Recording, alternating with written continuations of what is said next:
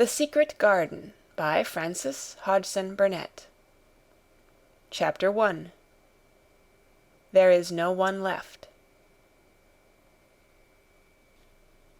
When Mary Lennox was sent to Misselthwaite Manor to live with her uncle, everybody said she was the most disagreeable-looking child ever seen.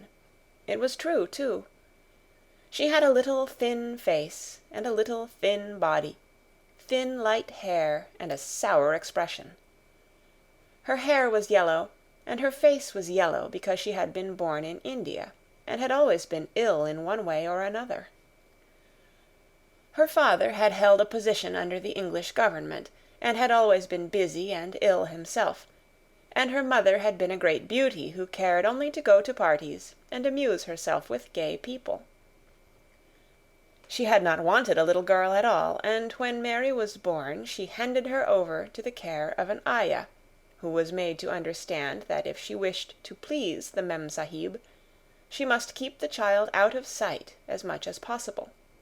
So when she was a sickly, fretful, ugly little baby, she was kept out of the way, and when she became a sickly, fretful, toddling thing, she was kept out of the way also. She never remembered seeing familiarly anything but the dark faces of her ayah and the other native servants, and as they always obeyed her and gave her her own way in everything, because the Mem Sahib would be angry if she was disturbed by her crying, by the time she was 6 years old she was as tyrannical and selfish a little pig as ever lived. The young English governess who came to teach her to read and write disliked her so much that she gave up her place in 3 months.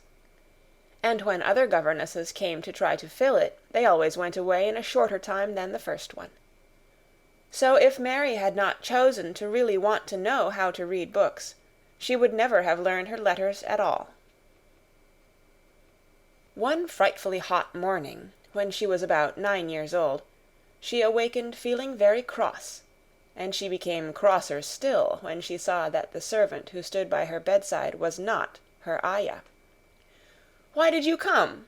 she said to the strange woman. "I will not let you stay. Send my ayah to me." The woman looked frightened, but she only stammered that the ayah could not come, and when Mary threw herself into a passion and beat and kicked her, she looked only more frightened, and repeated that it was not possible for the ayah to come to Missy Sahib. There was something mysterious in the air that morning. Nothing was done in its regular order, and several of the native servants seemed missing, while those whom Mary saw slunk or hurried about with ashy and scared faces. But no one would tell her anything, and her ayah did not come. She was actually left alone as the morning went on, and at last she wandered out into the garden and began to play by herself under a tree near the veranda.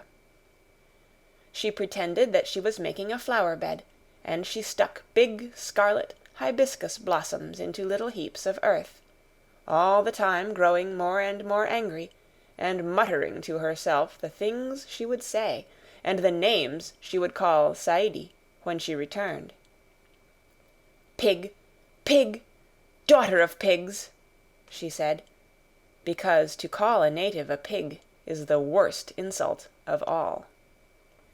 She was grinding her teeth and saying this over and over again when she heard her mother come out on the veranda with someone. She was with a fair young man, and they stood talking together in low, strange voices. Mary knew the fair young man who looked like a boy. She had heard that he was a very young officer who had just come from England. The child stared at him, but she stared most at her mother. She always did this when she had a chance to see her, because the Mem Sahib, Mary used to call her that, oftener than anything else, was such a tall, slim, pretty person, and wore such lovely clothes. Her hair was like curly silk, and she had a delicate little nose which seemed to be disdaining things, and she had large, laughing eyes. All her clothes were thin and floating, and Mary said they were full of lace. They looked fuller of lace than ever this morning, but her eyes were not laughing at all. They were large and scared, and lifted imploringly to the fair boy officer's face. "Is it so very bad? Oh, is it?" Mary heard her say. "Awfully," the young man answered in a trembling voice. "Awfully, Mrs. Lennox. You ought to have gone to the hills 2 weeks ago." The Mem-Sahib wrung her hands.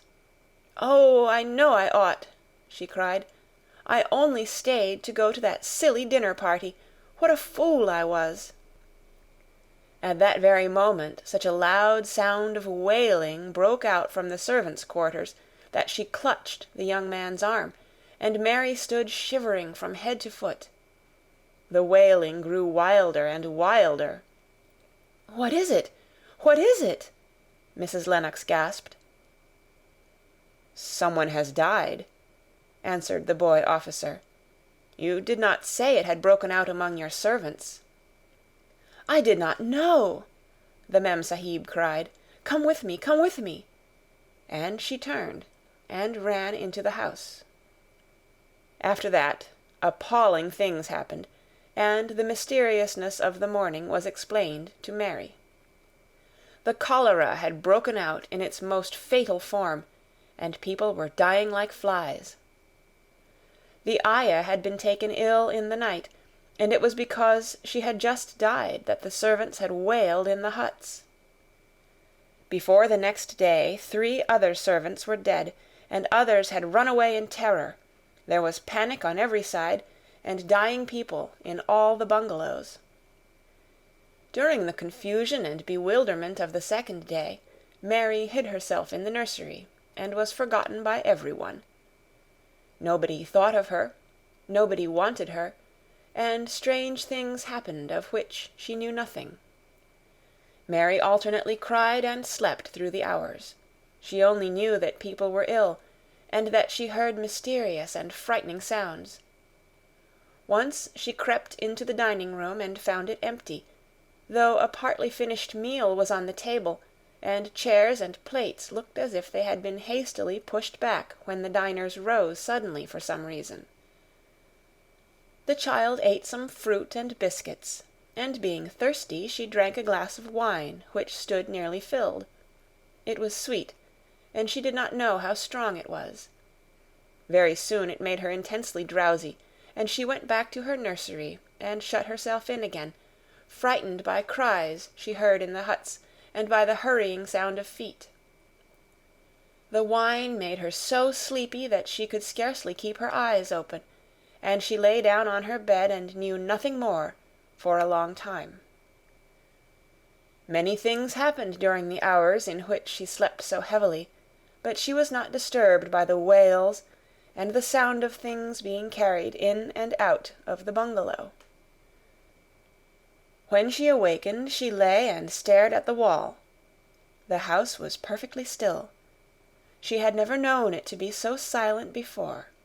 She heard neither voices nor footsteps, and wondered if everybody had got well of the cholera and all the trouble was over. She wondered also who would take care of her now her ayah was dead. There would be a new ayah, and perhaps she would know some new stories. Mary had been rather tired of the old ones. She did not cry because her nurse had died. She was not an affectionate child, and had never cared much for anyone. The noise and hurrying about and wailing over the cholera had frightened her, and she had been angry because no one seemed to remember that she was alive. Everyone was too panic-stricken to think of a little girl no one was fond of. When people had the cholera, it seemed that they remembered nothing but themselves. But if everyone had got well again, surely someone would remember and come to look for her. But no one came, and as she lay waiting, the house seemed to grow more and more silent. She heard something rustling on the matting, and when she looked down she saw a little snake gliding along and watching her with eyes like jewels. She was not frightened, because he was a harmless little thing who would not hurt her, and he seemed in a hurry to get out of the room. He slipped under the door as she watched him. "How queer and quiet it is," she said. "It sounds as if there were no one in the bungalow but me and the snake." Almost the next minute she heard footsteps in the compound, and then on the veranda. They were men's footsteps, and the men entered the bungalow and talked in low voices. No one went to meet or speak to them, and they seemed to open doors and look into rooms. "What desolation!" she heard one voice say. "That pretty, pretty woman! I suppose the child, too. I heard there was a child, though no one ever saw her." Mary was standing in the middle of the nursery when they opened the door, a few minutes later.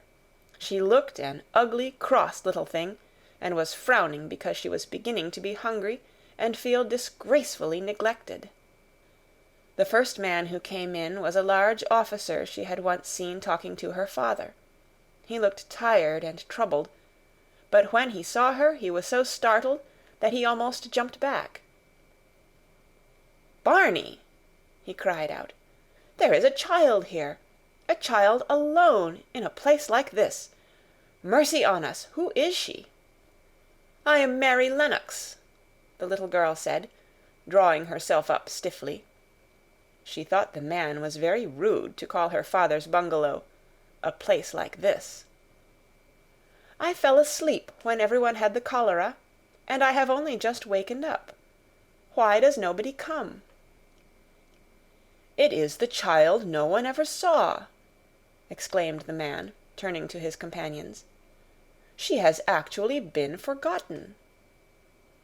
"Why was I forgotten?" Mary said, stamping her foot. "Why does nobody come?" The young man, whose name was Barney, looked at her very sadly. Mary even thought she saw him wink his eyes, as if to wink tears away. "Poor little kid," he said. "There is nobody left to come." It was in that strange and sudden way that Mary found out that she had neither father nor mother left, that they had died and been carried away in the night, and that the few native servants who had not died also had left the house as quickly as they could get out of it, none of them even remembering that there was a Missee Sahib. That was why the place was so quiet. It was true that there was no one in the bungalow but herself and the little rustling snake.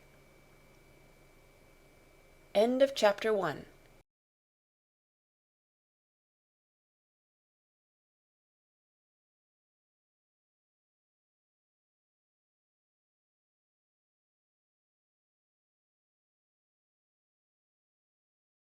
Mary, quite contrary.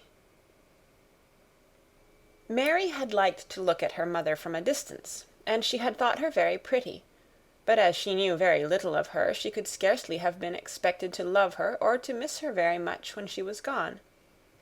She did not miss her at all, in fact, and as she was a self-absorbed child, she gave her entire thought to herself, as she had always done. If she had been older, she would no doubt have been very anxious at being left alone in the world, but she was very young, and as she had always been taken care of, she supposed she always would be. What she thought was that she would like to know if she was going to nice people, who would be polite to her and give her her own way, as her ayah and the other native servants had done. She knew that she was not going to stay at the English clergyman's house where she was taken at first. She did not want to stay. The English clergyman was poor, and he had 5 children nearly all the same age, and they wore shabby clothes and were always quarreling and snatching toys from each other.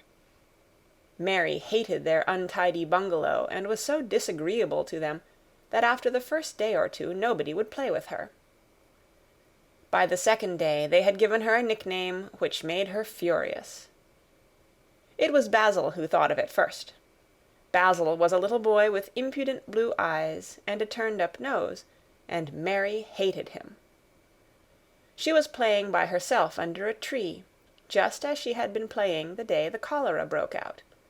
She was making heaps of earth and paths for a garden, and Basil came and stood near to watch her.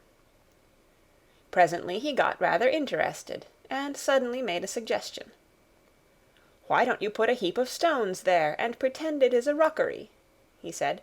"There, in the middle," and he leaned over her to point. "Go away!" cried Mary. "I don't want boys. Go away!" For a moment Basil looked angry, and then he began to tease. He was always teasing his sisters. He danced round and round her, and made faces, and sang and laughed. "Mistress Mary, quite contrary, how does your garden grow? With silver bells and cockle shells, and marigolds all in a row." He sang it until the other children heard and laughed too, and the crosser Mary got, the more they sang, "Mistress Mary, quite contrary," and after that, as long as she stayed with them, they called her Mistress Mary quite contrary, when they spoke of her to each other, and often when they spoke to her. "You are going to be sent home," Basil said to her at the end of the week, "and we're glad of it." "I am glad of it too," answered Mary. "Where is home?" "She doesn't know where home is," said Basil, with 7-year-old scorn. "It's England, of course. Our grandmamma lives there, and our sister Mabel was sent to her last year. You are not going to your grandmamma. You have none. You are going to your uncle. His name is Mr. Archibald Craven." "I don't know anything about him," snapped Mary. "I know you don't," Basil answered. "You don't know anything. Girls never do. I heard father and mother talking about him. He lives in a great, big, desolate old house in the country, and no one goes near him. He's so cross he won't let them, and they wouldn't come if he would let them. He's a hunchback, and he's horrid." "I don't believe you," said Mary, and she turned her back and stuck her fingers in her ears, because she would not listen any more.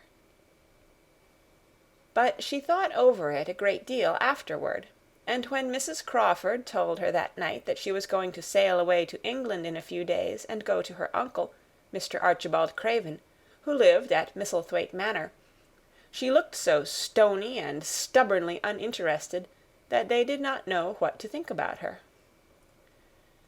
They tried to be kind to her, but she only turned her face away when Mrs. Crawford attempted to kiss her, and held herself stiffly when Mr. Crawford patted her shoulder.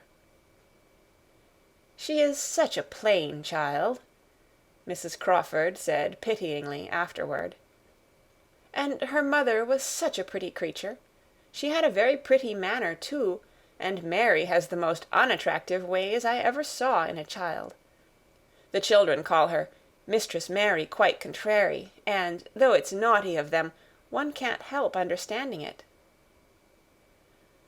Perhaps if her mother had carried her pretty face and her pretty manners oftener into the nursery, Mary might have learned some pretty ways too. It is very sad, now the poor beautiful thing is gone, to remember that many people never even knew that she had a child at all. "I believe she scarcely ever looked at her," sighed Mrs. Crawford. "When her ayah was dead, there was no one to give a thought to the little thing. Think of the servants running away and leaving her all alone in that deserted bungalow. Colonel McGrew said he nearly jumped out of his skin when he opened the door and found her standing by herself in the middle of the room." Mary made the long voyage to England under the care of an officer's wife, who was taking her children to leave them in a boarding school. She was very much absorbed in her own little boy and girl, and was rather glad to hand the child over to the woman Mr. Archibald Craven sent to meet her in London. The woman was his housekeeper at Misselthwaite Manor, and her name was Mrs. Medlock. She was a stout woman with very red cheeks and sharp black eyes. She wore a very purple dress, a black silk mantle with jet fringe on it, and a black bonnet with purple velvet flowers which stuck up and trembled when she moved her head. Mary did not like her at all, but as she very seldom liked people, there was nothing remarkable in that. Besides which, it was very evident Mrs. Medlock did not think much of her. "My word, she's a plain little piece of goods," she said. and we'd heard that her mother was a beauty.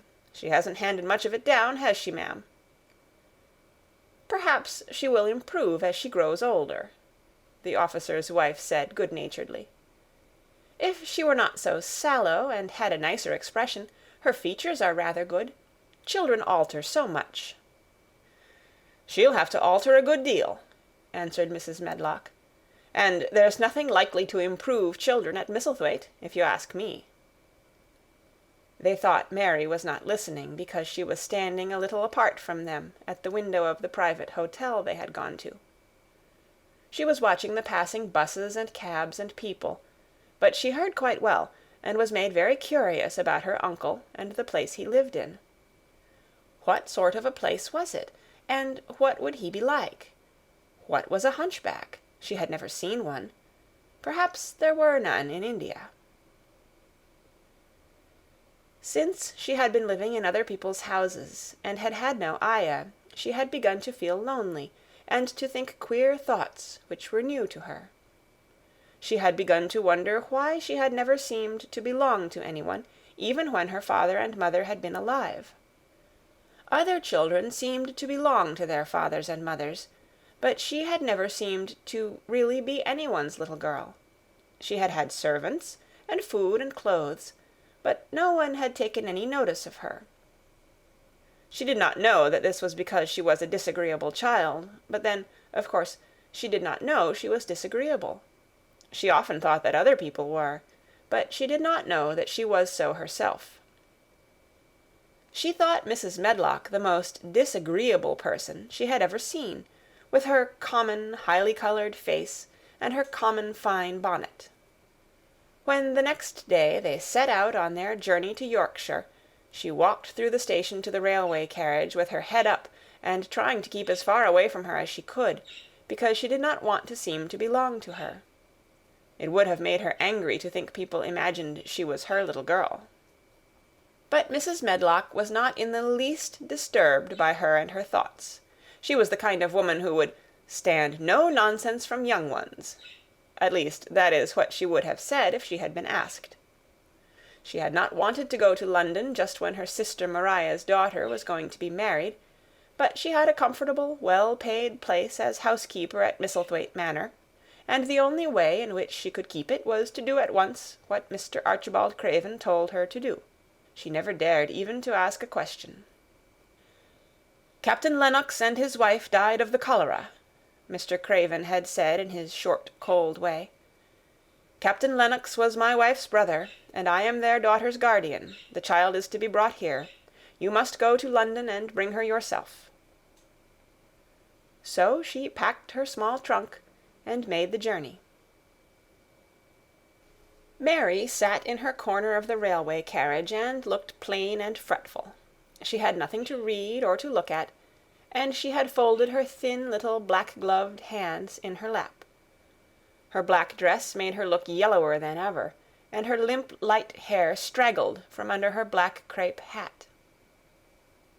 "A more marred-looking young one I never saw in my life," Mrs. Medlock thought.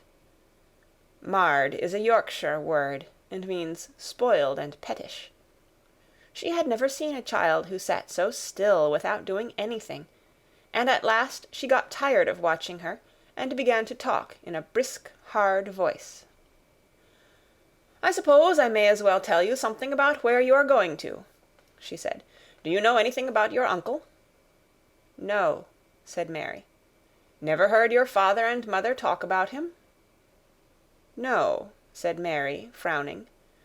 She frowned because she remembered that her father and mother had never talked to her about anything in particular.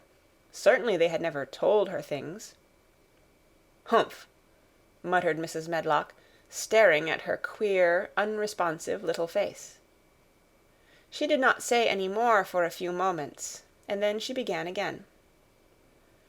"I suppose you might as well be told something, to prepare you. You are going to a queer place."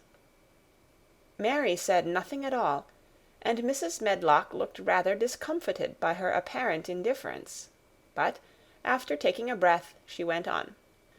"Not but that it's a grand big place in a gloomy way, and Mr. Craven's proud of it in his way, and that's gloomy enough too. The house is 600 years old, and it's on the edge of the moor, and there's near 100 rooms in it, though most of them shut up and locked. And there's pictures and fine old furniture and things that's been there for ages, and there's a big park round it, and gardens, and trees with branches trailing to the ground, some of them." She paused, and took another breath. "But there's nothing else," she ended suddenly. Mary had begun to listen in spite of herself. It all sounded so unlike India, and anything new rather attracted her. But she did not intend to look as if she were interested. That was one of her unhappy, disagreeable ways. So she sat still. "Well," said Mrs. Medlock, "what do you think of it?" "Nothing," she answered. "I know nothing about such places." That made Mrs. Medlock laugh a short sort of laugh. "Eh," she said, "but you are like an old woman. Don't you care?" "It doesn't matter," said Mary, "whether I care or not." "You are right enough there," said Mrs. Medlock. "It doesn't. What you're to be kept at Misselthwaite Manor for I don't know, unless because it's the easiest way. He's not going to trouble himself about you, that's sure and certain. He never troubles himself about no one." She stopped herself as if she had just remembered something in time. "He's got a crooked back," she said. "That set him wrong. He was a sour young man, and got no good of all his money and big place till he was married." Mary's eyes turned toward her in spite of her intention not to seem to care. She had never thought of the hunchback's being married, and she was a trifle surprised. Mrs. Medlock saw this, and as she was a talkative woman, she continued with more interest. This was one way of passing some of the time, at any rate. "She was a sweet, pretty thing, and he'd have walked the world over to get her a blade o' grass she wanted. Nobody thought she'd marry him, but she did, and people said she married him for his money. But she didn't. She didn't. Positively. When she died—" Mary gave a little involuntary jump. "Oh, did she die?" she exclaimed, quite without meaning to. She had just remembered a French fairy story she had once read called Riquet à la Houppe. It had been about a poor hunchback and a beautiful princess, and it had made her suddenly sorry for Mr. Archibald Craven. "Yes, she died," Mrs. Medlock answered, "and it made him queerer than ever. He cares about nobody. He won't see people. Most of the time he goes away, and when he is at Misselthwaite he shuts himself up in the west wing, and won't let anyone but Pitcher see him. Pitcher's an old fellow, but he took care of him when he was a child, and he knows his ways." It sounded like something in a book, and it did not make Mary feel cheerful. A house with 100 rooms, nearly all shut up and with their doors locked, a house on the edge of a moor, whatsoever a moor was, sounded dreary. A man with a crooked back who shut himself up also. She stared out of the window with her lips pinched together, and it seemed quite natural that the rain should have begun to pour down in grey slanting lines, and splash and stream down the window panes. If the pretty wife had been alive, she might have made things cheerful by being something like her own mother, and by running in and out and going to parties, as she had done in frocks full of lace. But she was not there any more. "You needn't expect to see him, because 10 to 1 you won't," said Mrs. Medlock. "And you mustn't expect that there will be people to talk to you. You'll have to play about and look after yourself. You'll be told what rooms you can go into and what rooms you're to keep out of. There's gardens enough. But when you're in the house, don't go wandering and poking about. Mr. Craven won't have it." "I shall not want to go poking about," said sour little Mary, and just as suddenly as she had begun to be rather sorry for Mr. Archibald Craven, she began to cease to be sorry, and to think he was unpleasant enough to deserve all that had happened to him. And she turned her face toward the streaming panes of the window of the railway carriage, and gazed out at the grey rainstorm, which looked as if it would go on for ever and ever. She watched it so long and steadily that the grayness grew heavier and heavier before her eyes, and she fell asleep. End of Chapter 2. This reading by Kara Schallenberg, www.kray.org. The Secret Garden, Chapter 3. Across the Moor. She slept a long time, and when she awakened, Mrs. Medlock had bought a lunch-basket at one of the stations, and they had some chicken and cold beef and bread and butter and some hot tea. The rain seemed to be streaming down more heavily than ever, and everybody in the station wore wet and glistening waterproofs. The guard lighted the lamps in the carriage, and Mrs. Medlock cheered up very much over her tea and chicken and beef. She ate a great deal, and afterward fell asleep herself, and Mary sat and stared at her, and watched her fine bonnet slip on one side, until she herself fell asleep once more in the corner of the carriage, lulled by the splashing of the rain against the windows. It was quite dark when she awakened again. The train had stopped at a station, and Mrs. Medlock was shaking her. "You've had a sleep," she said. "It's time to open your eyes. We're at Thwaite Station, and we've got a long drive before us." Mary stood up and tried to keep her eyes open while Mrs. Medlock collected her parcels. The little girl did not offer to help her, because in India native servants always picked up or carried things, and it seemed quite proper that other people should wait on one. The station was a small one, and nobody but themselves seemed to be getting out of the train. The station-master spoke to Mrs. Medlock in a rough, good-natured way, pronouncing his words in a queer, broad fashion, which Mary found out afterward was Yorkshire. "I see thou's got back," he said, "and thou's brought the young un with thee." "Aye, that's her," answered Mrs. Medlock, speaking with a Yorkshire accent herself, and jerking her head over her shoulder toward Mary. "How's thy missus?" "Well enow. The carriage is waiting outside for thee." A brougham stood on the road before the little outside platform. Mary saw that it was a smart carriage, and that it was a smart footman who helped her in. His long waterproof coat and the waterproof covering of his hat were shining and dripping with rain, as everything was, the burly station-master included.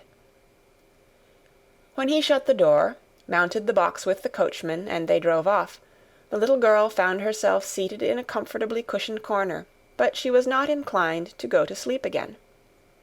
She sat and looked out of the window, curious to see something of the road over which she was being driven to the queer place Mrs. Medlock had spoken of.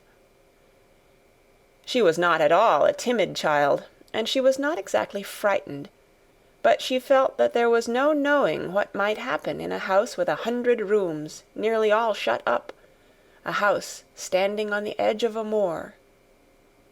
"What is a moor?" she said suddenly to Mrs. Medlock.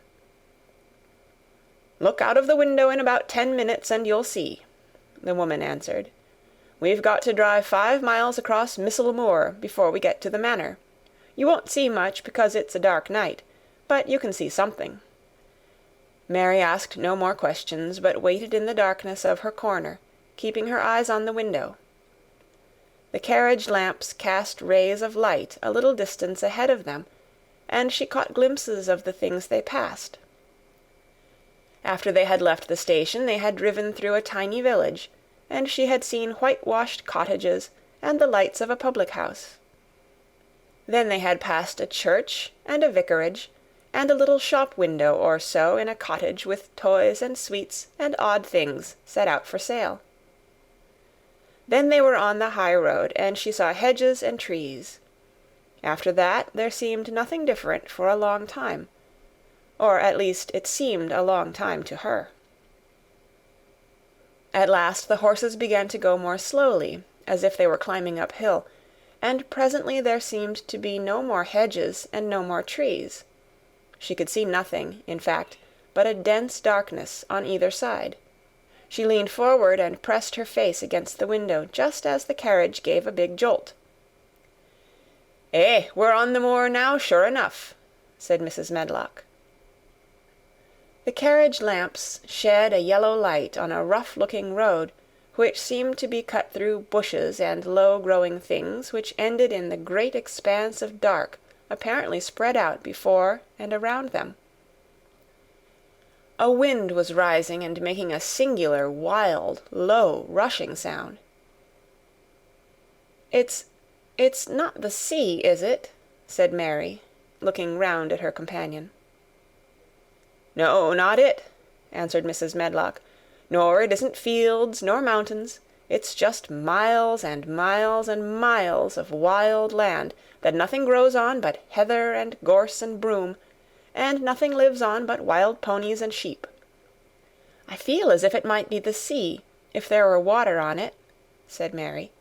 "It sounds like the sea just now." "That's the wind blowing through the bushes," Mrs. Medlock said. "It's a wild, dreary enough place to my mind, though there's plenty that likes it, particularly when the heather's in bloom." On and on they drove through the darkness, and though the rain stopped, the wind rushed by and whistled and made strange sounds. The road went up and down, and several times the carriage passed over a little bridge, beneath which water rushed very fast, with a great deal of noise. Mary felt as if the drive would never come to an end, and that the wide, bleak moor was a wide expanse of black ocean through which she was passing on a strip of dry land. "I don't like it," she said to herself. "I don't like it," and she pinched her thin lips more tightly together. The horses were climbing up a hilly piece of road when she first caught sight of a light.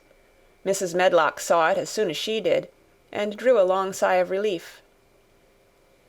"Eh, I am glad to see that bit o' light twinkling," she exclaimed. "It's the light in the lodge window. We shall get a good cup of tea after a bit, at all events." It was after a bit, as she said, for when the carriage passed through the park gates, there was still 2 miles of avenue to drive through, and the trees, which nearly met overhead, made it seem as if they were driving through a long, dark vault. They drove out of the vault into a clear space, and stopped before an immensely long but low-built house, which seemed to ramble round a stone court. At first Mary thought that there were no lights at all in the windows, but as she got out of the carriage, she saw that one room, in a corner upstairs, showed a dull glow. The entrance door was a huge one made of massive, curiously shaped panels of oak, studded with big iron nails and bound with great iron bars. It opened into an enormous hall, which was so dimly lighted that the faces in the portraits on the walls and the figures in the suits of armor made Mary feel that she did not want to look at them. As she stood on the stone floor, she looked a very small, odd little black figure, and she felt as small and lost and odd as she looked. A neat, thin old man stood near the manservant who opened the door for them. "You are to take her to her room," he said in a husky voice. "He doesn't want to see her. He's going to London in the morning." "Very well, Mr. Pitcher," Mrs. Medlock answered. "So long as I know what's expected of me, I can manage." "What's expected of you, Mrs. Medlock," Mr. Pitcher said, "is that you make sure that he's not disturbed, and that he doesn't see what he doesn't want to see." And then Mary Lennox was led up a broad staircase, and down a long corridor, and up a short flight of steps, and through another corridor, and another, until a door opened in a wall, and she found herself in a room with a fire in it, and a supper on a table. Mrs. Medlock said unceremoniously, "Well, here you are. This room and the next are where you'll live, and you must keep to them. Don't you forget that." It was in this way Mistress Mary arrived at Misselthwaite Manor, and she had perhaps never felt quite so contrary in all her life. End of chapter 3. The Secret Garden by Frances Hodgson Burnett. Chapter 4. Martha. When she opened her eyes in the morning, it was because a young housemaid had come into her room to light the fire and was kneeling on the hearth-rug, raking out the cinders noisily. Mary lay and watched her for a few moments, and then began to look about the room. She had never seen a room at all like it, and thought it curious and gloomy. The walls were covered with tapestry, with a forest scene embroidered on it. There were fantastically dressed people under the trees, and in the distance there was a glimpse of the turrets of a castle. There were hunters and horses and dogs and ladies. Mary felt as if she were in the forest with them. Out of a deep window she could see a great climbing stretch of land, which seemed to have no trees on it, and to look rather like an endless, dull, purplish sea. "What is that?" she said, pointing out of the window. Martha, the young housemaid, who had just risen to her feet, looked and pointed also. "That there?" she said. "Yes." "That's the moor," with a good-natured grin. "Does thee like it?" "No," answered Mary. "I hate it." "That's because th'art not used to it," Martha said, going back to her hearth. "Thou thinks it's too big and bare now, but thou will like it." "Do you?" inquired Mary. "Aye, that I do," answered Martha, cheerfully polishing away at the grate. "I just love it. It's none bare. It's covered wi' growing things as smells sweet. It's fair lovely in spring and summer when the gorse and broom and heather's in flower. It smells o' honey, and there's such a lot of fresh air, and the sky looks so high, and the bees and skylarks make such a nice noise, hummin' and singin'. I wouldn't live away from the moor for anythin'." Mary listened to her with a grave, puzzled expression. The native servants she had been used to in India were not in the least like this. They were obsequious and servile, and did not presume to talk to their masters as if they were their equals. They made salaams and called them "protector of the poor," and names of that sort. Indian servants were commanded to do things, not asked. It was not the custom to say "please" and "thank you," and Mary had always slapped her ayah in the face when she was angry. She wondered a little what this girl would do if one slapped her in the face. She was a round, rosy, good-natured-looking creature, but she had a sturdy way which made Mistress Mary wonder if she might not even slap back, if the person who slapped her was only a little girl. "You are a strange servant," she said from her pillows, rather haughtily. Martha sat up on her heels with her blacking-brush in her hand, and laughed, without seeming the least out of temper. I know that," she said. "If there was a grand missus at Misselthwaite, I should never have been even one of the under-housemaids.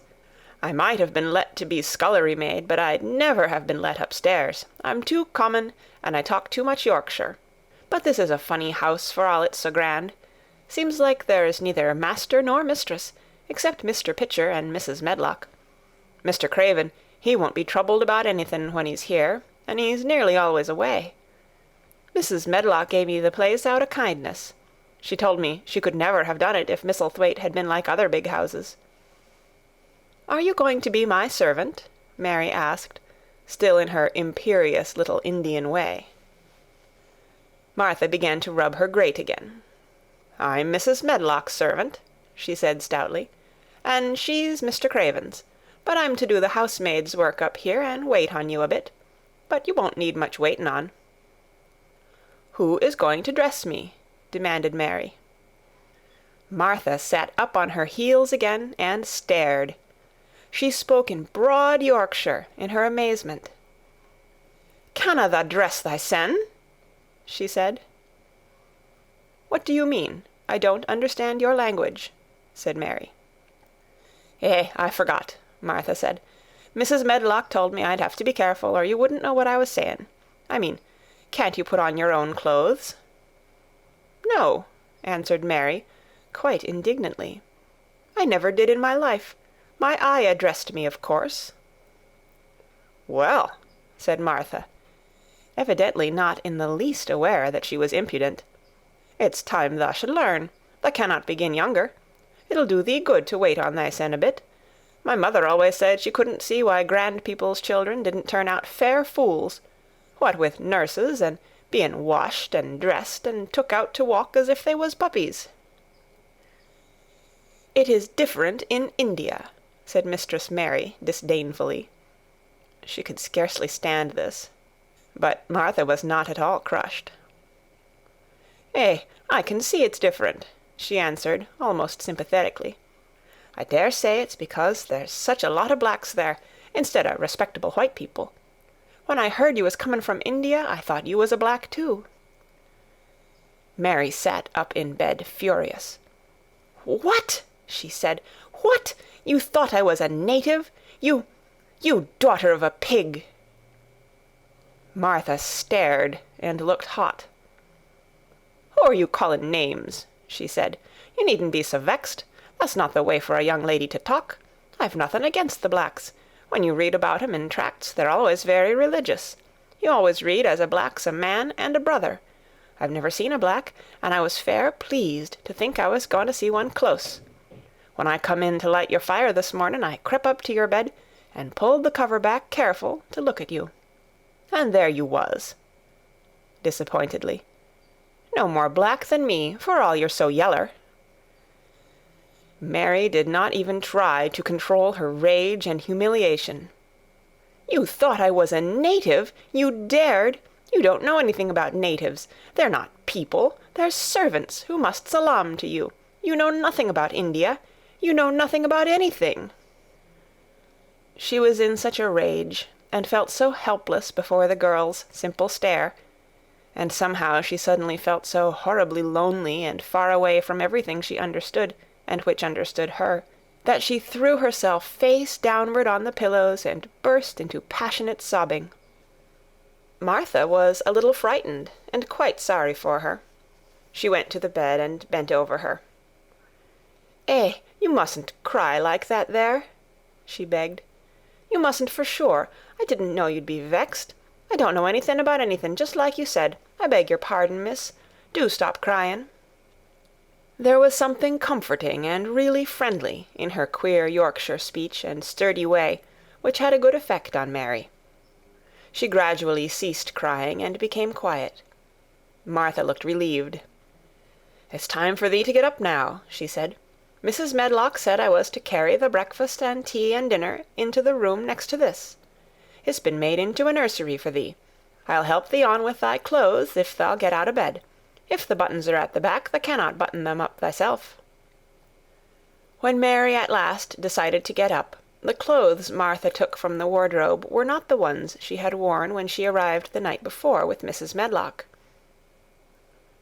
"Those are not mine," she said. "Mine are black." She looked the thick white wool coat and dress over, and added with cool approval, "Those are nicer than mine." "These are the ones thou must put on," Martha answered. "Mr. Craven ordered Mrs. Medlock to get 'em in London. He said, 'I won't have a child dressed in black wandering about like a lost soul,' he said. 'It'd make the place sadder than it is. Put colour on her.' Mother said she knew what he meant. Mother always knows what a body means. She doesn't hold with black herself." "I hate black things," said Mary. The dressing process was one which taught them both something.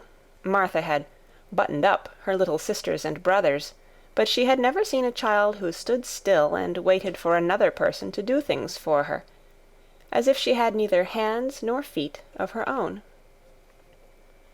"Why doesn't thou put on thy own shoes?" she said, when Mary quietly held out her foot. "My ayah did it," answered Mary, staring. "It was the custom." She said that very often. It was the custom. The native servants were always saying it. If one told them to do a thing their ancestors had not done for 1,000 years, they gazed at one mildly and said, "It is not the custom," and one knew that was the end of the matter. It had not been the custom that Mistress Mary should do anything but stand and allow herself to be dressed like a doll. But before she was ready for breakfast, she began to suspect that her life at Misselthwaite Manor would end by teaching her a number of things quite new to her. Things such as putting on her own shoes and stockings, and picking up things she let fall. If Martha had been a well-trained, fine young lady's maid, she would have been more subservient and respectful, and would have known that it was her business to brush hair and button boots, and pick things up and lay them away.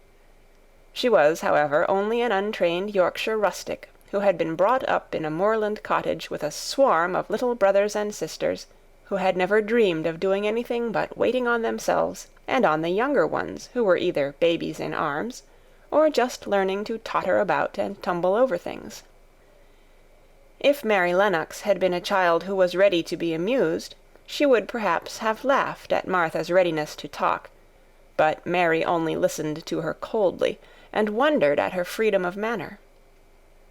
At first she was not at all interested, but gradually, as the girl rattled on in her good-tempered, homely way, Mary began to notice what she was saying. You should see 'em all," she said. "There's 12 of us, and my father only gets 16 shilling a week. I can tell you my mother's put to it to get porridge for 'em all. They tumble about on the moor and play there all day, and mother says the air of the moor fattens 'em. She says she believes they eat the grass, same as the wild ponies do. Our Dickon, he's 12 years old, and he's got a young pony he calls his own." "Where did he get it?" asked Mary. "He found it on the moor with its mother when it was a little one, and he began to make friends with it, and give it bits o' bread, and pluck young grass for it. And it got to like him, so it follows him about, and it lets him get on its back. Dickon's a kind lad, and animals likes him." Mary had never possessed an animal pet of her own, and had always thought she should like one. So she began to feel a slight interest in Dickon, and as she had never before been interested in anyone but herself, it was the dawning of a healthy sentiment. When she went into the room which had been made into a nursery for her, she found that it was rather like the one she had slept in. It was not a child's room, but a grown-up person's room, with gloomy old pictures on the walls, and heavy old oak chairs. A table in the centre was set with a good substantial breakfast, but she had always had a very small appetite, and she looked with something more than indifference at the first plate Martha set before her. "I don't want it," she said. "Thou doesn't want thy porridge?" Martha exclaimed incredulously. "No." "Thou doesn't know how good it is. Put a bit o' treacle on it, or a bit o' sugar." "I don't want it," repeated Mary. Said Martha, "I can't abide to see good victuals go to waste. If our children was at this table, they'd clean it bare in 5 minutes." "Why?" said Mary coldly. "Why?" echoed Martha. "Because they scarce ever had their stomachs full in their lives. They're as hungry as young hawks and foxes." "I don't know what it is to be hungry," said Mary, with the indifference of ignorance. Martha looked indignant. "Well, it would do thee good to try it.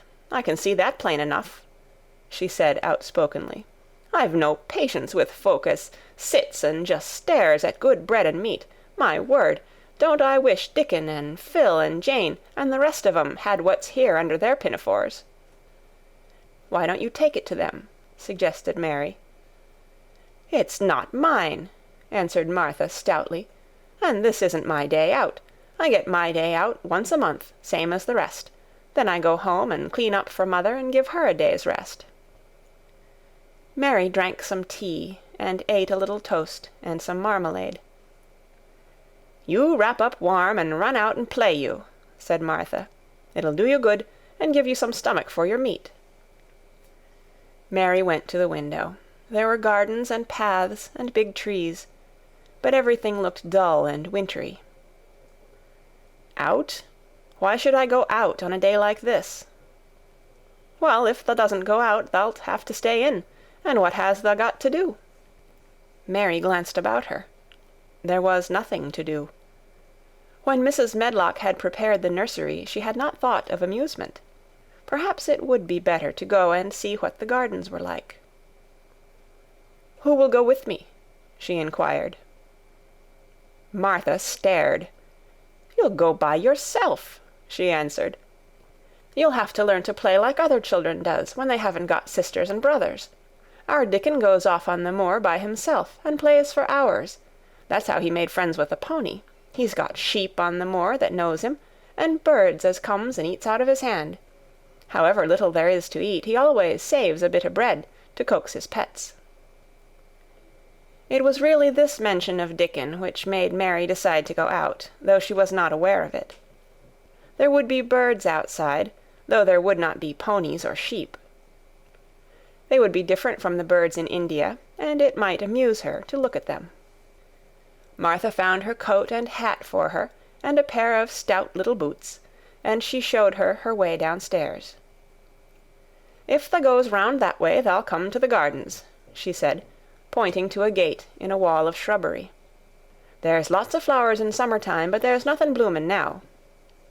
She seemed to hesitate a second before she added, "One of the gardens is locked up. No one has been in it for 10 years." "Why?" asked Mary, in spite of herself. Here was another locked door, added to the 100 in the strange house. "Mr. Craven had it shut when his wife died so sudden. He won't let no one go inside. It was her garden. He locked the door and dug a hole and buried the key. There's Mrs. Medlock's bell ringing. I must run." After she was gone, Mary turned down the walk which led to the door in the shrubbery. She could not help thinking about the garden which no one had been into for 10 years.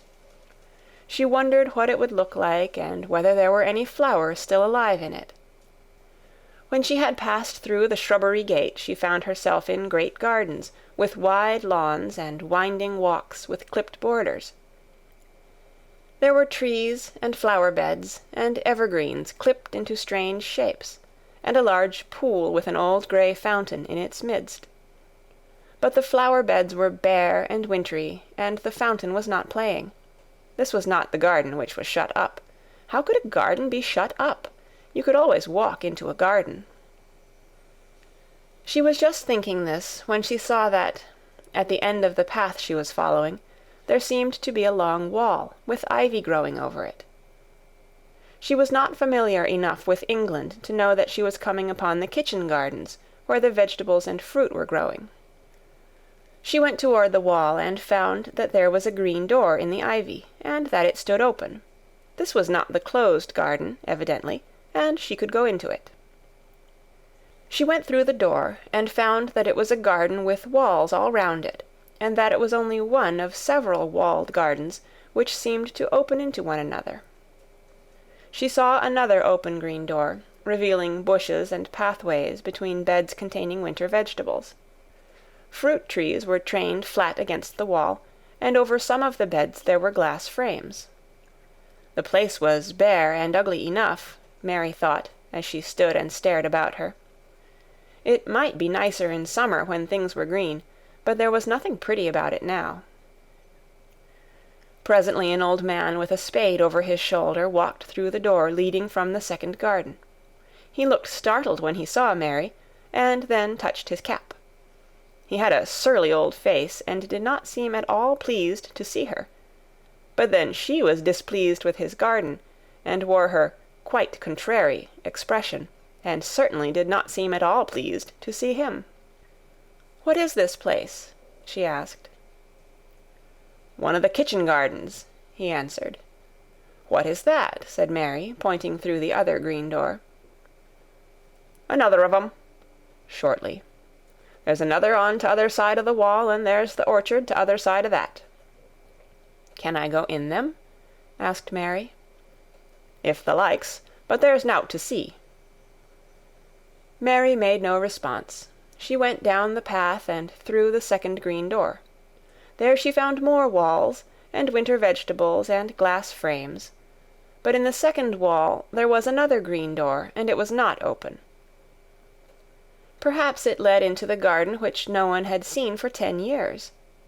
As she was not at all a timid child, and always did what she wanted to do, Mary went to the green door and turned the handle. She hoped the door would not open, because she wanted to be sure she had found the mysterious garden. But it did open quite easily, and she walked through it and found herself in an orchard.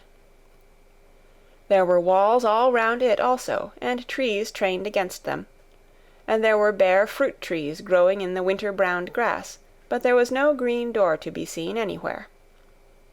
Mary looked for it, and yet, when she had entered the upper end of the garden, she had noticed that the wall did not seem to end with the orchard, but to extend beyond it, as if it enclosed a place at the other side.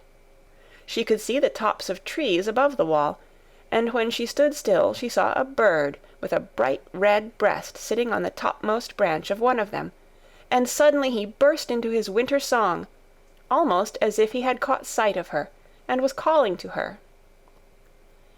She stopped and listened to him, and somehow his cheerful, friendly little whistle gave her a pleased feeling.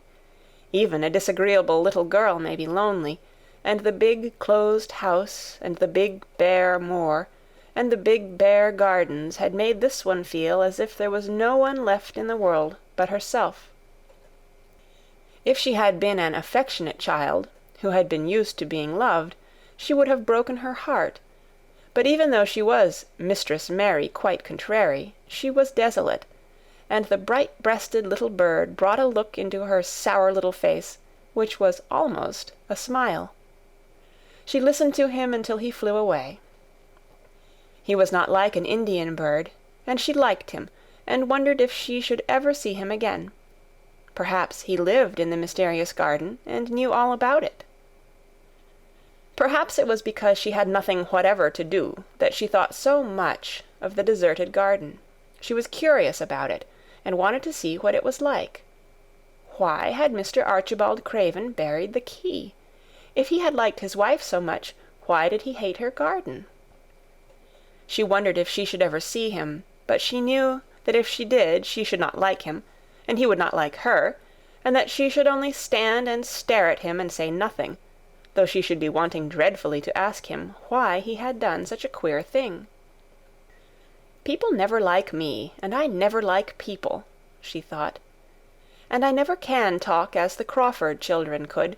They were always talking and laughing and making noises. She thought of the robin, and of the way he seemed to sing his song at her, and as she remembered the tree-top he perched on, she stopped rather suddenly on the path. I believe that tree was in the secret garden. I feel sure it was, she said. There was a wall round the place, and there was no door. She walked back into the first kitchen garden she had entered, and found the old man digging there. She went and stood beside him, and watched him a few moments in her cold little way. He took no notice of her, and so at last she spoke to him. I have been into the other gardens, she said. There was nothing to prevent thee, he answered crustily. I went into the orchard. There was no dog at the door to bite thee, he answered. There was no door there into the other garden, said Mary. What garden? He said in a rough voice, stopping his digging for a moment. The one on the other side of the wall, answered Mistress Mary. There are trees there. I saw the tops of them. A bird with a red breast was sitting on one of them, and he sang. To her surprise, the surly old weather-beaten face actually changed its expression. A slow smile spread over it, and the gardener looked quite different. It made her think that it was curious how much nicer a person looked when he smiled. She had not thought of it before. He turned about to the orchard side of his garden and began to whistle, a low, soft whistle. She could not understand how such a surly man could make such a coaxing sound. Almost the next moment a wonderful thing happened. She heard a soft little rushing flight through the air, and it was the bird with the red breast flying to them, and he actually alighted on the big clod of earth quite near to the gardener's foot. "Here he is," chuckled the old man, and then he spoke to the bird as if he were speaking to a child. "Where has thou been, the cheeky little beggar?" he said.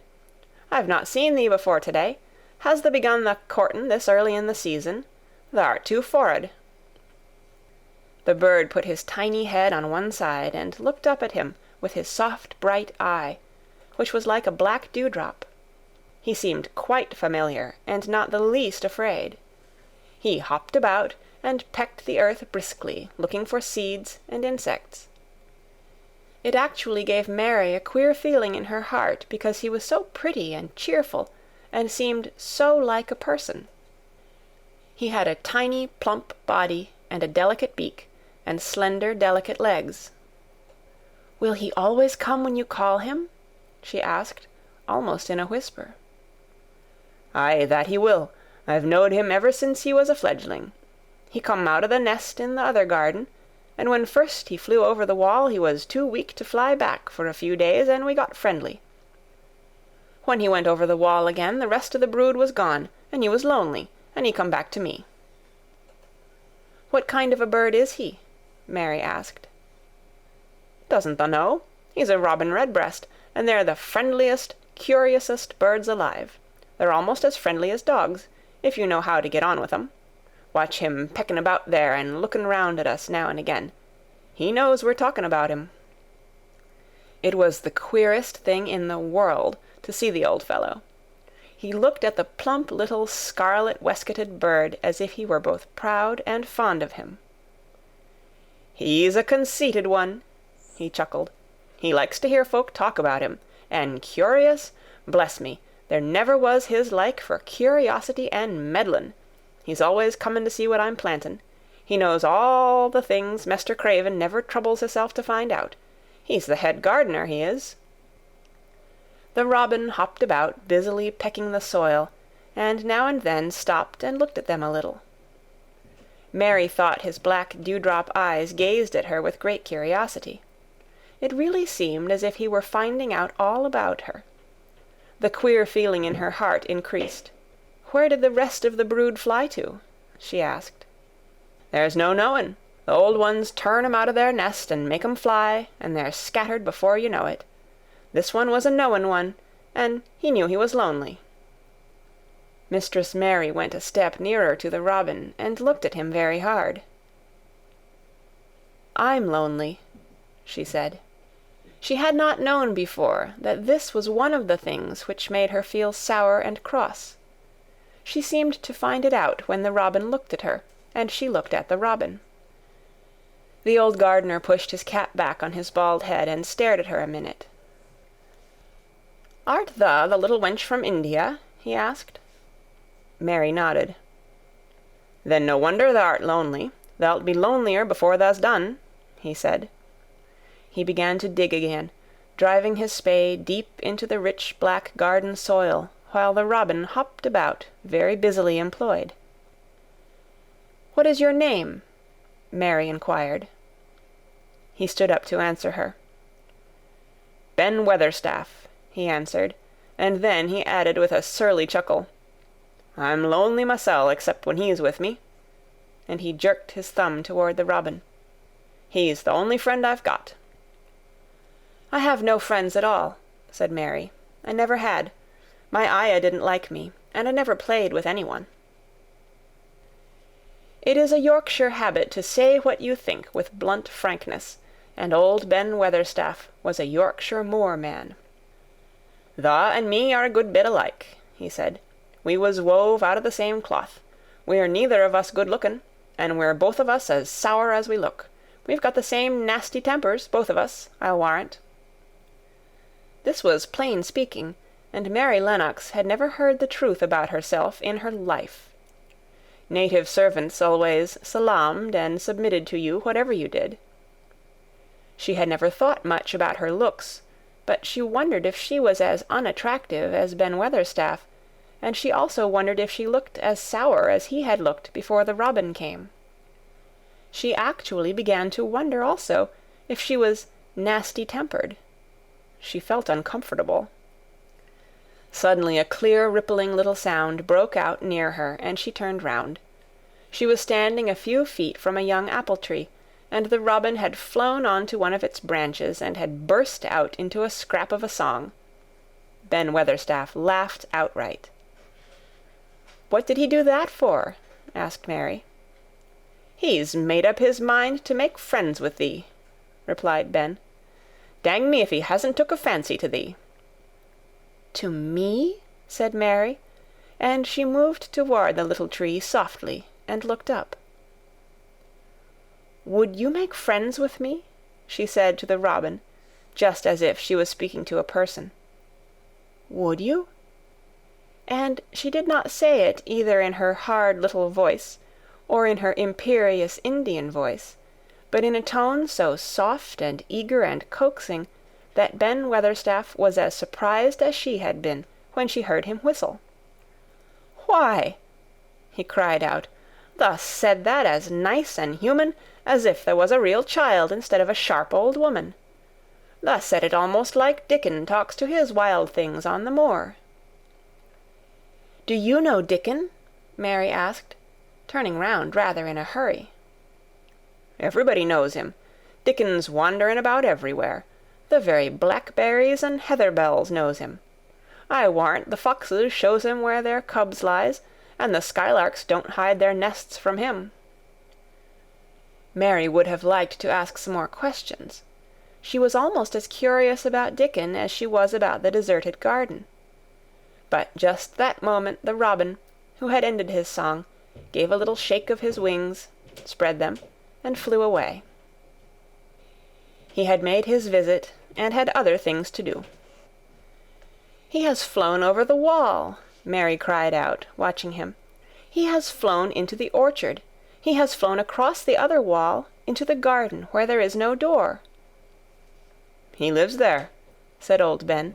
"He came out of the egg there.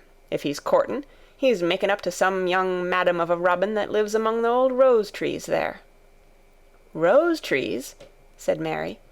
"Are there rose-trees?" Ben Weatherstaff took up his spade again and began to dig. "There was 10 year ago," he mumbled. "I should like to see them," said Mary. "Where is the green door? There must be a door somewhere." Ben drove his spade deep and looked as uncompanionable as he had looked when she first saw him. "There was 10 year ago, but there isn't now," he said. "No door?" cried Mary. "There must be." "None as anyone can find, and none as is anyone's business. Don't you be a meddlesome wench and poke your nose where it's no cause to go. Here, I must go on with my work. Get you gone and play you. I've no more time." And he actually stopped digging, threw his spade over his shoulder, and walked off, without even glancing at her or saying good-bye. End of Chapter 4. The Secret Garden, Chapter 5. The Cry in the Corridor. At first, each day which passed by for Mary Lennox was exactly like the others. Every morning she awoke in her tapestried room and found Martha kneeling upon the hearth building her fire. Every morning she ate her breakfast in the nursery, which had nothing amusing in it, and after each breakfast she gazed out of the window across to the huge moor which seemed to spread out on all sides and climb up to the sky, and after she had stared for a while she realized that if she did not go out she would have to stay in and do nothing, and so she went out. She did not know that this was the best thing she could have done, and she did not know that, when she began to walk quickly or even run along the paths and down the avenue, she was stirring her slow blood and making herself stronger by fighting with the wind which swept down from the moor. She ran only to make herself warm, and she hated the wind which rushed at her face and roared and held her back as if it were some giant she could not see. but the big breaths of rough, fresh air blown over the heather filled her lungs with something which was good for her whole thin body, and whipped some red color into her cheeks and brightened her dull eyes, when she did not know anything about it. But after a few days spent almost entirely out of doors, she wakened one morning knowing what it was to be hungry, and when she sat down to her breakfast, she did not glance disdainfully at her porridge and push it away, but took up her spoon and began to eat it, and went on eating it until her bowl was empty. "Tha got on well enough with that this morning, didn't tha?" said Martha. "It tastes nice today," said Mary, feeling a little surprised herself. "It's the air of the moor that's given thee stomach for the victuals," answered Martha. "It's lucky for thee that thou's got victuals as well as appetite. There's been 12 in our cottage as had the stomach and nothing to put in it. You go on playing you out o' doors every day, and you'll get some flesh on your bones, and you won't be so yeller." "I don't play," said Mary. "I have nothing to play with." "Nothing to play with!" exclaimed Martha. "Our children plays with sticks and stones. They just runs about and shouts and looks at things." Mary did not shout, but she looked at things. There was nothing else to do. She walked round and round the gardens and wandered about the paths in the park. Sometimes she looked for Ben Weatherstaff, but though several times she saw him at work, he was too busy to look at her, or was too surly. Once when she was walking toward him, he picked up his spade and turned away, as if he did it on purpose.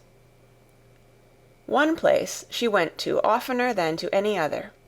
It was the long walk outside the gardens, with the walls round them. There were bare flower beds on either side of it, and against the walls ivy grew thickly. There was one part of the wall where the creeping dark green leaves were more bushy than elsewhere. It seemed as if for a long time that part had been neglected. The rest of it had been clipped and made to look neat, but at this lower end of the walk it had not been trimmed at all. A few days after she had talked to Ben Weatherstaff, Mary stopped to notice this, and wondered why it was so. She had just paused, and was looking up at a long spray of ivy swinging in the wind, when she saw a gleam of scarlet and heard a brilliant chirp, and there on the top of the wall perched Ben Weatherstaff's robin redbreast, tilting forward to look at her with his small head on one side. "Oh!" she cried out. "Is it you? Is it you?" And it did not seem at all queer to her that she spoke to him, as if she were sure that he would understand and answer her. He did answer. He twittered and chirped and hopped along the wall as if he were telling her all sorts of things. It seemed to Mistress Mary as if she understood him too, though he was not speaking in words. It was as if he said, "Good morning! Isn't the wind nice? Isn't the sun nice? Isn't everything nice? Let us both chirp and hop and twitter. Come on, come on." Mary began to laugh, and as he hopped and took little flights along the wall, she ran after him. Poor little thin, sallow, ugly Mary! She actually looked almost pretty for a moment. "I like you, I like you," she cried out, pattering down the walk, and she chirped and tried to whistle, which last she did not know how to do in the least. But the robin seemed to be quite satisfied, and chirped and whistled back at her. At last he spread his wings, and made a darting flight to the top of a tree, where he perched and sang loudly. That reminded Mary of the first time she had seen him. He had been swinging on a tree-top then, and she had been standing in the orchard. Now she was on the other side of the orchard, and standing in the path outside a wall, much lower down, and there was the same tree inside. "It's the garden no one can go into," she said to herself. "It's the garden without a door. He lives in there. How I wish I could see what it is like." She ran up the walk to the green door she had entered the first morning. Then she ran down the path through the other door, and then into the orchard. And when she stood and looked up, there was the tree on the other side of the wall, and there was the robin just finishing his song, and beginning to preen his feathers with his beak. "It is the garden," she said. "I am sure it is." She walked round and looked closely at that side of the orchard wall, but she only found what she had found before, that there was no door in it. Then she ran through the kitchen gardens again, and out into the walk outside the long ivy-covered wall, and she walked to the end of it and looked at it, but there was no door, and then she walked to the other end, looking again, but there was no door. "It's very queer," she said. "Ben Weatherstaff said there was no door, and there is no door. But there must have been one 10 years ago, because Mr. Craven buried the key." This gave her so much to think of that she began to be quite interested, and feel that she was not sorry that she had come to Misselthwaite Manor. In India she had always felt hot and too languid to care much about anything. The fact was that the fresh wind from the moor had begun to blow the cobwebs out of her young brain, and to waken her up a little. She stayed out of doors nearly all day, and when she sat down to her supper at night she felt hungry and drowsy and comfortable. She did not feel cross when Martha chattered away. She felt as if she rather liked to hear her, and at last she thought she would ask her a question. She asked it after she had finished her supper and had sat down on the hearth-rug before the fire. "Why did Mr. Craven hate the garden?" she said. She had made Martha stay with her, and Martha had not objected at all. She was very young, and used to a crowded cottage full of brothers and sisters, and she found it dull in the great servants' hall downstairs, where the footmen and upper housemaids made fun of her Yorkshire speech, and looked upon her as a common little thing, and sat and whispered among themselves. Martha liked to talk, and the strange child who had lived in India, and been waited upon by blacks, was novelty enough to attract her. She sat down on the hearth herself without waiting to be asked. "Art tha thinking about that garden yet?" she said. "I knew tha would. That was just the way with me when I first heard about it." "Why did he hate it?" Mary persisted. Martha tucked her feet under her and made herself quite comfortable. "Listen to the wind wuthering round the house," she said. "You could bear stand up on the moor if you was out on it tonight." Mary did not know what wutherin' meant until she listened, and then she understood. It must mean that hollow, shuddering sort of roar which rushed round and round the house as if the giant no one could see were buffeting it and beating at the walls and windows to try to break in. But one knew he could not get in, and somehow it made one feel very safe and warm inside a room with a red coal fire. "But why did he hate it so?" she asked, after she had listened. She intended to know, if Martha did. Then Martha gave up her store of knowledge. "Mind," she said, "Mrs. Medlock said it's not to be talked about. There's lots of things in this place that's not to be talked over. That's Mr. Craven's orders. His troubles are none servant's business, he says. But for the garden he wouldn't be like he is. It was Mrs. Craven's garden that she had made when first they were married, and she just loved it. And they used to tend the flowers themselves, and none of the gardeners was ever let to go in. Him and her used to go in and shut the door, and stay there hours and hours, readin' and talkin'. And she was just a bit of a girl, and there was an old tree with a branch bent like a seat on it. And she made roses grow over it, and she used to sit there. But one day when she was sittin' there, the branch broke, and she fell on the ground, and was hurt so bad that next day she died. The doctors thought he'd go out o' his mind and die too. That's why he hates it. No one's never gone in since, and he won't let anyone talk about it." Mary did not ask any more questions. She looked at the red fire and listened to the wind wutherin'. It seemed to be wutherin' louder than ever. At that moment a very good thing was happening to her. 4 good things had happened to her, in fact, since she came to Misselthwaite Manor. She had felt as if she had understood a robin, and that he had understood her. She had run in the wind until her blood had grown warm.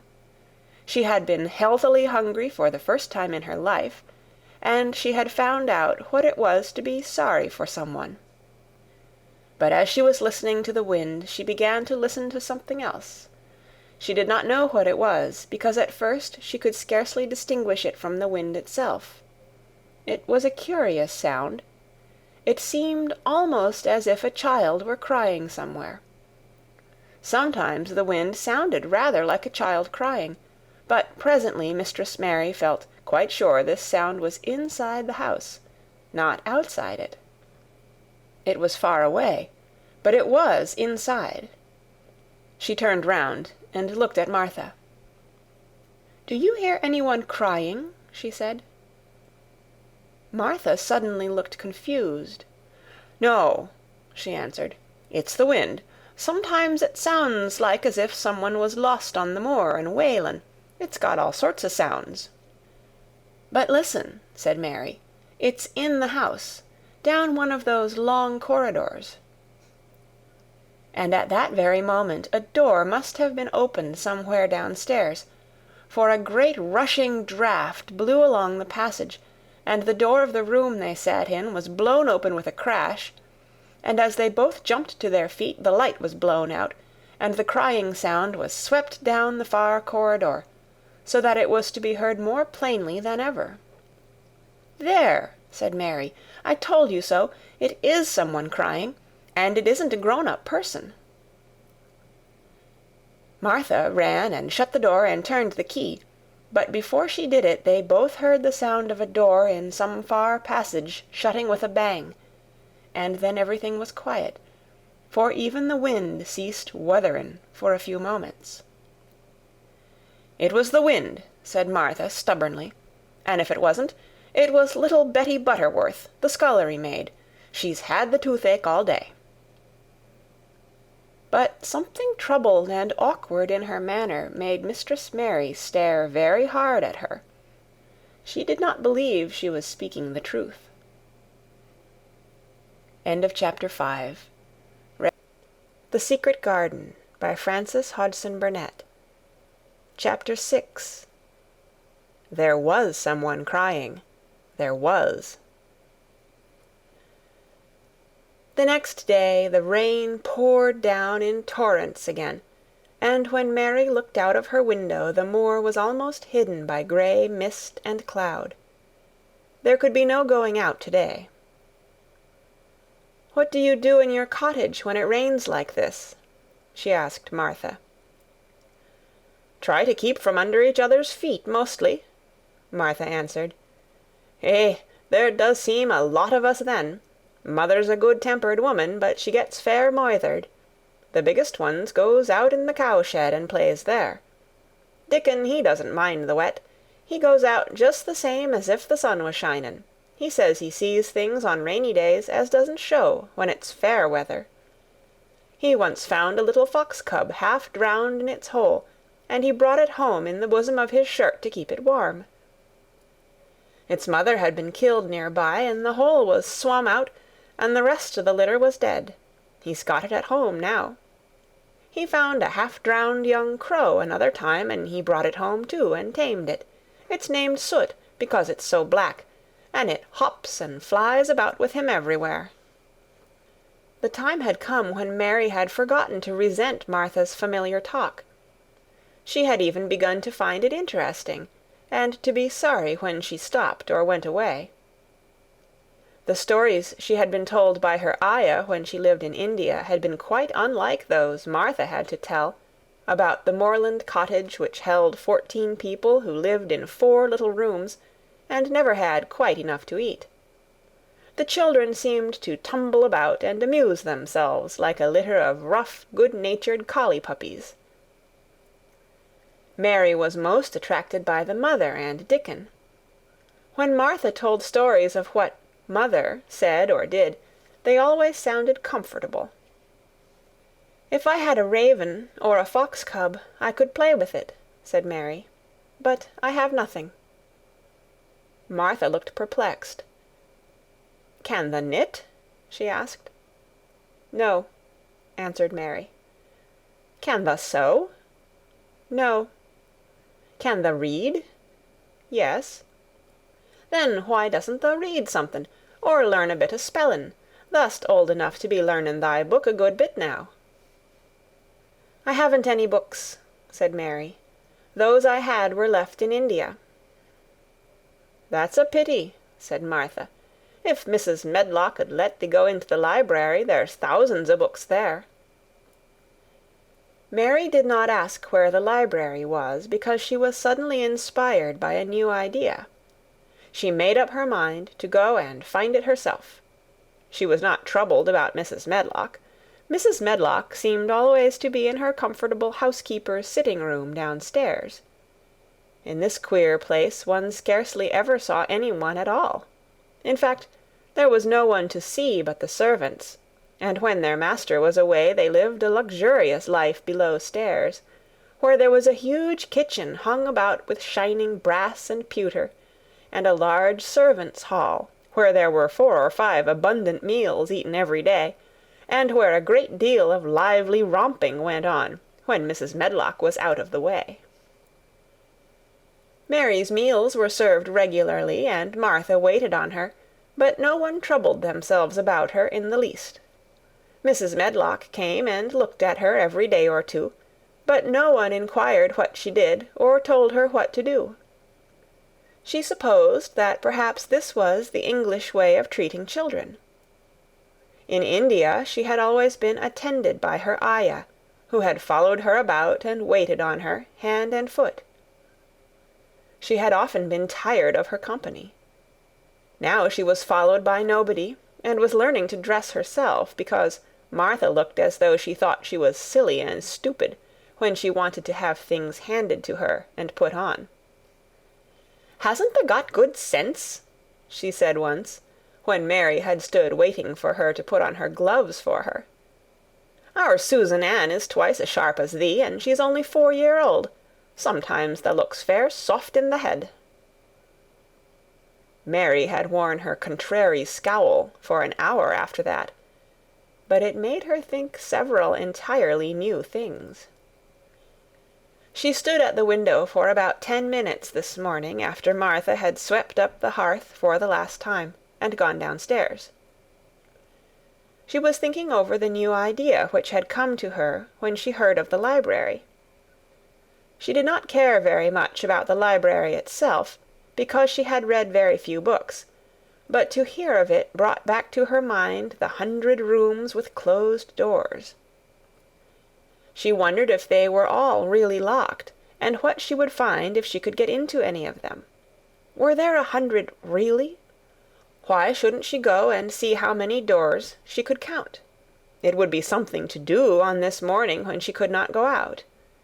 She had never been taught to ask permission to do things, and she knew nothing at all about authority, so she would not have thought it necessary to ask Mrs. Medlock if she might walk about the house, even if she had seen her. She opened the door of the room and went into the corridor, and then she began her wanderings. It was a long corridor, and it branched into other corridors, and it led her up short flights of steps which mounted to others again. There were doors and doors, and there were pictures on the walls.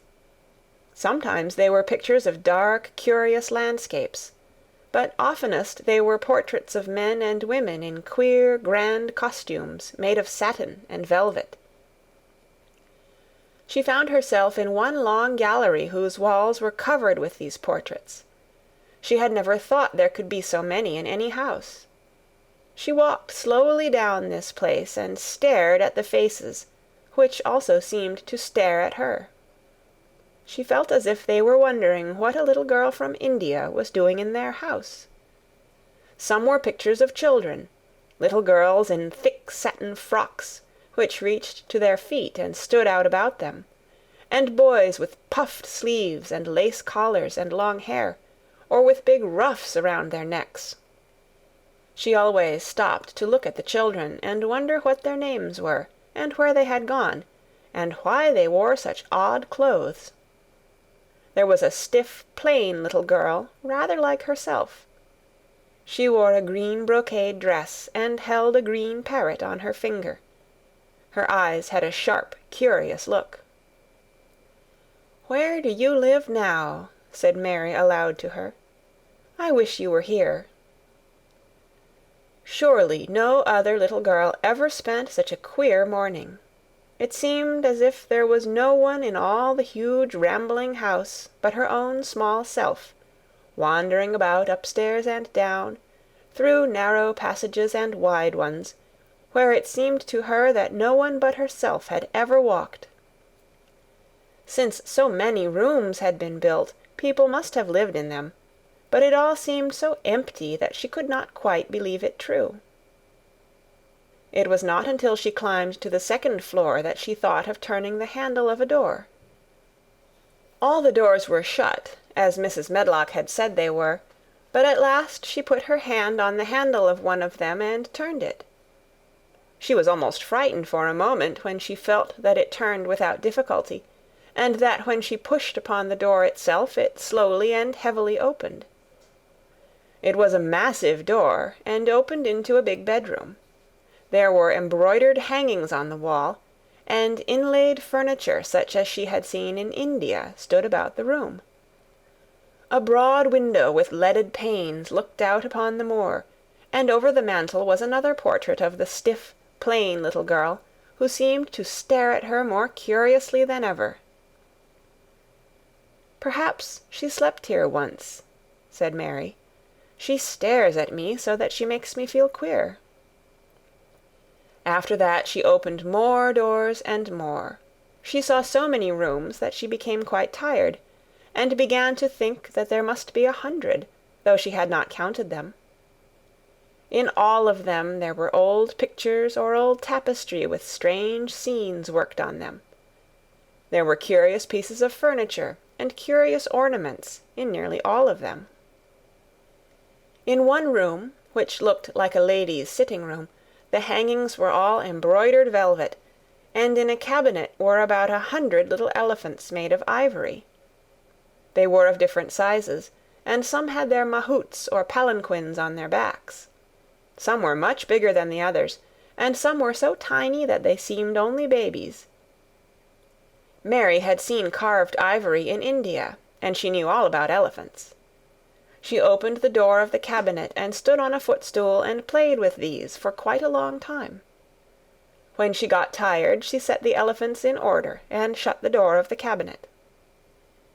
In all her wanderings through the long corridors and the empty rooms, she had seen nothing alive, but in this room she saw something. Just after she had closed the cabinet door, she heard a tiny rustling sound. It made her jump and look around at the sofa by the fireplace, from which it seemed to come. In the corner of the sofa there was a cushion, and in the velvet which covered it there was a hole, and out of the hole peeped a tiny head, with a pair of frightened eyes in it. Mary crept softly across the room to look. The bright eyes belonged to a little grey mouse, and the mouse had eaten a hole into the cushion and made a comfortable nest there. 6 baby mice were cuddled up asleep near her. If there was no one else alive in the 100 rooms, there were 7 mice who did not look lonely at all. "If they wouldn't be so frightened, I would take them back with me," said Mary. She had wandered about long enough to feel too tired to wander any farther, and she turned back. 2 or 3 times she lost her way by turning down the wrong corridor, and was obliged to ramble up and down until she found the right one.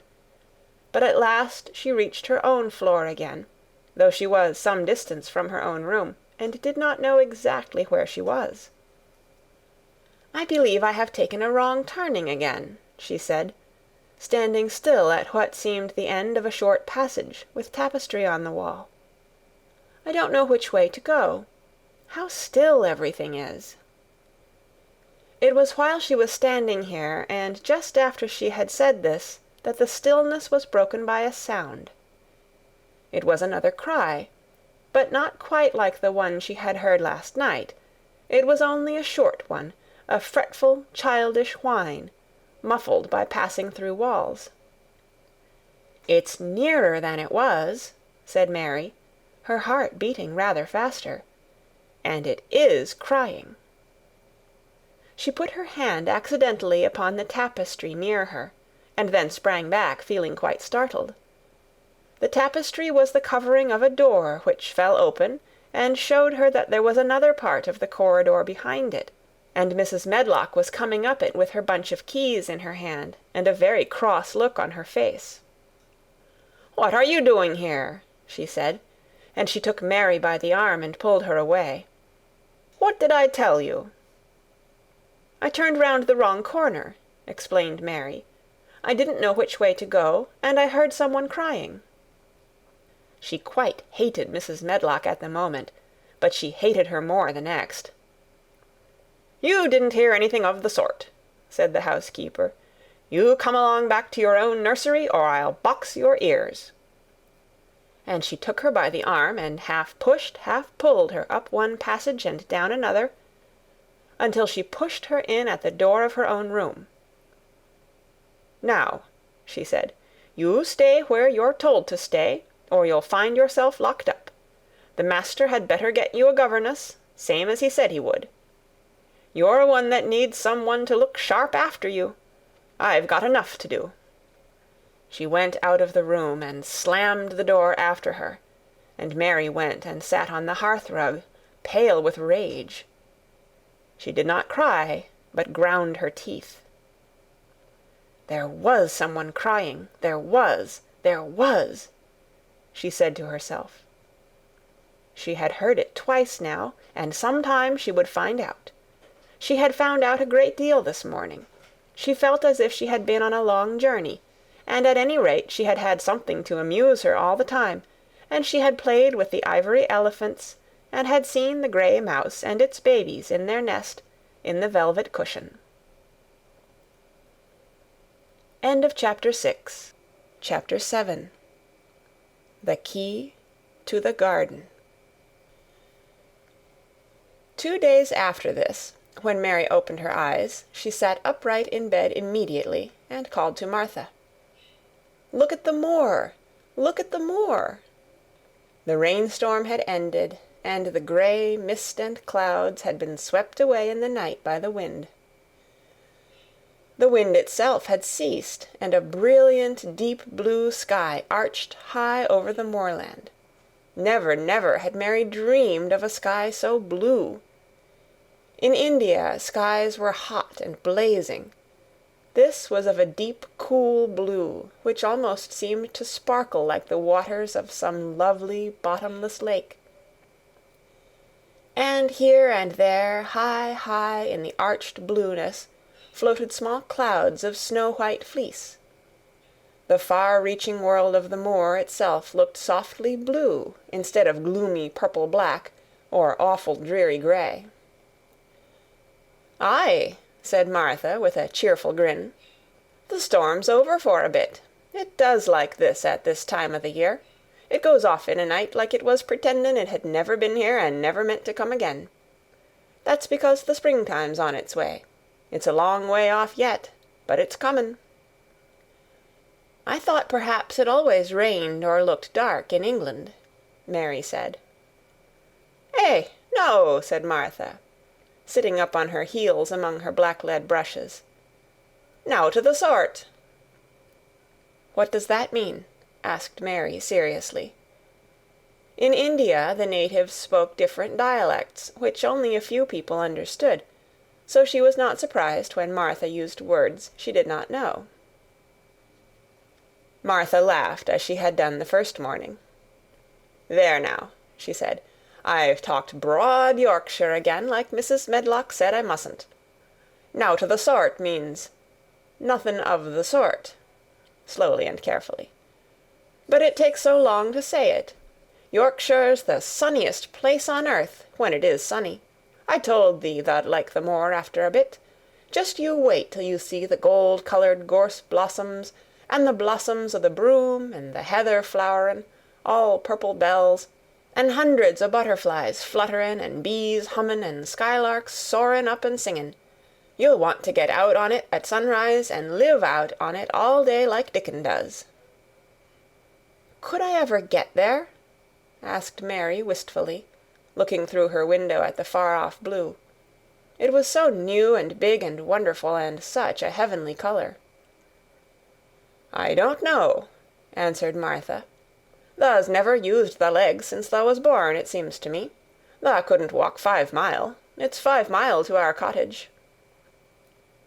"I should like to see your cottage."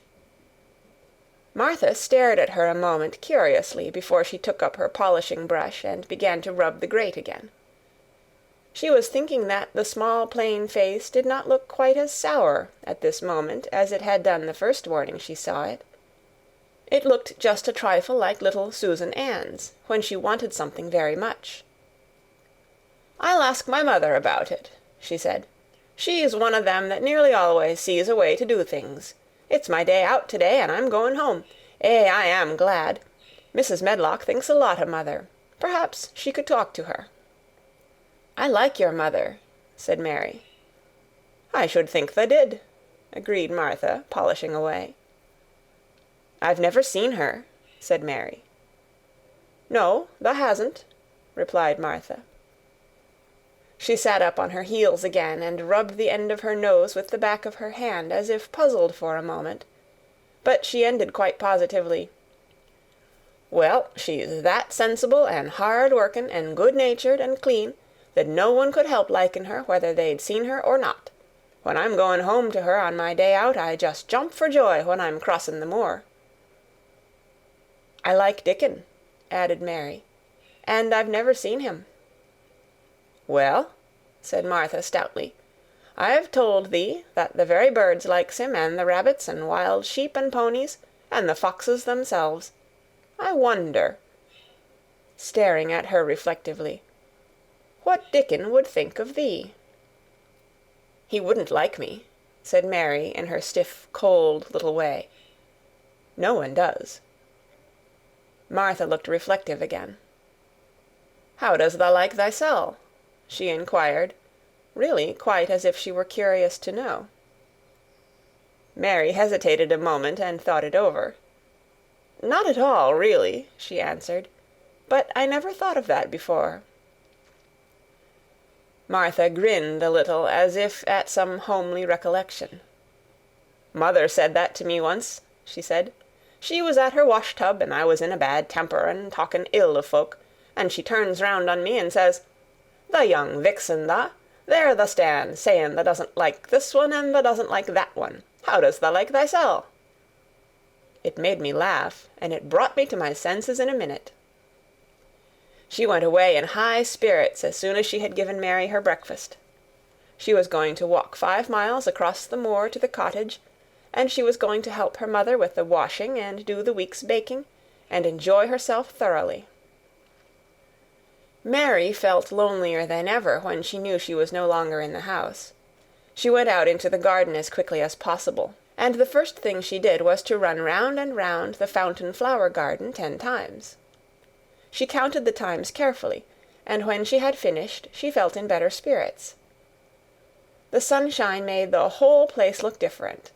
The high, deep blue sky arched over Misselthwaite as well as over the moor, and she kept lifting her face and looking up into it, trying to imagine what it would be like to lie down on one of the little snow-white clouds and float about. She went into the first kitchen garden and found Ben Weatherstaff working there with 2 other gardeners. The change in the weather seemed to have done him good. He spoke to her of his own accord. "Springtime's comin'," he said. "Cannot thou smell it?" Mary sniffed and thought she could. "I smell something nice and fresh and damp," she said.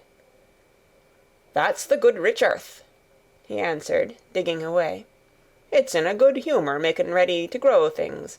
It's glad when plantin' time comes. It's dull in the winter when it's got nowt to do. In the flower gardens out there things will be stirring down below in the dark. The sun's warming 'em. You'll see bits o' green spikes sticking out of the black earth after a bit." "What will they be?" asked Mary. Crocuses and snowdrops and daffydowndillies. Has thee never seen them?" "No, everything is hot and wet and green after the rains in India," said Mary, "and I think things grow up in a night." "These won't grow up in a night," said Weatherstaff. "Thou'll have to wait for 'em.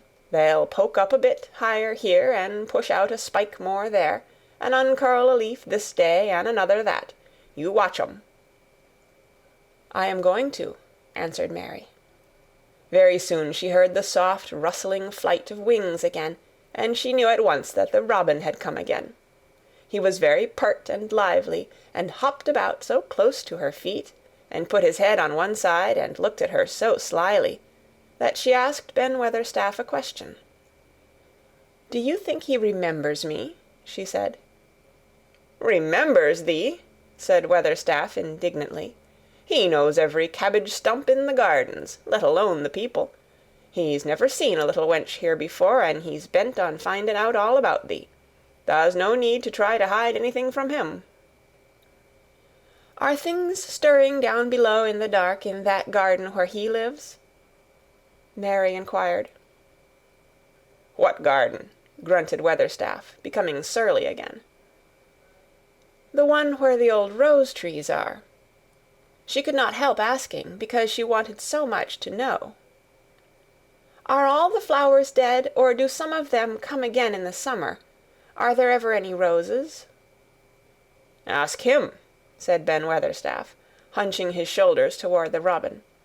"He's the only one as knows. No one else has seen inside it for 10 year." 10 years was a long time, Mary thought. She had been born 10 years ago. She walked away, slowly thinking. She had begun to like the garden, just as she had begun to like the robin, and Dickon, and Martha's mother. She was beginning to like Martha, too. That seemed a good many people to like, when you were not used to liking. She thought of the robin as one of the people. She went to her walk outside the long ivy-covered wall over which she could see the tree-tops, and the second time she walked up and down the most interesting and exciting thing happened to her, and it was all through Ben Weatherstaff's robin. She heard a chirp and a twitter, and when she looked at the bare flower-bed at her left side, there he was, hopping about, and pretending to peck things out of the earth, to persuade her that he had not followed her. But she knew he had followed her, and the surprise so filled her with delight that she almost trembled a little. "You do remember me," she cried out. "You do. You are prettier than anything else in the world." She chirped and talked and coaxed, and he hopped and flirted his tail and twittered. It was as if he were talking. His red waistcoat was like satin, and he puffed his tiny breast out and was so fine and so grand and so pretty that it was really as if he were showing her how important and like a human person a robin could be. Mistress Mary forgot that she had ever been contrary in her life when he allowed her to draw closer and closer to him, and bend down and talk and try to make something like robin sounds. Oh, to think that he should actually let her come as near to him as that! He knew nothing in the world would make her put out her hand toward him, or startle him in the least tiniest way. He knew it because he was a real person, only nicer than any other person in the world. She was so happy that she scarcely dared to breathe. The flower-bed was not quite bare. It was bare of flowers because the perennial plants had been cut down for their winter rest, but there were tall shrubs and low ones which grew together at the back of the bed, and as the robin hopped about under them she saw him hop over a small pile of freshly turned-up earth. He stopped on it to look for a worm. The earth had been turned up because a dog had been trying to dig up a mole, and he had scratched quite a deep hole. Mary looked at it, not really knowing why the hole was there, and as she looked she saw something almost buried in the newly turned soil. It was something like a ring of rusty iron or brass, and when the robin flew up into a tree near by she put out her hand and picked the ring up. It was more than a ring, however. It was an old key, which looked as if it had been buried a long time. Mistress Mary stood up and looked at it with an almost frightened face as it hung from her finger. "Perhaps it has been buried for 10 years," she said in a whisper. "Perhaps it is the key to the garden." End of Chapter 7. Chapter 8. The Robin Who Showed the Way. She looked at the key quite a long time. She turned it over and thought about it. As I have said before, she was not a child who had been trained to ask permission or consult her elders about things. All she thought about the key was that if it was the key to the closed garden, and she could find out where the door was, she could perhaps open it and see what was inside the walls, and what had happened to the old rose trees. It was because it had been shut up so long that she wanted to see it. It seemed as if it must be different from other places, and that something strange must have happened to it during 10 years. Besides that, if she liked it, she could go into it every day and shut the door behind her. And she could make up some play of her own and play it quite alone, because nobody would ever know where she was, but would think the door was still locked and the key buried in the earth. The thought of that pleased her very much. Living, as it were, all by herself in a house with 100 mysteriously closed rooms, and having nothing whatever to do to amuse herself, had set her inactive brain to working, and was actually awakening her imagination. There is no doubt that the fresh, strong, pure air from the moor had a great deal to do with it. Just as it had given her an appetite, and fighting with the wind had stirred her blood, so the same things had stirred her mind. In India she had always been too hot and languid and weak to care much about anything, but in this place she was beginning to care and to want to do new things.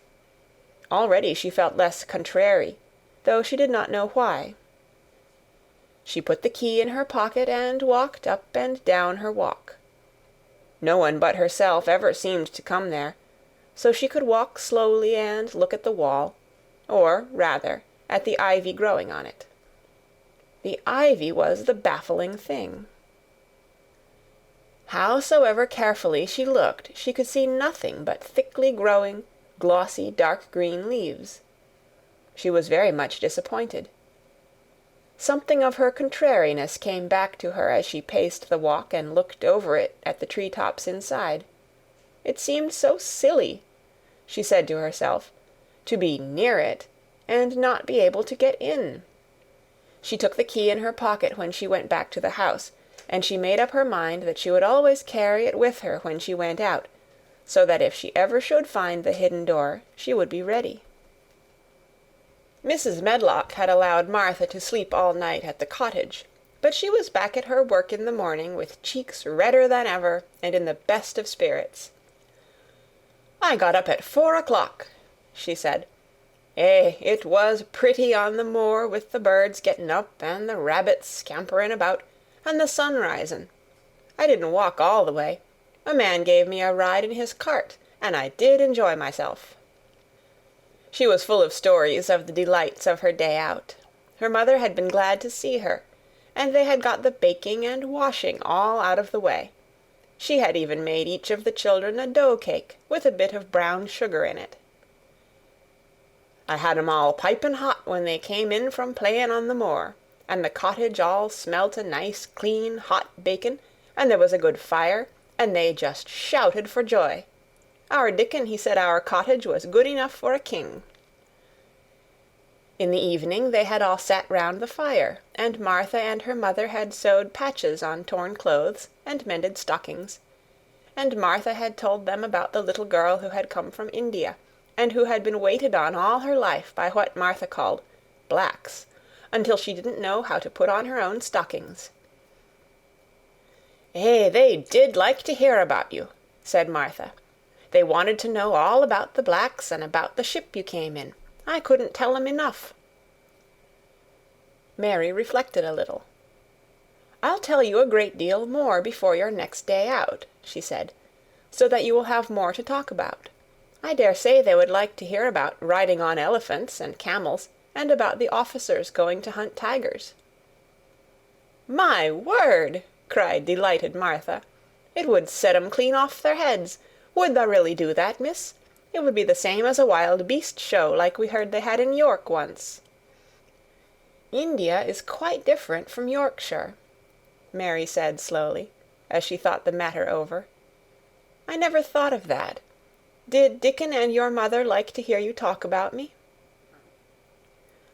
"Why, our Dickon's eyes nearly started out o' his head, they got that round," answered Martha. "But mother, she was put out about your seemin' to be all by yourself like. She said, 'Hasn't Mr. Craven got no governess for her, nor no nurse?' And I said, 'No, he hasn't, though Mrs. Medlock says he will when he thinks of it, but she says he mayn't think of it for 2 or 3 years.' "I don't want a governess," said Mary sharply. "But mother says you ought to be learnin' your book by this time, and you ought to have a woman to look after you, and she says, 'Now, Martha, you just think about how you'd feel yourself, in a big place like that, wanderin' about all alone, and no mother. You do your best to cheer her up,' she says, and I said I would." Mary gave her a long, steady look. "You do cheer me up," she said. "I like to hear you talk." Presently Martha went out of the room and came back with something held in her hands under her apron. "What does thee think?" she said, with a cheerful grin. "I've brought thee a present." "A present?" exclaimed Mistress Mary.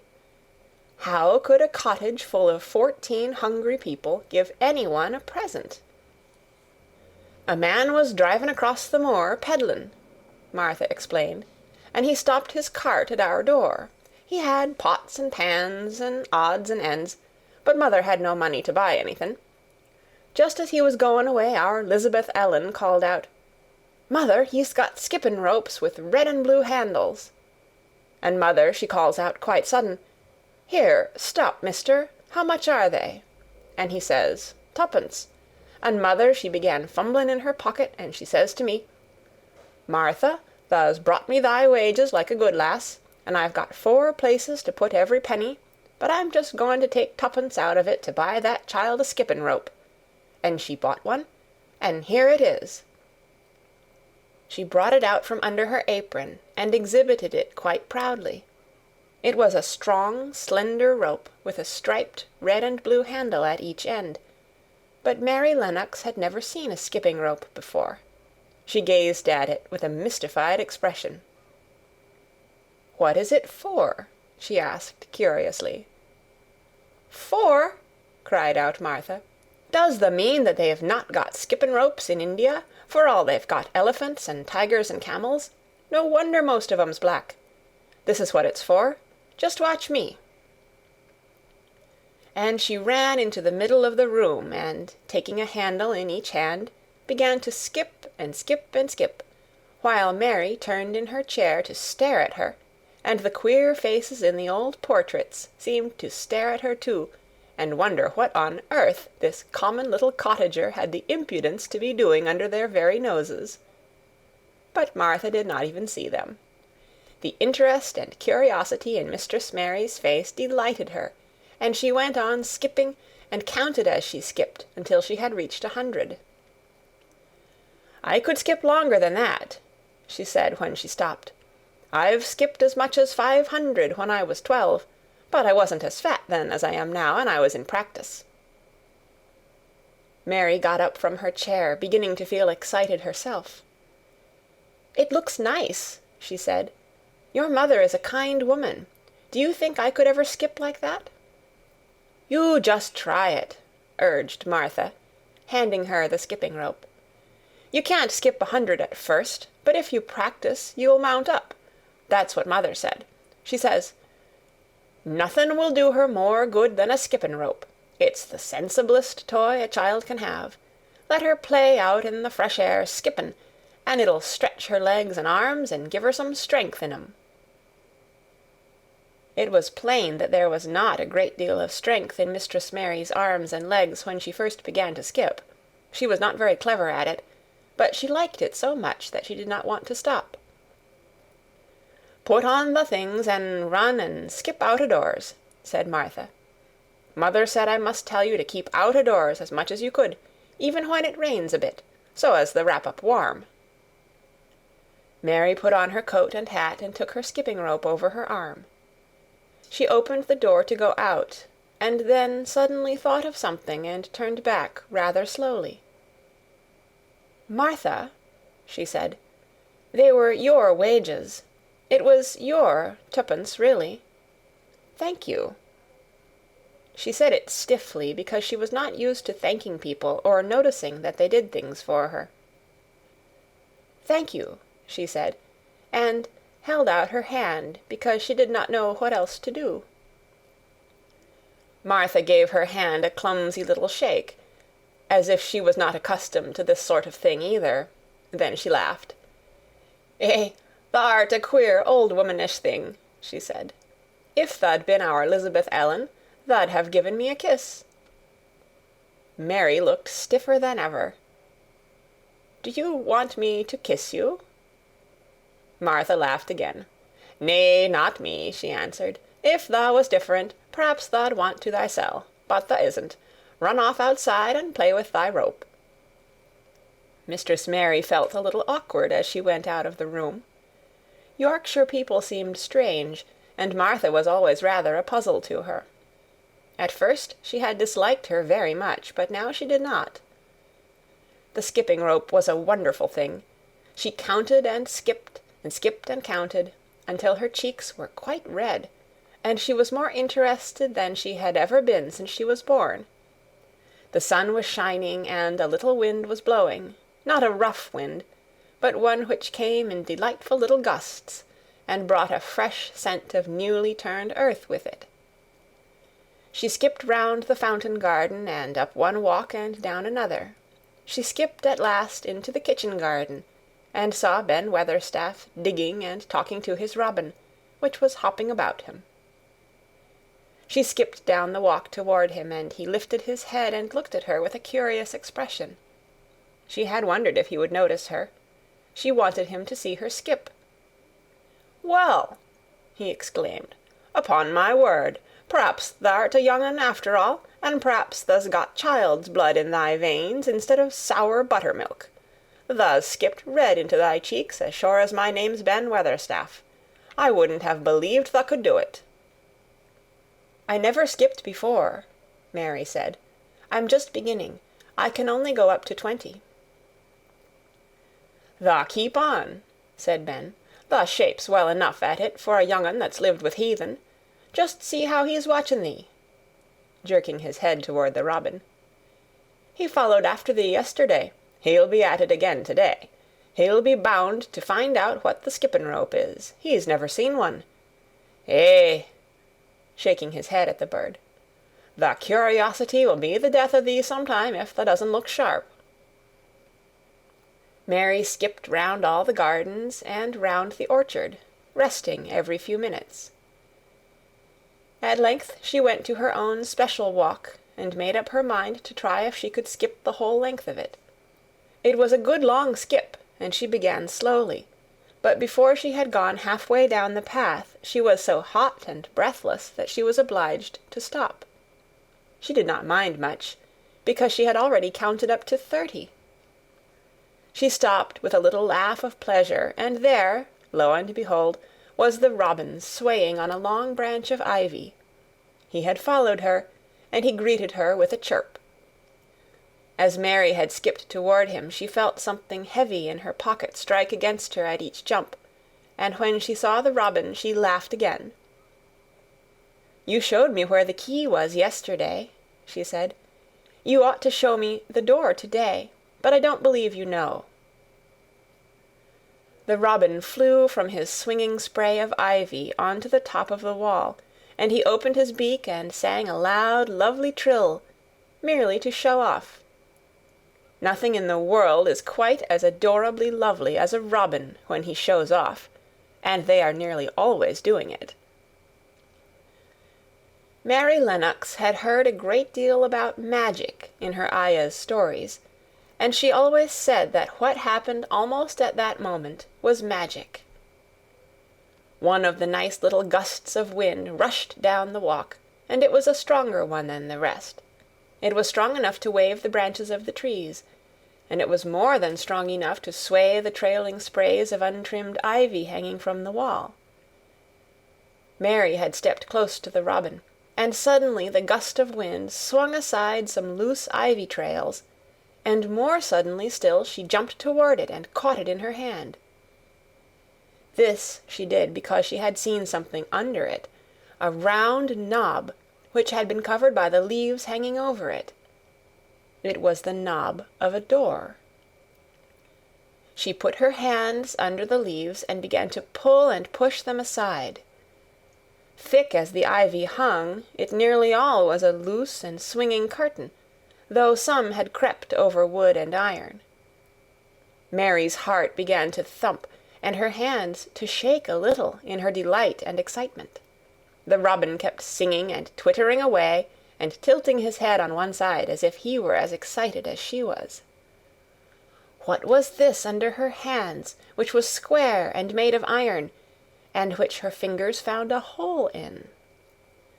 It was the lock of the door which had been closed 10 years, and she put her hand in her pocket, drew out the key, and found it fitted the keyhole. She put the key in and turned it. It took 2 hands to do it, but it did turn. And then she took a long breath and looked behind her up the long walk to see if anyone was coming. No one was coming. No one ever did come, it seemed, and she took another long breath, because she could not help it, and she held back the swinging curtain of ivy and pushed back the door, which opened, slowly, slowly. Then she slipped through it and shut it behind her, and stood with her back against it, looking about her and breathing quite fast with excitement and wonder and delight. She was standing inside the secret garden. End of Chapter 8. The Secret Garden by Frances Hodgson Burnett. Chapter 9. The Strangest House Anyone Ever Lived in. It was the sweetest, most mysterious-looking place anyone could imagine. The high walls which shut it in were covered with the leafless stems of climbing roses, which were so thick that they were matted together. Mary Lennox knew they were roses because she had seen a great many roses in India.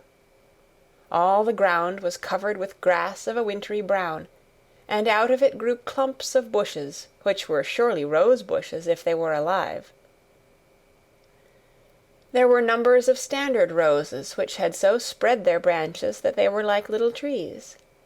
There were other trees in the garden, and one of the things which made the place look strangest and loveliest was that climbing roses had run all over them and swung down long tendrils, which made light swaying curtains, and here and there they had caught at each other or at a far-reaching branch and had crept from one tree to another, and made lovely bridges of themselves. There were neither leaves nor roses on them now, and Mary did not know whether they were dead or alive, but their thin gray or brown branches and sprays looked like a sort of hazy mantle spreading over everything, walls and trees, and even brown grass, where they had fallen from their fastenings and run along the ground. It was this hazy tangle from tree to tree which made it all look so mysterious. Mary had thought it must be different from other gardens which had not been left all by themselves so long, and indeed it was different from any other place she had ever seen in her life.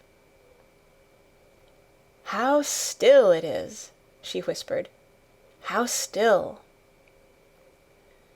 Then she waited a moment and listened at the stillness. The robin, who had flown to his tree-top, was still as all the rest. He did not even flutter his wings. He sat without stirring, and looked at Mary. "No wonder it is still," she whispered again. "I am the first person who has spoken in here for 10 years." She moved away from the door, stepping as softly as if she were afraid of awakening someone. She was glad that there was grass under her feet, and that her steps made no sounds. She walked under one of the fairy-like gray arches between the trees, and looked up at the sprays and tendrils which formed them. "I wonder if they are all quite dead," she said. "Is it all a quite dead garden? I wish it wasn't." If she had been Ben Weatherstaff, she could have told whether the wood was alive by looking at it. But she could only see that there were only gray or brown sprays and branches, and none showed any signs of even a tiny leaf bud anywhere. But she was inside the wonderful garden, and she could come through the door under the ivy any time, and she felt as if she had found a world all her own. The sun was shining inside the 4 walls, and the high arch of blue sky over this particular piece of Misselthwaite seemed even more brilliant and soft than it was over the moor. The robin flew down from his tree-top and hopped about or flew after her from one bush to another. He chirped a good deal, and had a very busy air, as if he were showing her things. Everything was strange and silent, and she seemed to be hundreds of miles away from anyone, but somehow she did not feel lonely at all. All that troubled her was her wish that she knew whether all the roses were dead, or if perhaps some of them had lived and might put out leaves and buds as the weather got warmer. She did not want it to be a quite dead garden. If it were a quite alive garden, how wonderful it would be, and what thousands of roses would grow on every side. Her skipping rope had hung over her arm when she came in, and after she had walked about for a while, she thought she would skip round the whole garden, stopping when she wanted to look at things. There seemed to have been grass paths here and there, and in 1 or 2 corners there were alcoves of evergreen with stone seats or tall, moss-covered flower urns in them. As she came near the second of these alcoves, she stopped skipping. There had once been a flower-bed in it, and she thought she saw something sticking out of the black earth, some sharp little pale green points.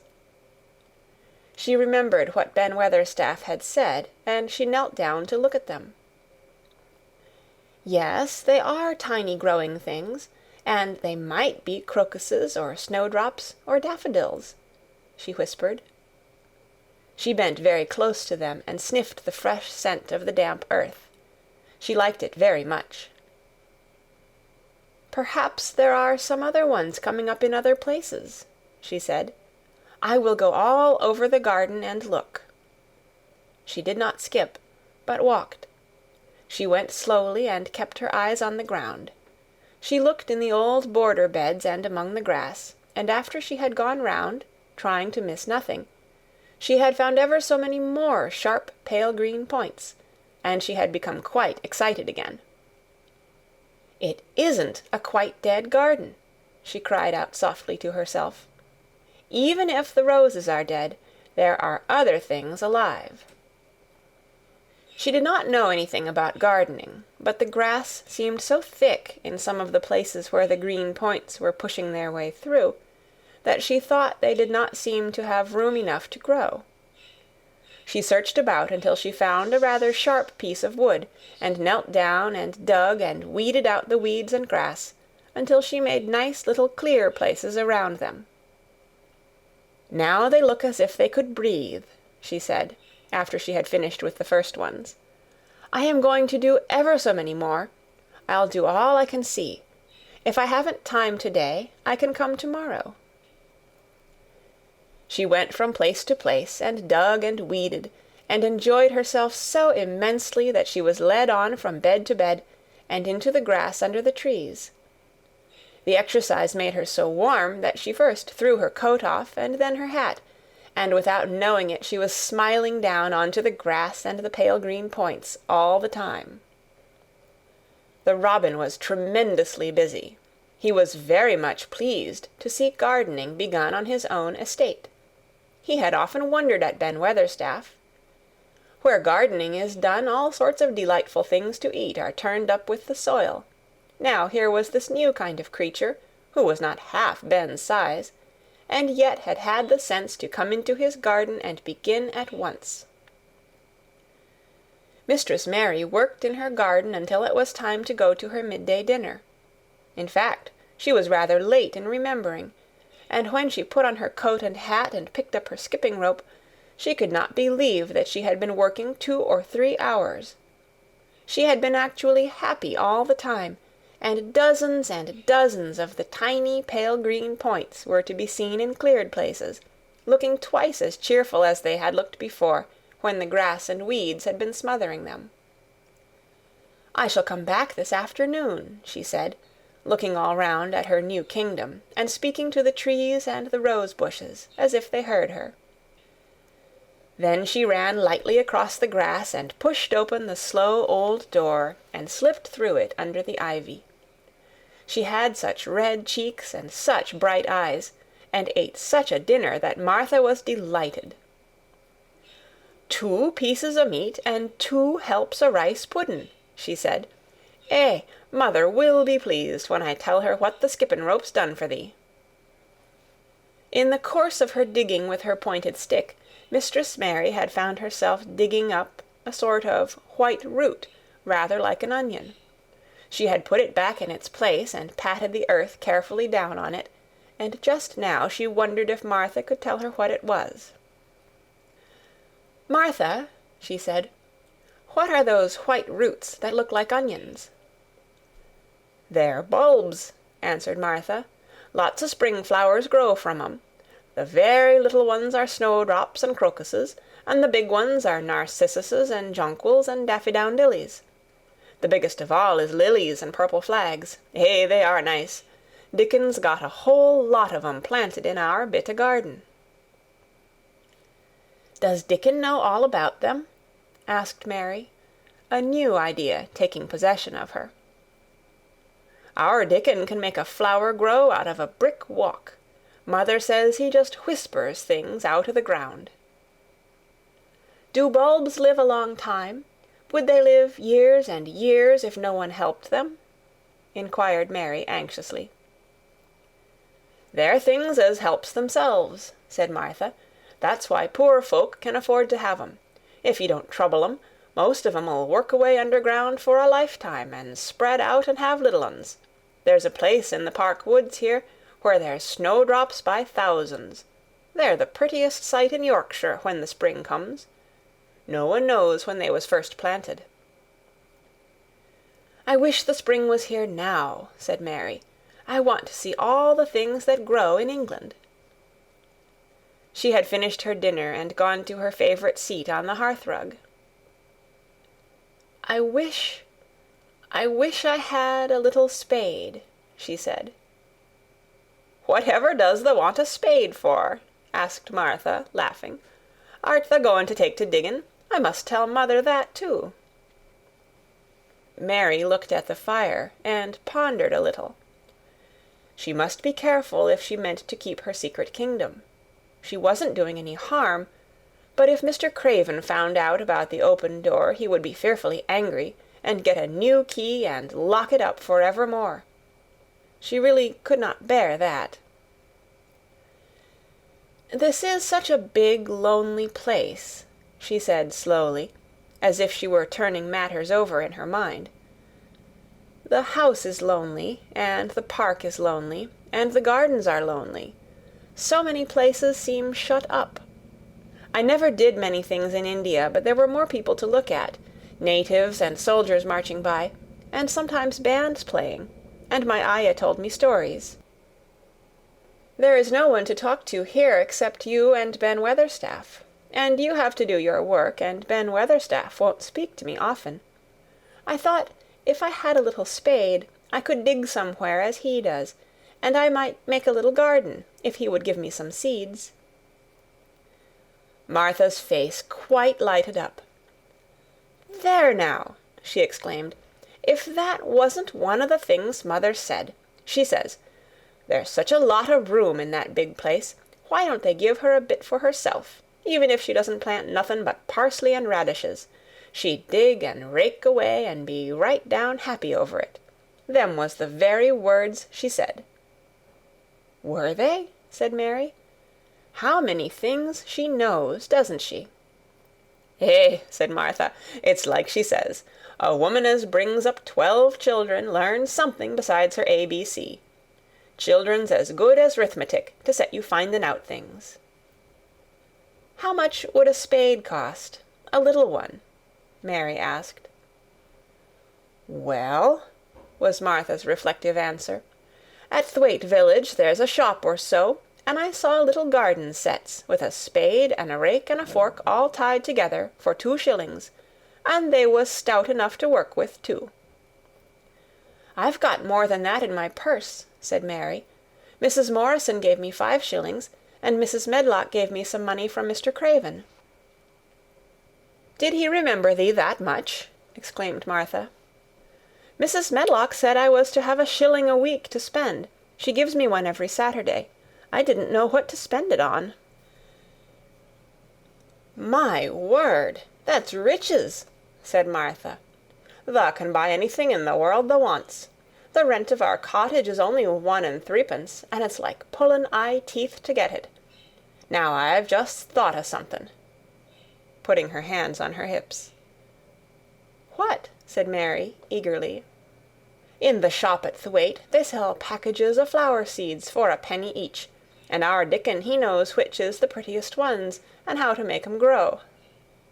He walks over to Thwaite many a day just for the fun of it. Does thou know how to print letters?" suddenly. "I know how to write," Mary answered. Martha shook her head.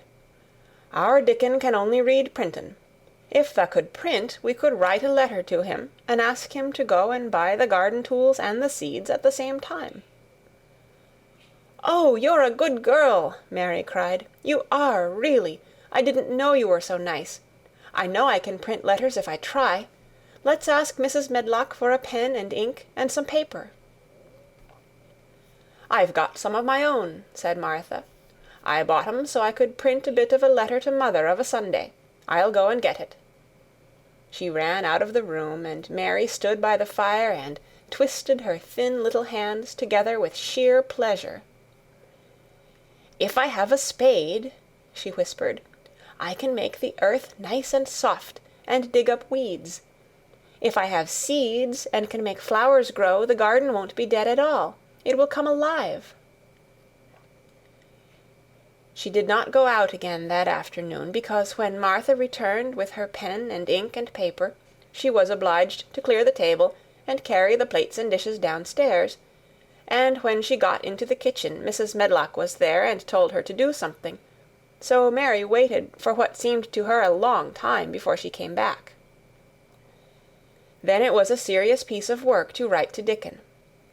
Mary had been taught very little because her governesses had disliked her too much to stay with her. She could not spell particularly well, but she found that she could print letters when she tried. This was the letter Martha dictated to her. "My dear Dickon, this comes hoping to find you well as it leaves me at present. Miss Mary has plenty of money, and will you go to Thwaite and buy her some flower seeds and a set of garden tools to make a flower bed. Pick the prettiest ones and easy to grow, because she has never done it before and lived in India, which is different. Give my love to Mother and every one of you. Miss Mary is going to tell me a lot more, so that on my next day out you can hear about elephants and camels and gentlemen going hunting lions and tigers. Your loving sister, Martha Phoebe Sowerby. We'll put the money in the envelope, and I'll get the butcher boy to take it in his cart. He's a great friend o' Dickon's," said Martha. "How shall I get the things when Dickon buys them?" "He'll bring 'em to you himself. He'll like to walk over this way." "Oh!" exclaimed Mary. "Then I shall see him. I never thought I should see Dickon." "Does thou want to see him?" asked Martha suddenly, for Mary had looked so pleased.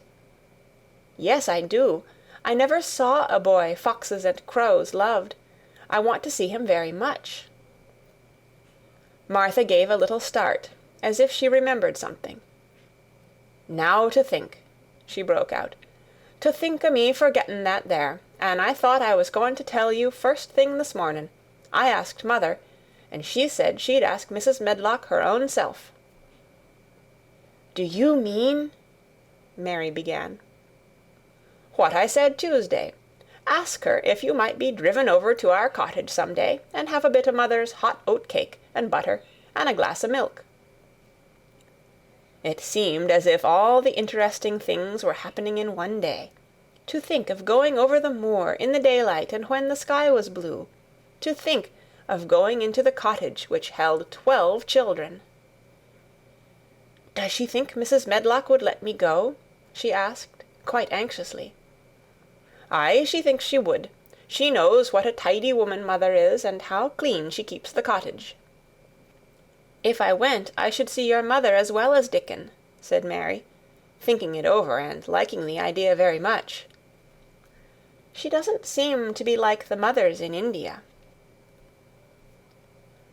Her work in the garden and the excitement of the afternoon ended by making her feel quiet and thoughtful. Martha stayed with her until tea-time, but they sat in comfortable quiet and talked very little. But just before Martha went downstairs for the tea-tray, Mary asked a question. "Martha," she said, "has the scullery maid had the toothache again today?" Martha certainly started slightly. "What makes thee ask that?" she said. "Because when I waited so long for you to come back, I opened the door and walked down the corridor to see if you were coming. And I heard that far-off crying again, just as we heard it the other night. There isn't a wind to-day, so you see it couldn't have been the wind." "Eh," said Martha restlessly, "thou mustn't go walking about in corridors and listening. Mr. Craven would be that there angry, there's no knowing what he'd do." "I wasn't listening," said Mary. "I was just waiting for you, and I heard it. That's 3 times."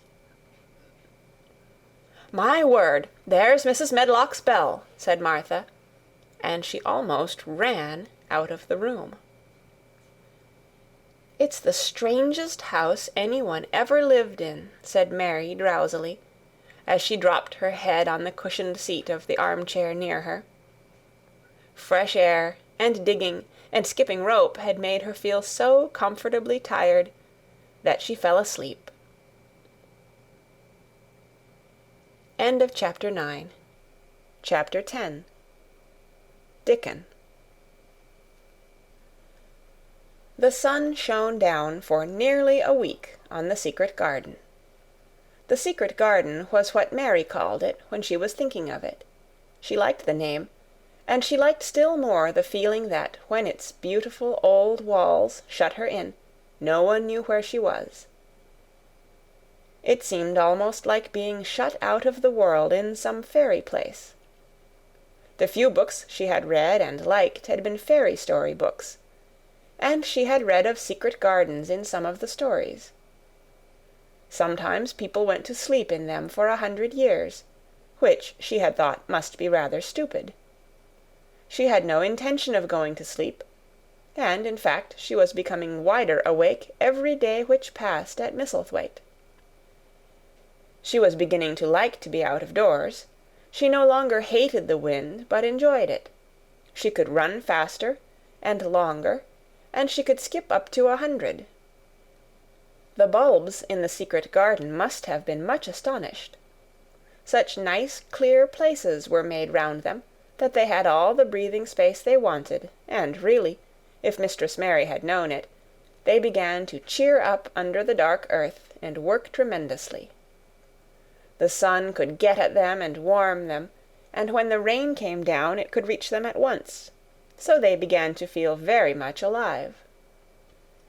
Mary was an odd, determined little person, and now she had something interesting to be determined about, she was very much absorbed indeed. She worked and dug and pulled up weeds steadily, only becoming more pleased with her work every hour instead of tiring of it. It seemed to her like a fascinating sort of play. She found many more of the sprouting pale green points than she had ever hoped to find. They seemed to be starting up everywhere, and each day she was sure she found tiny new ones, some so tiny that they barely peeped above the earth. There were so many that she remembered what Martha had said about the snowdrops by the thousands, and about bulbs spreading and making new ones. These had been left to themselves for 10 years, and perhaps they had spread, like the snowdrops, into thousands. She wondered how long it would be before they showed that they were flowers. Sometimes she stopped digging to look at the garden and try to imagine what it would be like when it was covered with thousands of lovely things in bloom. During that week of sunshine she became more intimate with Ben Weatherstaff. She surprised him several times by seeming to start up beside him as if she sprang out of the earth. The truth was that she was afraid that he would pick up his tools and go away if he saw her coming, so she always walked toward him as silently as possible. But, in fact, he did not object to her as strongly as he had at first. Perhaps he was secretly rather flattered by her evident desire for his elderly company. Then, also, she was more civil than she had been. He did not know that when she first saw him she spoke to him as she would have spoken to a native, and had not known that a cross, sturdy old Yorkshire man was not accustomed to salaam to his masters, and be merely commanded by them to do things. "Thou art like the robin," he said to her one morning when he lifted his head and saw her standing by him. "I never knows when I shall see thee, or which side thou come from." "He's friends with me now," said Mary. "That's like him," snapped Ben Weatherstaff. "Making up to the women folk just for vanity and flightiness. There's nothing he wouldn't do for the sake of showing off and flirting his tail feathers. He's as full of pride as an egg's full of meat." He very seldom talked much, and sometimes did not even answer Mary's questions except by a grunt, but this morning he said more than usual. He stood up and rested one hobnailed boot on the top of his spade, while he looked her over. "How long has thou been here?" he jerked out. "I think it's about a month," she answered. "Thou's beginning to do Misselthwaite credit," he said. "Thou's a bit fatter than thou was, and thou's not quite so yeller. Thou looked like a young plucked crow when thou first came into this garden. Thinks I to myself, I never set eyes on an uglier, sourer-faced young un." Mary was not vain, and as she had never thought much of her looks, she was not greatly disturbed. "I know I'm fatter," she said. "My stockings are getting tighter. They used to make wrinkles. There's the robin, Ben Weatherstaff." There, indeed, was the robin, and she thought he looked nicer than ever. His red waistcoat was as glossy as satin, and he flirted his wings and tail and tilted his head and hopped about with all sorts of lively graces. He seemed determined to make Ben Weatherstaff admire him, but Ben was sarcastic. "Aye, there thou art," he said. "Thou can put up with me for a bit sometimes when thou's got no one better. Thou's been reddening up thy waistcoat and polishing thy feathers this 2 weeks. I know what thou's up to. Thou's courting some bold young madam somewhere, telling thy lies to her about being the finest cock robin on Missel Moor, and ready to fight all the rest of 'em." "Oh, look at him!" exclaimed Mary. The robin was evidently in a fascinating, bold mood. He hopped closer and closer, and looked at Ben Weatherstaff more and more engagingly. He flew on to the nearest currant bush, and tilted his head, and sang a little song right at him. "Thou think'st thou'll get over me by doing that," said Ben, wrinkling his face up in such a way that Mary felt sure he was trying not to look pleased. "Thou think'st no one can stand out against thee, that's what thou think'st." The robin spread his wings. Mary could scarcely believe her eyes. He flew right up to the handle of Ben Weatherstaff's spade, and alighted on the top of it. Then the old man's face wrinkled itself slowly into a new expression. He stood still, as if he were afraid to breathe, as if he would not have stirred for the world, lest his robin should start away. He spoke quite in a whisper. "Well, I'm danged," he said, as softly as if he were saying something quite different. "Thou does know how to get at a chap, thou does. Thou's fair unearthly, thou's so knowin'." And he stood without stirring, almost without drawing his breath, until the robin gave another flirt to his wings and flew away. Then he stood looking at the handle of the spade as if there might be magic in it, and then he began to dig again, and said nothing for several minutes.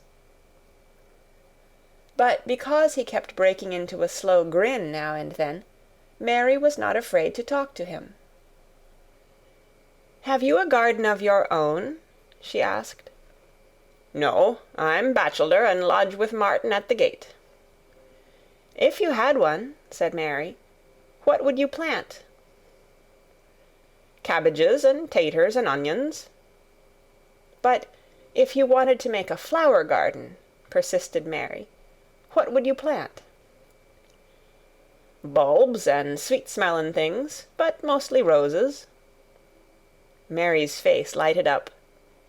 "Do you like roses?" she said. Ben Weatherstaff rooted up a weed and threw it aside before he answered. "Well, yes, I do. I was learned that by a young lady I was gardener to. She had a lot in a place she was fond of, and she loved 'em like they was children, or robins. I've seen her bend over and kiss 'em." He dragged out another weed and scowled at it. "That were as much as 10 year ago." "Where is she now?" asked Mary, much interested. "Heaven," he answered, and drove his spade deep into the soil. "'Cording to what parson says." "What happened to the roses?" Mary asked again, more interested than ever. "They was left to themselves." Mary was becoming quite excited. "Did they quite die? Do roses quite die when they are left to themselves?" she ventured. "Well, I'd got to like 'em, and I liked her, and she liked 'em," Ben Weatherstaff admitted reluctantly. "Once or twice a year I'd go and work at 'em a bit, prune 'em and dig about the roots. They run wild, but they was in rich soil, so some of 'em lived." "When they have no leaves, and look gray and brown and dry, how can you tell whether they are dead or alive?" inquired Mary. "Wait till the spring gets at 'em. Wait till the sun shines on the rain, and the rain falls on the sunshine, and then thou'll find out." "How? How?" cried Mary, forgetting to be careful. "Look along the twigs and branches, and if thou see a bit of a brown lump swellin' here and there, watch it after the warm rain, and see what happens." He stopped suddenly, and looked curiously at her eager face. "Why does thou care so much about roses and such, all of a sudden?" he demanded. Mistress Mary felt her face grow red. She was almost afraid to answer. I want to play that I have a garden of my own," she stammered. There is nothing for me to do. I have nothing, and no one." "Well," said Ben Weatherstaff slowly, as he watched her, "that's true, thou hasn't." He said it in such an odd way that Mary wondered if he was actually a little sorry for her. She had never felt sorry for herself. She had only felt tired and cross, because she disliked people and things so much. But now the world seemed to be changing and getting nicer. If no one found out about the secret garden, she should enjoy herself always. She stayed with him for 10 or 15 minutes longer, and asked him as many questions as she dared. He answered every one of them in his queer, grunting way, and he did not seem really cross, and did not pick up his spade and leave her. He said something about roses just as she was going away, and it reminded her of the ones he had said he had been fond of. "Do you go and see those other roses now?" she asked.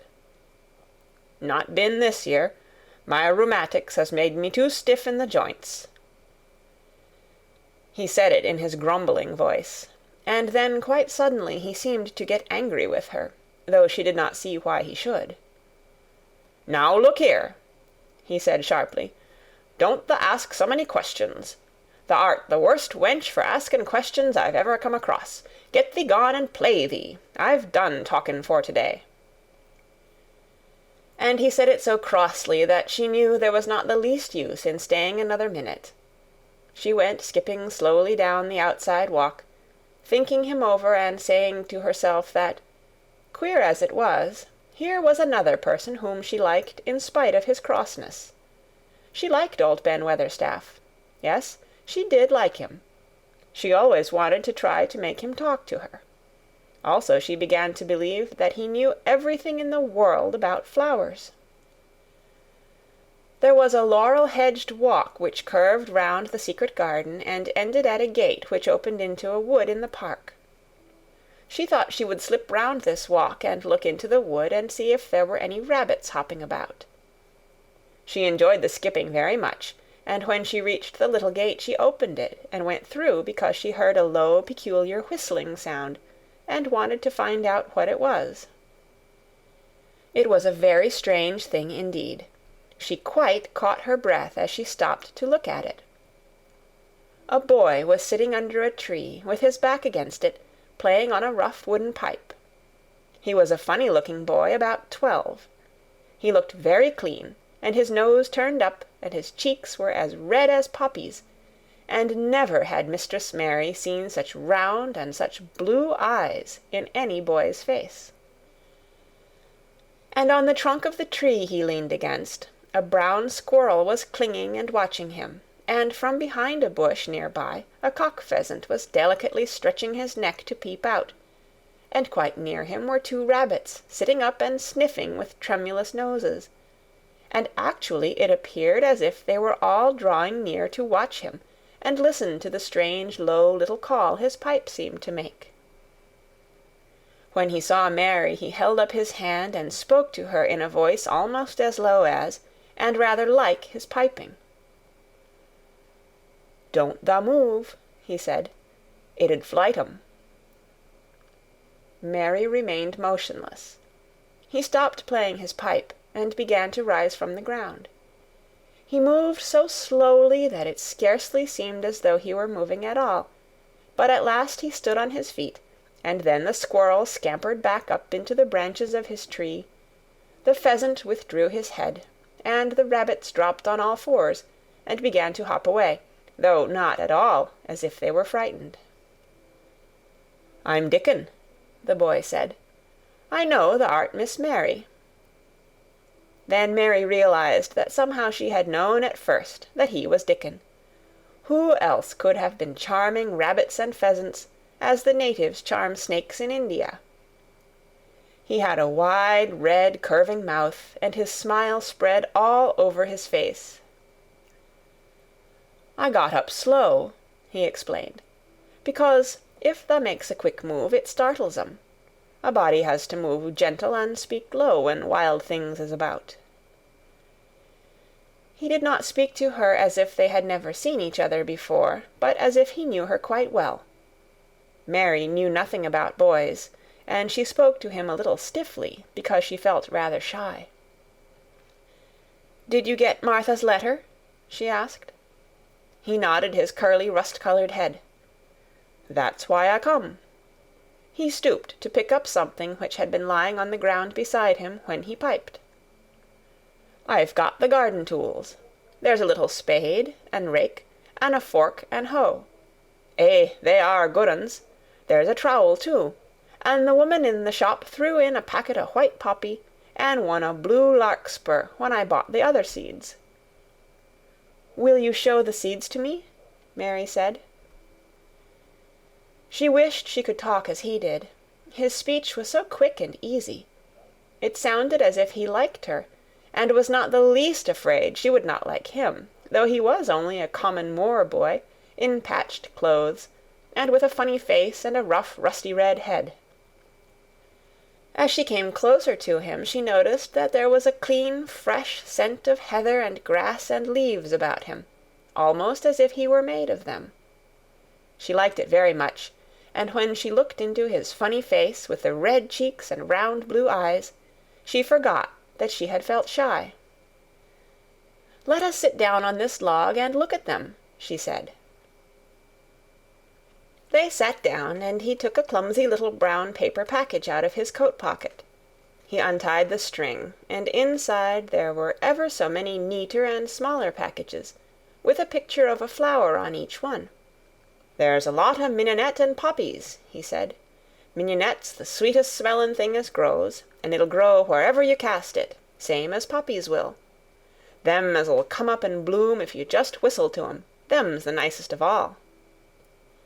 He stopped and turned his head quickly, his poppy-cheeked face lighting up. "Where's that robin as is callin' us?" he said. The chirp came from a thick holly bush, bright with scarlet berries, and Mary thought she knew whose it was. "Is it really calling us?" she asked.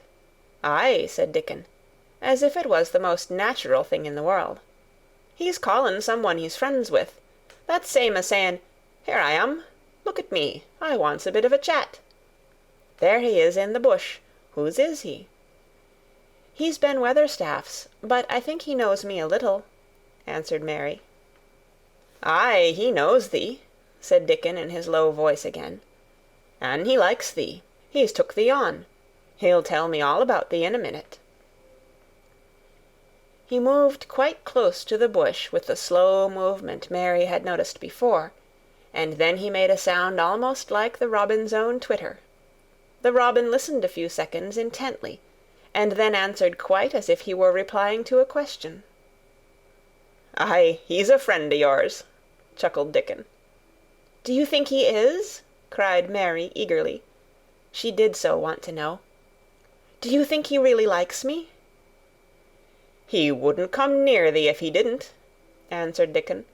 "Birds is rare choosers, and a robin can flout a body worse than a man. See, he's making up to thee now. Cannot thou see a chap, he's saying?" And it really seemed as if it must be true. He so sidled and twittered and tilted as he hopped on his bush. "Do you understand everything birds say?" said Mary. Dickon's grin spread until he seemed all wide, red, curving mouth, and he rubbed his rough head. "I think I do, and they think I do," he said. "I've lived on the moor with 'em so long.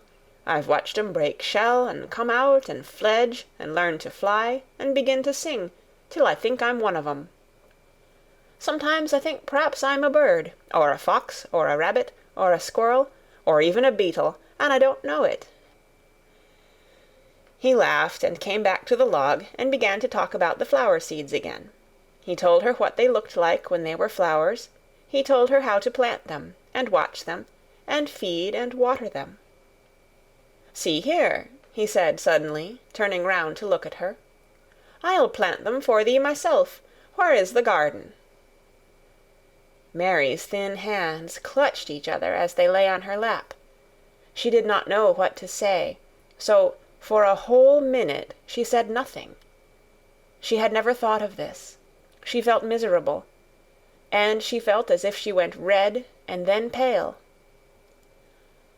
"Tha's got a bit o' garden, hasn't tha?" Dickon said. It was true that she had turned red and then pale. Dickon saw her do it, and as she still said nothing, he began to be puzzled. Wouldn't they give thee a bit?" he asked. "Hasn't thou got any yet?" She held her hands tighter and turned her eyes toward him. "I don't know anything about boys," she said slowly. "Could you keep a secret, if I told you one? It's a great secret. I don't know what I should do if anyone found it out. I believe I should die." She said the last sentence quite fiercely. Dickon looked more puzzled than ever, and even rubbed his hand over his rough head again, but he answered quite good-humouredly. "I'm keepin' secrets all the time," he said. "If I couldn't keep secrets from the other lads, secrets about foxes' cubs and birds' nests and wild things' holes, there'd be nought safe on the moor. Aye, I can keep secrets." Mistress Mary did not mean to put out her hand and clutch his sleeve, but she did it. "I've stolen a garden," she said very fast. "It isn't mine. It isn't anybody's. Nobody wants it. Nobody cares for it. Nobody ever goes into it. Perhaps everything is dead in it already. I don't know." She began to feel hot and as contrary as she had ever felt in her life. "I don't care. I don't care. Nobody has any right to take it from me when I care about it and they don't. They're letting it die, all shut in by itself," she ended passionately, and she threw her arms over her face and burst out crying. Poor little Mistress Mary. Dickon's curious blue eyes grew rounder and rounder. "Eh," he said, drawing his exclamation out slowly, and the way he did it meant both wonder and sympathy. "I've nothing to do," said Mary. "Nothing belongs to me. I found it myself, and I got into it myself. I was only just like the robin, and they wouldn't take it from the robin." "Where is it?" asked Dickon in a dropped voice. Mistress Mary got up from the log at once. She knew she felt contrary again, and obstinate, and she did not care at all. She was imperious and Indian, and at the same time hot and sorrowful. "Come with me and I'll show you," she said. She led him round the laurel path and to the walk where the ivy grew so thickly. Dickon followed her with a queer, almost pitying look on his face. He felt as if he were being led to look at some strange bird's nest, and must move softly. When she stepped to the wall and lifted the hanging ivy, he started. There was a door, and Mary pushed it slowly open, and they passed in together, and then Mary stood and waved her hand round defiantly. "It's this," she said. "It's a secret garden, and I'm the only one in the world who wants it to be alive." Dickon looked round and round about it, and round again. "Eh," he almost whispered, "it is a queer, pretty place. It's like as if a body was in a dream." End of chapter 10. Chapter 11. The Nest of the Missel Thrush. For 2 or 3 minutes he stood looking round him, while Mary watched him, and then he began to walk about softly, even more lightly than Mary had walked the first time she had found herself inside the 4 walls.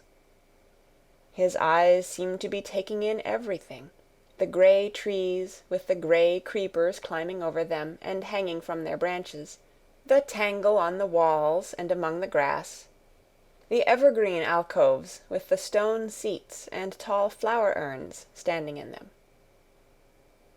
"I never thought I'd see this place," he said at last, in a whisper. "Did you know about it?" asked Mary. She had spoken aloud, and he made a sign to her. "We must talk low," he said, "or someone'll hear us and wonder what's to do in here." "Oh, I forgot," said Mary, feeling frightened and putting her hand quickly against her mouth. "Did you know about the garden?" she asked again, when she had recovered herself. Dickon nodded. "Martha told me there was one as no one ever went inside. he answered. Us used to wonder what it was like. He stopped and looked round at the lovely grey tangle about him, and his round eyes looked queerly happy. "Eh, the nests as'll be here come springtime," he said. "It'd be the safest nestin' place in England, no one never comin' near, and tangles o' trees and roses to build in. I wonder all the birds on the moor don't build here." Mistress Mary put her hand on his arm again, without knowing it. "Will there be roses?" she whispered. "Can you tell? I thought perhaps they were all dead." "Eh, no, not them, not all of 'em," he answered. "Look here." He stepped over to the nearest tree, an old, old one, with grey lichen all over its bark, but upholding a curtain of tangled sprays and branches. He took a thick knife out of his pocket and opened one of its blades. "There's lots o' dead wood as ought to be cut out," he said. "And there's a lot o' old wood, but it made some new last year. This here's a new bit." And he touched a shoot which looked brownish-green instead of hard, dry grey. Mary touched it herself in an eager, reverent way. "That one," she said. "Is that one quite alive, quite?" Dickon curved his wide, smiling mouth. "It's as wick as you or me," he said, and Mary remembered that Martha had told her that wick meant alive or lively.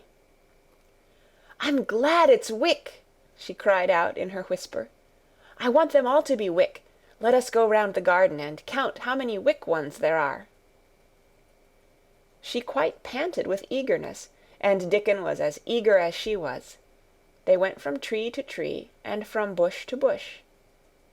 Dickon carried his knife in his hand, and showed her things which she thought wonderful. "They've run wild," he said, "but the strongest ones has fair thrived on it. The delicatest ones has died out, but the others has growed, and spread, till they's a wonder. See here." And he pulled down a thick, grey, dry-looking branch. "A body might think this was dead wood, but I don't believe it is, down to the root. I'll cut it low down and see." He knelt and with his knife cut the lifeless-looking branch through, not far above the earth.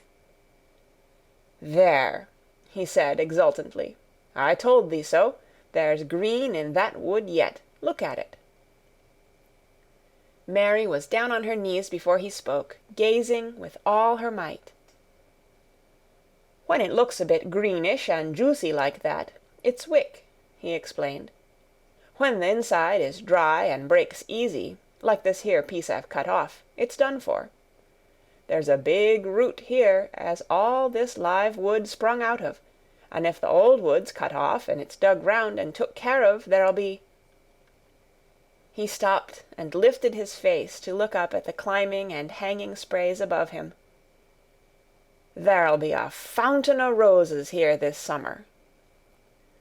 They went from bush to bush and from tree to tree. He was very strong and clever with his knife, and knew how to cut the dry and dead wood away, and could tell when an unpromising bough or twig had still green life in it. In the course of half an hour Mary thought she could tell too, and when he cut through a lifeless-looking branch, she would cry out joyfully under her breath when she caught sight of the least shade of moist green. The spade and hoe and fork were very useful. He showed her how to use the fork while he dug about roots with the spade and stirred the earth and let the air in. They were working industriously round one of the biggest standard roses, when he caught sight of something which made him utter an exclamation of surprise. "Why," he cried, pointing to the grass a few feet away, "who did that there?" It was one of Mary's own little clearings round the pale green points. "I did it," said Mary. "Why, I thought tha didn't know nothing about gardening," he exclaimed. "I don't," she answered. "But they were so little, and the grass was so thick and strong, and they looked as if they had no room to breathe, so I made a place for them. I don't even know what they are." Dickon went and knelt down by them, smiling his wide smile. "Thou was right," he said. "A gardener couldn't have told thee better. They'll grow now like Jack's beanstalk. They're crocuses and snowdrops, and these here is narcissuses," turning to another patch. "And here's daffydowndillys. They will be a sight." He ran from one clearing to another. "Thou has done a lot o' work for such a little wench," he said, looking her over. "I'm growing fatter," said Mary, "and I'm growing stronger. I used always to be tired. When I dig, I'm not tired at all. I like to smell the earth when it's turned up." "It's rare good for thee," he said, nodding his head wisely. "There's nought as nice as the smell o' good clean earth, except the smell o' fresh-growin' things when the rain falls on 'em. I get out on the moor many a day when it's rainin', and I lie under a bush and listen to the soft swish o' drops on the heather, and I just sniff and sniff. My nose end fair quivers like a rabbit's, mother says." "Do you never catch cold?" inquired Mary, gazing at him wonderingly. She had never seen such a funny boy, or such a nice one. "Not me," he said, grinning. "I never catched cold since I was born. I wasn't brought up nesh enough. I've chased about the moor in all weathers, same as the rabbits does. Mother says I've sniffed up too much fresh air for 12 year to ever get to sniffin' with cold. I'm as tough as a whitethorn knobstick." He was working all the time he was talking, and Mary was following him and helping him with her fork or the trowel. "There's a lot o' work to do here," he said once, looking about quite exultantly. "Will you come again and help me to do it?" Mary begged. "I'm sure I can help too. I can dig and pull up weeds, and do whatever you tell me. Oh, do come, Dickon." "I'll come every day if thou wants me, rain or shine," he answered stoutly.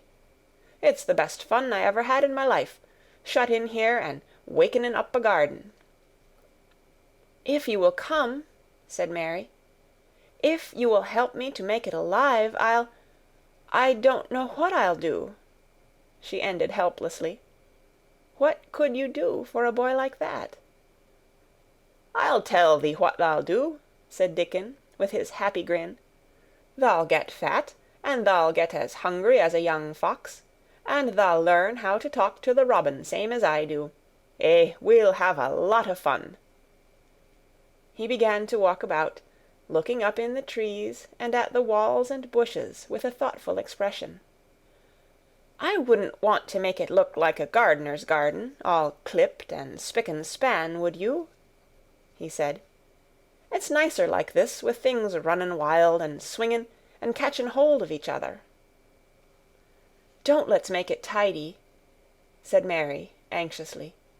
"It wouldn't seem like a secret garden if it was tidy." Dickon stood rubbing his rusty red head with a rather puzzled look. "It's a secret garden, sure enough," he said, "but seems like some one besides the robin must have been in it since it was shut up 10 year ago." "But the door was locked and the key was buried," said Mary. "No one could get in." "That's true," he answered. "It's a queer place. Seems to me as if there'd been a bit o' prunin' done here and there, later than 10 year ago."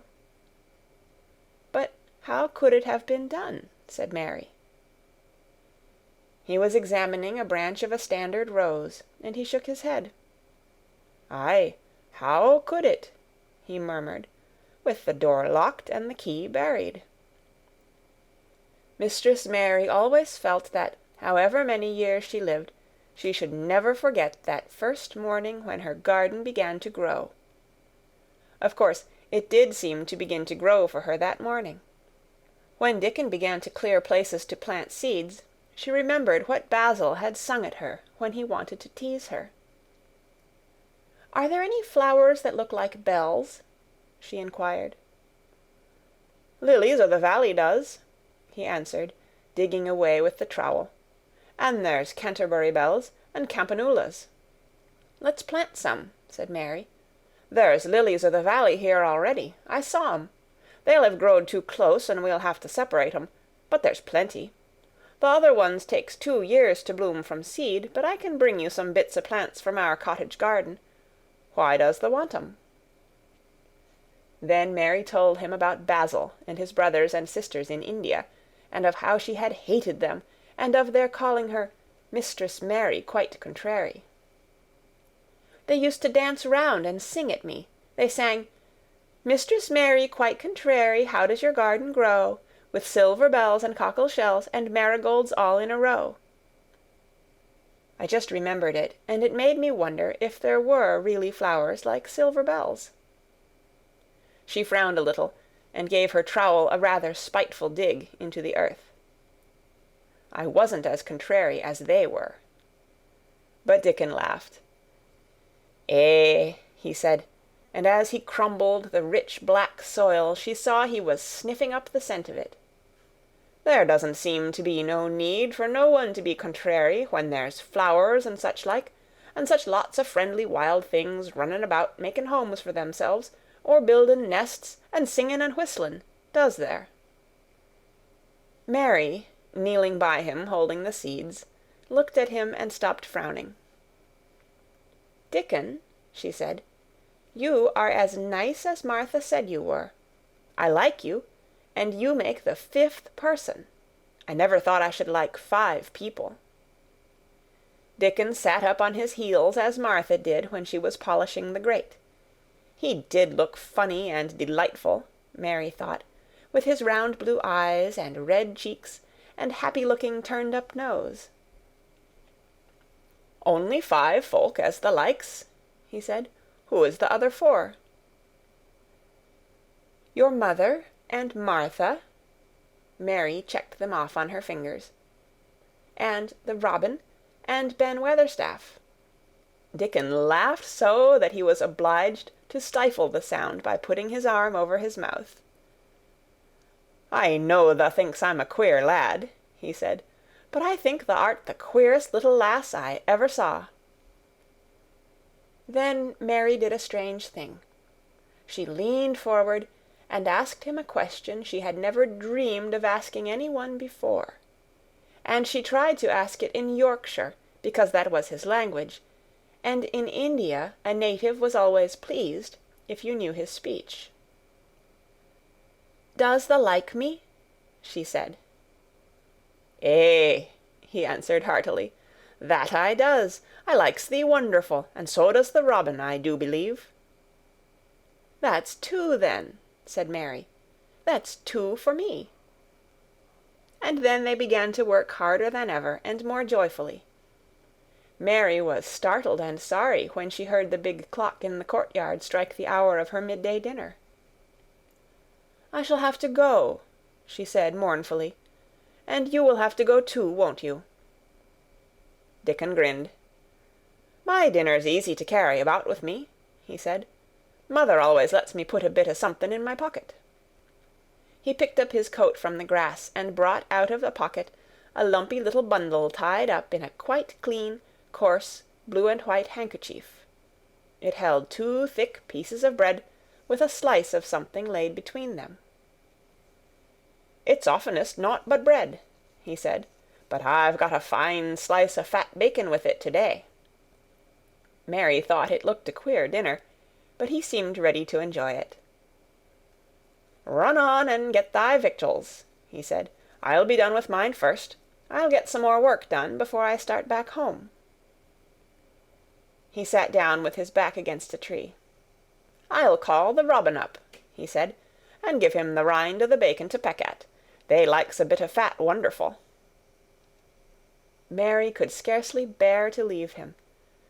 Suddenly it seemed as if he might be a sort of wood fairy, who might be gone when she came into the garden again. He seemed too good to be true. She went slowly half-way to the door in the wall, and then she stopped and went back. "Whatever happens, you never would tell," she said. His poppy-colored cheeks were distended with his first big bite of bread and bacon, but he managed to smile encouragingly. "If thou was a missel-thrush, and showed me where thy nest was, does thou think I'd tell anyone? Not me," he said. "Th' art as safe as a missel-thrush." And she was quite sure she was. End of chapter 11. Chapter 12. Might I have a bit of earth? Mary ran so fast that she was rather out of breath when she reached her room. Her hair was ruffled on her forehead, and her cheeks were bright pink. Her dinner was waiting on the table, and Martha was waiting near it. "Thou's a bit late," she said. "Where has thou been?" "I've seen Dickon," said Mary. "I've seen Dickon." "I knew he'd come," said Martha exultantly. "How does thou like him?" I think he's beautiful," said Mary, in a determined voice. Martha looked rather taken aback, but she looked pleased too. "Well," she said, "he's the best lad as ever was born, but us never thought he was handsome. His nose turns up too much." "I like it to turn up," said Mary. "An' his eyes is so round," said Martha, a trifle doubtful. "Though they're a nice colour." "I like them round," said Mary, "and they are exactly the colour of the sky over the moor." Martha beamed with satisfaction. "Mother says he made 'em that colour with always looking up at the birds and the clouds. But he has got a big mouth, hasn't he?" "I love his big mouth," said Mary obstinately. "I wish mine were just like it." Martha chuckled delightedly. "It'd look rare and funny in thy bit of a face," she said. "But I knowed it would be that way when thou saw him. How did thou like the seeds and the garden tools?" "How did you know he brought them?" asked Mary. "Eh, I never thought of him not bringing 'em. He'd be sure to bring 'em, if they was in Yorkshire. He's such a trusty lad." Mary was afraid that she might begin to ask difficult questions, but she did not. She was very much interested in the seeds and gardening tools, and there was only one moment when Mary was frightened. This was when she began to ask where the flowers were to be planted. "Who did thou ask about it?" she inquired. "I haven't asked anybody yet," said Mary, hesitating. "Well, I wouldn't ask the head gardener. He's too grand, Mr. Roach is." "I've never seen him," said Mary. "I've only seen under gardeners and Ben Weatherstaff." "If I was you, I'd ask Ben Weatherstaff," advised Martha. "He's not half so bad as he looks, for all he's so crabbed. Mr. Craven lets him do what he likes, because he was here when Mrs. Craven was alive, and he used to make her laugh. She liked him. Perhaps he'd find you a corner somewhere out of the way." "If it was out of the way, and no one wanted it, no one could mind my having it, could they?" Mary said anxiously. "There wouldn't be no reason," answered Martha. "You wouldn't do no harm." Mary ate her dinner as quickly as she could, and when she rose from the table she was going to run to her room to put on her hat again, but Martha stopped her. "I've got something to tell you," she said. "I thought I'd let you eat your dinner first. Mr. Craven came back this morning, and I think he wants to see you." Mary turned quite pale. "Oh," she said. "Why? Why? He didn't want to see me when I came. I heard Pitcher say he didn't." "Well," explained Martha, "Mrs. Medlock says it's because o' mother. She was walking to Thwaite village, and she met him. She'd never spoke to him before, but Mrs. Craven had been to our cottage 2 or 3 times. He'd forgot, but mother hadn't, and she made bold to stop him. I don't know what she said to him about you, but she said something as put him in the mind to see you before he goes away again tomorrow." "Oh," cried Mary, "is he going away tomorrow? I am so glad." "He's going for a long time. He mayn't come back till autumn or winter. He's going to travel in foreign places. He's always doing it." "Oh, I'm so glad, said Mary thankfully. If he did not come back until winter, or even autumn, there would be time to watch the secret garden come alive. Even if he found out then and took it away from her, she would have had that much, at least. "When do you think he will want to see—" She did not finish the sentence because the door opened, and Mrs. Medlock walked in. She had on her best black dress and cap, and her collar was fastened with a large brooch with a picture of a man's face on it. It was a colored photograph of Mr. Medlock, who had died years ago, and she always wore it when she was dressed up. She looked nervous and excited. "Your hair's rough," she said quickly. "Go and brush it. Martha, help her to slip on her best dress. Mr. Craven sent me to bring her to him in his study." All the pink left Mary's cheeks. Her heart began to thump, and she felt herself changing into a stiff, plain, silent child again. She did not even answer Mrs. Medlock, but turned and walked into her bedroom, followed by Martha. She said nothing while her dress was changed, and her hair brushed, and after she was quite tidy, she followed Mrs. Medlock down the corridors in silence. What was there for her to say? She was obliged to go and see Mr. Craven, and he would not like her, and she would not like him. She knew what he would think of her. She was taken to a part of the house she had not been into before. At last Mrs. Medlock knocked at a door, and when some one said, "Come in," they entered the room together. A man was sitting in an armchair before the fire, and Mrs. Medlock spoke to him. "This is Miss Mary, sir," she said. "You can go and leave her here. I will ring for you when I want you to take her away," said Mr. Craven. When she went out and closed the door, Mary could only stand waiting, a plain little thing, twisting her thin hands together. She could see that the man in the chair was not so much a hunchback as a man with high, rather crooked shoulders, and he had black hair streaked with white. He turned his head over his high shoulders and spoke to her. "Come here," he said. Mary went to him. He was not ugly. His face would have been handsome if it had not been so miserable. He looked as if the sight of her worried and fretted him, and as if he did not know what in the world to do with her. "Are you well?" he asked. "Yes," answered Mary. "Do they take good care of you?" "Yes." He rubbed his forehead fretfully as he looked her over. "You are very thin," he said. "I am getting fatter," Mary answered in what she knew was her stiffest way. What an unhappy face he had! His black eyes seemed as if they scarcely saw her, as if they were seeing something else, and he could hardly keep his thoughts upon her. "I forgot you," he said.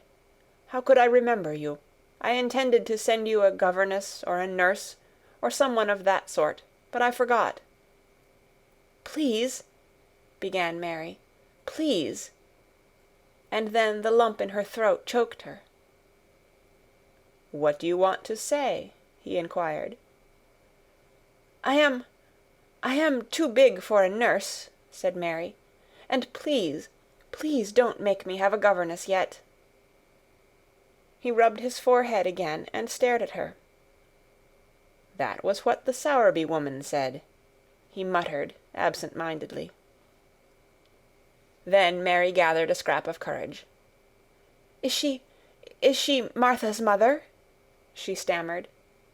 "Yes, I think so," he replied. She knows about children, said Mary. She has 12. She knows.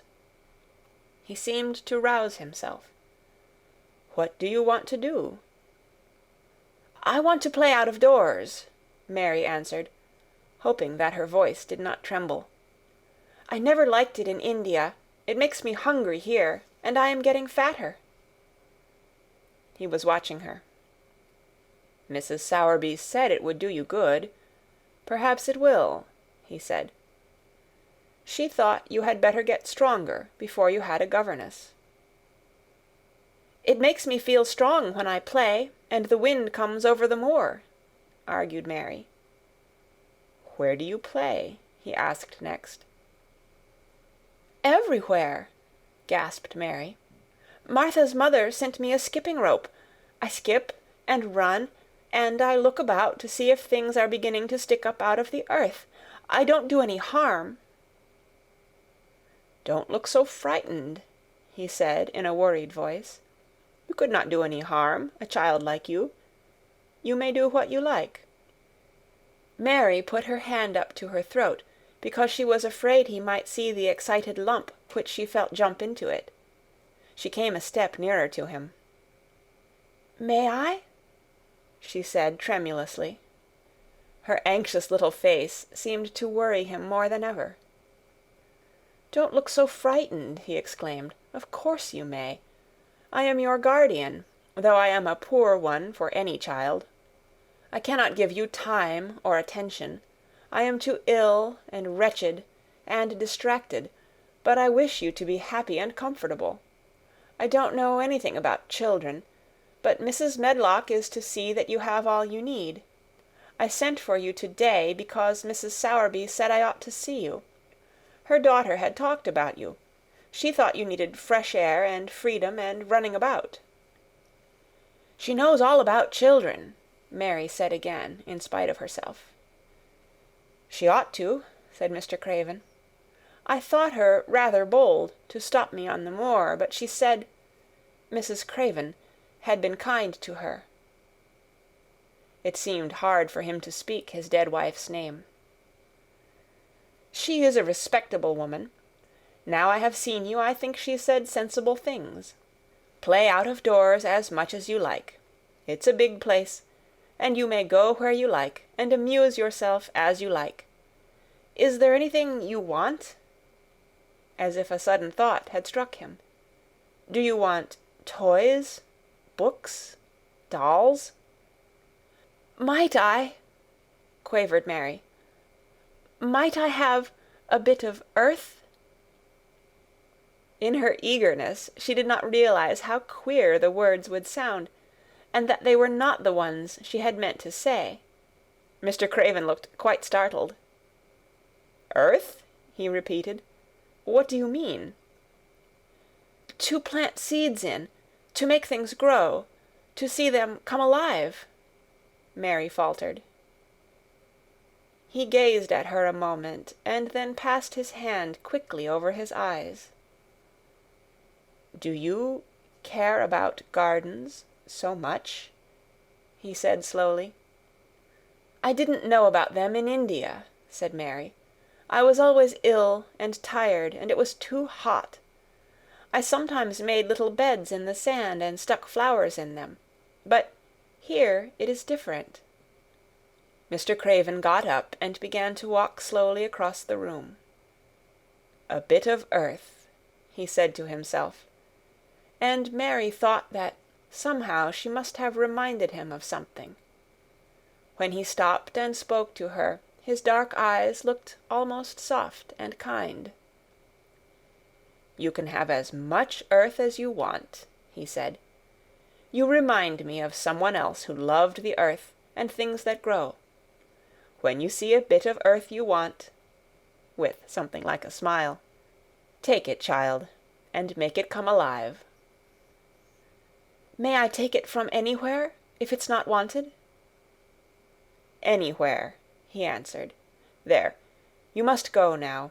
I am tired. He touched the bell to call to Mrs. Medlock. Good-bye. I shall be away all summer. Mrs. Medlock came so quickly that Mary thought she must have been waiting in the corridor. "Mrs. Medlock," Mr. Craven said to her, "now I have seen the child, I understand what Mrs. Sowerby meant. She must be less delicate before she begins lessons. Give her simple, healthy food. Let her run wild in the garden. Don't look after her too much. She needs liberty and fresh air and romping about. Mrs. Sowerby is to come and see her now and then, and she may sometimes go to the cottage." Mrs. Medlock looked pleased. She was relieved to hear that she need not look after Mary too much. She had felt her a tiresome charge, and had indeed seen as little of her as she dared. In addition to this, she was fond of Martha's mother. "Thank you, sir," she said. "Susan Sowerby and me went to school together, and she's as sensible and good-hearted a woman as you'd find in a day's walk. I never had any children myself, and she's had 12, and there never was healthier or better ones. Miss Mary can get no harm from them. I'd always take Susan Sowerby's advice about children myself. She's what you might call healthy-minded, if you understand me." "I understand," Mr. Craven answered. "Take Miss Mary away now, and send Pitcher to me." When Mrs. Medlock left her at the end of her own corridor, Mary flew back to her room. She found Martha waiting there. Martha had, in fact, hurried back, after she had removed the dinner service. "I can have my garden!" cried Mary. "I may have it where I like. I am not going to have a governess for a long time. Your mother is coming to see me, and I may go to your cottage. He says a little girl like me could not do any harm, and I may do what I like, anywhere." "Eh," said Martha delightedly. "That was nice of him, wasn't it?" "Martha," said Mary solemnly, "he is really a nice man, only his face is so miserable, and his forehead is all drawn together." She ran as quickly as she could to the garden. She had been away so much longer than she had thought she should, and she knew Dickon would have to set out early on his 5-mile walk. When she slipped through the door under the ivy, she saw he was not working where she had left him. The gardening tools were laid together under a tree. She ran to them, looking all round the place, but there was no Dickon to be seen. He had gone away, and the secret garden was empty, except for the robin, who had just flown across the wall and sat on a standard rose-bush watching her. "He's gone," she said woefully. "Oh, was he only a wood fairy?" Something white fastened to the standard rose-bush caught her eye. It was a piece of paper. In fact, it was a piece of the letter she had printed for Martha to send to Dickon. It was fastened on the bush with a long thorn, and in a minute she knew Dickon had left it there. There were some roughly printed letters on it, and a sort of picture. At first she could not tell what it was. Then she saw it was meant for a nest, with a bird sitting on it. Underneath were the printed letters, and they said, "I will come back." End of chapter 12. The Secret Garden, by Frances Hodgson Burnett. Chapter 13. I am Colin. Mary took the picture back to the house when she went to her supper, and she showed it to Martha. "Eh," said Martha with great pride, "I never knew our Dickon was as clever as that. That there's a picture of a missel thrush on her nest, as large as life, and twice as natural." Then Mary knew Dickon had meant the picture to be a message. He had meant that she might be sure he would keep her secret. Her garden was her nest, and she was like a missel thrush. Oh, how she did like that queer, common boy! She hoped he would come back the very next day, and she fell asleep looking forward to the morning. But you never know what the weather will do in Yorkshire, particularly in the springtime. She was awakened in the night by the sound of rain beating with heavy drops against her window. It was pouring down in torrents, and the wind was wuthering round the corners and in the chimneys of the huge old house. Mary sat up in bed and felt miserable and angry. "The rain is as contrary as I ever was," she said. "It came because it knew I did not want it." She threw herself back on her pillow and buried her face. She did not cry, but she lay and hated the sound of the heavily beating rain. She hated the wind and its wuthering. She could not go to sleep again. The mournful sound kept her awake because she felt mournful herself. If she had felt happy, it would probably have lulled her to sleep. How it wuthered, and how the big raindrops poured down and beat against the pane. "It sounds just like a person lost on the moor and wandering on and on crying," she said. She had been lying awake, turning from side to side for about an hour, when suddenly something made her sit up in bed and turn her head toward the door, listening. She listened and she listened. "It isn't the wind now," she said in a loud whisper. "That isn't the wind. It is different. It is that crying I heard before." The door of her room was ajar, and the sound came down the corridor, a far-off, faint sound of fretful crying. She listened for a few minutes, and each minute she became more and more sure. She felt as if she must find out what it was. It seemed even stranger than the secret garden and the buried key. Perhaps the fact that she was in a rebellious mood made her bold. She put her foot out of bed and stood on the floor. "I am going to find out what it is," she said. "Everybody is in bed, and I don't care about Mrs. Medlock. I don't care." There was a candle by her bedside, and she took it up and went softly out of the room.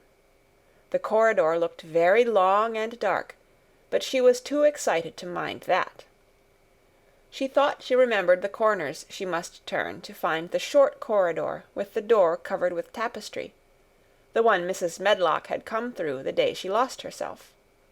The sound had come up that passage. So she went on with her dim light, almost feeling her way, her heart beating so loud that she fancied she could hear it. The far-off, faint crying went on and led her. Sometimes it stopped for a moment or so, and then began again. Was this the right corner to turn? She stopped and thought. Yes, it was. Down this passage, and then to the left, and then up 2 broad steps, and then to the right again. Yes, there was the tapestry door. She pushed it open very gently and closed it behind her, and she stood in the corridor and could hear the crying quite plainly, though it was not loud.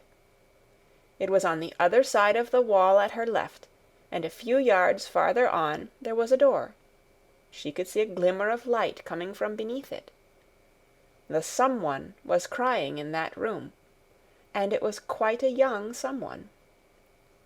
So she walked to the door and pushed it open, and there she was, standing in the room. It was a big room, with ancient, handsome furniture on it.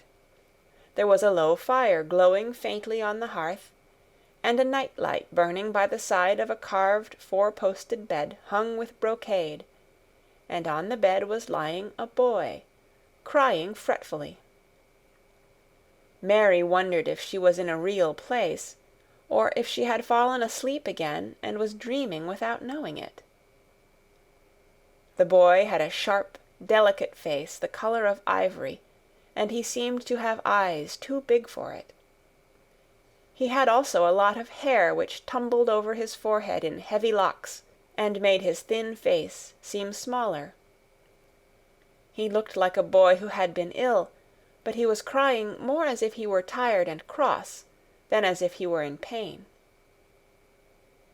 Mary stood near the door with her candle in her hand, holding her breath.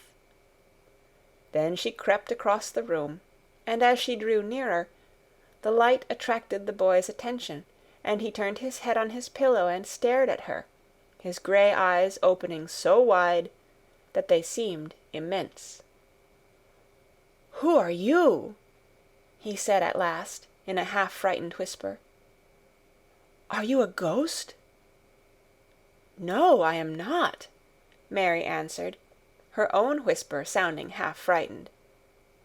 "Are you one?" He stared and stared and stared. Mary could not help noticing what strange eyes he had. They were agate gray, and they looked too big for his face, because they had black lashes all round them. "No," he replied, after waiting a moment or so. "I am Colin." "Who is Colin?" she faltered. "I am Colin Craven. Who are you?" "I am Mary Lennox. Mr. Craven is my uncle." "He is my father," said the boy. "Your father?" gasped Mary. "No one ever told me he had a boy. Why didn't they?" "Come here," he said, still keeping his strange eyes fixed on her with an anxious expression. She came close to the bed, and he put out his hand and touched her. "You are real, aren't you?" he said. "I have such real dreams very often. You might be one of them." Mary had slipped on a woolen wrapper before she left her room, and she put a piece of it between his fingers. "Rub that, and see how thick and warm it is," she said. "I will pinch you a little if you like, to show you how real I am. For a minute I thought you might be a dream too." "Where did you come from?" he asked. "From my own room. The wind wuthered so I couldn't go to sleep, and I heard someone crying, and wanted to find out who it was. What were you crying for?" "Because I couldn't go to sleep either, and my head ached. Tell me your name again." "Mary Lennox. Did no one ever tell you I had come to live here?" He was still fingering the fold of her wrapper, but he began to look a little more as if he believed in her reality. "No," he answered. "They daren't." "Why?" asked Mary. "Because I should have been afraid you would see me. I won't let people see me and talk me over." "Why?" Mary asked again, feeling more mystified every moment. "Because I am like this always, ill and having to lie down. My father won't let people talk me over either. The servants are not allowed to speak about me. If I live, I may be a hunchback, but I shan't live. My father hates to think I may be like him." "Oh, what a queer house this is," Mary said.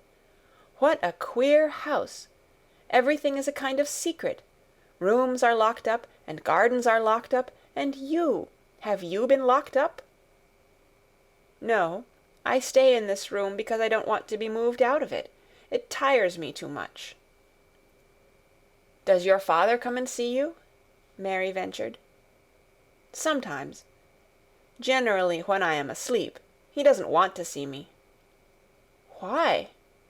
Mary could not help asking again. A sort of angry shadow passed over the boy's face. "My mother died when I was born, and it makes him wretched to look at me. He thinks I don't know, but I've heard people talking. He almost hates me." "He hates the garden because she died," said Mary, half speaking to herself.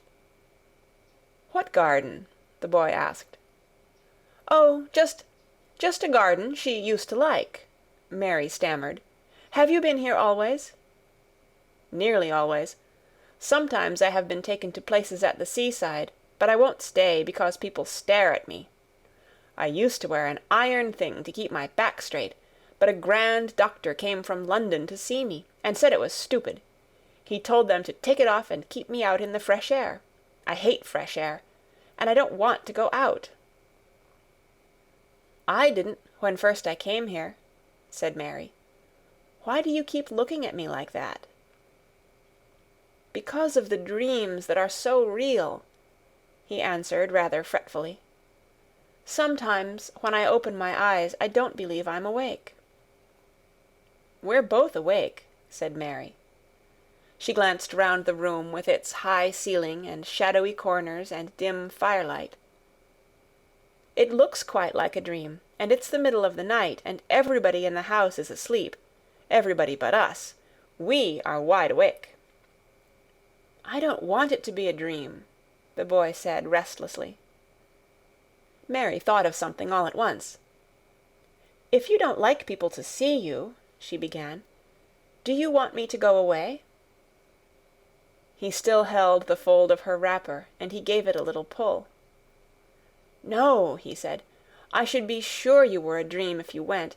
If you are real, sit down on that big footstool and talk. I want to hear about you." Mary put down her candle on the table near the bed, and sat down on the cushioned stool. She did not want to go away at all. She wanted to stay in the mysterious hidden-away room and talk to the mysterious boy. "What do you want me to tell you?" she said. He wanted to know how long she had been at Misselthwaite. He wanted to know which corridor her room was on. He wanted to know what she had been doing, if she disliked the moor as he disliked it, where she had lived before she came to Yorkshire. She answered all these questions and many more, and he lay back on his pillow and listened. He made her tell him a great deal about India and about her voyage across the ocean. She found out that because he had been an invalid, he had not learned things as other children had. One of his nurses had taught him to read when he was quite little, and he was always reading and looking at pictures in splendid books. Though his father rarely saw him when he was awake, he was given all sorts of wonderful things to amuse himself with. He never seemed to have been amused, however. He could have anything he asked for, and was never made to do anything he did not like to do. "Everyone is obliged to do what pleases me," he said indifferently. "It makes me ill to be angry. No one believes I shall live to grow up." He said it as if he was so accustomed to the idea that it had ceased to matter to him at all. He seemed to like the sound of Mary's voice. As she went on talking, he listened in a drowsy, interested way. Once or twice she wondered if he were not gradually falling into a doze. But at last he asked a question which opened up a new subject. "How old are you?" he asked. "I am 10, answered Mary, forgetting herself for the moment. "And so are you." "How do you know that?" he demanded in a surprised voice. "Because when you were born the garden door was locked and the key was buried, and it has been locked for 10 years. Colin half sat up, turning toward her, leaning on his elbows. "What garden door was locked? Who did it? Where was the key buried?" he exclaimed, as if he were suddenly very much interested. It was the garden Mr. Craven hates," said Mary nervously. "He locked the door. No one knew where he buried the key." "What sort of a garden is it?" Colin persisted eagerly. "No one has been allowed to go into it for 10 years," was Mary's careful answer.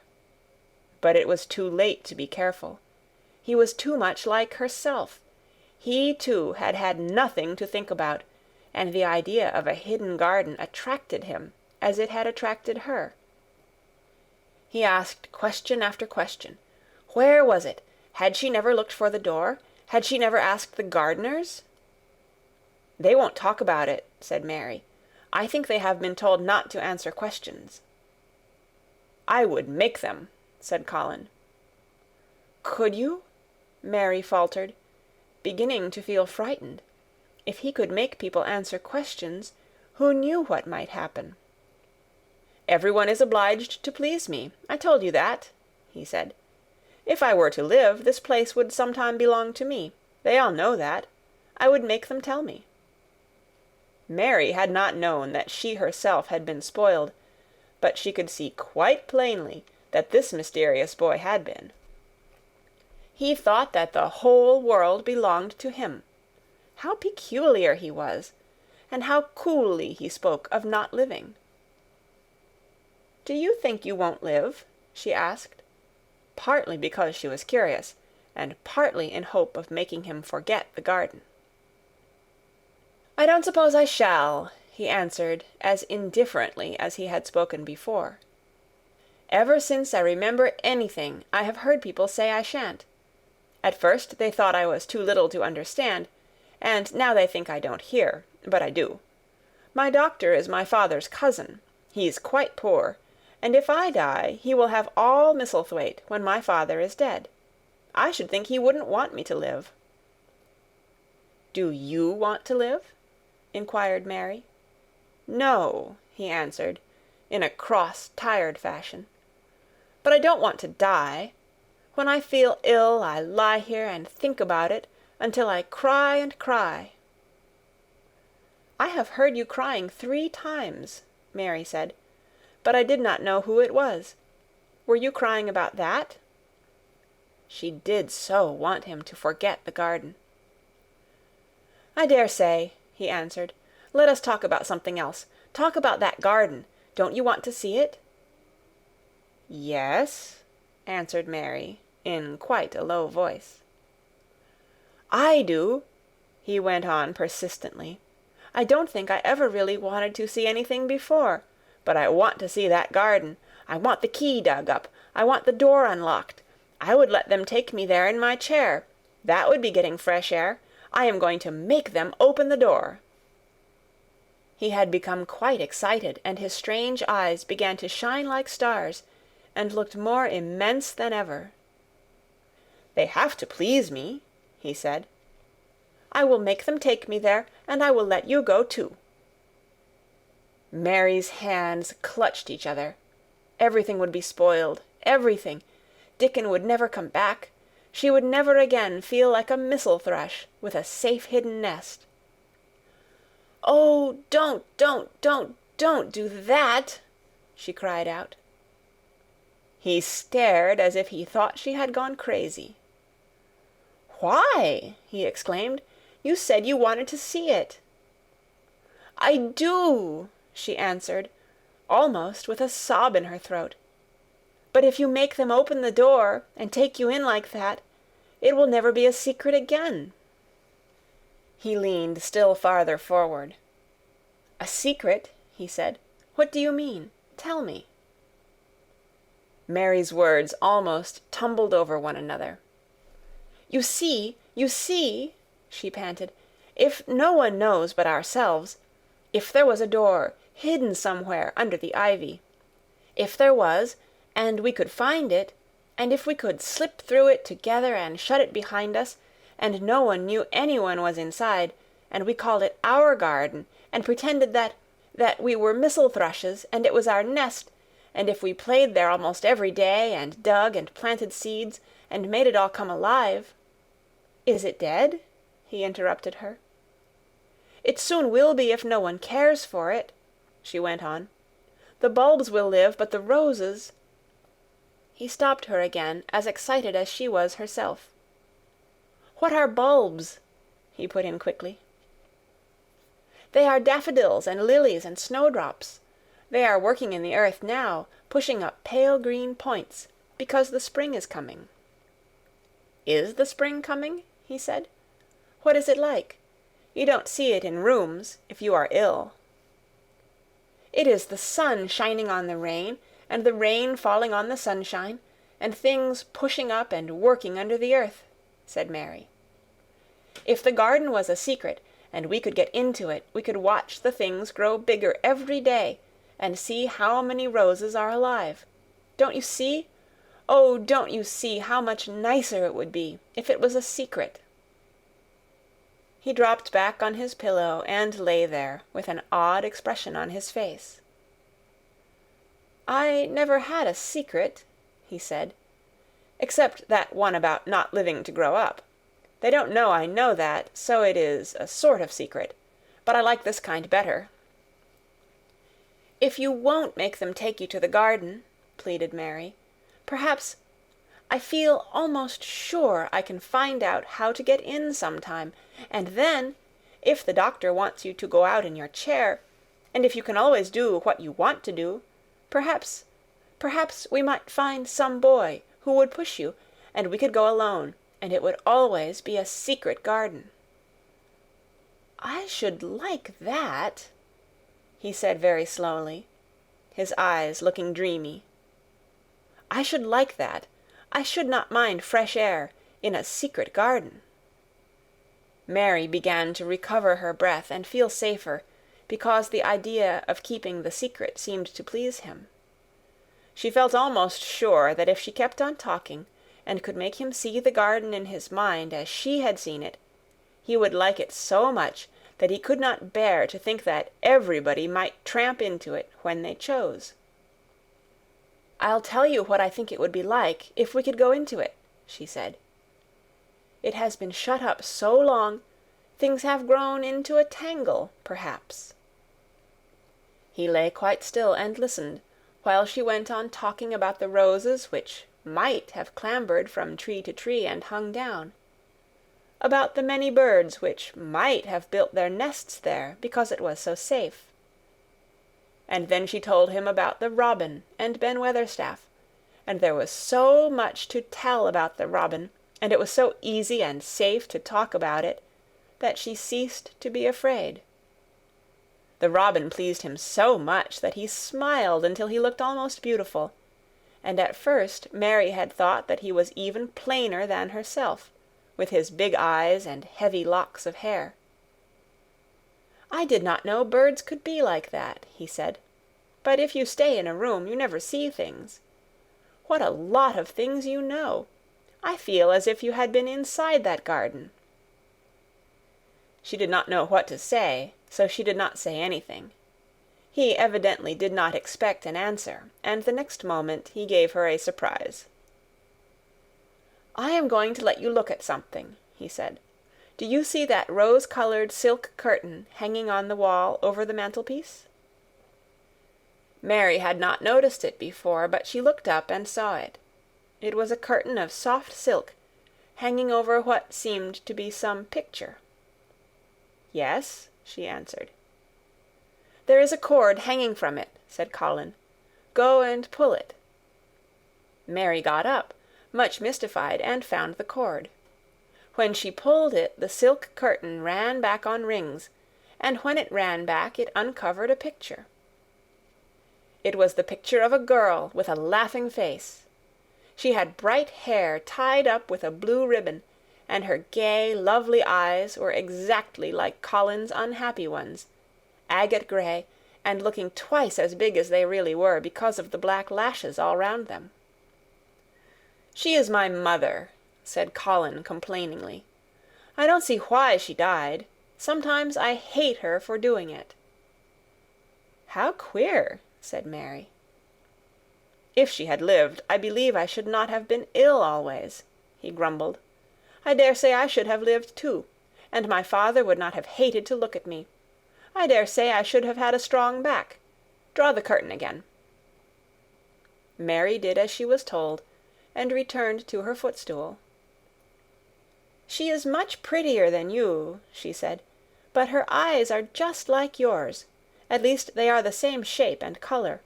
Why is the curtain drawn over her?" He moved uncomfortably. "I made them do it," he said. "Sometimes I don't like to see her looking at me. She smiles too much when I am ill and miserable. Besides, she is mine, and I don't want everyone to see her." There were a few moments of silence, and then Mary spoke. "What would Mrs. Medlock do if she found out that I had been here?" she inquired. "She would do as I told her to do," he answered. "And I should tell her that I wanted you to come here and talk to me every day. I am glad you came." "So am I," said Mary. "I will come as often as I can, but—" She hesitated. "I shall have to look every day for the garden door." "Yes, you must," said Colin, "and you can tell me about it afterward."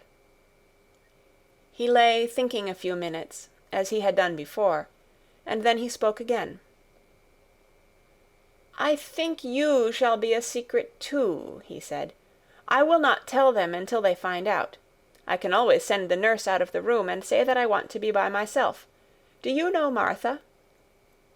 "Yes, I know her very well," said Mary. "She waits on me." He nodded his head toward the outer corridor. "She is the one who is asleep in the other room.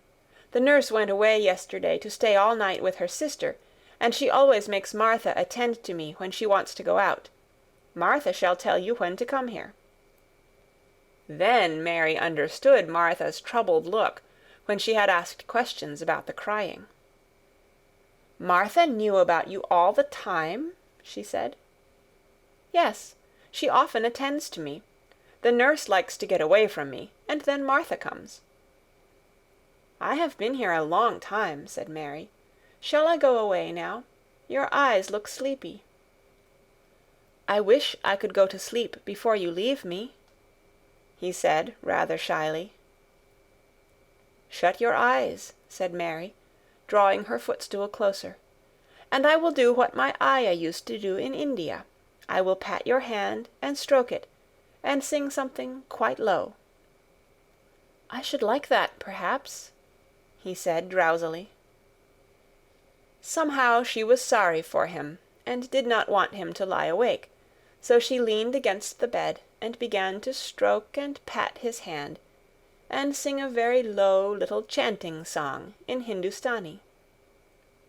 "That is nice," he said, more drowsily still, and she went on chanting and stroking, but when she looked at him again, his black lashes were lying close against his cheeks, for his eyes were shut, and he was fast asleep. So she got up softly, took her candle, and crept away without making a sound. End of Chapter 13. The Secret Garden, by Frances Hodgson Burnett. Chapter 14. A Young Rajah. The moor was hidden in mist when the morning came, and the rain had not stopped pouring down. There could be no going out of doors. Martha was so busy that Mary had no opportunity of talking to her, but in the afternoon she asked her to come and sit with her in the nursery. She came bringing the stocking she was always knitting when she was doing nothing else. "What's the matter with thee?" she asked as soon as they sat down. "Thou looks as if tha'd something to say." I have found out what the crying was," said Mary.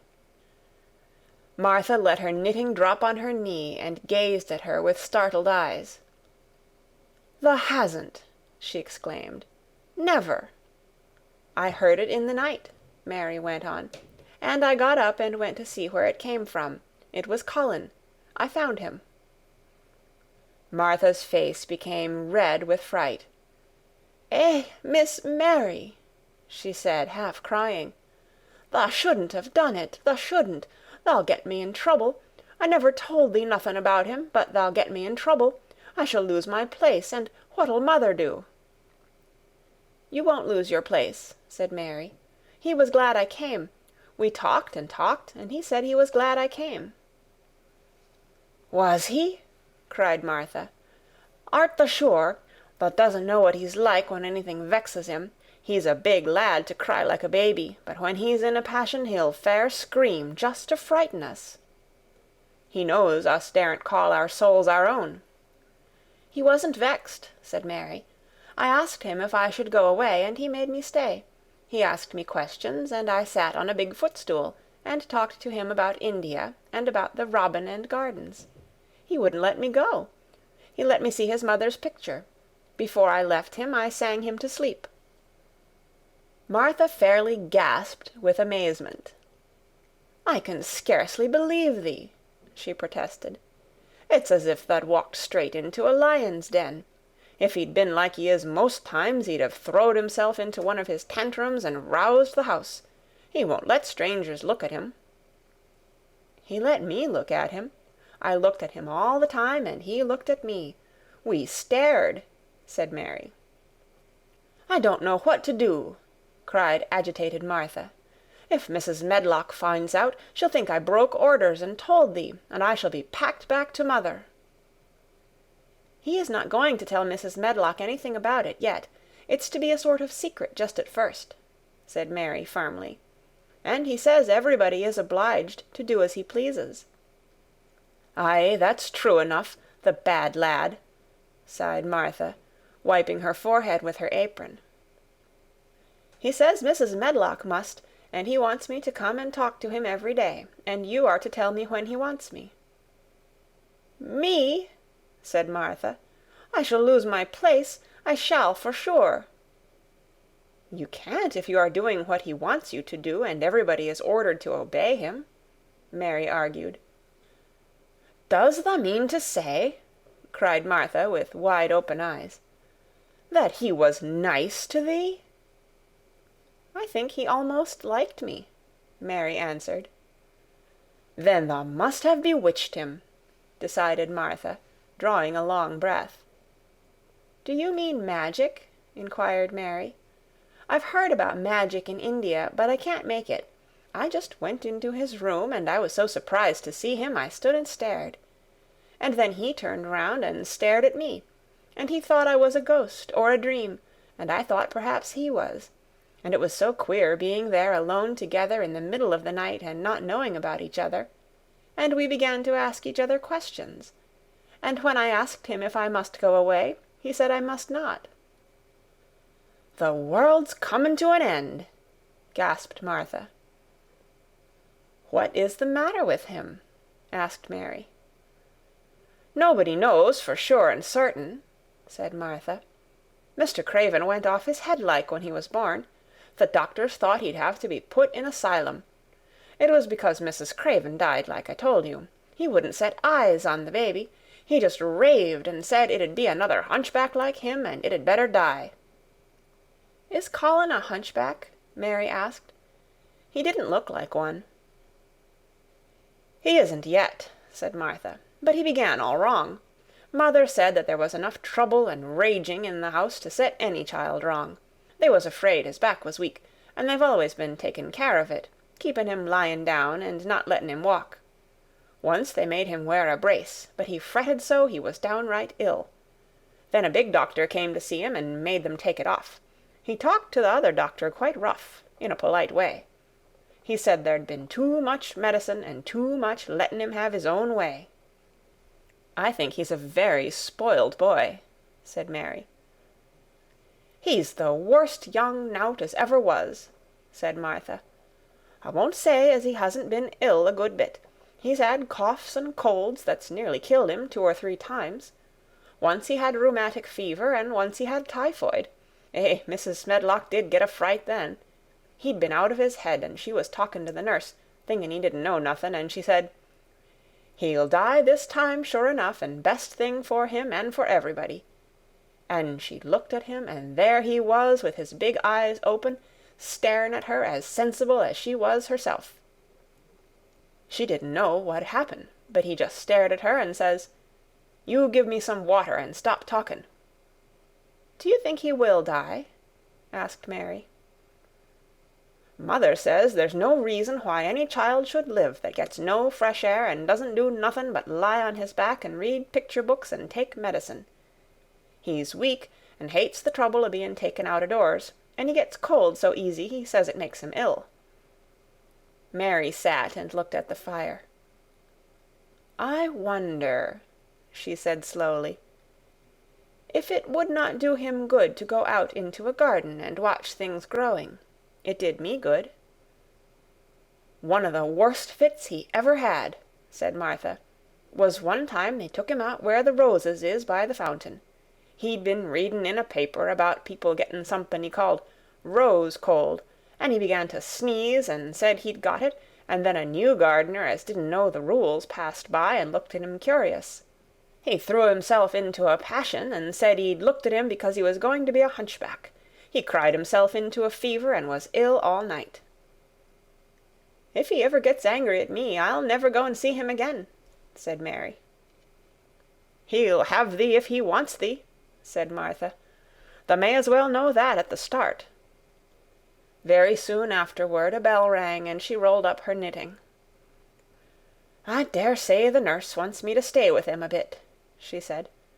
"I hope he's in a good temper."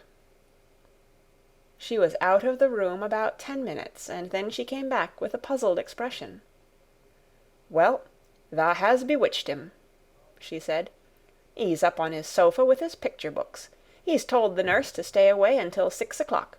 I'm to wait in the next room.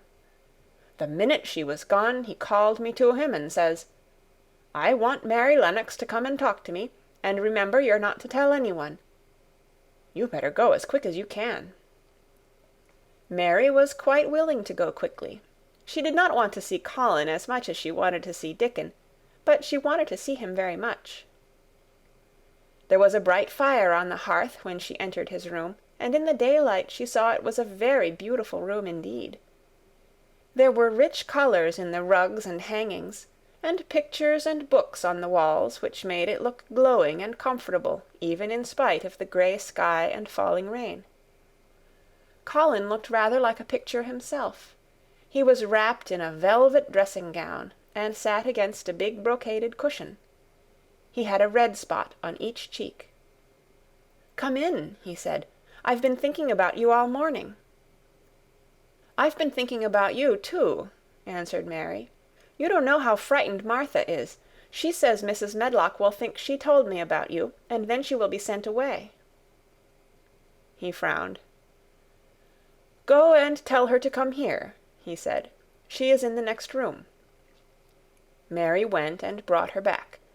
Poor Martha was shaking in her shoes. Colin was still frowning. "Have you to do what I please, or have you not?" he demanded.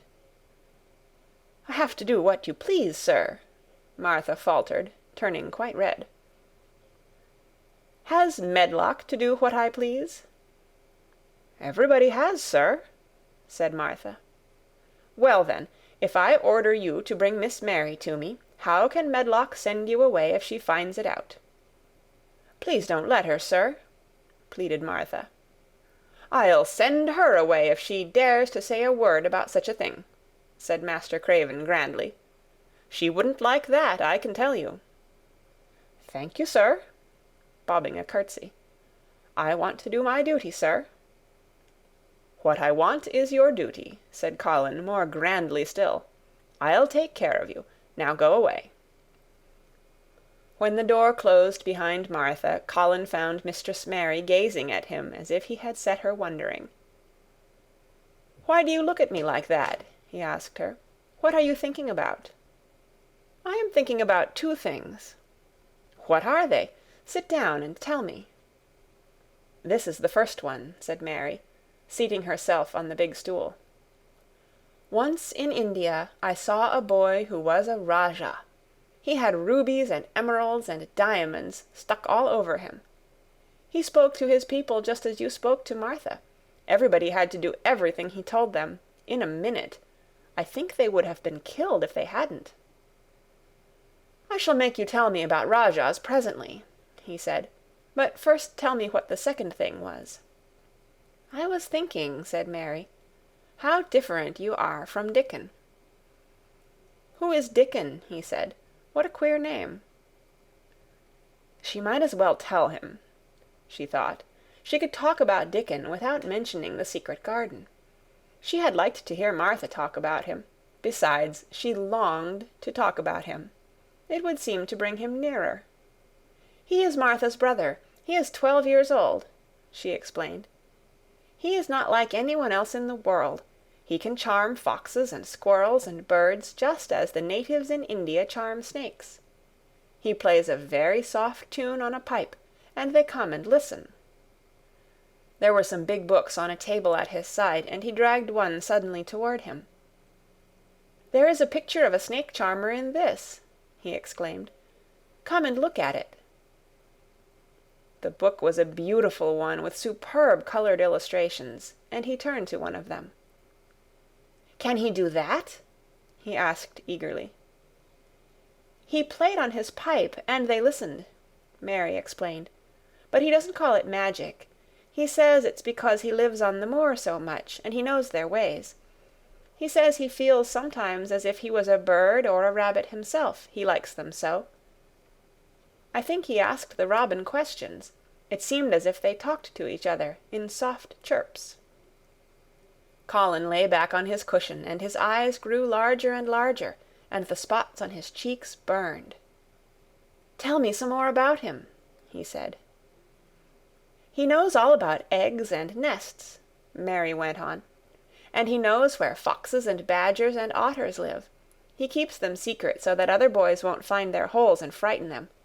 He knows about everything that grows or lives on the moor." "Does he like the moor?" said Colin. "How can he when it's such a great, bare, dreary place?" "It's the most beautiful place," protested Mary. "Thousands of lovely things grow on it, and there are thousands of little creatures all busy building nests and making holes and burrows, and chippering or singing or squeaking to each other. They are so busy and having such fun under the earth or in the trees or heather. It's their world." "How do you know all that?" said Colin, turning on his elbow to look at her. "I have never been there once, really," said Mary, suddenly remembering. "I only drove over it in the dark. I thought it was hideous. Martha told me about it first, and then Dickon. When Dickon talks about it, you feel as if you saw things and heard them, and as if you were standing in the heather with the sun shining, and the gorse smelling like honey, and all full of bees and butterflies." "You never see anything if you are ill," said Colin restlessly. He looked like a person listening to a new sound in the distance and wondering what it was. "You can't if you stay in a room," said Mary. "I couldn't go on the moor," he said in a resentful tone. Mary was silent for a minute, and then she said something bold. "You might, sometime." He moved as if he were startled. "Go on the moor? How could I? I am going to die." "How do you know?" said Mary unsympathetically. She didn't like the way he had of talking about dying. She did not feel very sympathetic. She felt rather as if he almost boasted about it. "Oh, I've heard it ever since I remember," he answered crossly. "They are always whispering about it and thinking I don't notice. They wish I would, too." Mistress Mary felt quite contrary. She pinched her lips together. "If they wished I would," she said, "I wouldn't. Who wishes you would?" "The servants, and of course Dr. Craven, because he would get Misselthwaite and be rich instead of poor. He daren't say so, but he always looks cheerful when I am worse. When I had typhoid fever, his face got quite fat. I think my father wishes it too." "I don't believe he does," said Mary quite obstinately. That made Colin turn and look at her again. "Don't you?" he said. And then he lay back on his cushion and was still, as if he were thinking. And there was quite a long silence. Perhaps they were both of them thinking strange things children do not usually think. "I like the grand doctor from London because he made them take the iron thing off," said Mary at last. "Did he say you were going to die?" "No." "What did he say?" "He didn't whisper," Colin answered. "Perhaps he knew I hated whispering. I heard him say one thing quite aloud. He said, 'The lad might live if he would make up his mind to it. Put him in the humour.' It sounded as if he was in a temper." "I'll tell you who would put you in the humour, perhaps," said Mary, reflecting. She felt as if she would like this thing to be settled one way or the other. "I believe Dickon would. He's always talking about live things. He never talks about dead things or things that are ill. He's always looking up in the sky to watch birds flying, or looking down at the earth to see something growing. He has such round blue eyes, and they are so wide open with looking about. And he laughs such a big laugh with his wide mouth, and his cheeks are as red as cherries. She pulled her stool nearer to the sofa, and her expression quite changed at the remembrance of the wide curving mouth and wide open eyes. "See here," she said, "don't let us talk about dying. I don't like it. Let us talk about living. Let us talk and talk about Dickon. And then we will look at your pictures." It was the best thing she could have said. To talk about Dickon meant to talk about the moor, and about the cottage and the 14 people who lived in it on 16 shillings a week, and the children who got fat on the moor grass like the wild ponies, and about Dickon's mother, and the skipping rope, and the moor with the sun on it, and about pale green points sticking up out of the black sod. And it was all so alive that Mary talked more than she had ever talked before, and Colin both talked and listened as he had never done either before. And they both began to laugh over nothings as children will when they are happy together. And they laughed so that in the end they were making as much noise as if they had been two ordinary, healthy, natural 10-year-old creatures, instead of a hard little unloving girl and a sickly boy who believed that he was going to die. They enjoyed themselves so much that they forgot the pictures and they forgot about the time. They had been laughing quite loudly over Ben Weatherstaff and his robin, and Colin was actually sitting up as if he had forgotten about his weak back, when he suddenly remembered something. "Do you know, there is one thing we have never once thought of," he said. "We are cousins." It seemed so queer that they had talked so much and never remembered this simple thing that they laughed more than ever, because they had got into the humour to laugh at anything. And in the midst of the fun the door opened, and in walked Dr. Craven and Mrs. Medlock. Dr. Craven started in actual alarm, and Mrs. Medlock almost fell back because he had accidentally bumped against her. "Good Lord!" exclaimed poor Mrs. Medlock, with her eyes almost starting out of her head. "Good Lord!" "What is this?" said Dr. Craven, coming forward. "What does it mean?" Then Mary was reminded of the boy Rajah again. Colin answered as if neither the doctor's alarm nor Mrs. Medlock's terror were of the slightest consequence. He was as little disturbed or frightened as if an elderly cat and dog had walked into the room. "This is my cousin, Mary Lennox," he said. "I asked her to come and talk to me. I like her. She must come and talk to me whenever I send for her." Dr. Craven turned reproachfully to Mrs. Medlock. "Oh, sir," she panted, "I don't know how it's happened. There's not a servant on the place that dare to talk. They all have their orders." "Nobody told her anything," said Colin. "She heard me crying and found me herself. I am glad she came. Don't be silly, Medlock." Mary saw that Dr. Craven did not look pleased, but it was quite plain that he dare not oppose his patient. He sat down by Colin and felt his pulse. "I am afraid there has been too much excitement. Excitement is not good for you, my boy," he said. "I should be excited if she kept away," answered Colin, his eyes beginning to look dangerously sparkling. "I am better. She makes me better. The nurse must bring up her tea with mine. We will have tea together." Mrs. Medlock and Dr. Craven looked at each other in a troubled way, but there was evidently nothing to be done. "He does look rather better, sir," ventured Mrs. Medlock. "But," thinking the matter over, "he looked better this morning before she came into the room." "She came into the room last night. She stayed with me a long time. She sang a Hindustani song to me, and it made me go to sleep," said Colin. "I was better when I wakened up. I wanted my breakfast. I want my tea now. Tell Nurse, Medlock." Dr. Craven did not stay very long. He talked to the nurse for a few minutes when she came into the room, and said a few words of warning to Colin. He must not talk too much. He must not forget that he was ill. He must not forget that he was very easily tired. Mary thought that there seemed to be a number of uncomfortable things he was not to forget. Colin looked fretful and kept his strange, black-lashed eyes fixed on Dr. Craven's face. "I want to forget it," he said at last. "She makes me forget it. That is why I want her." Dr. Craven did not look happy when he left the room. He gave a puzzled glance at the little girl sitting on the large stool. She had become a stiff, silent child again as soon as he entered, and he could not see what the attraction was. The boy actually did look brighter, however, and he sighed rather heavily as he went down the corridor.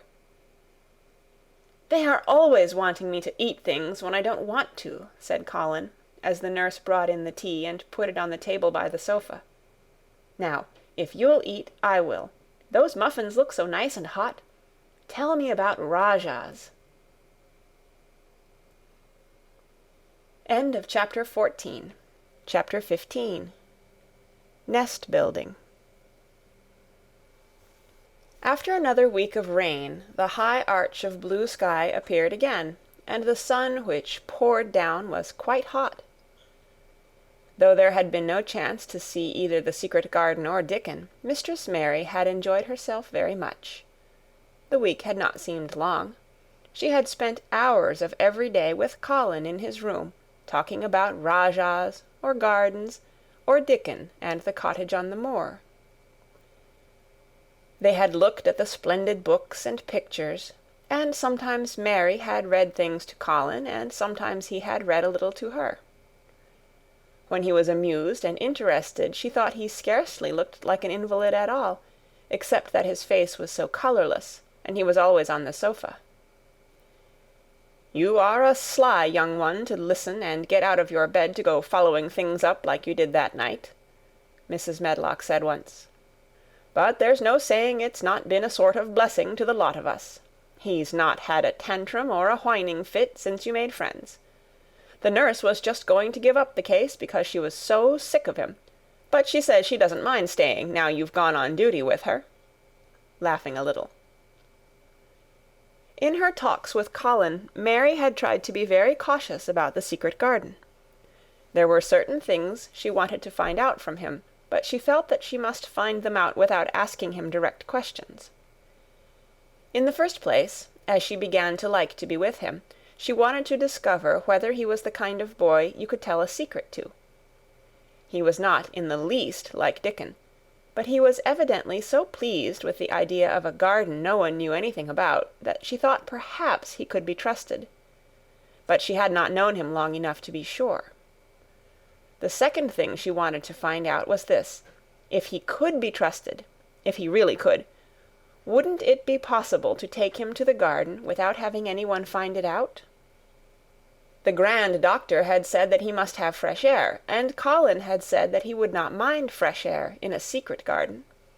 Perhaps if he had a great deal of fresh air, and knew Dickon and the robin, and saw things growing, he might not think so much about dying. Mary had seen herself in the glass sometimes lately when she had realized that she looked quite a different creature from the child she had seen when she arrived from India. This child looked nicer. Even Martha had seen a change in her. "The air from the moor has done thee good already," she had said. "Th'art not nigh so yeller, and th'art not nigh so scrawny. Even the hair doesn't slamp down on the head so flat. It's got some life in it, so as it sticks out a bit." "It's like me," said Mary. "It's growing stronger and fatter. I'm sure there's more of it." "It looks it for sure," said Martha, ruffling it up a little round her face. "Th'art not half so ugly when it's that way, and there's a bit of red in the cheeks." If gardens and fresh air had been good for her, perhaps they would be good for Colin. But then, if he hated people to look at him, perhaps he would not like to see Dickon. "Why does it make you angry when you are looked at?" she inquired one day. "I always hated it," he answered, "even when I was very little. Then when they took me to the seaside, and I used to lie in my carriage, everybody used to stare, and ladies would stop and talk to my nurse, and then they would begin to whisper, and I knew then they were saying I shouldn't live to grow up. Then sometimes the ladies would pat my cheeks and say, Poor child! Once, when a lady did that, I screamed out loud and bit her hand. She was so frightened she ran away." "She thought you had gone mad like a dog," said Mary, not at all admiringly. "I don't care what she thought," said Colin, frowning. "I wonder why you didn't scream and bite me when I came into your room," said Mary. Then she began to smile slowly. "I thought you were a ghost or a dream," he said. "You can't bite a ghost or a dream, and if you scream they don't care." "Would you hate it if a boy looked at you?" Mary asked uncertainly. He lay back on his cushion and paused thoughtfully. "There's one boy," he said quite slowly, as if he were thinking over every word. "There's one boy I believe I shouldn't mind. It's that boy who knows where the foxes live. Dickon." "I'm sure you wouldn't mind him," said Mary. "The birds don't, and other animals," he said, still thinking it over. "Perhaps that's why I shouldn't. He's a sort of animal charmer, and I am a boy animal." Then he laughed, and she laughed too. In fact, it ended in their both laughing a great deal and finding the idea of a boy animal hiding in his hole very funny indeed. What Mary felt afterward was that she need not fear about Dickon. On that first morning when the sky was blue again, Mary wakened very early. The sun was pouring in slanting rays through the blinds, and there was something so joyous in the sight of it that she jumped out of bed and ran to the window. She drew up the blinds and opened the window itself, and a great waft of fresh, scented air blew in upon her. The moor was blue, and the whole world looked as if something magic had happened to it. There were tender little fluting sounds here and there and everywhere, as if scores of birds were beginning to tune up for a concert. Mary put her hand out of the window and held it in the sun. "It's warm, warm," she said. "It will make the green points push up and up and up, and it will make the bulbs and roots work and struggle with all their might under the earth." She kneeled down and leaned out of the window as far as she could, breathing big breaths and sniffing the air until she laughed because she remembered what Dickon's mother had said about the end of his nose quivering like a rabbit's. "It must be very early," she said. "The little clouds are all pink, and I've never seen the sky look like this. No one is up. I don't even hear the stable boys." A sudden thought made her scramble to her feet. "I can't wait. I am going to see the garden." She had learned to dress herself by this time, and she put on her clothes in 5 minutes. She knew a small side door which she could unbolt herself, and she flew downstairs in her stocking feet and put on her shoes in the hall. She unchained and unbolted and unlocked, and when the door was open she sprang across the step with one bound, and there she was, standing on the grass, which seemed to have turned green, and with the sun pouring down on her, and warm, sweet wafts about her, and the fluting and twittering and singing coming from every bush and tree. She clasped her hands for pure joy and looked up in the sky, and it was so blue and pink and pearly and white and flooded with springtime light that she felt as if she must flute and sing aloud herself, and knew that thrushes and robins and skylarks could not possibly help it. She ran around the shrubs and paths towards the secret garden. "It is all different already," she said. "The grass is greener, and things are sticking up everywhere, and things are uncurling, and green buds of leaves are showing. This afternoon I am sure Dickon will come." The long, warm rain had done strange things to the herbaceous beds which bordered the walk by the lower wall. There were things sprouting and pushing out from the roots of clumps of plants, and there were actually here and there glimpses of royal purple and yellow unfurling among the stems of crocuses. 6 months before, Mistress Mary would not have seen how the world was waking up, but now she missed nothing. When she had reached the place where the door hid itself under the ivy, she was startled by a curious loud sound. It was the caw-caw of a crow, and it came from the top of the wall, and when she looked up, there sat a big, glossy-plumaged, blue-black bird, looking down at her very wisely indeed. She had never seen a crow so close before, and he made her a little nervous, but the next moment he spread his wings and flapped away across the garden. She hoped he was not going to stay inside, and she pushed the door open, wondering if he would. When she got fairly into the garden, she saw that he probably did intend to stay, because he had alighted on a dwarf apple-tree, and under the apple-tree was lying a little reddish animal with a bushy tail, and both of them were watching the stooping body and rust-red head of Dickon, who was kneeling on the grass, working hard. Mary flew across the grass to him. "Oh, Dickon, Dickon!" she cried out. "How could you get here so early? How could you? The sun has only just got up." He got up himself, laughing and glowing and tousled, his eyes like a bit of the sky. "Eh," he said, "I was up long before him. How could I have stayed abed? The world's all fair begun again this morning, it has, and it's workin' and hummin' and scratchin' and pipin' and nest-buildin' and breathin' out scents, till you've got to be out on it, 'stead o' lyin' on your back. When the sun did jump up, the moor went mad for joy, and I was in the midst of the heather, and I run like mad myself, shoutin' and singin', and I come straight here. I couldn't have stayed away. Why, the garden was lyin' here waitin'." Mary put her hands on her chest, panting, as if she had been running herself. "Oh, Dickon, Dickon," she said, "I'm so happy I can scarcely breathe." Seeing him talking to a stranger, the little bushy-tailed animal rose from its place under the tree and came to him, and the rook, cawing once, flew down from its branch and settled quietly on his shoulder. "This is the little fox-cub," he said, rubbing the little reddish animal's head. "It's named Captain. And this here's Soot.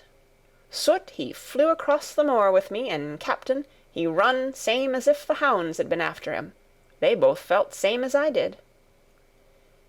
Neither of the creatures looked as if he were the least afraid of Mary. When Dickon began to walk about, Soot stayed on his shoulder, and Captain trotted quietly close to his side. "See here," said Dickon. "See how these has pushed up, and these, and look at these here." He threw himself upon his knees, and Mary went down beside him. They had come upon a whole clump of crocuses, burst into purple and orange and gold. Mary bent her face down and kissed them. "You never kiss a person in that way," she said, when she lifted her head. "Flowers are so different." He looked puzzled, but smiled. He said, "I've kissed mother many a time that way, when I come in from the moor after a day's roamin', and she stood there at the door in the sun, looking so glad and comfortable." They ran from one part of the garden to another, and found so many wonders that they were obliged to remind themselves that they must whisper or speak low. He showed her swelling leaf-buds on rose branches which had seemed dead. He showed her 10,000 new green points pushing through the mold. They put their eager young noses close to the earth and sniffed its warmed springtime breathing.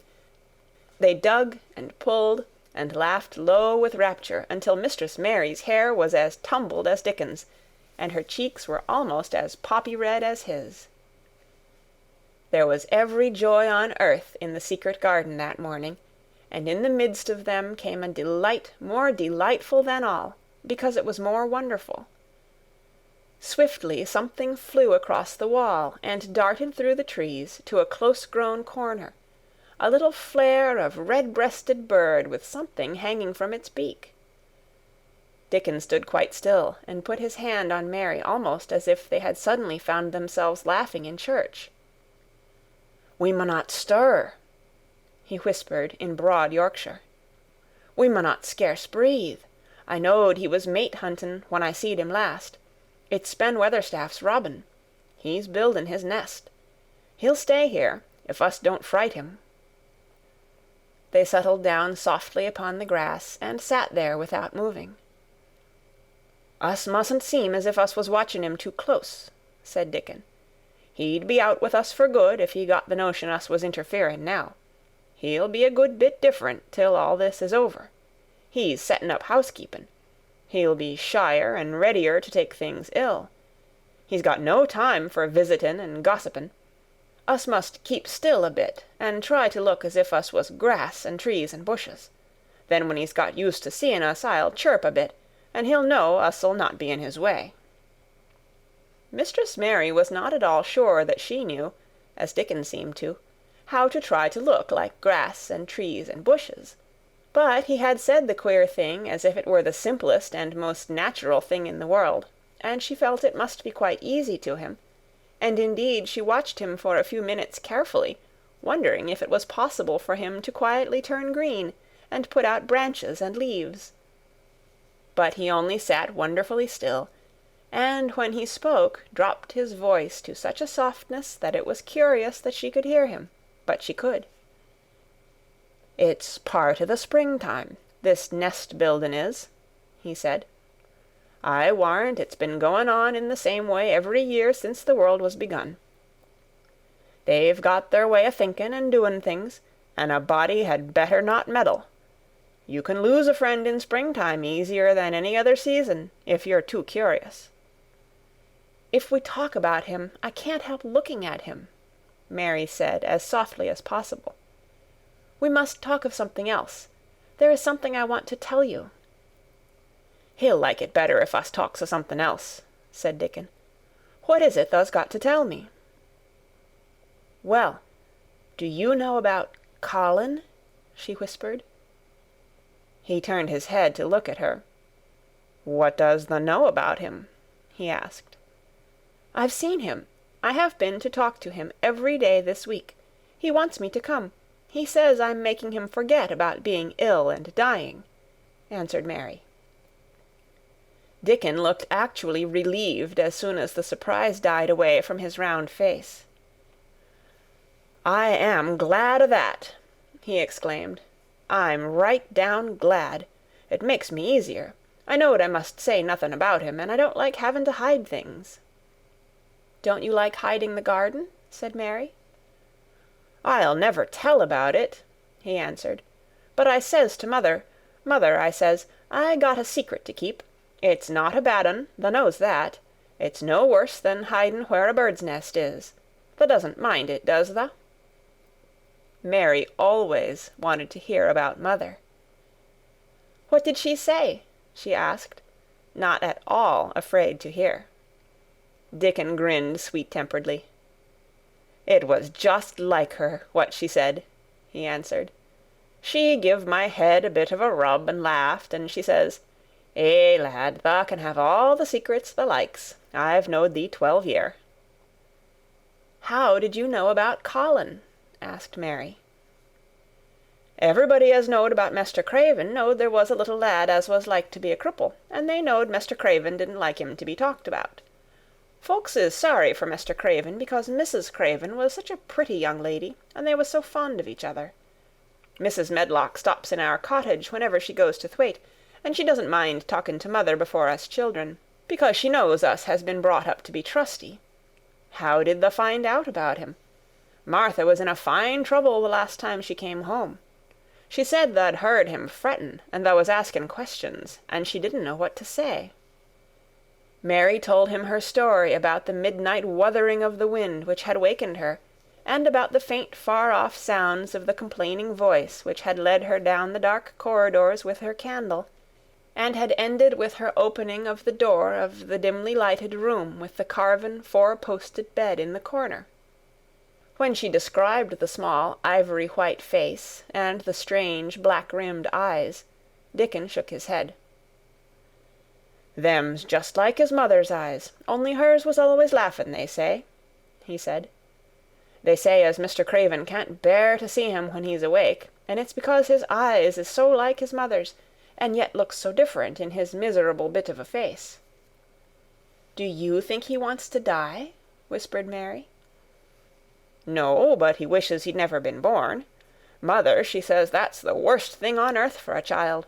Them as is not wanted scarce ever thrives. Mr. Craven, he'd buy anything as money could buy for the poor lad, but he'd like to forget as he's on earth. For one thing, he's afraid he'll look at him some day and find he's growed hunchback." "Colin's so afraid of it himself that he won't sit up," said Mary. "He says he's always thinking that if he should feel a lump coming, he should go crazy and scream himself to death." "He oughtn't to lie there thinking things like that," said Dickon. "No lad could get well as thought them sort of things."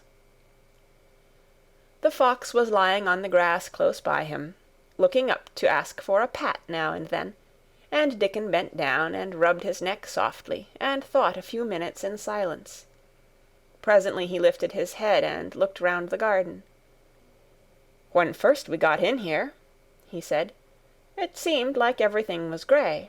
Look round now and tell me if thou doesn't see a difference." Mary looked and caught her breath a little. "Why," she cried, "the grey wall is changing. It is as if a green mist were creeping over it. It's almost like a green gauze veil." "Aye," said Dickon, "and it'll be greener and greener till the grey's all gone. Can thou guess what I was thinking?" "I know it was something nice," said Mary eagerly. "I believe it was something about Colin." "I was thinking that if he was out here, he wouldn't be watching for lumps to grow on his back. He'd be watching for buds to break on the rose bushes, and he'd likely be healthier," explained Dickon. "I was wondering if us could ever get him in the humour to come out here and lie under the trees in his carriage." "I've been wondering that myself. I've thought of it almost every time I've talked to him," said Mary. "I've wondered if he could keep a secret, and I've wondered if we could bring him here without anyone seeing us. I thought perhaps you could push his carriage. The doctor said he must have fresh air, and if he wants us to take him out, no one dare disobey him. He won't go out for other people, and perhaps they will be glad if he will go out with us. He could order the gardeners to keep away so they wouldn't find out." Dickon was thinking very hard as he scratched Captain's back. "It'd be good for him, I'll warrant," he said. "Us'd not be thinking he'd better never been born. Us'd be just two children watching a garden grow, and he'd be another. Two lads and a little lass just looking on at the springtime. I warrant it'd be better than doctor's stuff." "He's been lying in his room so long, and he's always been so afraid of his back, that it has made him queer," said Mary. "He knows a good many things out of books, but he doesn't know anything else. He says he has been too ill to notice things, and he hates going out of doors and hates gardens and gardeners. But he likes to hear about this garden because it is a secret. I daren't tell him much, but he said he wanted to see it." "Us'll have him out here some time for sure," said Dickon. "I could push his carriage well enough. Has thou noticed how the robin and his mate has been working while we've been sitting here? Look at him perched on that branch, wondering where it'd be best to put that twig he's got in his beak." He made one of his low whistling calls, and the robin turned his head and looked at him inquiringly, still holding his twig. Dickon spoke to him as Ben Weatherstaff did, but Dickon's tone was one of friendly advice. "Wheresoever thou puts it," he said, "it'll be all right. Thou knew how to build the nest before thou came out of the egg. Get on with thee, lad. Thou'st got no time to lose." "Oh, I do like to hear you talk to him," Mary said, laughing delightedly. "Ben Weatherstaff scolds him and makes fun of him, and he hops about and looks as if he understood every word, and I know he likes it. Ben Weatherstaff says he is so conceited he would rather have stones thrown at him than not be noticed." Dickon laughed too and went on talking. "Thou knows us won't trouble thee," he said to the robin. "Us is near being wild things ourselves. Us is nest building too, bless thee. Look out thou doesn't tell on us." And though the robin did not answer, because his beak was occupied, Mary knew that when he flew away with his twig to his own corner of the garden, the darkness of his dew-bright eye meant that he would not tell their secret for the world. End of chapter 15. Chapter 16. "I won't," said Mary. They found a great deal to do that morning, and Mary was late in returning to the house, and was also in such a hurry to get back to her work that she quite forgot Colin until the last moment. "Tell Colin that I can't come and see him yet," she said to Martha. "I'm very busy in the garden." Martha looked rather frightened. "Eh, Miss Mary," she said, "it may put him all out of humour when I tell him that." But Mary was not as afraid of him as other people were, and she was not a self-sacrificing person. "I can't stay," she answered. "Dickon's waiting for me." And she ran away. The afternoon was even lovelier and busier than the morning had been. Already nearly all the weeds were cleared out of the garden, and most of the roses and trees had been pruned or dug about. Dickon had brought a spade of his own, and he had taught Mary to use all her tools, so that by this time it was plain that, though the lovely wild place was not likely to become a gardener's garden, it would be a wilderness of growing things before the springtime was over. "There'll be apple blossoms and cherry blossoms overhead," Dickon said, working away with all his might. "And there'll be peach and plum trees in bloom against the walls, and the grass'll be a carpet o' flowers." The little fox and the rook were as happy and busy as they were, and the robin and his mate flew backward and forward like tiny streaks of lightning. Sometimes the rook flapped his black wings and soared away over the tree-tops in the park. Each time he came back and perched near Dickon and cawed several times as if he were relating his adventures, and Dickon talked to him just as he had talked to the robin. Once, when Dickon was so busy that he did not answer him at first, Soot flew onto his shoulders and gently tweaked his ear with his large beak. When Mary wanted to rest a little, Dickon sat down with her under a tree, and once he took his pipe out of his pocket and played the soft, strange little notes, and 2 squirrels appeared on the wall, and looked and listened. "Thou's a good bit stronger than thou was," Dickon said, looking at her as she was digging. "Thou's beginning to look different for sure." Mary was glowing with exercise and good spirits. "I'm getting fatter and fatter every day," she said quite exultantly. "Mrs. Medlock will have to get me some bigger dresses. Martha says my hair is growing thicker. It isn't so flat and stringy." The sun was beginning to set, and sending deep, gold-colored rays slanting under the trees when they parted. "It'll be fine tomorrow," said Dickon. "I'll be at work by sunrise." "So will I," said Mary. She ran back to the house as quickly as her feet would carry her. She wanted to tell Colin about Dickon's fox cub and the rook, and about what the springtime had been doing. She felt sure he would like to hear. So it was not very pleasant when she opened the door of her room to see Martha standing waiting for her with a doleful face. "What is the matter?" she asked. "What did Colin say when you told him I couldn't come?" "Eh," said Martha, "I wish tha'd gone. He was nigh going into one of his tantrums.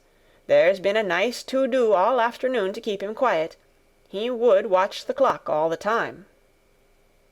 Mary's lips pinched themselves together. She was no more used to considering other people than Colin was, and she saw no reason why an ill-tempered boy should interfere with the thing she liked best. She knew nothing about the pitifulness of people who had been ill and nervous, and who did not know that they could control their tempers, and need not make other people ill and nervous too.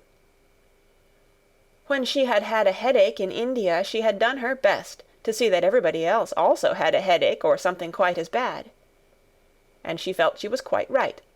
But of course now she felt that Colin was quite wrong. He was not on his sofa when she went into his room.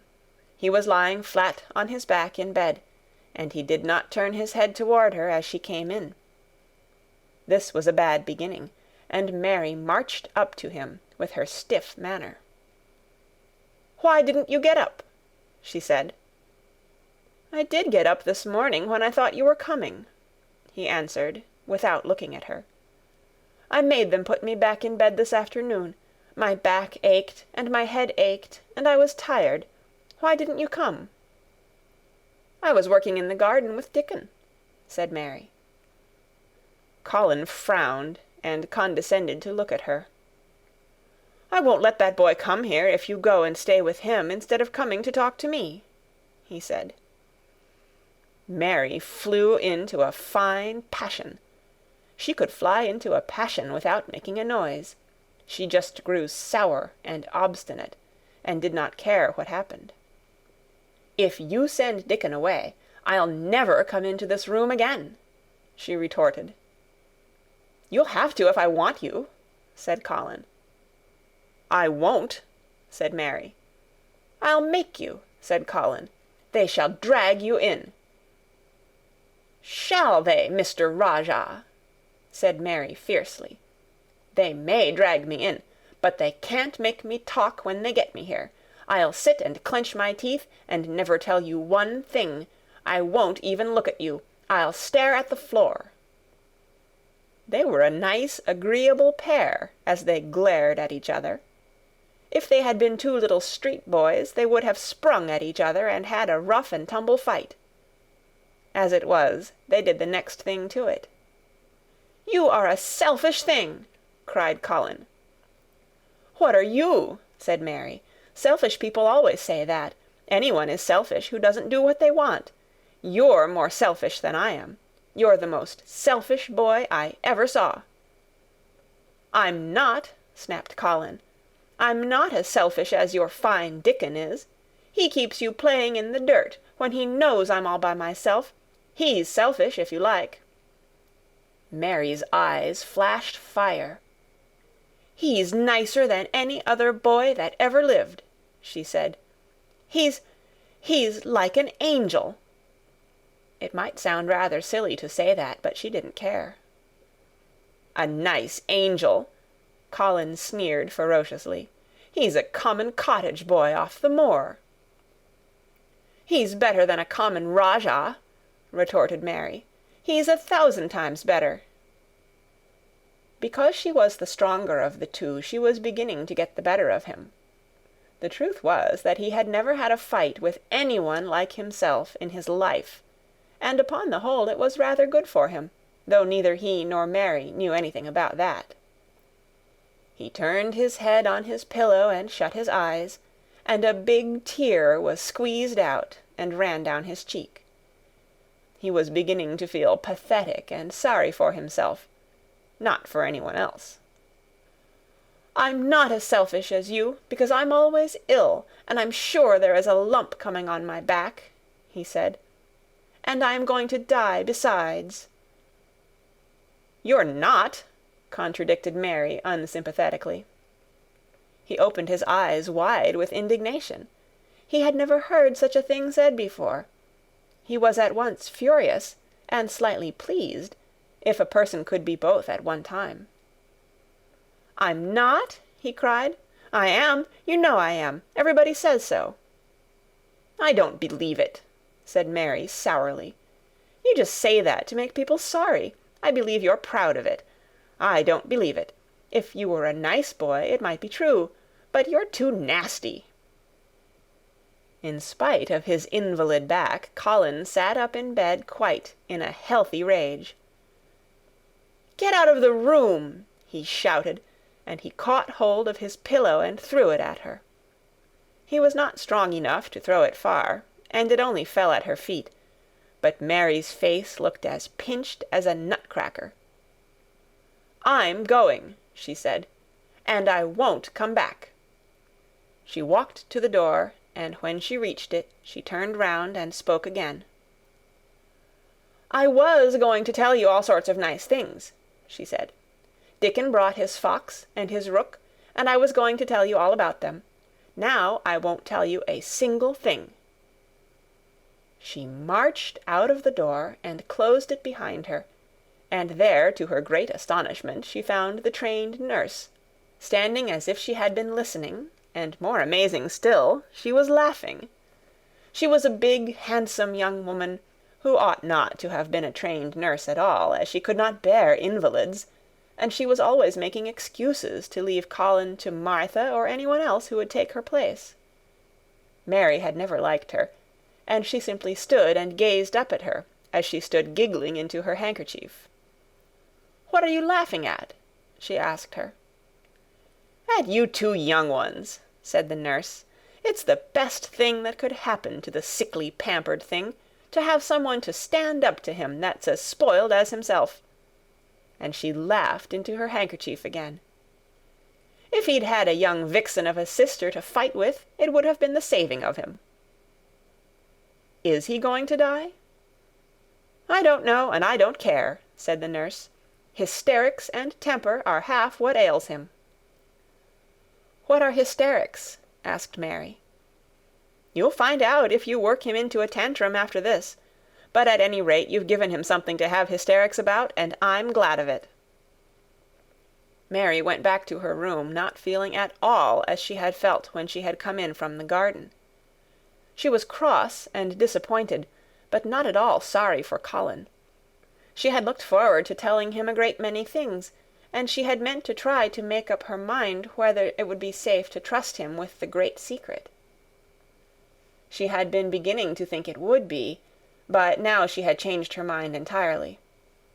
She would never tell him, and he could stay in his room and never get any fresh air, and die if he liked. It would serve him right. She felt so sour and unrelenting that for a few minutes she almost forgot about Dickon, and the green veil creeping over the world, and the soft wind blowing down from the moor. Martha was waiting for her, and the trouble in her face had been temporarily replaced by interest and curiosity. There was a wooden box on the table, and its cover had been removed, and revealed that it was full of neat packages. "Mr. Craven sent it to you," said Martha. "It looks as if it had picture books in it." Mary remembered what he had asked her the day she had gone to his room. "Do you want anything? Dolls, toys, books?" She opened the package, wondering if he had sent a doll, and also wondering what she should do with it if he had. But he had not sent one. There were several beautiful books, such as Colin had, and 2 of them were about gardens and were full of pictures.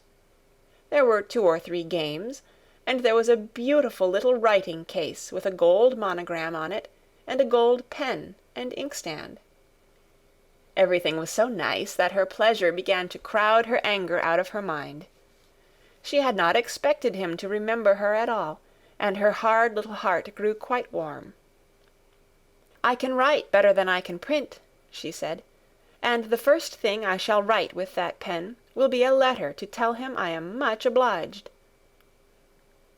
If she had been friends with Colin, she would have run to show him her presents at once, and they would have looked at the pictures, and read some of the gardening books, and perhaps tried playing the games, and he would have enjoyed himself so much he would never once have thought he was going to die, or have put his hand on his spine to see if there was a lump coming. He had a way of doing that which she could not bear. It gave her an uncomfortable, frightened feeling, because he always looked so frightened himself. He said that if he felt even quite a little lump some day, he should know his hunch had begun to grow. Something he had heard Mrs. Medlock whispering to the nurse had given him the idea, and he had thought over it in secret until it was quite firmly fixed in his mind. Mrs. Medlock had said his father's back had begun to show its crookedness in that way when he was a child. He had never told anyone but Mary that most of his tantrums, as they called them, grew out of his hysterical hidden fear. Mary had been sorry for him when he had told her. He always began to think about it when he was cross or tired. she said to herself. "And he has been cross today.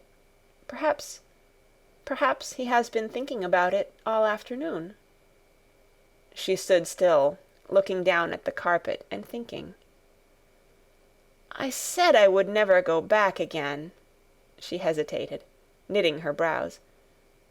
"But perhaps, just perhaps, I will go and see if he wants me in the morning. Perhaps he'll try to throw his pillow at me again, but I think I'll go." End of chapter 16. The Secret Garden, chapter 17. A Tantrum. She had got up very early in the morning and had worked hard in the garden, and she was tired and sleepy, so as soon as Martha had brought her supper and she had eaten it, she was glad to go to bed.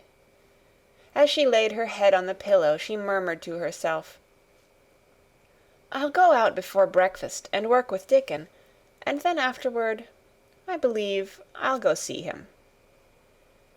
She thought it was the middle of the night when she was awakened by such dreadful sounds that she jumped out of bed in an instant. What was it? What was it? The next minute she felt quite sure she knew.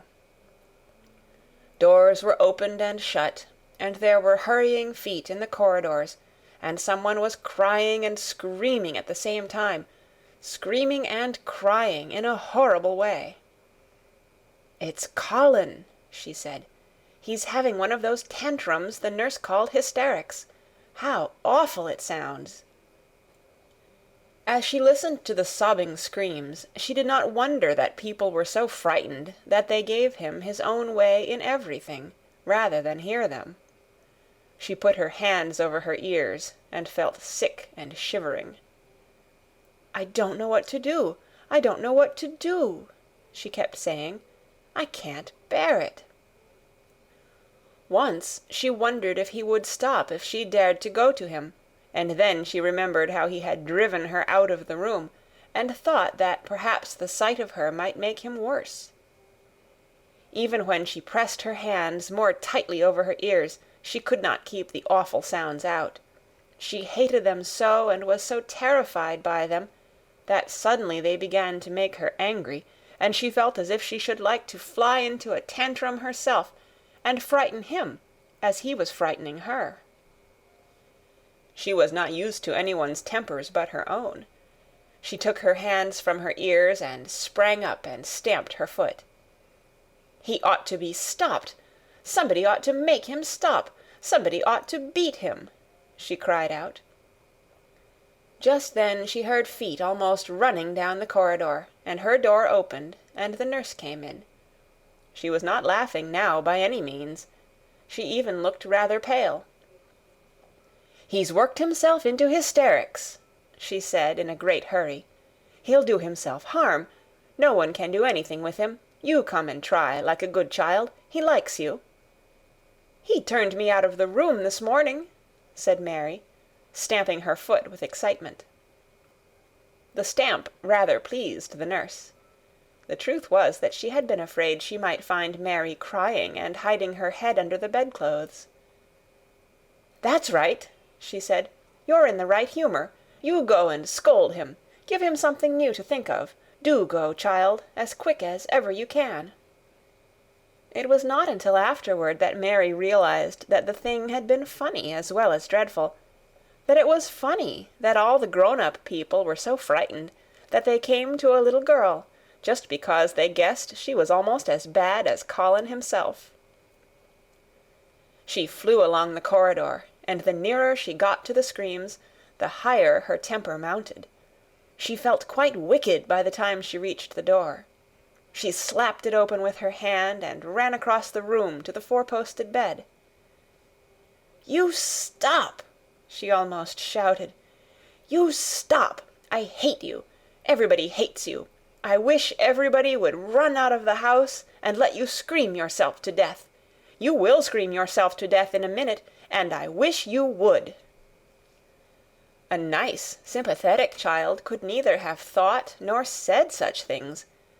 but it just happened that the shock of hearing them was the best possible thing for this hysterical boy whom no one had ever dared to restrain or contradict.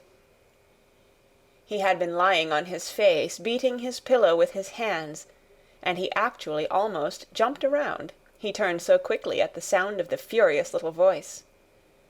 His face looked dreadful, white and red and swollen, and he was gasping and choking. But savage little Mary did not care an atom. "If you scream another scream," she said, "I'll scream too, and I can scream louder than you can, and I'll frighten you, I'll frighten you." He actually had stopped screaming because she had startled him so. The scream which had been coming almost choked him.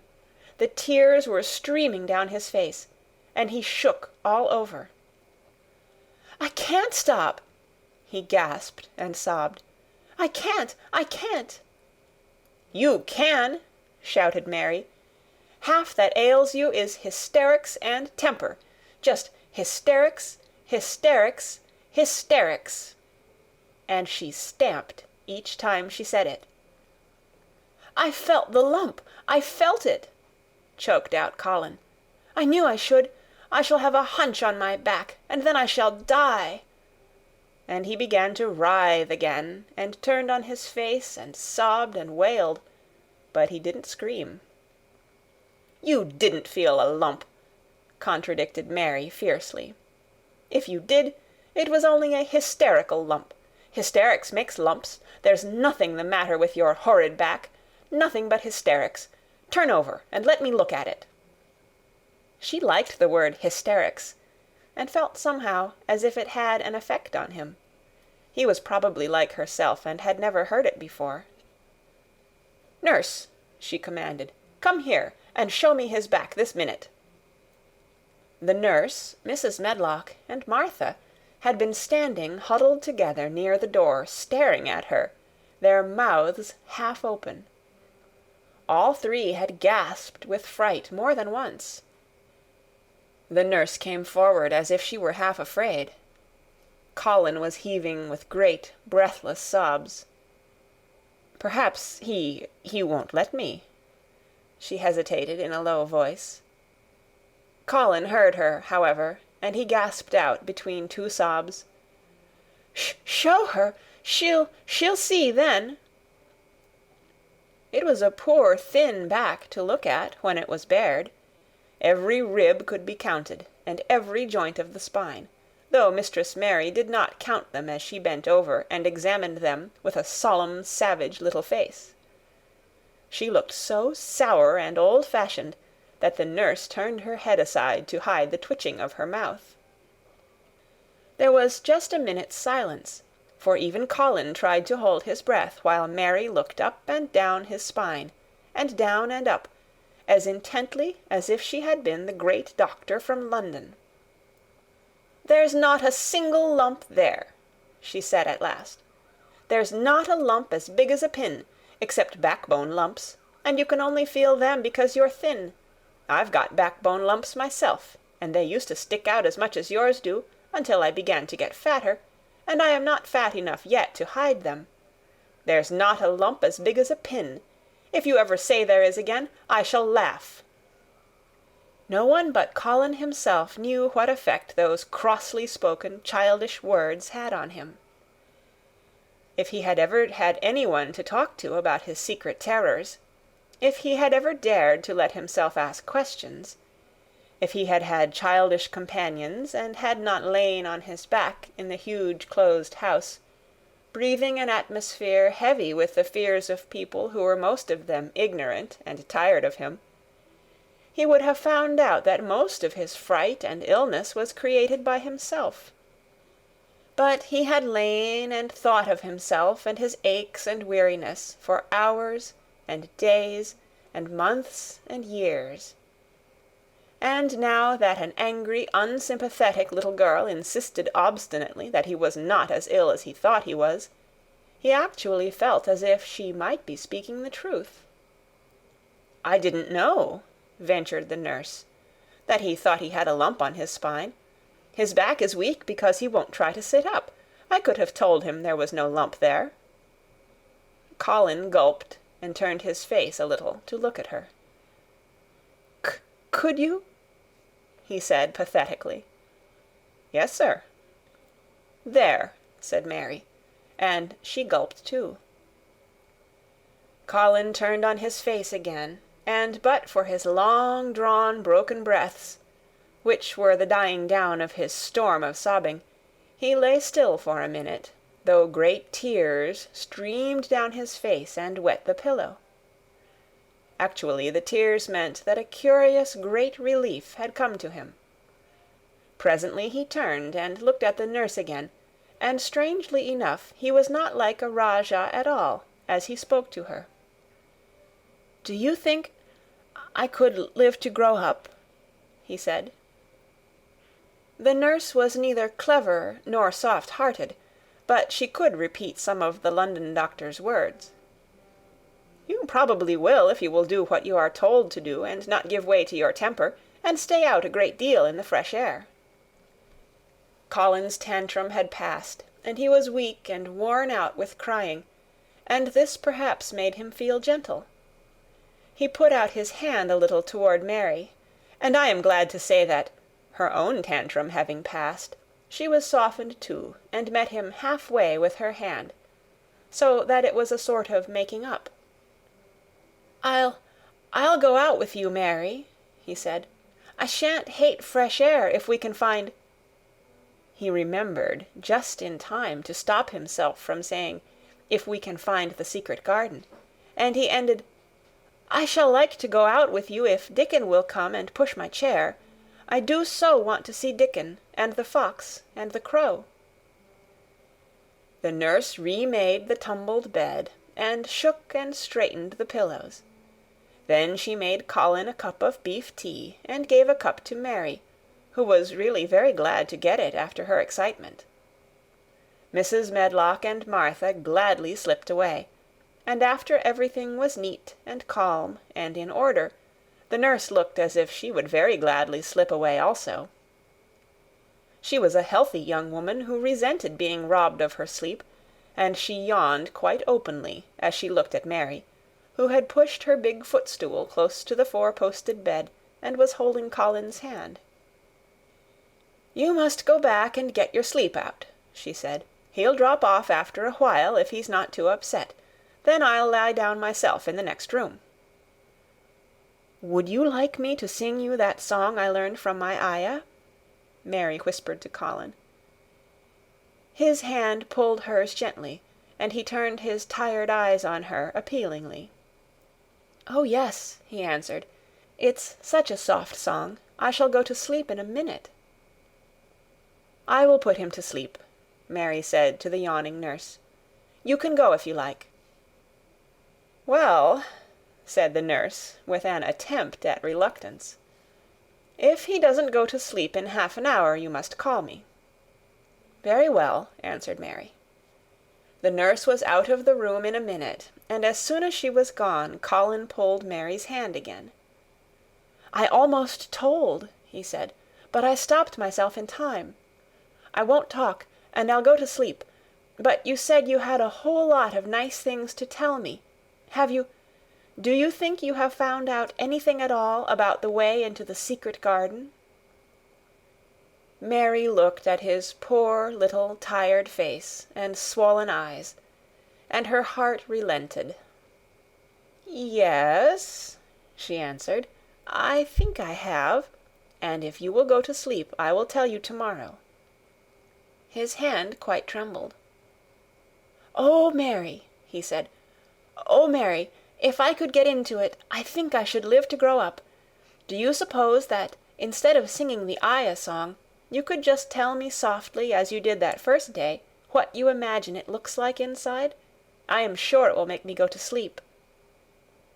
"Yes," answered Mary. "Shut your eyes." He closed his eyes and lay quite still, and she held his hand and began to speak very slowly and in a very low voice. "I think it has been left alone so long that it has grown all into a lovely tangle. I think the roses have climbed and climbed and climbed, until they hang from the branches and walls and creep over the ground, almost like a strange grey mist. Some of them have died, but many are alive, and when the summer comes there will be curtains and fountains of roses. I think the ground is full of daffodils and snowdrops and lilies and iris, working their way out of the dark. Now the spring has begun, perhaps. The soft drone of her voice was making him stiller and stiller, and she saw it and went on. Perhaps they are coming up through the grass. Perhaps there are clusters of purple crocuses and gold ones, even now. Perhaps the leaves are beginning to break out and uncurl, and perhaps the grey is changing, and a green gauze veil is creeping and creeping over everything. And the birds are coming to look at it, because it is so safe and still. And perhaps,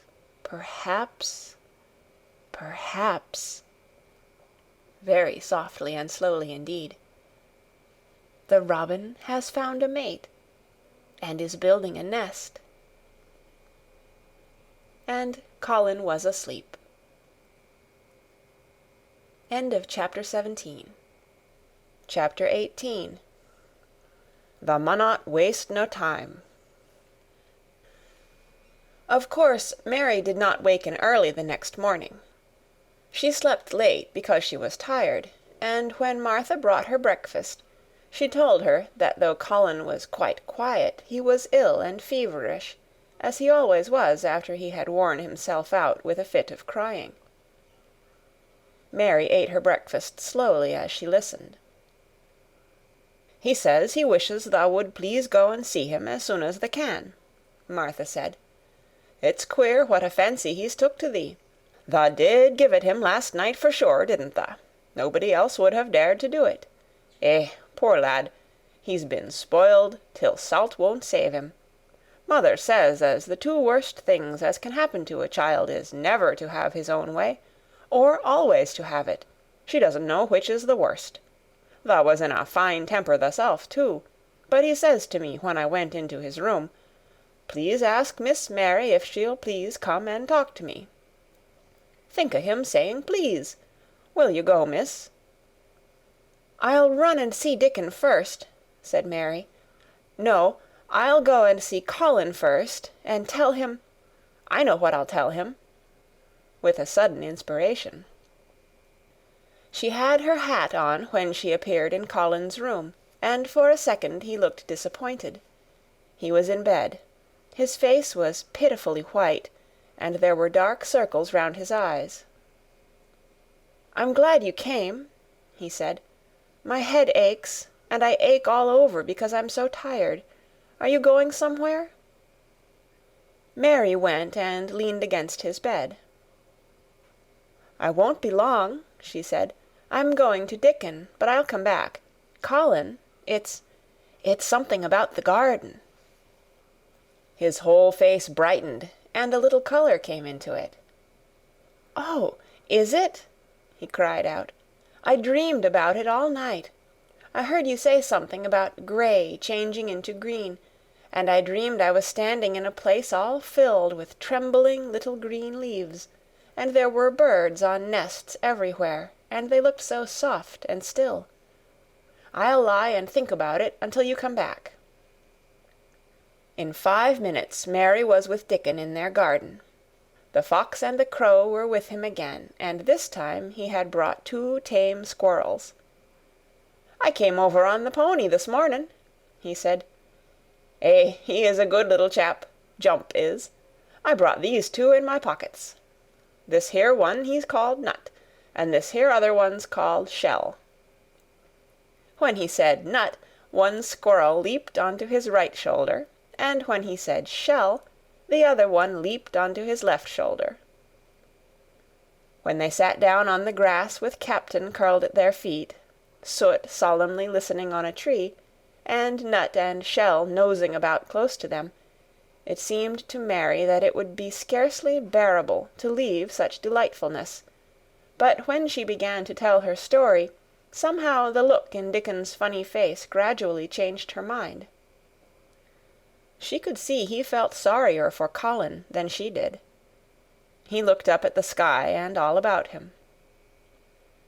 "Just listen to them birds. The world seems full of 'em, all whistlin' and pipin'," he said. "Look at 'em dartin' about, and hearken at 'em callin' to each other.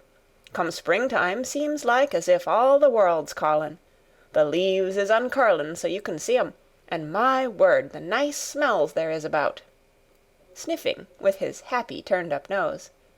"And that poor lad lyin' shut up and seein' so little that he gets to thinkin' o' things as sets him screamin'. Eh, my, we mun get him out here. We mun get him watchin' and listenin' and sniffin' up the air, and get him just soaked through wi' sunshine. And we munnot lose no time about it." When he was very much interested, he often spoke quite broad Yorkshire, though at other times he tried to modify his dialect so that Mary could better understand. But she loved his broad Yorkshire, and had in fact been trying to learn to speak it herself, so she spoke a little now. "Aye, that we mun," she said, which meant, "Yes, indeed, we must." "I'll tell thee what us'll do first," she proceeded, and Dickon grinned, because when the little wench tried to twist her tongue into speaking Yorkshire, it amused him very much. "He's took a gradely fancy to thee. He wants to see thee, and he wants to see Soot and Captain. When I go back to the house to talk to him, I'll ax him if tha canna come and see him to-morrow mornin', and bring the creatures with thee, and then, in a bit, when there's more leaves out, and happen a bud or two, we'll get him to come out, and thou shall push him in his chair, and we'll bring him here and show him everything." When she stopped, she was quite proud of herself. She had never made a long speech in Yorkshire before, and she had remembered very well. "Thou mun talk a bit o' Yorkshire like that to Mester Colin," Dickon chuckled. "Thou'll make him laugh, and there's nowt as good for ill folk as laughin' is. Mother says she believes as a half-hour's good laugh every mornin' 'ud cure a chap as was making ready for typhus fever." "I'm going to talk Yorkshire to him this very day," said Mary, chuckling herself. The garden had reached the time when every day and every night it seemed as if magicians were passing through it, drawing loveliness out of the earth and the boughs with wands. It was hard to go away and leave it all, particularly as Nut had actually crept onto her dress, and Shell had scrambled down the trunk of the apple tree they sat under, and stayed there looking at her with inquiring eyes. But she went back to the house, and when she sat down close to Colin's bed, he began to sniff as Dickon did, though not in such an experienced way.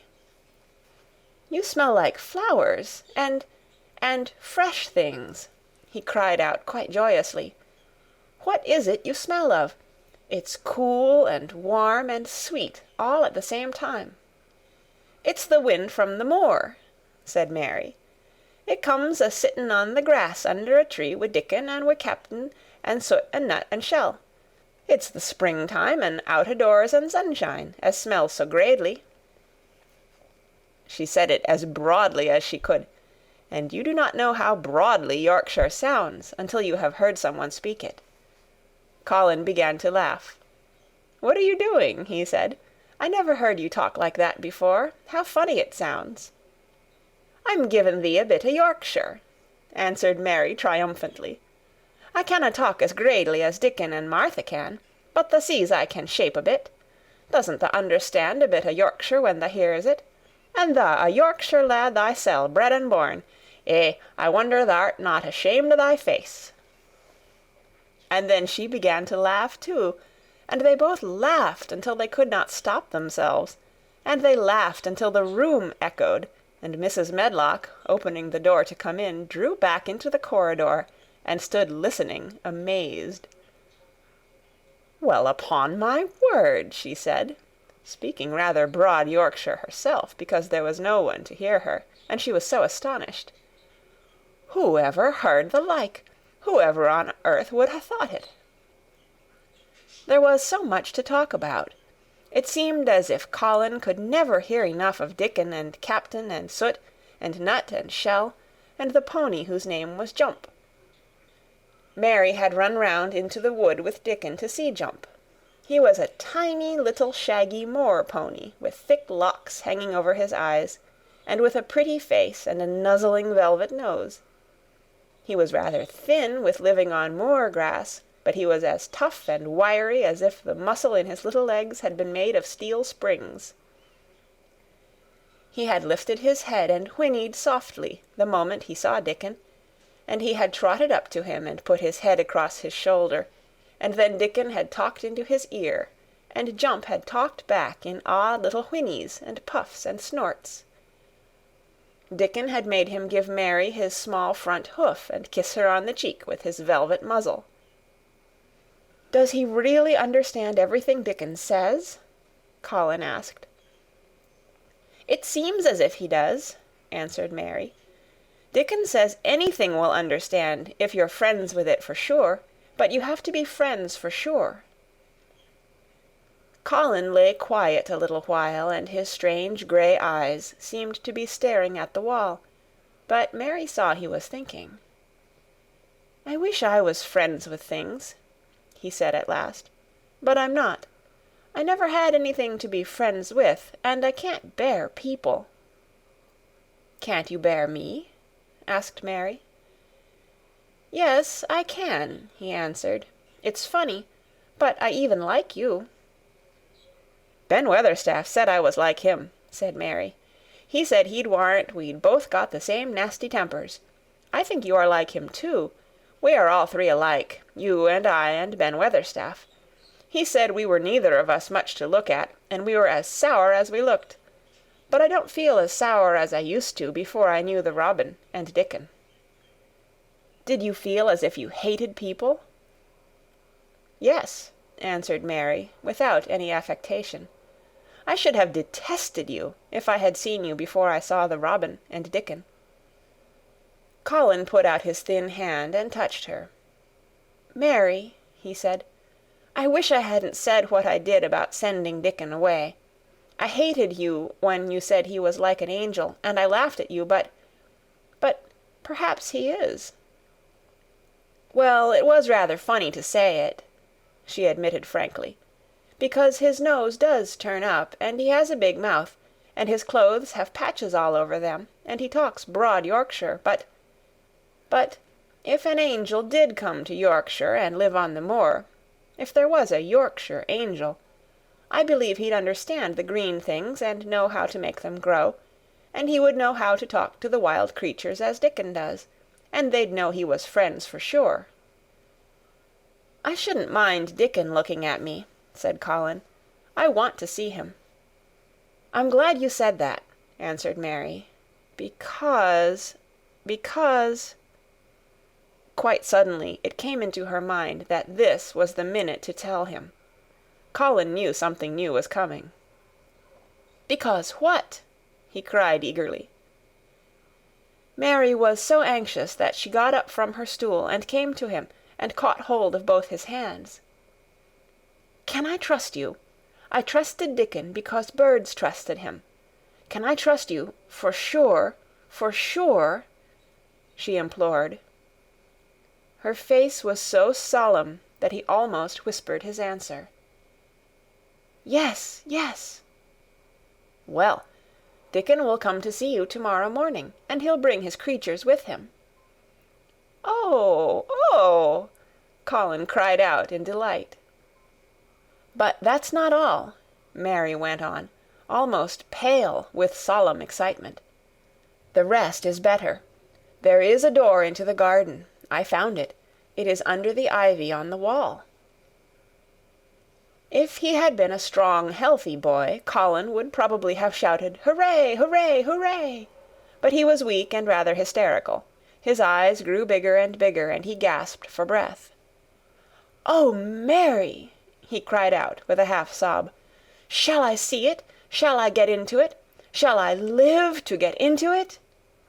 And he clutched her hands and dragged her toward him. "Of course you'll see it," snapped Mary indignantly. "Of course you'll live to get into it. Don't be silly." And she was so unhysterical and natural and childish that she brought him to his senses, and he began to laugh at himself. And a few minutes afterward she was sitting on her stool again telling him not what she imagined the secret garden to be like, but what it really was, and Colin's aches and tiredness were forgotten, and he was listening enraptured. "It is just what you thought it would be," he said at last. "It sounds just as if you had really seen it. You know I said that when you told me first." Mary hesitated about 2 minutes, and then boldly spoke the truth. "I had seen it, and I had been in," she said. "I found the key and got in weeks ago, but I daren't tell you. I daren't, because I was so afraid I couldn't trust you for sure." End of chapter 18. The Secret Garden by Frances Hodgson Burnett. Chapter 19. It Has Come. Of course, Dr. Craven had been sent for the morning after Colin had had his tantrum. He was always sent for at once when such a thing occurred, and he always found, when he arrived, a white, shaken boy lying on his bed, sulky, and still so hysterical that he was ready to break into fresh sobbing at the least word. In fact, Dr. Craven dreaded and detested the difficulties of these visits. On this occasion he was away from Misselthwaite Manor until afternoon. "How is he?" he asked Mrs. Medlock rather irritably when he arrived. "He will break a blood vessel in one of those fits some day. The boy is half insane with hysteria and self-indulgence." "Well, sir," answered Mrs. Medlock, "you'll scarcely believe your eyes when you see him.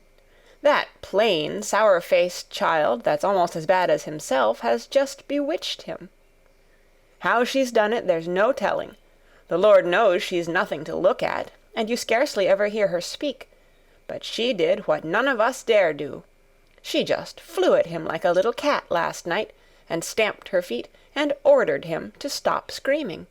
And somehow she startled him so that he actually did stop. And this afternoon, well, just come up and see, sir. It's past crediting." The scene which Dr. Craven beheld when he entered his patient's room was indeed rather astonishing to him. As Mrs. Medlock opened the door, he heard laughing and chattering. Colin was on his sofa in his dressing-gown, and he was sitting up quite straight, looking at a picture in one of the garden books, and talking to the plain child, who at that moment could scarcely be called plain at all, because her face was so glowing with enjoyment. "Those long spires of blue ones. We'll have a lot of those," Colin was announcing. "They're called delphiniums." "Dickon says they're larkspurs made big and grand," cried Mistress Mary. "There are clumps there already." Then they saw Dr. Craven, and stopped. Mary became quite still, and Colin looked fretful. "I am sorry to hear you were ill last night, my boy," Dr. Craven said, a trifle nervously. He was rather a nervous man. "I'm better now, much better," Colin answered, rather like a Rajah. "I'm going out in my chair in a day or two if it is fine. I want some fresh air." Dr. Craven sat down by him and felt his pulse, and looked at him curiously. "It must be a very fine day," he said, "and you must be very careful not to tire yourself." "Fresh air won't tire me," said the young Rajah. As there had been occasions when this same young gentleman had shrieked aloud with rage, and had insisted that fresh air would give him cold and kill him, it is not to be wondered at that his doctor felt somewhat startled. "I thought you did not like fresh air," he said. "I don't when I am by myself," replied the Rajah. "But my cousin is going out with me." "And the nurse, of course," suggested Dr. Craven. "No, I will not have the nurse," so magnificently that Mary could not help remembering how the young native prince had looked, with his diamonds and rubies and pearls stuck all over him, and the great rubies on the small dark hand he had waved to command his servants to approach with salams and receive his orders. "My cousin knows how to take care of me. I am always better when she is with me. She made me better last night. A very strong boy, I know, will push my carriage." Dr. Craven felt rather alarmed. If this tiresome, hysterical boy should chance to get well, he himself would lose all chance of inheriting Misselthwaite. But he was not an unscrupulous man, though he was a weak one, and he did not intend to let him run into actual danger. "He must be a strong boy and a steady boy," he said, "and I must know something about him. Who is he? What is his name?" "It's Dickon." Mary spoke up suddenly. She felt somehow that everybody who knew the Moor must know Dickon. And she was right, too. She saw that in a moment Dr. Craven's serious face relaxed into a relieved smile. "Oh, Dickon," he said. "If it is Dickon, you will be safe enough. He's as strong as a Moor pony, is Dickon." "And he's trusty," said Mary. "He's the trustiest lad i' Yorkshire." She had been talking Yorkshire to Colin, and she forgot herself. "Did Dickon teach you that?" asked Dr. Craven, laughing outright. "I'm learning it as if it was French," said Mary, rather coldly. "It's like a native dialect in India. Very clever people try to learn them. I like it, and so does Colin." "Well, well," he said. "If it amuses you, perhaps it won't do you any harm. Did you take your bromide last night, Colin?" "No," Colin answered. "I wouldn't take it at first, and after Mary made me quiet she talked me to sleep, in a low voice, about the spring creeping into a garden." "That sounds soothing," said Dr. Craven, more perplexed than ever, and glancing sideways at Mistress Mary sitting on her stool and looking down silently at the carpet. "You are evidently better, but you must remember—" "I don't want to remember," interrupted the Rajah, appearing again. "When I lie by myself and remember, I begin to have pains everywhere, and I think of things that make me begin to scream because I hate them so. If there was a doctor anywhere who could make you forget you were ill instead of remembering it, I would have him brought here." And he waved a thin hand, which ought really to have been covered with royal signet rings made of rubies. "It is because my cousin makes me forget that she makes me better." Dr. Craven had never made such a short stay after a tantrum. Usually he was obliged to remain a very long time and do a great many things. This afternoon he did not give any medicine or leave any new orders, and he was spared any disagreeable scenes. When he went downstairs he looked very thoughtful, and when he talked to Mrs. Medlock in the library she felt that he was a much puzzled man. "Well, sir," she ventured, "could you have believed it?" "It is certainly a new state of affairs," said the doctor, "and there's no denying it is better than the old one." "I believe Susan Sowerby's right, I do that," said Mrs. Medlock. "I stopped in her cottage on my way to Thwaite yesterday and had a bit of a talk with her, and she says to me, 'Well, Sarah Ann, she mayn't be a good child, and she mayn't be a pretty one, but she's a child, and children needs children.' We went to school together, Susan Sowerby and me." "She's the best sick nurse I know," said Dr. Craven. "When I find her in a cottage, I know the chances are that I shall save my patient." Mrs. Medlock smiled. She was fond of Susan Sowerby. "She's got a way with her, has Susan," she went on quite volubly. "I've been thinking all morning of one thing she said yesterday. She says, 'Once when I was giving the children a bit of a preach after they'd been fightin', I says to 'em all, "When I was at school my joggraphy told as the world was shaped like an orange.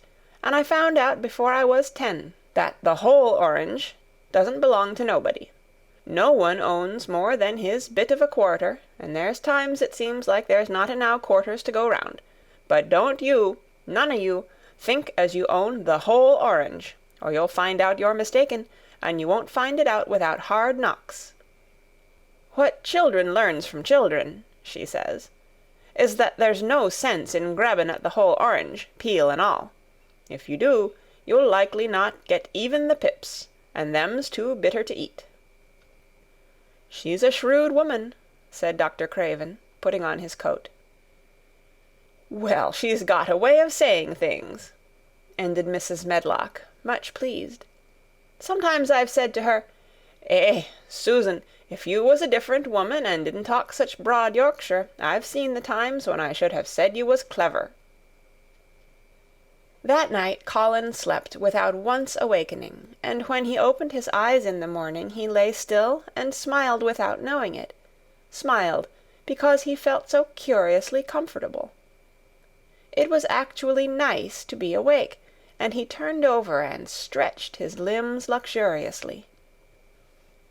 He felt as if tight strings which had held him had loosened themselves and let him go. He did not know that Dr. Craven would have said that his nerves had relaxed and rested themselves. Instead of lying and staring at the wall and wishing he had not awakened, his mind was full of the plans he and Mary had made yesterday, of pictures of the garden and of Dickon and his wild creatures. It was so nice to have things to think about. And he had not been awake more than 10 minutes when he heard feet running along the corridor, and Mary was at the door. The next minute she was in the room and had run across to his bed, bringing with her a waft of fresh air full of the scent of the morning. "You've been out! You've been out! There's that nice smell of leaves!" he cried. She had been running, and her hair was loose and blown, and she was bright with the air and pink-cheeked, though he could not see it. "It's so beautiful," she said, a little breathless with her speed. "You never saw anything so beautiful. It has come. I thought it had come that other morning, but it was only coming. It is here now. It has come, the spring. Dickon says so." "Has it?" cried Colin, and though he really knew nothing about it, he felt his heart beat. He actually sat up in bed. "Open the window," he added, laughing half with joyful excitement and half at his own fancy. "Perhaps we may hear golden trumpets." And though he laughed, Mary was at the window in a moment, and in a moment more it was opened wide, and freshness and softness and scents and birds' songs were pouring through. "That's fresh air," she said. "Lie on your back and draw in long breaths of it. That's what Dickon does when he's lying on the moor. He says he feels it in his veins, and it makes him strong, and he feels as if he could live for ever and ever. Breathe it and breathe it." She was only repeating what Dickon had told her, but she caught Colin's fancy. "For ever and ever, does it make him feel like that?" he said, and he did as she told him, drawing in long, deep breaths over and over again, until he felt that something quite new and delightful was happening to him. Mary was at his bedside again. "Things are crowding up out of the earth," she ran on in a hurry, "and there are flowers uncurling, and buds on everything, and the green veil has covered nearly all the gray, and the birds are in such a hurry about their nests for fear they may be too late, that some of them are even fighting for places in the secret garden. And the rose bushes look as wick can be, and there are primroses in the lanes and woods, and the seeds we planted are up, and Dickon has brought the fox and the crow and the squirrels, and a newborn lamb." And then she paused for breath. The newborn lamb Dickon had found 3 days before, lying by its dead mother among the gorse bushes on the moor. It was not the first motherless lamb he had found, and he knew what to do with it.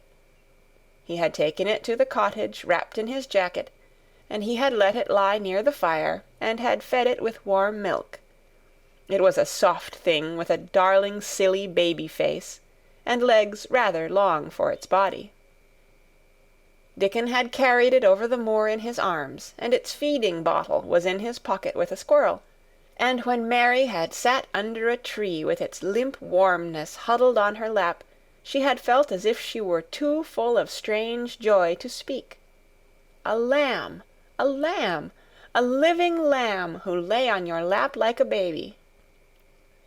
She was describing it with great joy, and Colin was listening and drawing in long breaths of air when the nurse entered. She started a little at the sight of the open window. She had sat stifling in the room many a warm day because her patient was sure that open windows gave people cold.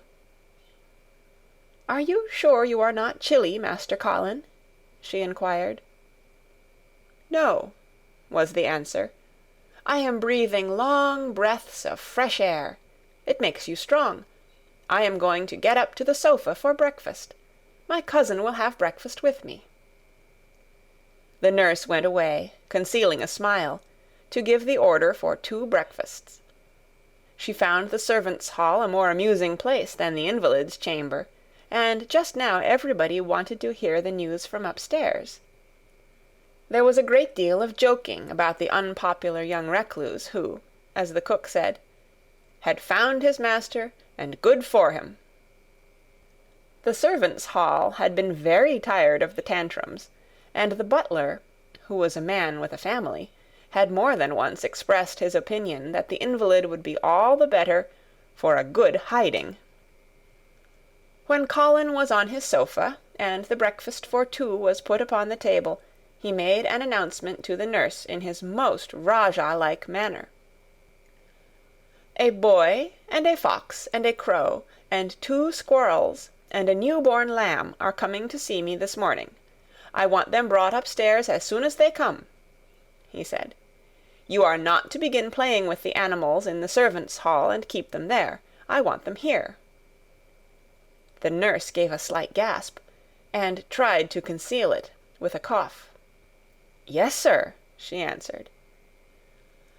"I'll tell you what you can do," added Colin, waving his hand. "You can tell Martha to bring them here. The boy is Martha's brother. His name is Dickon, and he is an animal charmer." "I hope the animals won't bite, Master Colin," said the nurse. "I told you he was a charmer," said Colin austerely. "Charmers' animals never bite." "There are snake charmers in India," said Mary, "and they can put their snakes' heads in their mouths." "Goodness!" shuddered the nurse. They ate their breakfast with the morning air pouring in upon them. Colin's breakfast was a very good one, and Mary watched him with serious interest. "You will begin to get fatter just as I did," she said. "I never wanted my breakfast when I was in India, and now I always want it." "I wanted mine this morning," said Colin. "Perhaps it was the fresh air. When do you think Dickon will come?" He was not long in coming. In about 10 minutes Mary held up her hand. "Listen," she said. "Did you hear a caw?" Colin listened and heard it, the oddest sound in the world to hear inside a house, a hoarse caw, caw. "Yes," he answered. "That's Soot," said Mary. "Listen again. Do you hear a bleat, a tiny one?" "Oh, yes!" cried Colin, quite flushing. "That's the new-born lamb," said Mary. "He's coming." Dickon's moorland boots were thick and clumsy, and though he tried to walk quietly, they made a clumping sound as he walked through the long corridors. Mary and Colin heard him marching, marching, until he passed through the tapestry door onto the soft carpet of Colin's own passage. "If you please, sir," announced Martha, opening the door. "If you please, sir, here's Dickon and his creatures." Dickon came in, smiling his nicest wide smile. The new-born lamb was in his arms, and the little red fox trotted by his side. Nut sat on his left shoulder, and Soot on his right, and Shell's head and paws peeped out of his coat pocket. Colin slowly sat up and stared, as he had stared when he first saw Mary, but this was a stare of wonder and delight. The truth was that in spite of all he had heard, he had not in the least understood what this boy would be like, and that his fox and his crow and his squirrels and his lamb were so near to him and his friendliness that they seemed almost to be a part of himself. Colin had never talked to a boy in his life, and he was so overwhelmed by his own pleasure and curiosity that he did not even think of speaking. But Dickon did not feel the least shy or awkward. He had not felt embarrassed because the crow had not known his language, and had only stared and had not spoken to him the first time they met. Creatures were always like that until they found out about you. He walked over to Colin's sofa and put the new-born lamb quietly on his lap, and immediately the little creature turned to the warm velvet dressing-gown and began to nuzzle and nuzzle into its folds, and butt its tight-curled head with soft impatience against his side. Of course no boy could have helped speaking then. "What is it doing?" cried Colin. "What does it want?" "It wants its mother," said Dickon, smiling more and more. "I brought it to thee a bit hungry, because I knowed tha'd like to see it feed." He knelt down by the sofa, and took a feeding bottle from his pocket. "Come on, little un," he said, turning the small woolly white head with a gentle brown hand. "This is what thou's after. Thou'll get more out o' this than thou will out o' silk velvet coats. There now." And he pushed the rubber tip of the bottle into the nuzzling mouth, and the lamb began to suck it with ravenous ecstasy. After that there was no wondering what to say. By the time the lamb fell asleep, questions poured forth, and Dickon answered them all. He told them how he had found the lamb just as the sun was rising 3 mornings ago.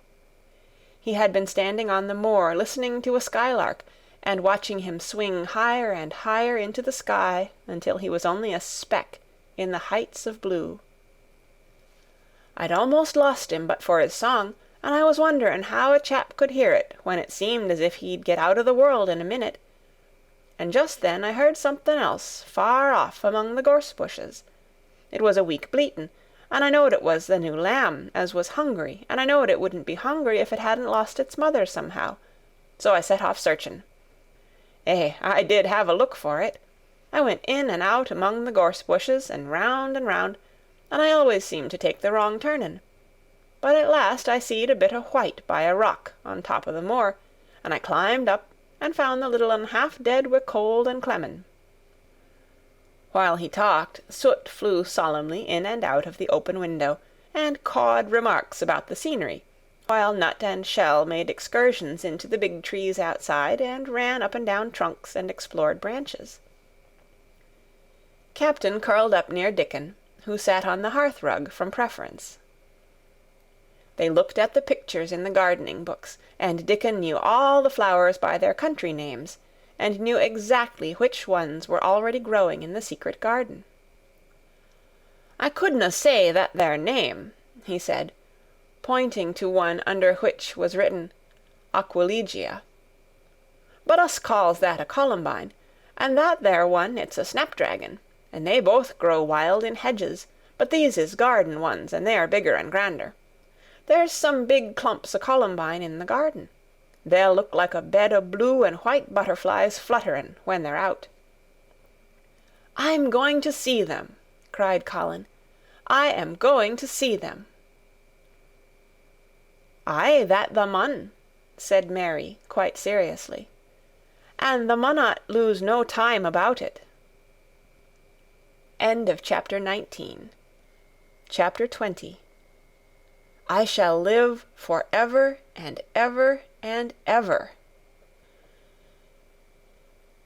But they were obliged to wait more than a week, because first there came some very windy days, and then Colin was threatened with a cold, which two things happening one after the other would no doubt have thrown him into a rage, but that there was so much careful and mysterious planning to do, and almost every day Dickon came in, if only for a few minutes, to talk about what was happening on the moor, and in the lanes and hedges, and on the borders of streams. The things he had to tell about otters and badgers and water rats' houses, not to mention birds' nests and field mice and their burrows, were enough to make you almost tremble with excitement when you heard all the intimate details from an animal charmer, and realized with what thrilling eagerness and anxiety the whole busy underworld was working. "They're the same as us," said Dickon, "only they have to build their homes every year, and it keeps 'em so busy they fair scuffle to get 'em done." The most absorbing thing, however, was the preparations to be made before Colin could be transported with sufficient secrecy to the garden. No one must see the chair carriage, and Dickon and Mary, after they turned a certain corner of the shrubbery and entered upon the walk outside the ivied walls. As each day passed, Colin had become more and more fixed in his feeling that the mystery surrounding the garden was one of its greatest charms. Nothing must spoil that. No one must ever suspect that they had a secret. People must think that he was simply going out with Mary and Dickon because he liked them, and did not object to their looking at him. They had long and quite delightful talks about their route. They would go up this path, and down that one, and cross the other, and go round among the fountain flower beds as if they were looking at the bedding out plants the head gardener, Mr. Roach, had been having arranged. That would seem such a rational thing to do that no one would think it at all mysterious. They would turn into the shrubbery walks and lose themselves until they came to the long walls. It was almost as serious and elaborately thought out as the plans of march made by great generals in time of war.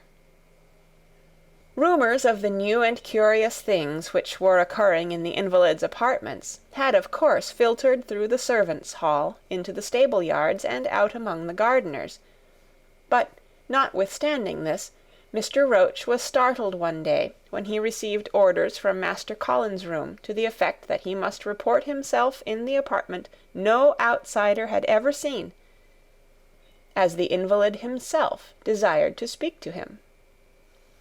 "Well, well," he said to himself as he hurriedly changed his coat. "What's to do now? His Royal Highness that wasn't to be looked at, calling up a man he's never set eyes on." Mr. Roach was not without curiosity. He had never caught even a glimpse of the boy, and had heard a dozen exaggerated stories about his uncanny looks and ways and his insane tempers. The thing he had heard oftenest was that he might die at any moment, and there had been numerous fanciful descriptions of a humped back and helpless limbs, given by people who had never seen him. "Things are changing in this house, Mr. Roach," said Mrs. Medlock, as she led him up the back staircase to the corridor on to which opened the hitherto mysterious chamber. "Let us hope they're changing for the better, Mrs. Medlock," he answered. "They couldn't well change for the worse," she continued, "and, queer as it all is, there's them as finds their duties made a lot easier to stand up under. Don't you be surprised, Mr. Roach, if you find yourself in the middle of a menagerie, and Martha Sowerby's Dickon more at home than you or me could ever be." There really was a sort of magic about Dickon, as Mary always privately believed. When Mr. Roach heard his name, he smiled quite leniently. "He'd be at home in Buckingham Palace, or at the bottom of a coal mine," he said, "and yet it's not impudence either. He's just fine, is that lad." It was perhaps well he had been prepared, or he might have been startled. When the bedroom door was opened, a large crow, which seemed quite at home, perched on the high back of a carven chair, announced the entrance of a visitor by saying, "Caw, caw." quite loudly. In spite of Mrs. Medlock's warning, Mr. Roach only just escaped being sufficiently undignified to jump backward. The young Rajah was neither in bed nor on his sofa. He was sitting in an armchair, and a young lamb was standing by him, shaking its tail in feeding lamb fashion, as Dickon knelt giving it milk from its bottle. A squirrel was perched on Dickon's bent back, attentively nibbling a nut. The little girl from India was sitting on a big footstool, looking on. "Here's Mr. Roach, Master Colin," said Mrs. Medlock. The young Rajah turned and looked his servitor over. At least, that was what the head gardener felt happened. "Oh, you are Roach, are you?" he said. "I sent for you to give you some very important orders." "Very good, sir," answered Roach, wondering if he was to receive instructions to fell all the oaks in the park, or to transform the orchards into water gardens. "I am going out in my chair this afternoon," said Colin. "If the fresh air agrees with me, I may go out every day. When I go, none of the gardeners are to be anywhere near the long walk by the garden walls. No one is to be there.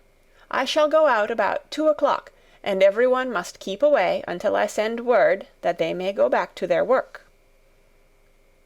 "Very good, sir," replied Mr. Roach, much relieved to hear that the oaks might remain, and that the orchards were safe.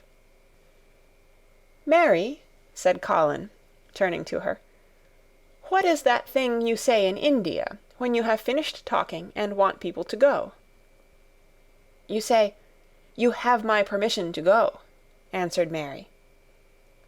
The Rajah waved his hand. "You have my permission to go, Roach," he said.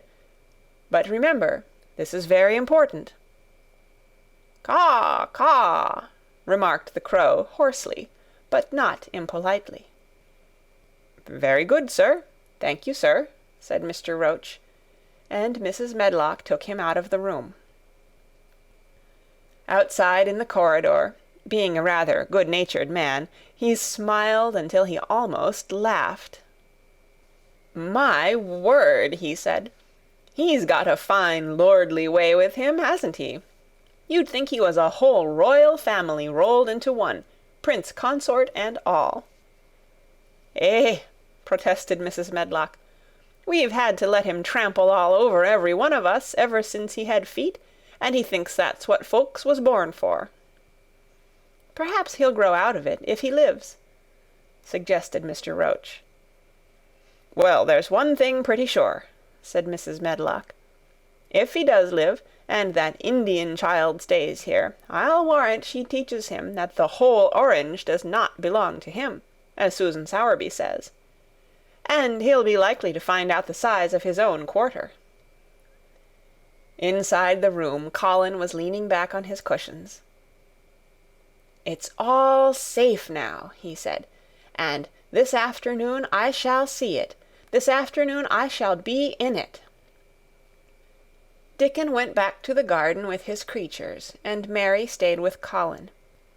She did not think he looked tired, but he was very quiet before their lunch came, and he was quiet while they were eating it. She wondered why, and asked him about it. "What big eyes you've got, Colin," she said. "When you are thinking, they get as big as saucers. What are you thinking about now?" "I can't help thinking about what it will look like," he answered. "The garden?" asked Mary.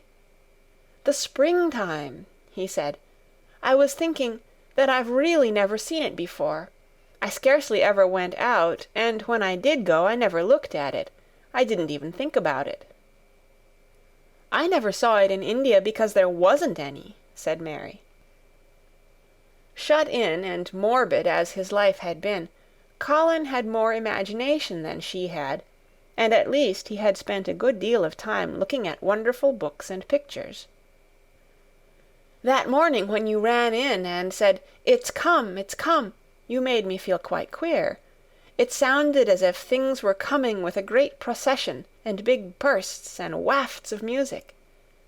I've a picture like it in one of my books, crowds of lovely people and children with garlands, and branches with blossoms on them, everyone laughing and dancing and crowding and playing on pipes.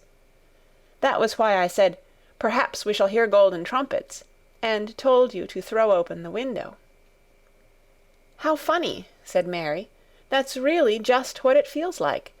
And if all the flowers and leaves and green things and birds and wild creatures danced past at once, what a crowd it would be!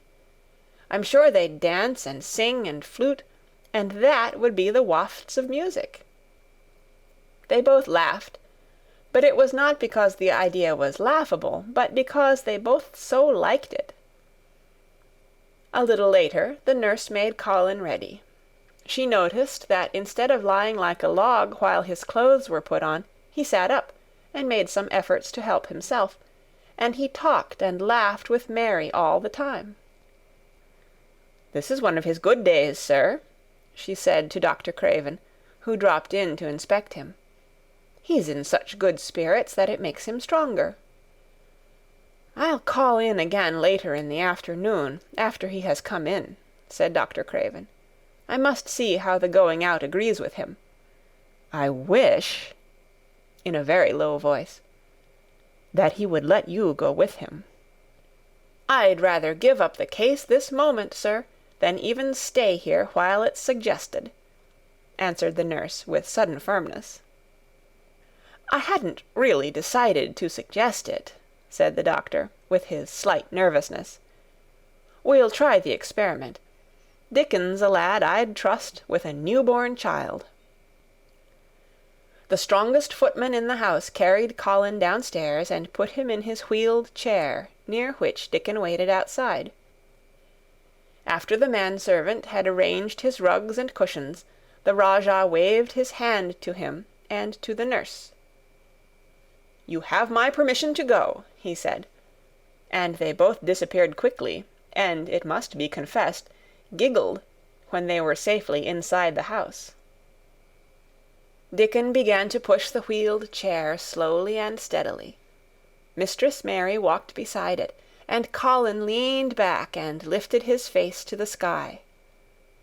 The arch of it looked very high, and the small snowy clouds seemed like white birds floating on outspread wings below its crystal blueness. The wind swept in soft big breaths down from the moor, and was strange with a wild, clear-scented sweetness.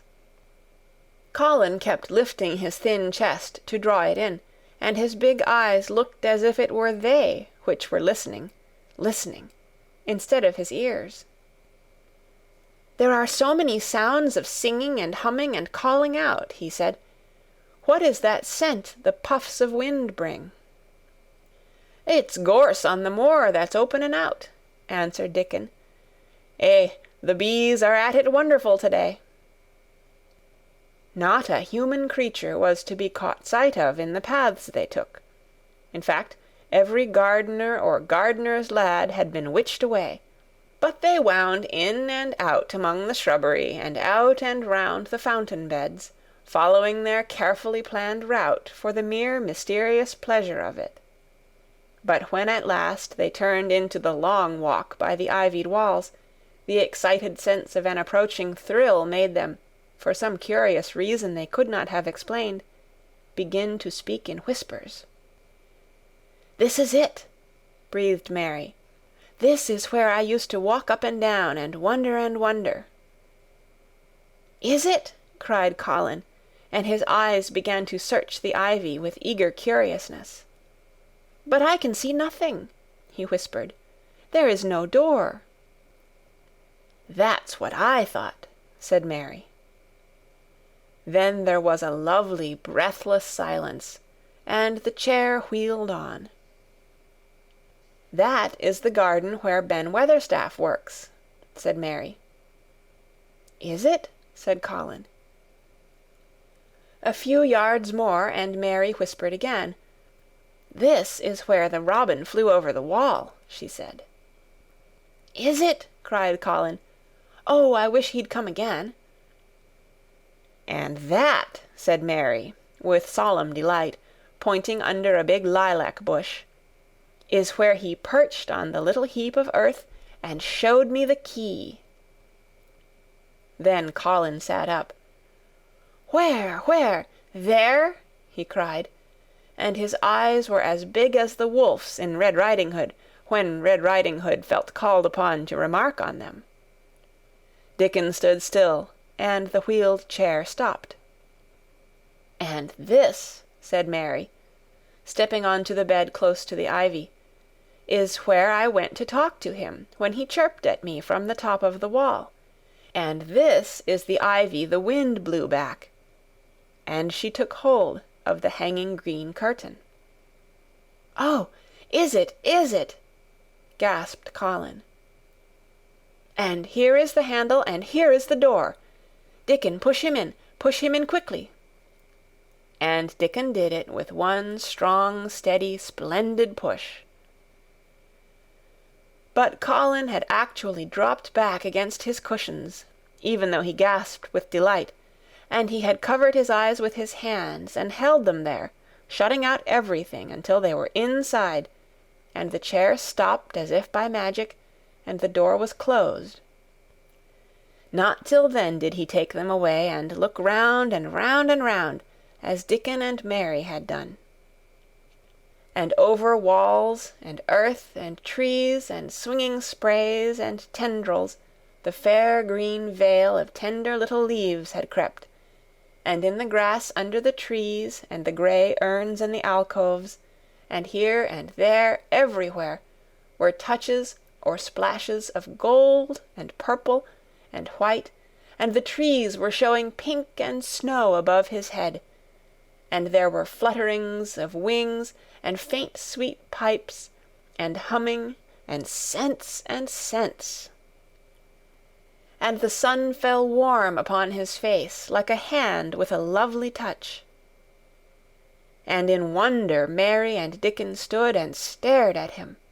He looked so strange and different because a pink glow of color had actually crept all over him, ivory face and neck and hands and all.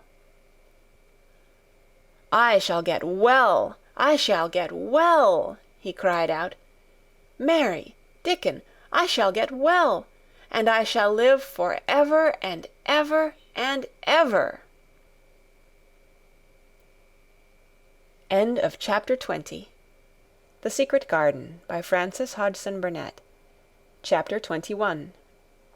Ben Weatherstaff. One of the strange things about living in the world is that it is only now and then one is quite sure one is going to live for ever and ever and ever.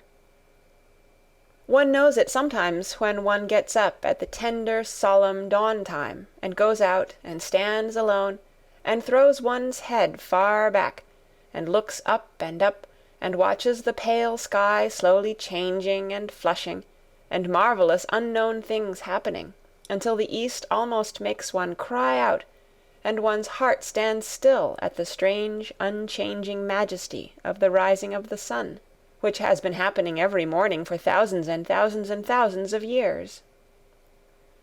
One knows it then for a moment or so, and one knows it some time when one stands by oneself in a wood at sunset, and the mysterious deep gold stillness slanting through and under the branches seems to be saying slowly again and again something one cannot quite hear, however much one tries. Then sometimes the immense quiet of the dark blue at night with millions of stars waiting and watching makes one sure, and sometimes a sound of far-off music makes it true, and sometimes a look in someone's eyes. And it was like that with Colin when he first saw and heard and felt the springtime inside the 4 high walls of a hidden garden. That afternoon the whole world seemed to devote itself to being perfect and radiantly beautiful and kind to one boy. Perhaps out of pure heavenly goodness the spring came and crowned everything it possibly could into that one place. More than once Dickon paused in what he was doing, and stood still, with a sort of growing wonder in his eyes, shaking his head softly. "Eh, it is gradely," he said. "I'm 12 going on 13, and there's a lot o' afternoons in 13 years, but seems to me like I never seed one as gradely as this 'ere."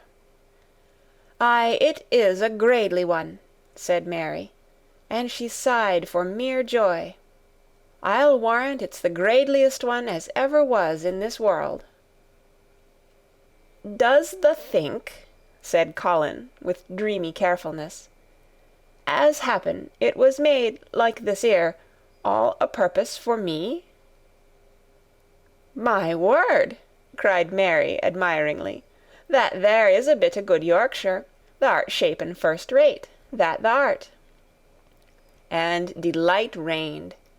They drew the chair under the plum-tree, which was snow-white with blossoms and musical with bees. It was like a king's canopy, a fairy king's. There were flowering cherry-trees near, and apple-trees whose buds were pink and white, and here and there one had burst wide open. Between the blossoming branches of the canopy bits of blue sky looked down, like wonderful eyes. Mary and Dickon worked a little here and there, and Colin watched them. They brought him things to look at, buds which were opening, buds which were tight closed, bits of twig whose leaves were just showing green, the feather of a woodpecker which had dropped on the grass, the empty shell of some bird early hatched.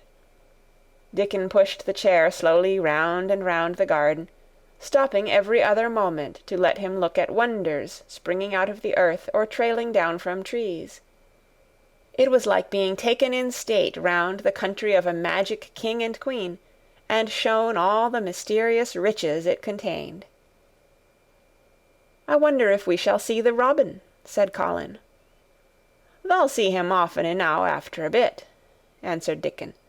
"When the eggs hatches out, the little chap he'll be kep so busy it'll make his head swim. Thou'll see him flyin' backward and for'ard, carryin' worms nigh as big as himself, and that much noise goin' on in the nest when he gets there, as fair flusters him so as he scarce knows which big mouth to drop the first piece in. And gapin' beaks and squawks on every side. Mother says as when she sees the work a robin has to do to keep them gapin' beaks filled, she feels like she was a lady with nothing to do. She says she's seen the little chaps when it seemed like the sweat must be dropping off 'em, though folk can't see it." This made them giggle so delightedly that they were obliged to cover their mouths with their hands, remembering that they must not be heard. Colin had been instructed as to the law of whispers and low voices several days before. He liked the mysteriousness of it, and did his best, but in the midst of excited enjoyment it is rather difficult never to laugh above a whisper. Every moment of the afternoon was full of new things, and every hour the sunshine grew more golden. The wheeled chair had been drawn back under the canopy, and Dickon had sat down on the grass, and had just drawn out his pipe, when Colin saw something he had not had time to notice before. "That's a very old tree over there, isn't it?" he said. Dickon looked across the grass at the tree, and Mary looked, and there was a brief moment of stillness. "Yes," answered Dickon after it, and his low voice had a very gentle sound. Mary gazed at the tree and thought. "The branches are quite grey, and there's not a single leaf anywhere," Colin went on. "It's quite dead, isn't it?" "Aye," admitted Dickon, "but them roses as has climbed all over it will near hide every bit o' the dead wood when they're full o' leaves and flowers. It won't look dead then. It'll be the prettiest of all." Mary still gazed at the tree and thought. "It looks as if a big branch had been broken off," said Colin. "I wonder how it was done." "It's been done many a year," answered Dickon. "Eh!" with a sudden relieved start, and laying his hand on Colin. "Look at that robin. There he is. He's been foragin' for his mate." Colin was almost too late, but he just caught sight of him, the flash of red-breasted bird with something in his beak. He darted through the greenness and into the close-grown corner, and was out of sight. Colin leaned back on his cushion again, laughing a little. "He's taking her tea to her. Perhaps it's 5 o'clock. I think I'd like some tea myself." And so they were safe. "It was magic which sent the robin," said Mary secretly to Dickon afterward. "I know it was magic." For both she and Dickon had been afraid Colin might ask something about the tree whose branch had broken off 10 years ago, and they had talked it over together, and Dickon had stood and rubbed his head in a troubled way. "We mun look as if it wasn't no different from the other trees," he had said. "We couldn't never tell him how it broke, poor lad. If he says anything about it, we mun try to look cheerful." "Aye, that we mun," had answered Mary. But she had not felt as if she looked cheerful when she gazed at the tree. She wondered and wondered in those few moments if there was any reality in that other thing Dickon had said. He had gone on rubbing his rust-red hair in a puzzled way, but a nice comforted look had begun to grow in his blue eyes. "Mrs. Craven was a very lovely young lady," he had gone on rather hesitatingly. "An' mother, she thinks maybe she's about Misselthwaite many a time looking after Mester Colin, same as all mothers do when they are took out of the world. They have to come back, th'a sees. Happen she's been in the garden, and happen it was her set us to work, and told us to bring him here." Mary had thought he meant something about magic. She was a great believer in magic. Secretly she quite believed that Dickon worked magic, of course good magic, on everything near him, and that was why people liked him so much, and wild creatures knew he was their friend. She wondered indeed if it were not possible that his gift had brought the robin just at the right moment, when Colin asked that dangerous question. She felt that his magic was working all the afternoon and making Colin look like an entirely different boy.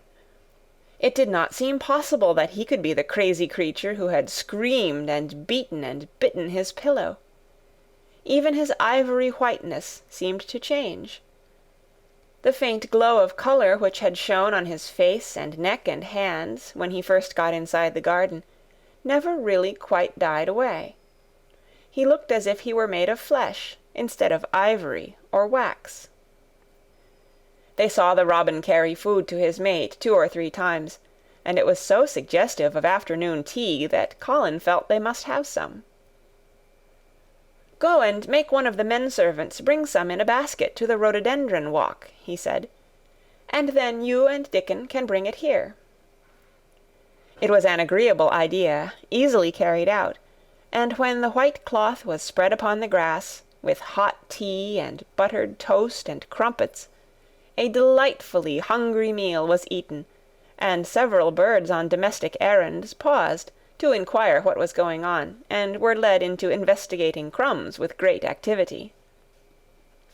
Nut and Shell whisked up trees with pieces of cake, and Soot took the entire half of a buttered crumpet into a corner, and pecked at, and examined, and turned it over, and made hoarse remarks about it, until he decided to swallow it all joyfully in one gulp. The afternoon was dragging towards its mellow hour. The sun was deepening the gold of its lances, the bees were going home, and the birds were flying past less often. Dickon and Mary were sitting on the grass, the tea-basket was repacked, ready to be taken back to the house, and Colin was lying against his cushions with his heavy locks pushed back from his forehead, and his face looking quite a natural color. "I don't want this afternoon to go," he said, "but I shall come back tomorrow, and the day after, and the day after, and the day after." "You'll get plenty of fresh air, won't you?" said Mary. "I'm going to get nothing else," he answered. "I've seen the spring now, and I'm going to see the summer. I'm going to see everything grow here. I'm going to grow here myself." "That thou will," said Dickon. "Us'll have thee walking about here and digging same as other folk afore long." Colin flushed tremendously. "Walk?" he said. "Dig? Shall I?" Dickon's glance at him was delicately cautious. Neither he nor Mary had ever asked if anything was the matter with his legs. "For sure tha will," he said stoutly. "Tha's got legs o' thine own, same as other folks." Mary was rather frightened until she heard Colin's answer. "Nothing really ails them," he said, "but they are so thin and weak, they shake so that I'm afraid to try to stand on them." Both Mary and Dickon drew a relieved breath. "When tha stops being afraid, thou'lt stand on 'em," Dickon said with renewed cheer. "And thou'lt stop being afraid in a bit." "I shall?" said Colin, and he lay still as if he were wondering about things. They were really very quiet for a little while. The sun was dropping lower. It was that hour when everything stills itself, and they really had had a busy and exciting afternoon. Colin looked as if he were resting luxuriously. Even the creatures had ceased moving about, and had drawn together and were resting near them. Soot had perched on a low branch and drawn up one leg, and dropped the grey film drowsily over his eyes. Mary privately thought he looked as if he might snore in a minute. In the midst of this stillness it was rather startling when Colin half lifted his head and exclaimed in a loud, suddenly alarmed whisper, "Who is that man?" Dickon and Mary scrambled to their feet. "Man?" they both cried in low, quick voices. Colin pointed to the high wall. "Look!" he whispered excitedly. "Just look!" Mary and Dickon wheeled about and looked. There was Ben Weatherstaff's indignant face glaring at them over the wall from the top of a ladder. He actually shook his fist at Mary. "If I wasn't a bachelder and thou was a wench o' mine," he cried, "I'd give thee a hidin'." He mounted another step threateningly, as if it were his energetic intention to jump down and deal with her. But as she came toward him, he evidently thought better of it, and stood on the top step of his ladder, shaking his fist down at her. "I never thowt much o' thee," he harangued. "I couldna abide thee the first time I set eyes on thee. A scrawny, buttermilk-faced young besom, allus asking questions and poking the nose where it wasna wanted. I never knowed how tha got so thick wi' me. If it hadna been for the rubbin', drat him." "Ben Weatherstaff!" called out Mary, finding her breath. She stood below him and called up to him with a sort of gasp. "Ben Weatherstaff! It was the robin who showed me the way." Then it did seem as if Ben really would scramble down on her side of the wall, he was so outraged. "The young bad un!" he called down at her, "layin' the badness on a robin. Not but what he's impudent now for anything. Him showing thee the way, him, the young nowt." She could see his next words burst out because he was overpowered by curiosity. "However i' this world did tha get in?" "It was the robin who showed me the way," she protested obstinately. "He didn't know he was doing it, but he did. And I can't tell you from here while you're shaking your fist at me." He stopped shaking his fist very suddenly at that very moment, and his jaw actually dropped as he stared over her head at something he saw coming over the grass toward him. At the first sound of his torrent of words, Colin had been so surprised that he had only sat up and listened as if he were spellbound. But in the midst of it he had recovered himself and beckoned imperiously to Dickon. "Wheel me over there," he commanded. "Wheel me quite close and stop right in front of him." And this, if you please, this is what Ben Weatherstaff beheld, and which made his jaw drop. A wheeled chair with luxurious cushions and robes which came toward him looking rather like some sort of state coach, because a young Rajah leaned back in it with royal command in his great black-rimmed eyes, and a thin white hand extended haughtily toward him. And it stopped right under Ben Weatherstaff's nose. It was really no wonder his mouth dropped open. "Do you know who I am?" demanded the Rajah. How Ben Weatherstaff stared! His red old eyes fixed themselves on what was before him as if he were seeing a ghost. He gazed and gazed, and gulped a lump down his throat and did not say a word. "Do you know who I am?" demanded Colin still more imperiously. "Answer." Ben Weatherstaff put his gnarled hand up and passed it over his eyes and over his forehead, and then he did answer in a queer, shaky voice. "Who thou art?" he said. "Aye, that I do, with a mother's eyes staring at me out o' the face. Lord knows how thou come here, but thou'rt the poor cripple." Colin forgot that he had ever had a back. His face flushed scarlet, and he sat bolt upright. "I'm not a cripple!" he cried out furiously. "I'm not!" "He's not!" cried Mary, almost shouting up the wall in her fierce indignation.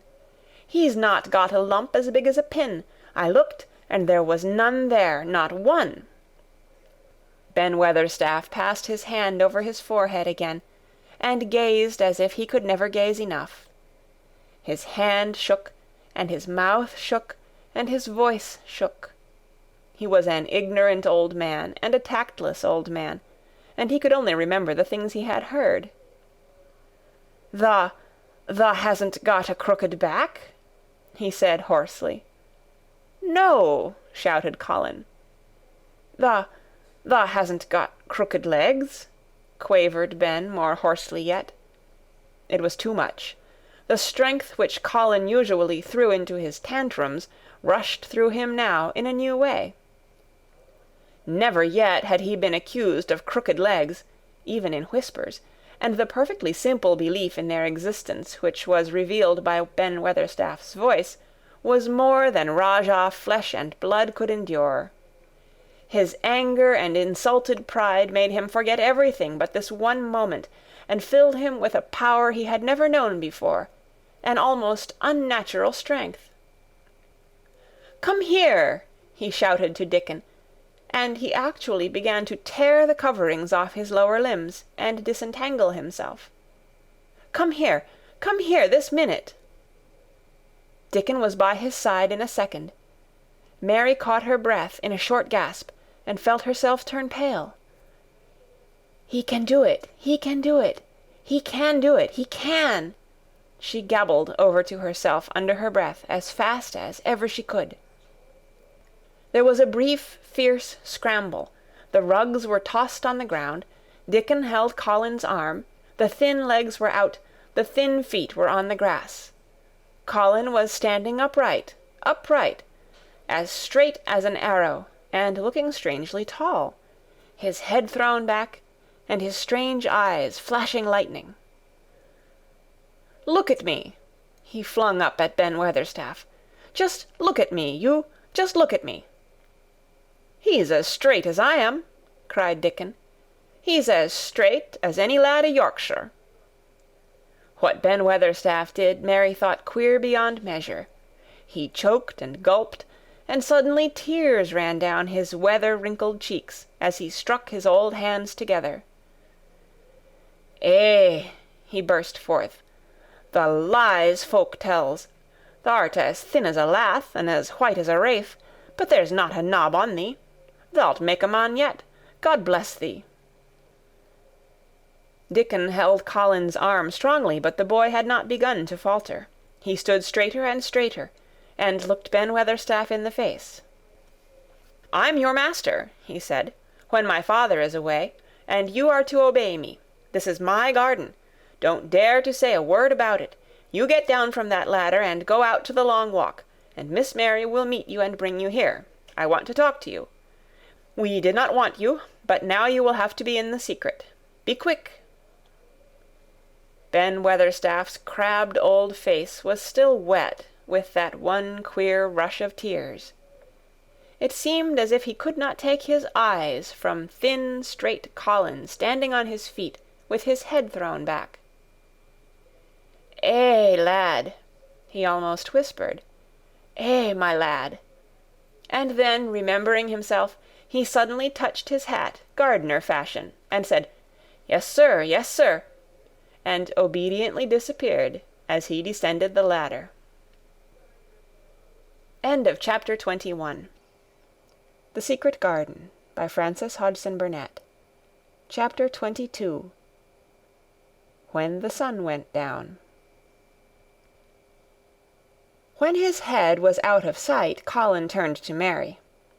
"Go and meet him," he said, and Mary flew across the grass to the door under the ivy. Dickon was watching him with sharp eyes. There were scarlet spots on his cheeks, and he looked amazing, but he showed no signs of falling.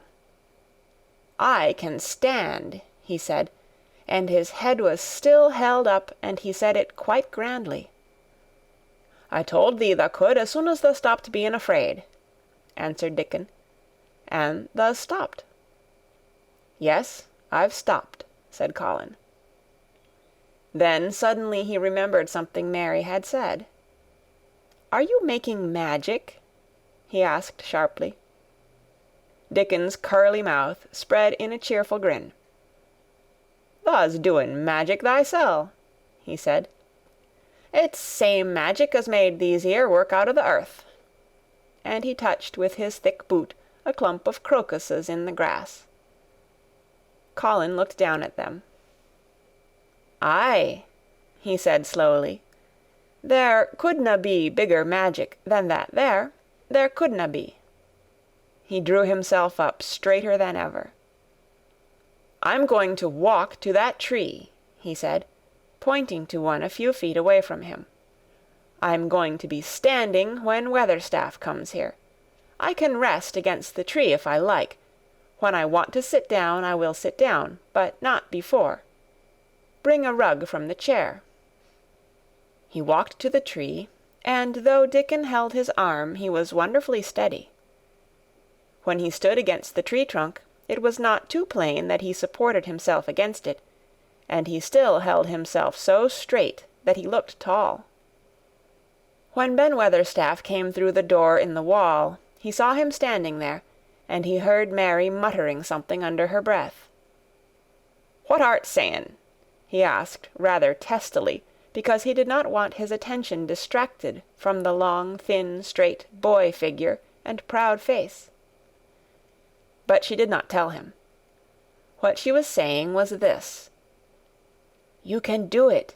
You can do it. I told you you could. You can do it. You can do it. You can." She was saying it to Colin because she wanted to make magic and keep him on his feet looking like that. She could not bear that he should give in before Ben Weatherstaff.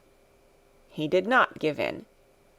She was uplifted by a sudden feeling that he looked quite beautiful in spite of his thinness. He fixed his eyes on Ben Weatherstaff in his funny, imperious way. "Look at me," he commanded. "Look at me all over. Am I a hunchback? Have I got crooked legs?" Ben Weatherstaff had not quite got over his emotion, but he had recovered a little, and answered almost in his usual way. "Not tha," he said. "Nowt o' the sort. What's tha been doing with thysel', hiding out o' sight and letting folk think tha was cripple and half-witted?" "Half-witted!" said Colin angrily. "Who thought that?" "Lots o' fools," said Ben. "The world's full o' jackasses braying, and they never bray nowt but lies. What did tha shut thysel' up for?" "Everyone thought I was going to die," said Colin shortly. "I'm not."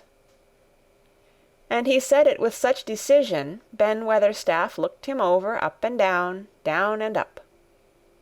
"Tha die?" he said with dry exultation. "Nowt o' the sort. Tha's got too much pluck in thee. When I seed thee put thy legs on the ground in such a hurry, I knowed tha was all right. Sit thee down on the rug a bit, young mester, and gi' me thy orders." There was a queer mixture of crabbed tenderness and shrewd understanding in his manner. Mary had poured out speech as rapidly as she could as they had come down the long walk. The chief thing to be remembered, she had told him, was that Colin was getting well, getting well. The garden was doing it. No one must let him remember about having humps and dying. The Rajah condescended to seat himself on a rug under the tree. "What work do you do in the gardens, Weatherstaff?" he inquired. "Anything I'm told to do," answered old Ben. "I'm kep' on by favour, because she liked me." "She?" said Colin. "The mother," answered Ben Weatherstaff. "My mother?" said Colin, and he looked about him quietly. This was her garden, wasn't it? "Aye, it was that." And Ben Weatherstaff looked about him too. "She were main fond of it." "It is my garden now. I am fond of it. I shall come here every day," announced Colin. "But it is to be a secret. My orders are that no one is to know that we come here. Dickon and my cousin have worked and made it come alive. I shall send for you sometimes to help, but you must come when no one can see you." Ben Weatherstaff's face twisted itself in a dry old smile. "I've come here before when no one saw me," he said. "What?" exclaimed Colin. "When?" "The last time I was here," rubbing his chin and looking round, "was about 2 year ago." "But no one has been in it for 10 years," cried Colin. "There was no door." "I'm no one," said old Ben dryly, "and I didn't come through the door. I come over the wall. The rheumatics held me back the last 2 year." "The common did a bit of prunin'," cried Dickon. "I couldn't make out how it had been done." "She was so fond of it, she was," said Ben Weatherstaff slowly. "And she was such a pretty young thing. She says to me once, 'Ben,' she says, laughin', 'if ever I'm ill or if I go away, you must take care of my roses.'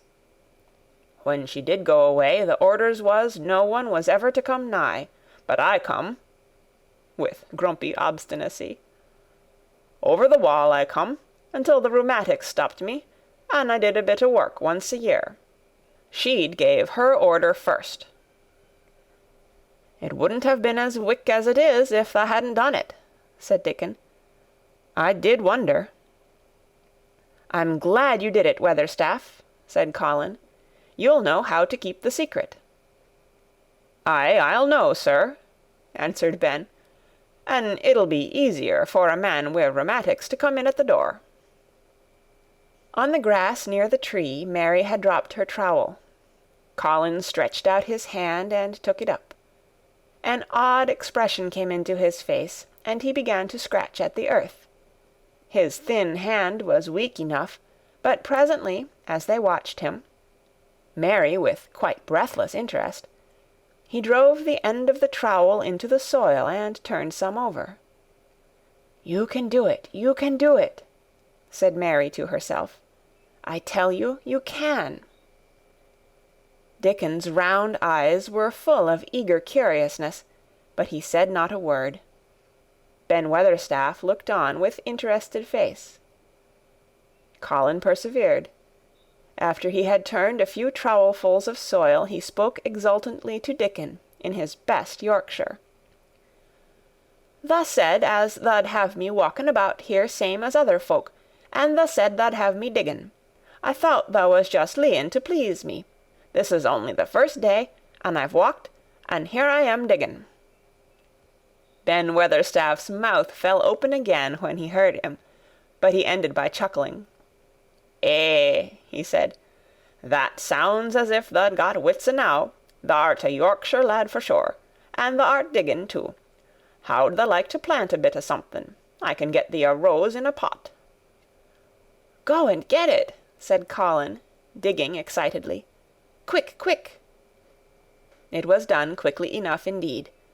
Ben Weatherstaff went his way, forgetting rheumatics.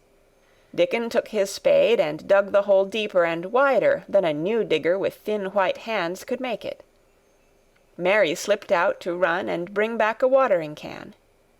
When Dickon had deepened the hole, Colin went on turning the soft earth over and over.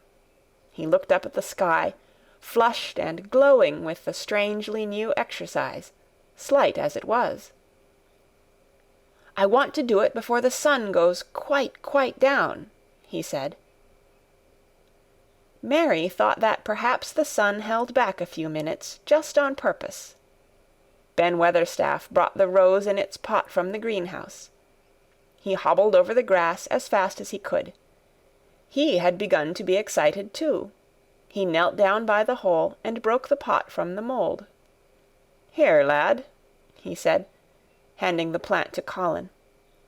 "Set it in the earth thysel, same as the king does when he goes to a new place."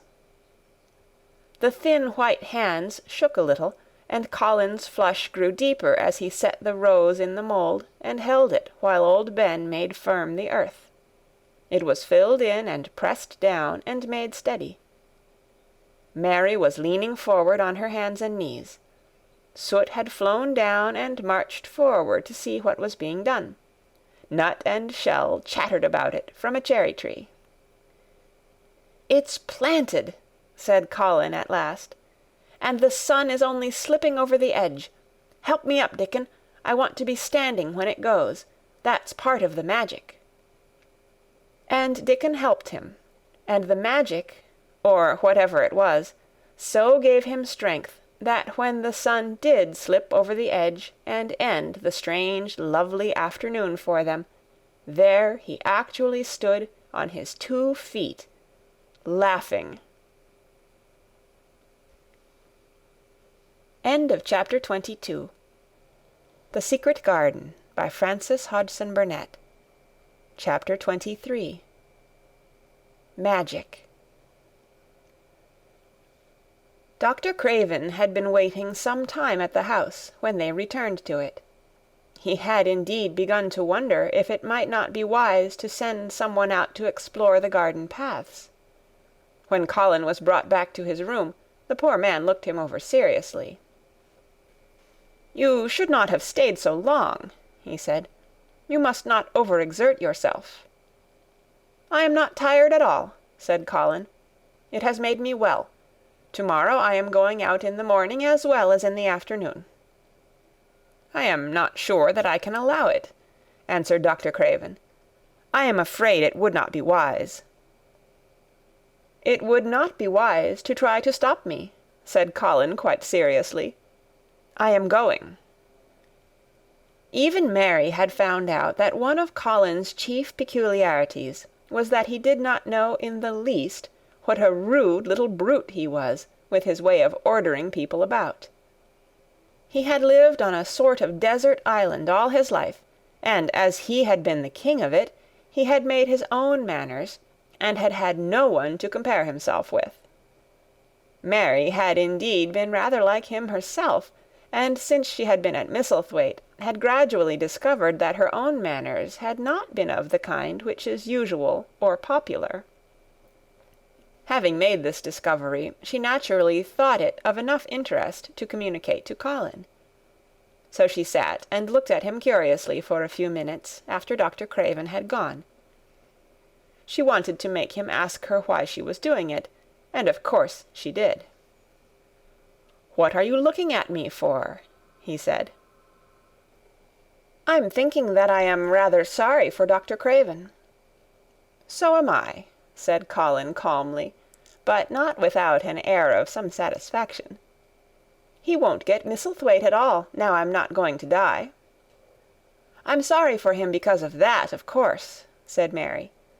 "But I was thinking just then that it must have been very horrid to have had to be polite for 10 years to a boy who was always rude. I would never have done it." "Am I rude?" Colin inquired undisturbedly. "If you had been his own boy, and he had been a slapping sort of man," said Mary, "he would have slapped you." "But he daren't," said Colin. "No, he daren't," answered Mistress Mary, thinking the thing out quite without prejudice. "Nobody ever dared to do anything you didn't like, because you were going to die and things like that. You were such a poor thing." "But," announced Colin stubbornly, "I am not going to be a poor thing. I won't let people think I'm one. I stood on my feet this afternoon." "It is always having your own way that has made you so queer," Mary went on, thinking aloud.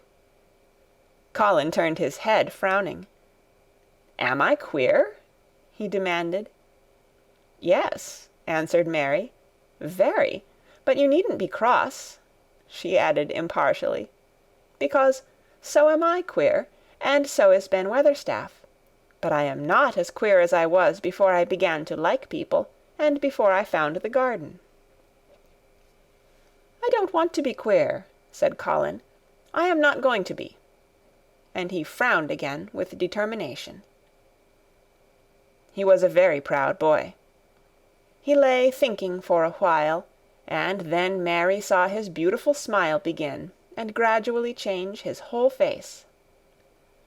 "I shall stop being queer," he said, "if I go every day to the garden. There is magic in there, good magic, you know, Mary. I am sure there is." "So am I," said Mary.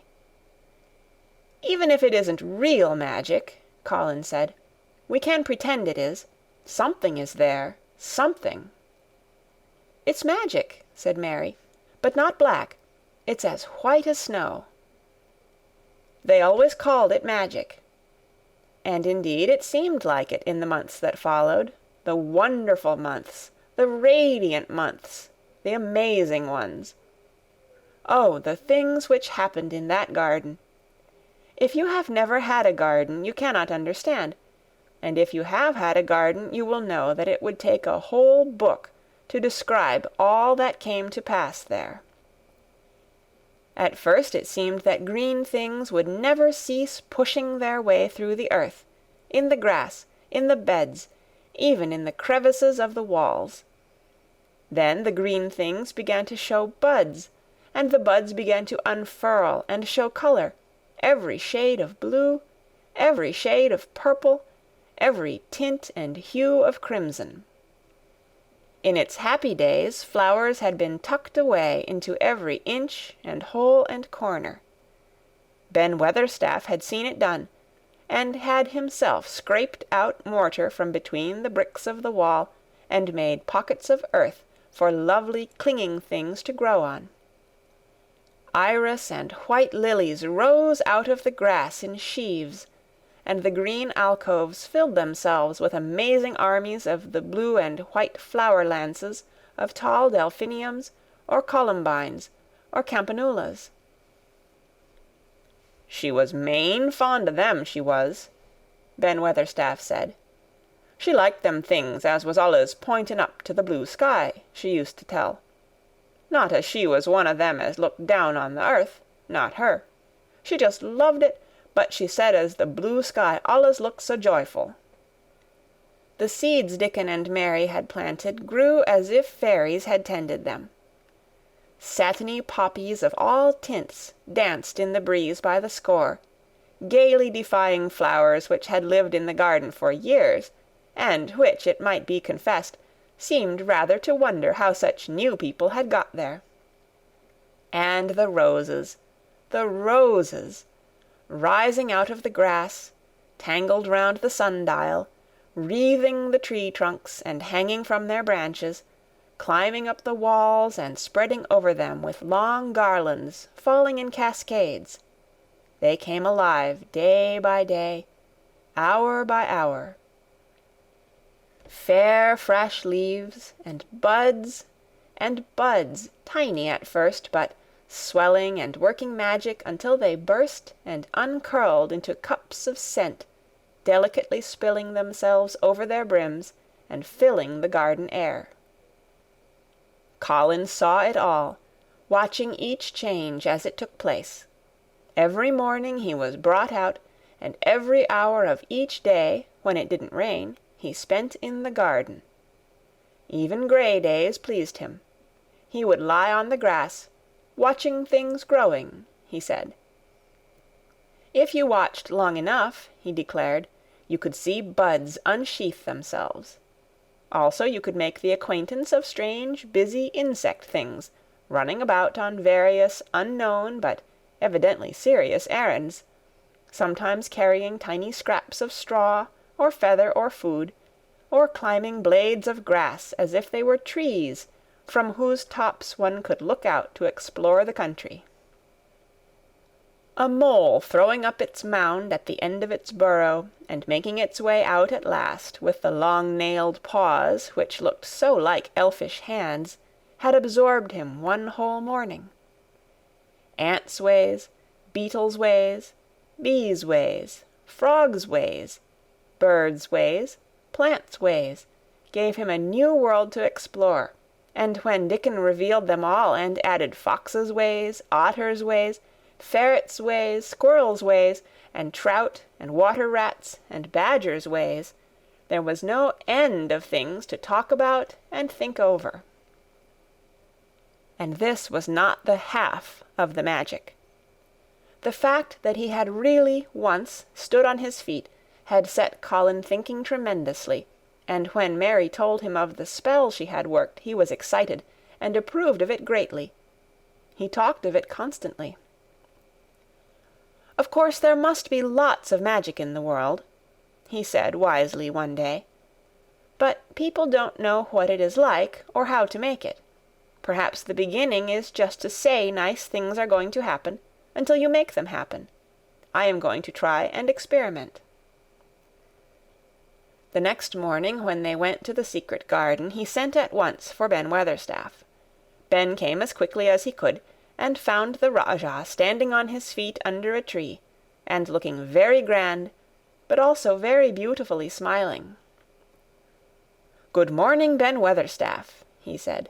"I want you, and Dickon, and Miss Mary to stand in a row and listen to me, because I am going to tell you something very important." "Aye, aye, sir," answered Ben Weatherstaff, touching his forehead.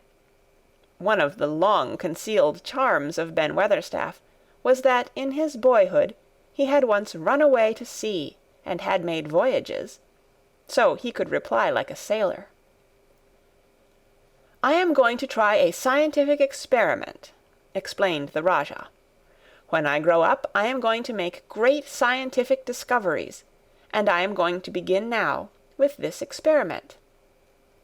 "Aye, aye, sir," said Ben Weatherstaff promptly, though this was the first time he had heard of great scientific discoveries. It was the first time Mary had heard of them either, but even at this stage she had begun to realize that, queer as he was, Colin had read about a great many singular things, and was somehow a very convincing sort of boy. When he held up his head and fixed his strange eyes on you, it seemed as if you believed him almost in spite of yourself, though he was only 10 years old, going on 11. At this moment he was especially convincing, because he suddenly felt the fascination of actually making a sort of speech, like a grown-up person.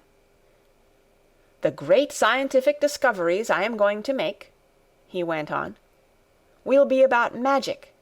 Magic is a great thing, and scarcely anyone knows anything about it, except a few people in old books, and Mary a little, because she was born in India, where there are fakirs. I believe Dickon knows some magic, but perhaps he doesn't know he knows it. He charms animals and people. I would never have let him come to see me if he had not been an animal charmer, which is a boy charmer too, because a boy is an animal. I am sure there is magic in everything, only we have not sense enough to get hold of it and make it do things for us, like electricity and horses and steam." This sounded so imposing that Ben Weatherstaff became quite excited, and really could not keep still. "Aye, aye, sir," he said, and he began to stand up quite straight. "When Mary found this garden, it looked quite dead," the orator proceeded. "Then something began pushing things up out of the soil, and making things out of nothing. One day things weren't there, and another they were. I had never watched things before, and it made me feel very curious. Scientific people are always curious, and I am going to be scientific. I keep saying to myself, 'What is it? What is it? It's something. It can't be nothing. I don't know its name, so I call it magic. I have never seen the sun rise, but Mary and Dickon have, and from what they tell me I am sure that is magic too. Something pushes it up and draws it. Sometimes, since I've been in the garden, I've looked up through the trees at the sky, and I have had a strange feeling of being happy, as if something were pushing and drawing in my chest, and making me breathe fast. Magic is always pushing and drawing and making things out of nothing. Everything is made out of magic, leaves and trees, flowers and birds, badgers and foxes and squirrels and people. So it must be all around us. In this garden, in all the places. The magic in this garden has made me stand up and know I am going to live to be a man. I am going to make the scientific experiment of trying to get some and put it in myself, and make it push and draw me and make me strong. I don't know how to do it, but I think that if you keep thinking about it and calling it, perhaps it will come. Perhaps that is the first baby way to get it. When I was going to try to stand that first time, Mary kept saying to herself as fast as she could, "You can do it, you can do it." And I did. I had to try myself at the same time, of course, but her magic helped me, and so did Dickon's. Every morning and evening, and as often in the daytime as I can remember, I am going to say, "Magic is in me. Magic is making me well. I am going to be as strong as Dickon, as strong as Dickon. And you must all do it too. That is my experiment. Will you help, Ben Weatherstaff?" "Aye, aye, sir," said Ben Weatherstaff. "Aye, aye." If you keep doing it every day as regularly as soldiers go through drill, we shall see what will happen, and find out if the experiment succeeds. You learn things by saying them over and over, and thinking about them until they stay in your mind forever, and I think it will be the same with magic. If you keep calling it to come to you and help you, it will get to be part of you, and it will stay and do things. I once heard an officer in India tell my mother that there were fakirs who said words over and over thousands of times, said Mary. "I've heard Jem Fettleworth's wife say the same thing over thousands of times, callin' Jem a drunken brute," said Ben Weatherstaff dryly. "Summat allus comes o' that, sure enough. He gave her a good hidin' and went to the Blue Lion and got as drunk as a lord." Colin drew his brows together and thought a few minutes. Then he cheered up. "Well," he said, "you see, something did come of it. She used the wrong magic until she made him beat her. If she'd used the right magic and had said something nice, perhaps he wouldn't have got as drunk as a lord, and perhaps he might have bought her a new bonnet." Ben Weatherstaff chuckled, and there was shrewd admiration in his little old eyes. "Thou'rt a clever lad as well as a straight-legged one, Mester Colin," he said. "Next time I see Bess Fettleworth I'll give her a bit of a hint o' what magic will do for her. She'd be rare and pleased if the scientific experiment worked, and so 'ud Jem." Dickon had stood listening to the lecture, his round eyes shining with curious delight. Nut and Shell were on his shoulders, and he held a long-eared white rabbit in his arm and stroked it softly, while it laid its ears along its back and enjoyed itself. "Do you think the experiment will work?" Colin asked him, wondering what he was thinking. He so often wondered what Dickon was thinking when he saw him looking at him or at one of his creatures with his happy wide smile. He smiled now, and his smile was wider than usual. "Aye," he answered, "that I do. It'll work same as the seeds do when the sun shines on 'em. It'll work for sure. Shall us begin it now?" Colin was delighted, and so was Mary.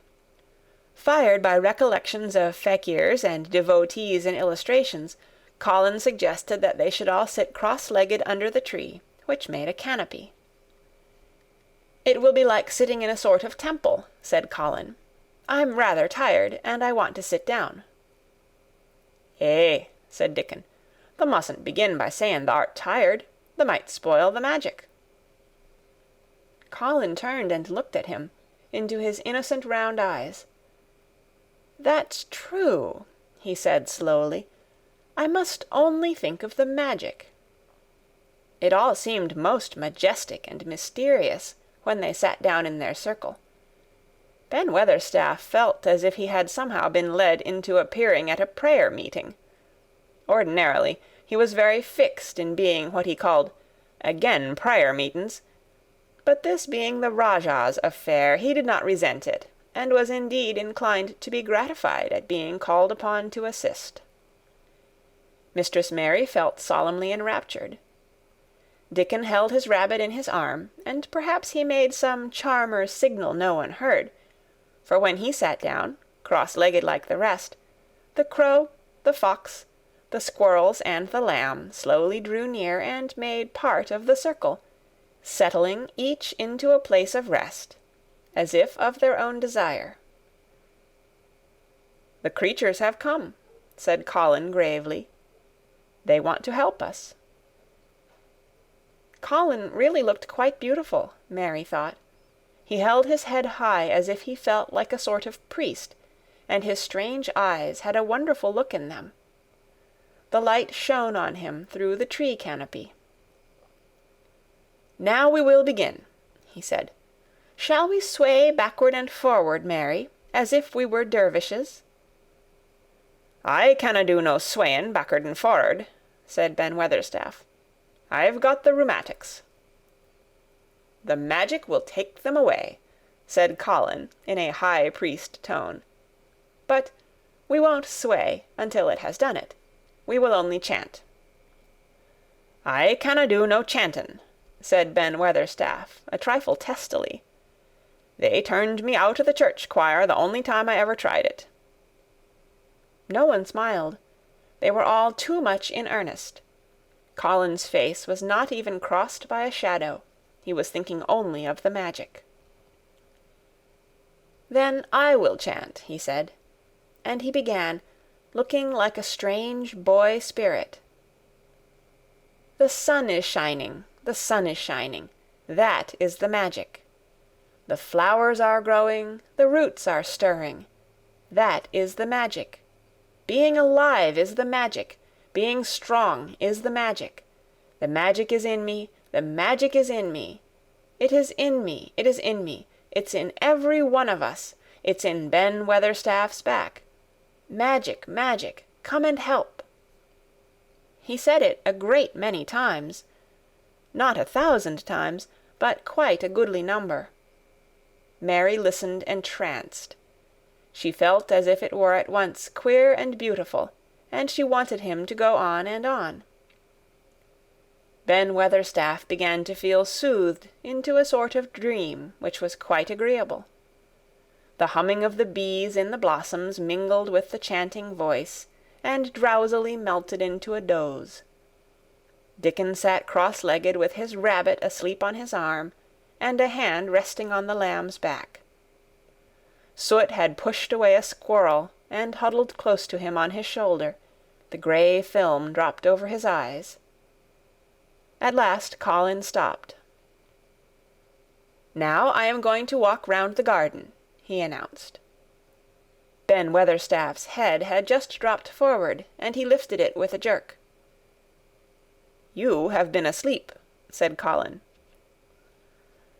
"Nowt o' the sort," mumbled Ben. "The sermon was good enow, but I'm bound to get out afore the collection." He was not quite awake yet. "You're not in church," said Colin. "Not me," said Ben, straightening himself. "Who said I were? I heard every bit of it. You said the magic was in my back. The doctor calls it rheumatics." The Rajah waved his hand. "That was the wrong magic," he said. "You will get better. You have my permission to go to your work, but come back tomorrow."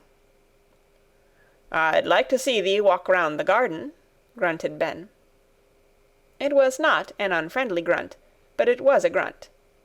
In fact, being a stubborn old party, and not having entire faith in magic, he had made up his mind that if he were sent away, he would climb his ladder, and look over the wall, so that he might be ready to hobble back, if there were any stumbling.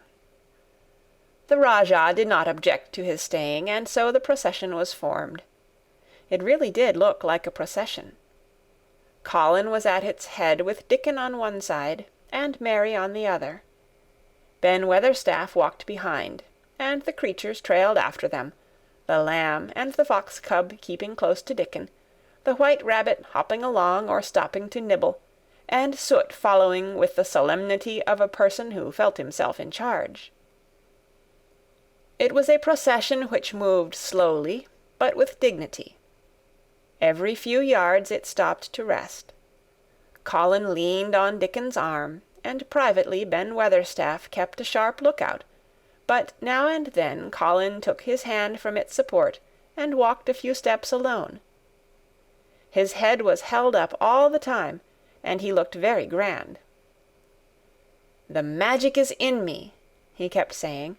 "The magic is making me strong. I can feel it. I can feel it." It seemed very certain that something was upholding and uplifting him. He sat on the seats in the alcoves, and once or twice he sat down on the grass, and several times he paused in the path and leaned on Dickon, but he would not give up until he had gone all round the garden. When he returned to the canopy tree, his cheeks were flushed, and he looked triumphant. "I did it! The magic worked!" he cried. "That is my first scientific discovery." "What will Dr. Craven say?" broke out Mary. "He won't say anything," Colin answered, "because he will not be told. This is to be the biggest secret of all. No one is to know anything about it until I have grown so strong that I can walk and run like any other boy. I shall come here every day in my chair, and I shall be taken back in it. I won't have people whispering and asking questions, and I won't let my father hear about it until the experiment has quite succeeded. Then, some time when he comes back to Misselthwaite, I shall just walk into his study and say, 'Here I am. I am like any other boy. I am quite well, and I shall live to be a man. It has been done by a scientific experiment.'" "He will think he is in a dream," cried Mary. "He won't believe his eyes." Colin flushed triumphantly. He had made himself believe that he was going to get well, which was really more than half the battle, if he had been aware of it. And the thought which stimulated him more than any other was this imagining what his father would look like when he saw that he had a son who was as straight and strong as other fathers' sons.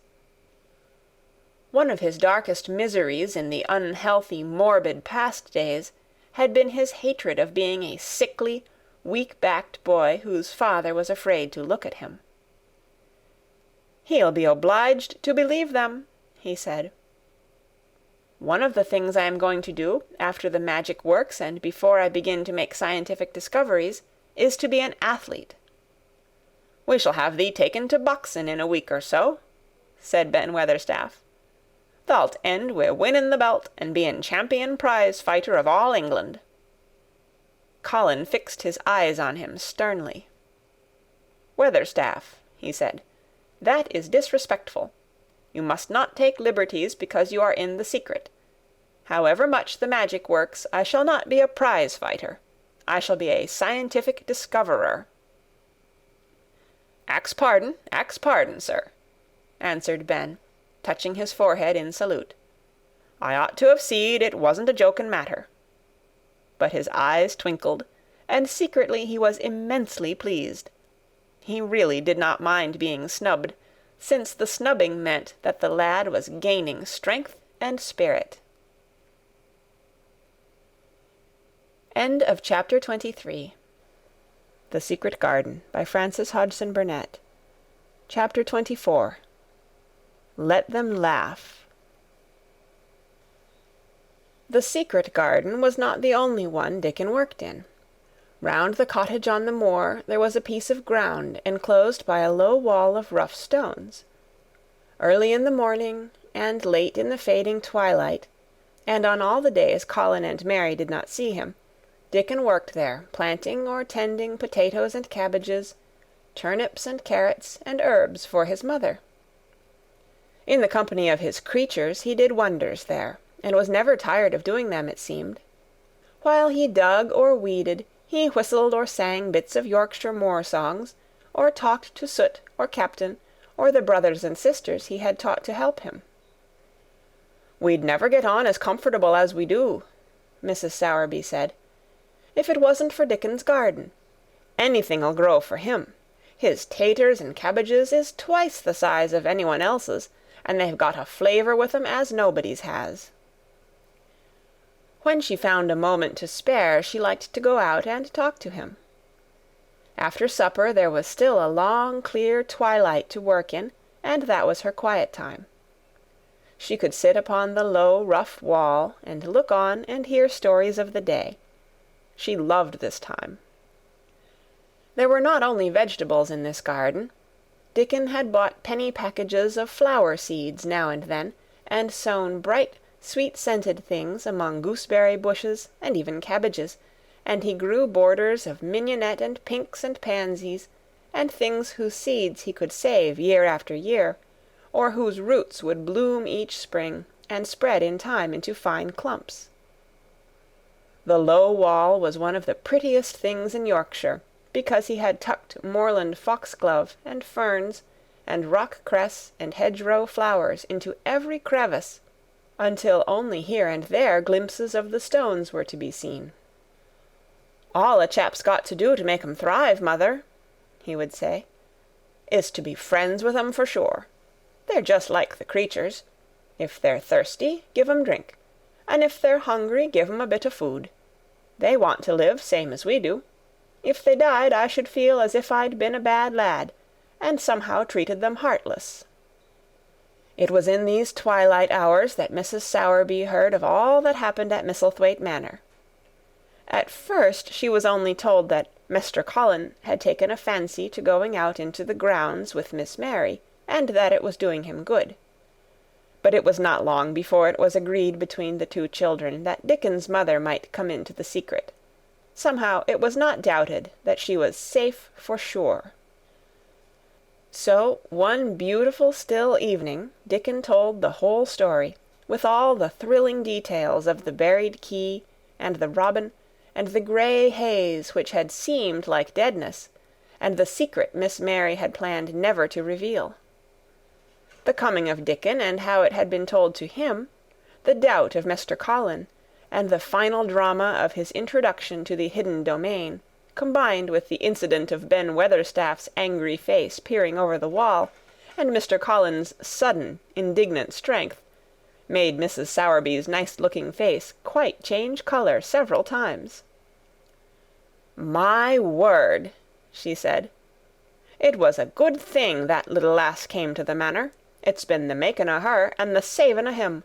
Standing on his feet, and us all thinking he was a poor half-witted lad, with not a straight bone in him." She asked a great many questions, and her blue eyes were full of deep thinking.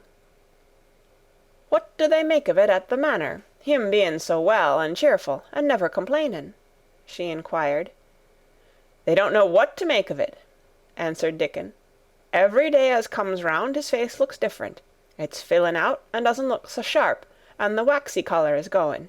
But he has to do his bit o' complaining," with a highly entertained grin. "What for, in mercy's name?" asked Mrs. Sowerby. Dickon chuckled. "He does it to keep them from guessing what's happened. If the doctor knew he'd found out he could stand on his feet, he'd likely write and tell Mr. Craven. Mr. Colin's saving the secret to tell himself.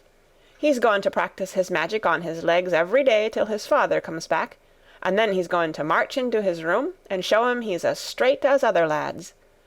But him and Miss Mary thinks it's best plan to do a bit o' groaning and fretting now and then, to throw folk off the scent." Mrs. Sowerby was laughing a low, comfortable laugh long before he had finished his last sentence. "Eh," she said, "that pair's enjoying theirselves, I'll warrant. They'll get a good bit o' actin' out of it, and there's nothing children likes as much as play-actin'. Let's hear what they do, Dickon lad." Dickon stopped weeding and sat up on his heels to tell her. His eyes were twinkling with fun. "Mr. Colin is carried down to his chair every time he goes out," he explained, "and he flies out at John, the footman, for not carrying him careful enough. He makes himself as helpless looking as he can, and never lifts his head until we're out o' sight of the house. And he grunts and frets a good bit when he's being settled into his chair. Him and Miss Mary's both got to enjoying it, and when he groans and complains, she'll say, 'Poor Colin, does it hurt you so much? Are you so weak as that, poor Colin?' But the trouble is that sometimes they can scarce keep from bursting out laughing. When we get safe into the garden, they laugh till they've no breath left to laugh with, and they have to stuff their faces into Mester Colin's cushions to keep the gardeners from hearing, if any of 'em's about." "The more they laugh, the better for 'em," said Mrs. Sowerby, still laughing herself. "Good, healthy child laughing's better than pills any day o' the year. That pair'll plump up for sure." "They are plumping up," said Dickon. "They're that hungry they don't know how to get enough to eat without making talk. Mester Colin says if he keeps sending for more food, they won't believe he's an invalid at all. Miss Mary says she'll let him eat her share, but he says that if she goes hungry she'll get thin, and they mun both get fat at once." Mrs. Sowerby laughed so heartily at the revelation of this difficulty that she quite rocked backward and forward in her blue cloak, and Dickon laughed with her. "I'll tell thee what, lad," Mrs. Sowerby said, when she could speak. "I've thought of a way to help 'em. When thou goes to 'em in the mornings, thou shall take a pail o' good new milk, and I'll bake 'em a crusty cottage loaf, or some buns wi' currants in 'em, same as you children like. Nothing so good as fresh milk and bread. Then they could take the edge off o' their hunger while they were in their garden, and the fine food they get indoors 'ud polish off the corners." "Eh, mother," said Dickon admiringly, "what a wonder thou art! Thou always sees a way out o' things. They was quite in a pother yesterday. They didn't see how they was to manage without ordering up more food. They felt that empty inside." "They're two young uns growing fast, and health's coming back to both of 'em. Children like that feels like young wolves, and food's flesh and blood to 'em," said Mrs. Sowerby. Then she smiled Dickon's own curving smile. "Eh, but they're enjoying theirselves for sure," she said. She was quite right, the comfortable, wonderful mother creature, and she had never been more so than when she said their play-actin' would be their joy. Colin and Mary found it one of their most thrilling sources of entertainment. The idea of protecting themselves from suspicion had been unconsciously suggested to them first by the puzzled nurse, and then by Dr. Craven himself. "Your appetite is improving very much, Master Colin," the nurse had said one day. "You used to eat nothing, and so many things disagreed with you." "Nothing disagrees with me now," replied Colin, and then, seeing the nurse looking at him curiously, he suddenly remembered that perhaps he ought not to appear too well just yet. "At least, things don't so often disagree with me. It's the fresh air." "Perhaps it is," said the nurse, still looking at him with a mystified expression. "But I must talk to Dr. Craven about it." "How she stared at you," said Mary, when she went away, "as if she thought there must be something to find out." "I won't have her finding out things," said Colin. "No one must begin to find out yet." When Dr. Craven came that morning, he seemed puzzled also. He asked a number of questions, to Colin's great annoyance. "You stay out in the garden a great deal," he suggested. "Where do you go?" Colin put on his favourite air of dignified indifference to opinion. "I will not let anyone know where I go," he answered. "I go to a place I like. Everyone has orders to keep out of the way. I won't be watched and stared at. You know that." "You seem to be out all day, but I do not think it has done you harm. I do not think so. The nurse says that you eat much more than you have ever done before." "Perhaps," said Colin, prompted by a sudden inspiration, "perhaps it is an unnatural appetite." "I do not think so, as your food seems to agree with you," said Dr. Craven. "You are gaining flesh rapidly, and your colour is better." Perhaps I am bloated and feverish," said Colin, assuming a discouraged air of gloom. "People who are not going to live are often different." Dr. Craven shook his head. He was holding Colin's wrist, and he pushed up his sleeve and felt his arm. "You are not feverish," he said thoughtfully, "and such flesh as you have gained is healthy. If you can keep this up, my boy, we need not talk of dying. Your father will be happy to hear of this remarkable improvement." "I won't have him told," Colin broke forth fiercely. "It will only disappoint him if I get worse again, and I may get worse this very night. I might have a raging fever. I feel as if I might be beginning to have one now.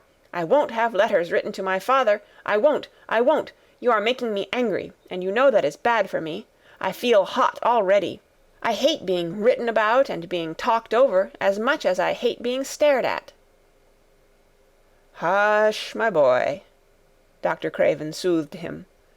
"Nothing shall be written without your permission. You are too sensitive about things. You must not undo the good which has been done."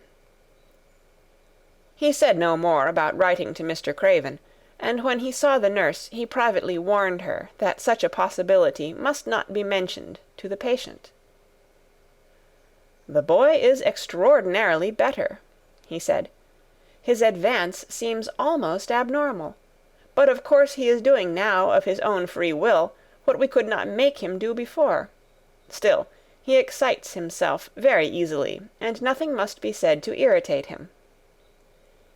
Mary and Colin were much alarmed, and talked together anxiously. From this time dated their plan of play-actin'. "I may be obliged to have a tantrum," said Colin regretfully. "I don't want to have one, and I'm not miserable enough now to work myself into a big one. Perhaps I couldn't have one at all. That lump doesn't come in my throat now, and I keep thinking of nice things instead of horrible ones. But if they talk about writing to my father, I shall have to do something." He made up his mind to eat less, but unfortunately it was not possible to carry out this brilliant idea when he wakened each morning with an amazing appetite, and the table near his sofa was set with a breakfast of home-made bread and fresh butter, snow-white eggs, raspberry jam, and clotted cream. Mary always breakfasted with him, and when they found themselves at the table, particularly if there were delicate slices of sizzling ham sending forth tempting odors from under a hot silver cover, they would look into each other's eyes in desperation. "I think we shall have to eat it all this morning, Mary," Colin always ended by saying. "We can send away some of the lunch and a great deal of the dinner." But they never found they could send away anything, and the highly polished condition of the empty plates returned to the pantry awakened much comment.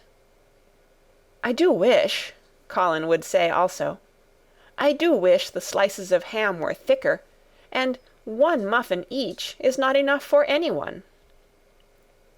"It is enough for a person who is going to die," answered Mary when first she heard this. "But it's not enough for a person who is going to live. I sometimes feel as if I could eat 3 when those nice fresh heather and gorse smells from the moor come pouring in at the open window." The morning that Dickon, after they had been enjoying themselves in the garden for about 2 hours, went behind a big rose bush and brought forth 2 tin pails, and revealed that one was full of rich new milk with cream on the top of it, and that the other held cottage-made currant buns, folded in a clean blue and white napkin, buns so carefully tucked in that they were still hot, there was a riot of surprised joyfulness. What a wonderful thing for Mrs. Sowerby to think of! What a kind, clever woman she must be! How good the buns were, and what delicious fresh milk! "Magic is in her just as it is in Dickon," said Colin. "It makes her think of ways to do things, nice things. She is a magic person. Tell her we are grateful, Dickon, extremely grateful." He was given to using rather grown-up phrases at times. He enjoyed them. He liked this so much that he improved upon it. "Tell her she has been most bounteous, and our gratitude is extreme." And then, forgetting his grandeur, he fell to and stuffed himself with buns, and drank milk out of the pail in copious draughts, in the manner of any hungry little boy who had been taking unusual exercise and breathing in moorland air, and whose breakfast was more than 2 hours behind him. This was the beginning of many agreeable incidents of the same kind. They actually awoke to the fact that, as Mrs. Sowerby had 14 people to provide food for, she might not have enough to satisfy 2 extra appetites every day. So they asked her to let them send some of their shillings to buy things. Dickon made the stimulating discovery that in the wood in the park outside the garden where Mary had first found him piping to the wild creatures, there was a deep little hollow where you could build a sort of tiny oven with stones, and roast potatoes and eggs in it. Roasted eggs were a previously unknown luxury, and very hot potatoes with salt and fresh butter in them were fit for a woodland king, besides being deliciously satisfying. You could buy both potatoes and eggs, and eat as many as you liked, without feeling as if you were taking food out of the mouths of 14 people. Every beautiful morning the magic was worked by the mystic circle under the plum-tree which provided a canopy of thickening green leaves after its brief blossom-time was ended. After the ceremony, Colin always took his walking exercise, and throughout the day he exercised his newly found power at intervals. Each day he grew stronger and could walk more steadily and cover more ground. And each day his belief in the magic grew stronger, as well it might. He tried one experiment after another, as he felt himself gaining strength, and it was Dickon who showed him the best things of all. "Yesterday," he said one morning, after an absence, "I went to Thwaite for mother, and near the Blue Cow Inn I seed Bob Hayworth. He's the strongest chap on the moor. He's the champion wrestler, and he can jump higher than any other chap, and throw the hammer farther. He's gone all the way to Scotland for the sports, some years. He's knowed me ever since I was a little un, and he's a friendly sort, and I axed him some questions. The gentry calls him a athlete, and I thought o' thee, Mester Colin, and I says, 'How did they make the muscles stick out that way, Bob? Did they do anything extra to make thyself so strong?' And he says, 'Well, yes, lad, I did. A strong man in a show that came to Thwaite once showed me how to exercise my arms and legs and every muscle in my body.' And I says, 'Could a delicate chap make himself stronger with 'em, Bob?' And he laughed and says, 'Art tha the delicate chap?' And I says, 'No, but I knows a young gentleman that's getting well of a long illness, and I wish I knowed some of them tricks to tell him about.' I didn't say no names, and he didn't ask none. He's friendly, same as I said, and he stood up and showed me good-natured like, and I imitated what he did till I knowed it by heart." Colin had been listening excitedly. "Can you show me?" he cried. "Will you?" "Aye, to be sure," Dickon answered, getting up. "But he says thou mun do 'em gentle at first, and be careful not to tire thysel. Rest in between times, and take deep breaths, and don't overdo." "I'll be careful," said Colin. "Show me, show me. Dickon, you are the most magic boy in the world." Dickon stood up on the grass and slowly went through a carefully practical but simple series of muscle exercises. Colin watched them with widening eyes. He could do a few while he was sitting down. Presently he did a few gently while he stood upon his already steadied feet. Mary began to do them also. Soot, who was watching the performance, became much disturbed, and left his branch and hopped about restlessly, because he could not do them too. From that time the exercises were part of the day's duties as much as the magic was. It became possible for both Colin and Mary to do more of them each time they tried, and such appetites were the results that, but for the basket Dickon put down behind the bush each morning, when he arrived, they would have been lost. But the little oven in the hollow, and Mrs. Sowerby's bounties were so satisfying that Mrs. Medlock and the nurse and Dr. Craven became mystified again. You can trifle with your breakfast, and seem to disdain your dinner, if you are full to the brim with roasted eggs and potatoes, and richly frothed new milk, and oatcakes and buns, and heather honey and clotted cream. "They are eating next to nothing," said the nurse. "They'll die of starvation if they can't be persuaded to take some nourishment. And yet see how they look." "Look!" exclaimed Mrs. Medlock indignantly. I'm moithered to death with them. They're a pair of young Satans, bursting their jackets one day, and the next turning up their noses at the best meals cook can tempt them with.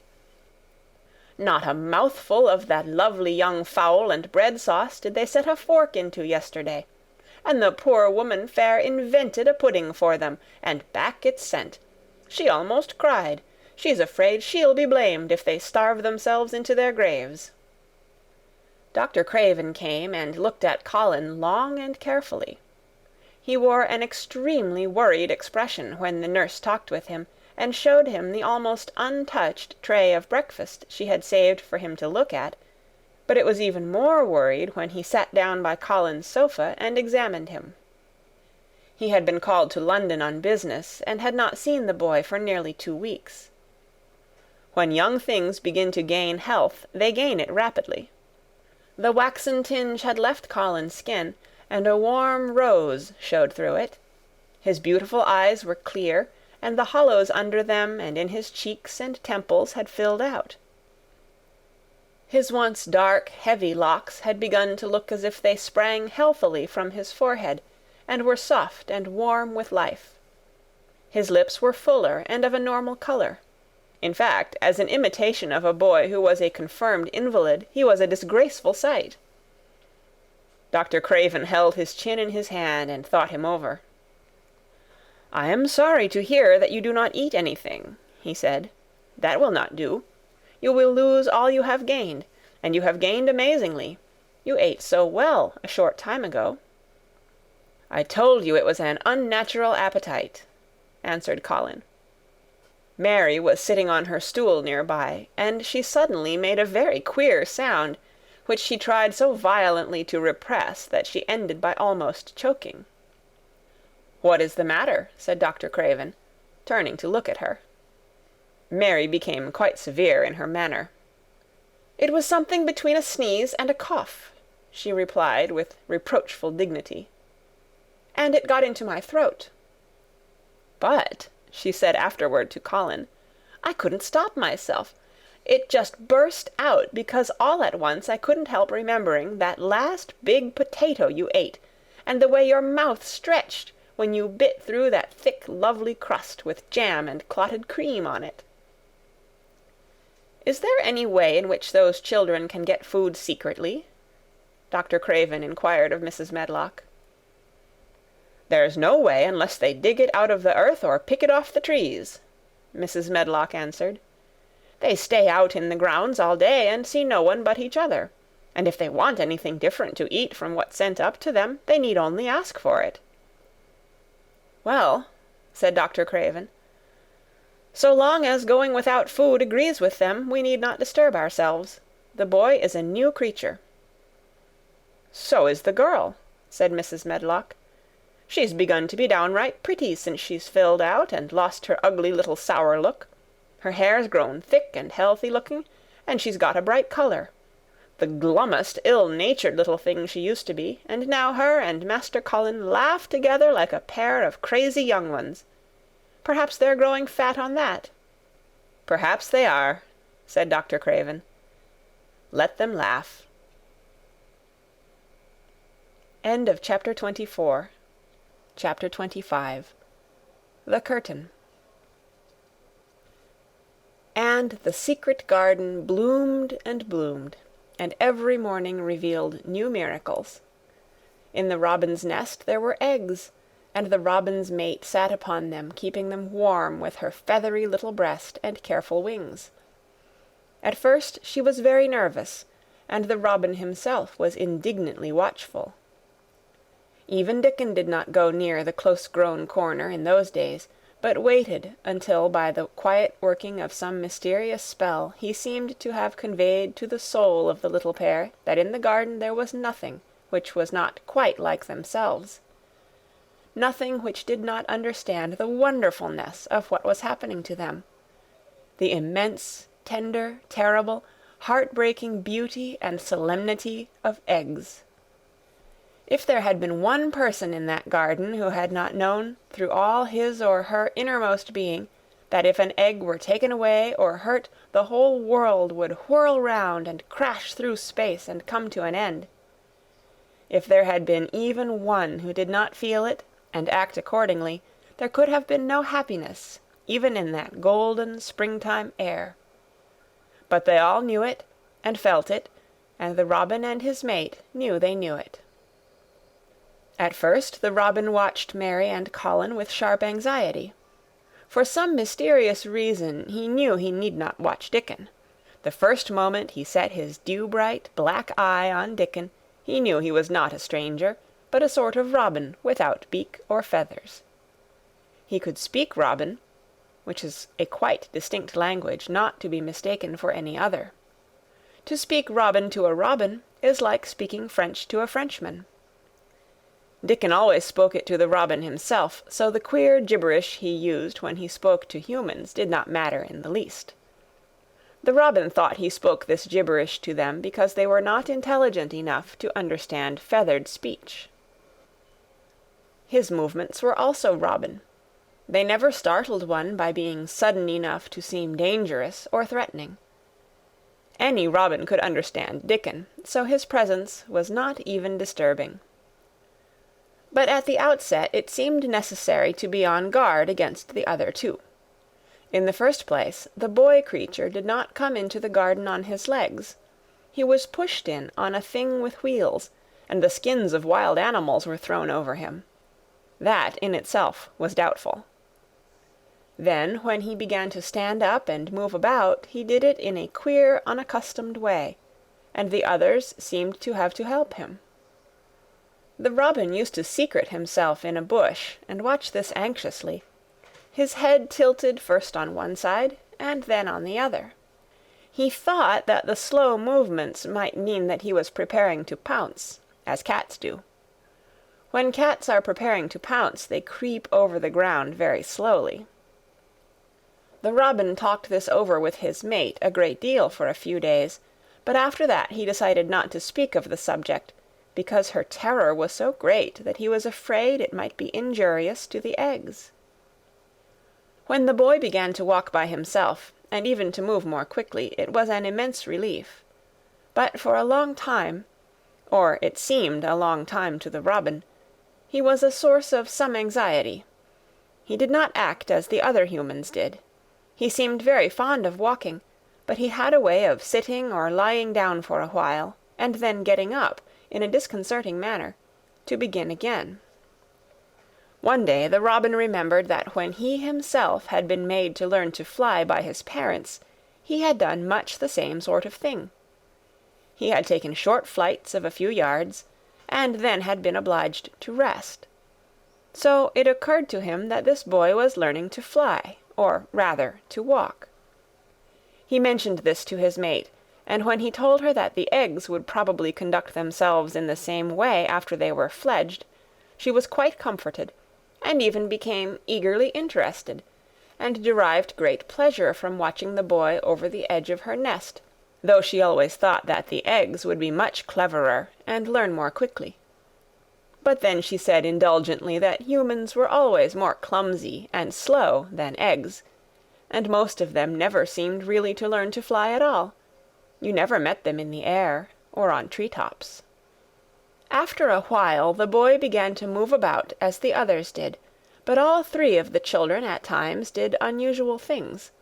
They would stand under the trees and move their arms and legs and heads about in a way which was neither walking, nor running, nor sitting down. They went through these movements at intervals every day, and the robin was never able to explain to his mate what they were doing or trying to do. He could only say that he was sure that the eggs would never flap about in such a manner, but as the boy who could speak robin so fluently was doing the thing with them, birds could be quite sure that the actions were not of a dangerous nature. Of course, neither the robin nor his mate had ever heard of the champion wrestler, Bob Hayworth, and his exercises for making the muscles stand out like lumps.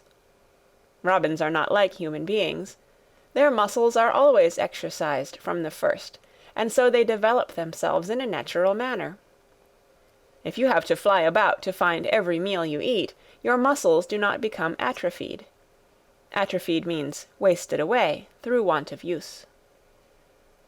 When the boy was walking and running about and digging and weeding like the others, the nest in the corner was brooded over by a great peace and content.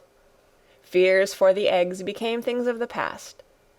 Knowing that your eggs were as safe as if they were locked in a bank vault, and the fact that you could watch so many curious things going on, made setting a most entertaining occupation. On wet days the egg's mother sometimes felt even a little dull, because the children did not come into the garden. But even on wet days it could not be said that Mary and Colin were dull. One morning when the rain streamed down unceasingly, and Colin was beginning to feel a little restive, as he was obliged to remain on his sofa because it was not safe to get up and walk about, Mary had an inspiration.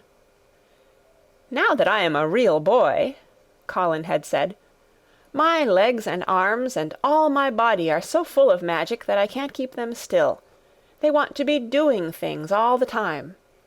Do you know that when I waken in the morning, Mary, when it's quite early and the birds are just shouting outside, and everything seems just shouting for joy, even the trees and things we can't really hear, I feel as if I must jump out of bed and shout myself. If I did it, just think what would happen." Mary giggled inordinately. "The nurse would come running, and Mrs. Medlock would come running, and they would be sure you had gone crazy, and they'd send for the doctor," she said. Colin giggled himself. He could see how they would all look, how horrified by his outbreak, and how amazed to see him standing upright. "I wish my father would come home," he said. "I want to tell him myself. I'm always thinking about it. But we couldn't go on like this much longer. I can't stand lying still and pretending, and besides, I look too different. I wish it wasn't raining today." It was then Mistress Mary had her inspiration. "Colin," she began mysteriously, "do you know how many rooms there are in this house?" "About 1,000, I suppose," he answered. "There's about 100 no one ever goes into," said Mary. "And one rainy day I went and looked into ever so many of them. No one ever knew, though Mrs. Medlock nearly found me out. I lost my way when I was coming back, and I stopped at the end of your corridor. That was the second time I heard you crying." Colin started up on his sofa. 100 rooms no one goes into," he said. "It sounds almost like a secret garden. Suppose we go and look at them. You could wheel me in my chair, and nobody would know where we went." "That's what I was thinking," said Mary. "No one would dare to follow us. There are galleries where you could run. We could do our exercises. There is a little Indian room where there is a cabinet full of ivory elephants. There are all sorts of rooms." "Ring the bell," said Colin. When the nurse came in, he gave his orders. "I want my chair," he said. "Miss Mary and I are going to look at the part of the house which is not used.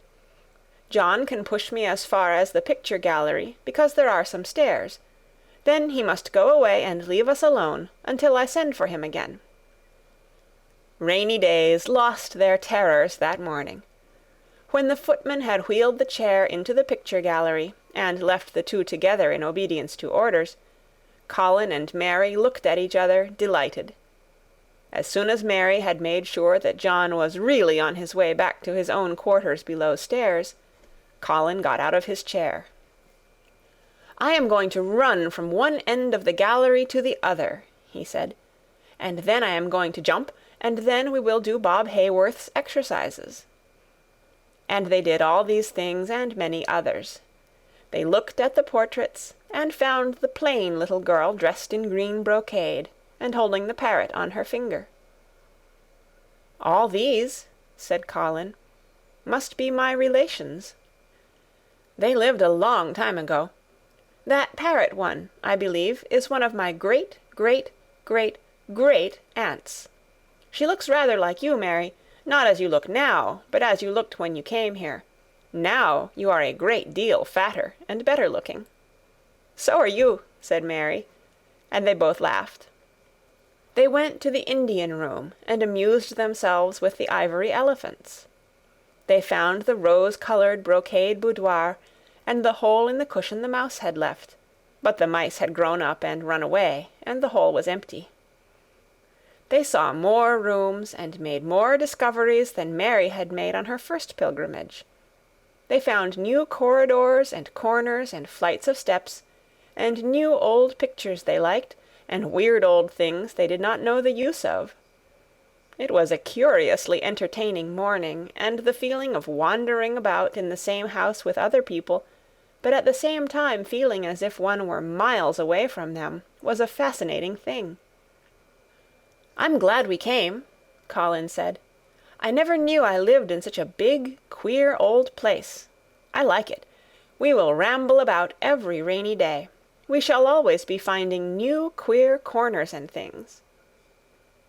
That morning they had found, among other things, such good appetites that when they returned to Colin's room it was not possible to send the luncheon away untouched.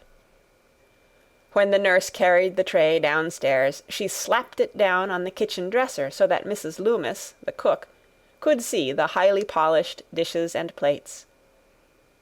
"Look at that," she said. "This is a house of mystery, and those two children are the greatest mysteries in it." "If they keep that up every day," said the strong young footman John, "there'd be small wonder that he weighs twice as much to-day as he did a month ago. I should have to give up my place in time for fear of doing my muscles an injury." That afternoon Mary noticed that something new had happened in Colin's room. She had noticed it the day before, but had said nothing, because she thought the change might have been made by chance. She said nothing to-day, but she sat and looked fixedly at the picture over the mantel.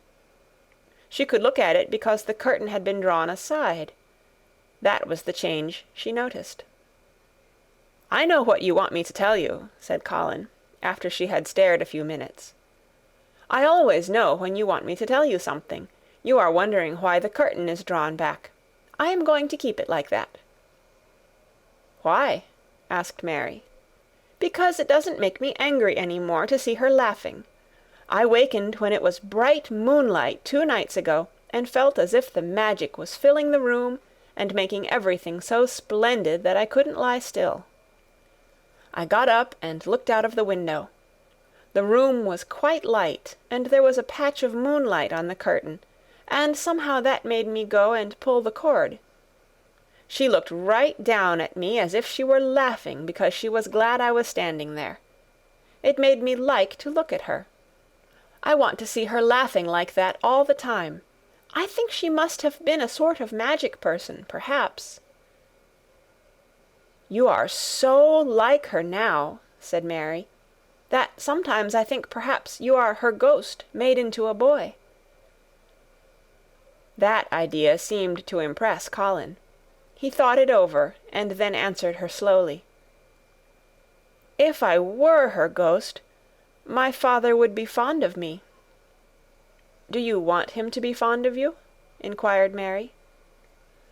"I used to hate it because he was not fond of me. If he grew fond of me, I think I should tell him about the magic. It might make him more cheerful." End of chapter 25. The Secret Garden. Chapter 26. Its Mother. Their belief in the magic was an abiding thing. After the morning's incantations, Colin sometimes gave them magic lectures.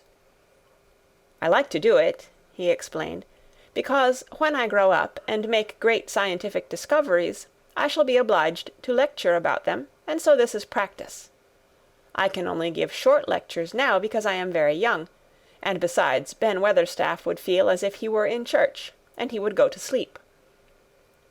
"The best thing about lecturing," said Ben, "is that a chap can get up and say aught he pleases, and no other chap can answer him back. I wouldn't be again lecturing a bit mysel' sometimes." But when Colin held forth under his tree, old Ben fixed devouring eyes on him, and kept them there. He looked him over with critical affection.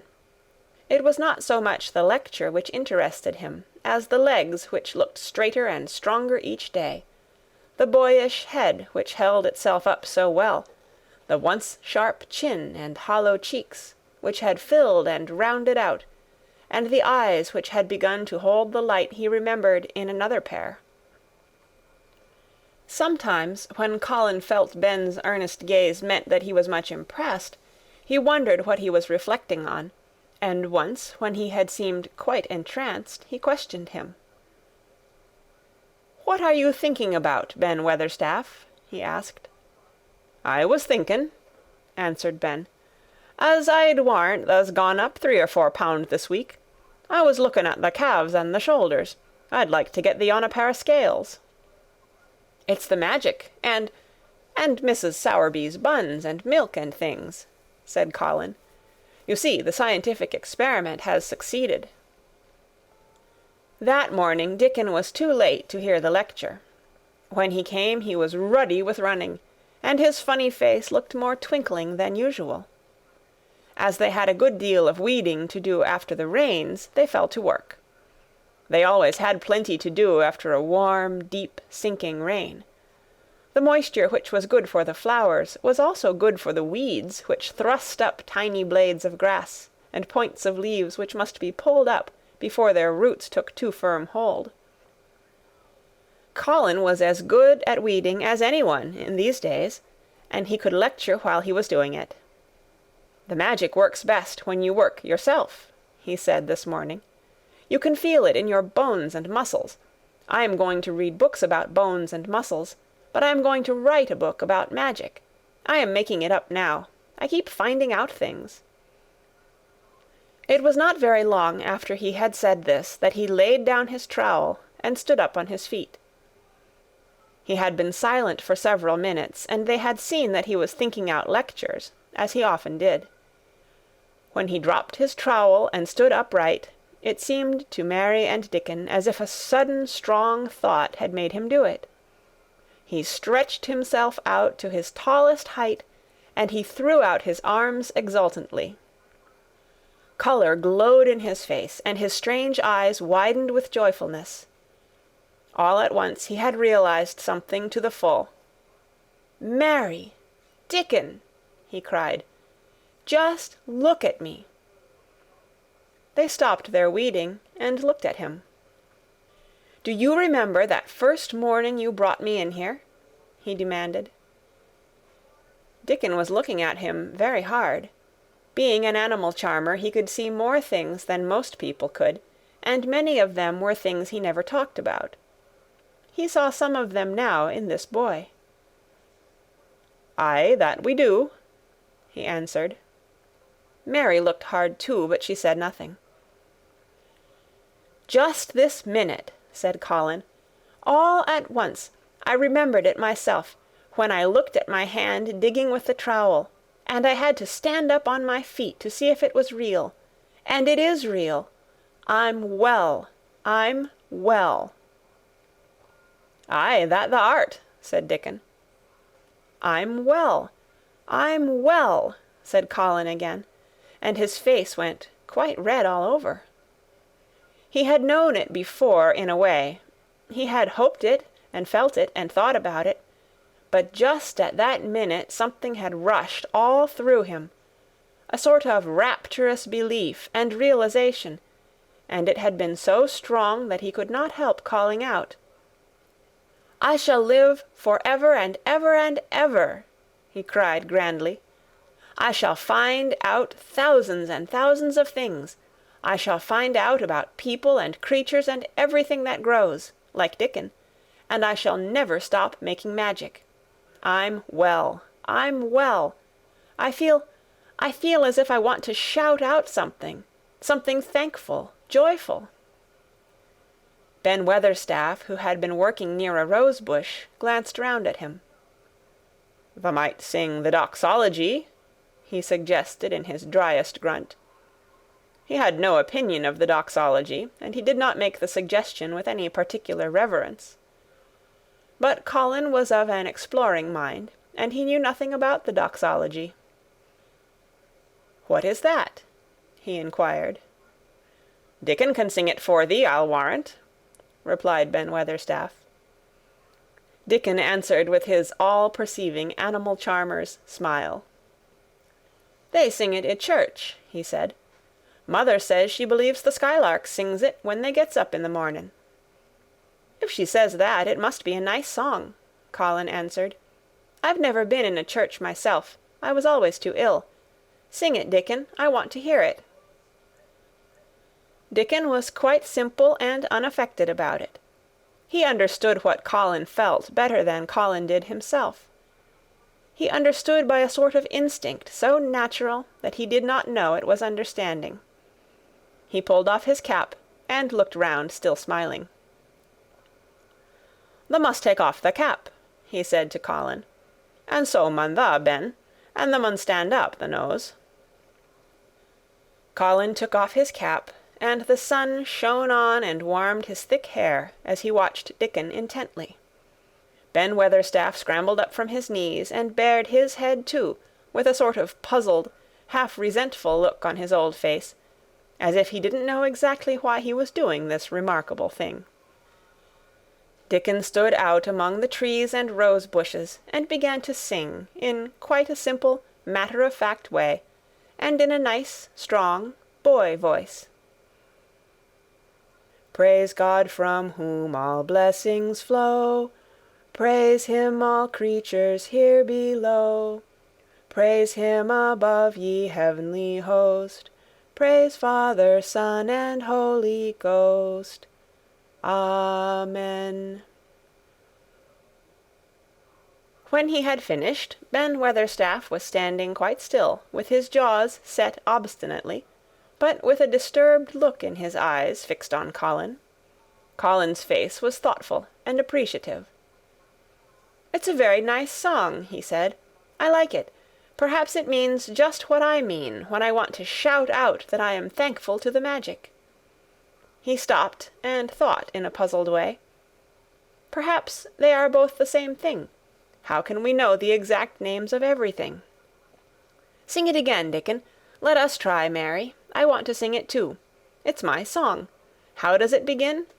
Praise God from whom all blessings flow." And they sang it again, and Mary and Colin lifted their voices as musically as they could, and Dickon's swelled quite loud and beautiful. And at the second line Ben Weatherstaff raspingly cleared his throat, and at the third line he joined in with such vigour that it seemed almost savage, and when the "Amen" came to an end, Mary observed that the very same thing had happened to him which had happened when he found out that Colin was not a cripple. His chin was twitching, and he was staring and winking, and his leathery old cheeks were wet. "I never seed no sense in the doxology afore," he said hoarsely, "but I may change my mind in time. I should say tha'd gone up £5 this week, Mr. Colin. 5 on 'em."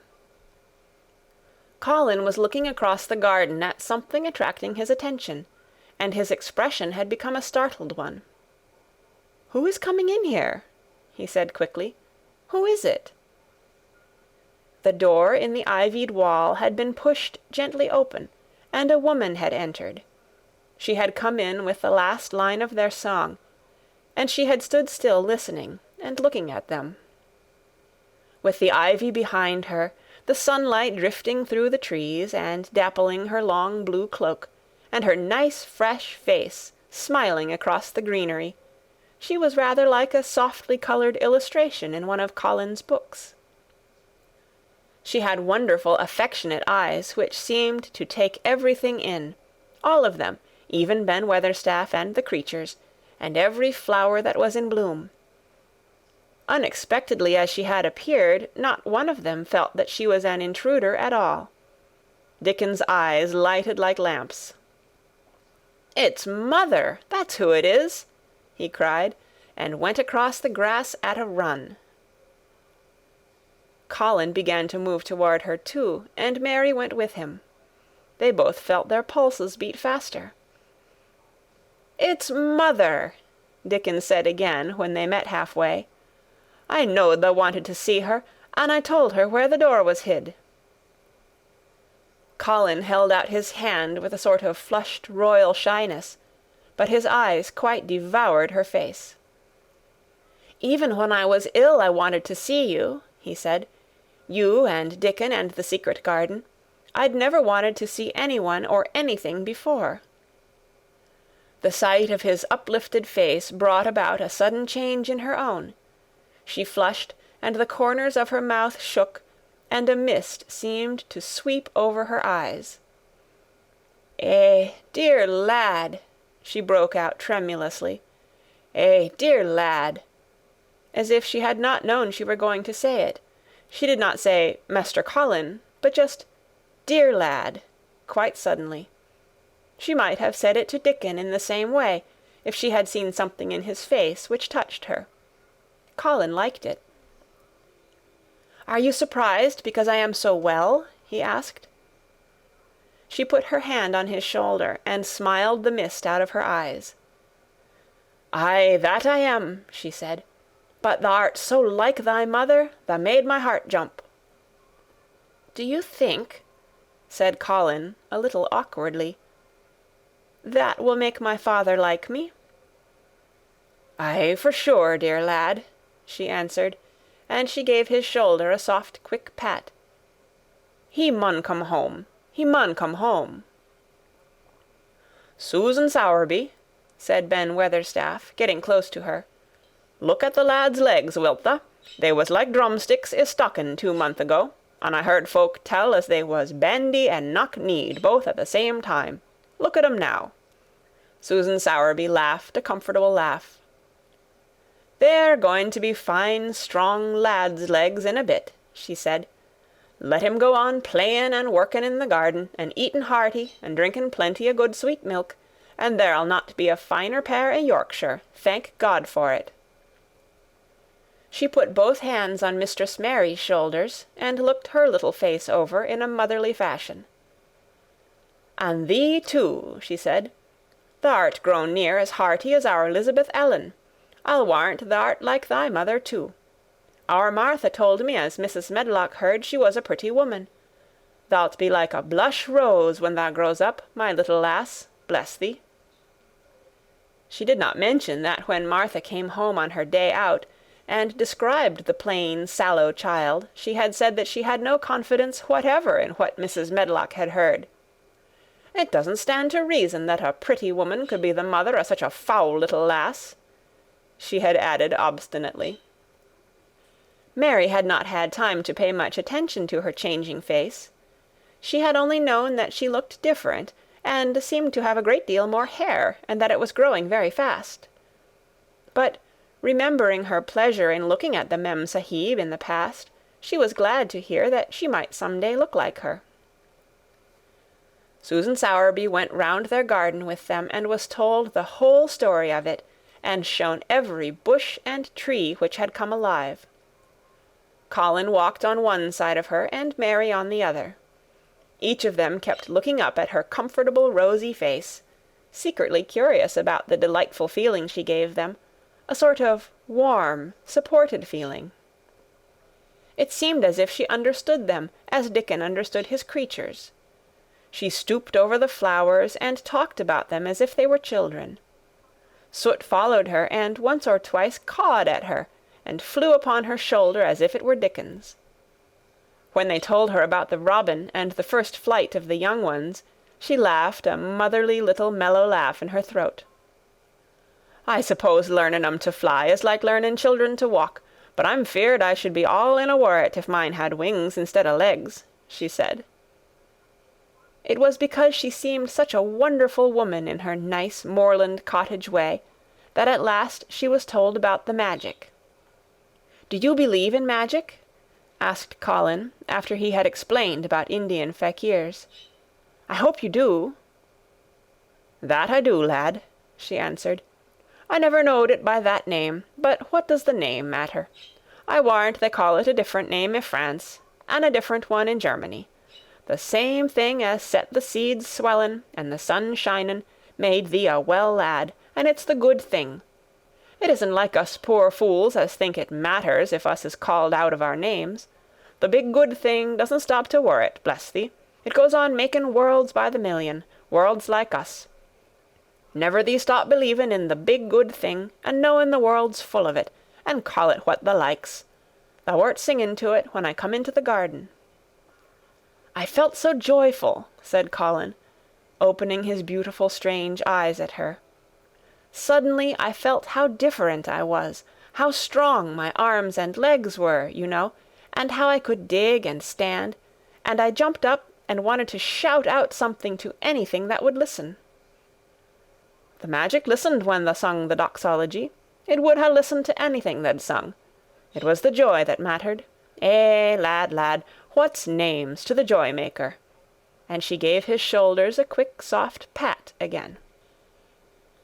She had packed a basket which held a regular feast this morning, and when the hungry hour came and Dickon brought it out from its hiding-place, she sat down with them under their tree and watched them devour their food, laughing and quite gloating over their appetites.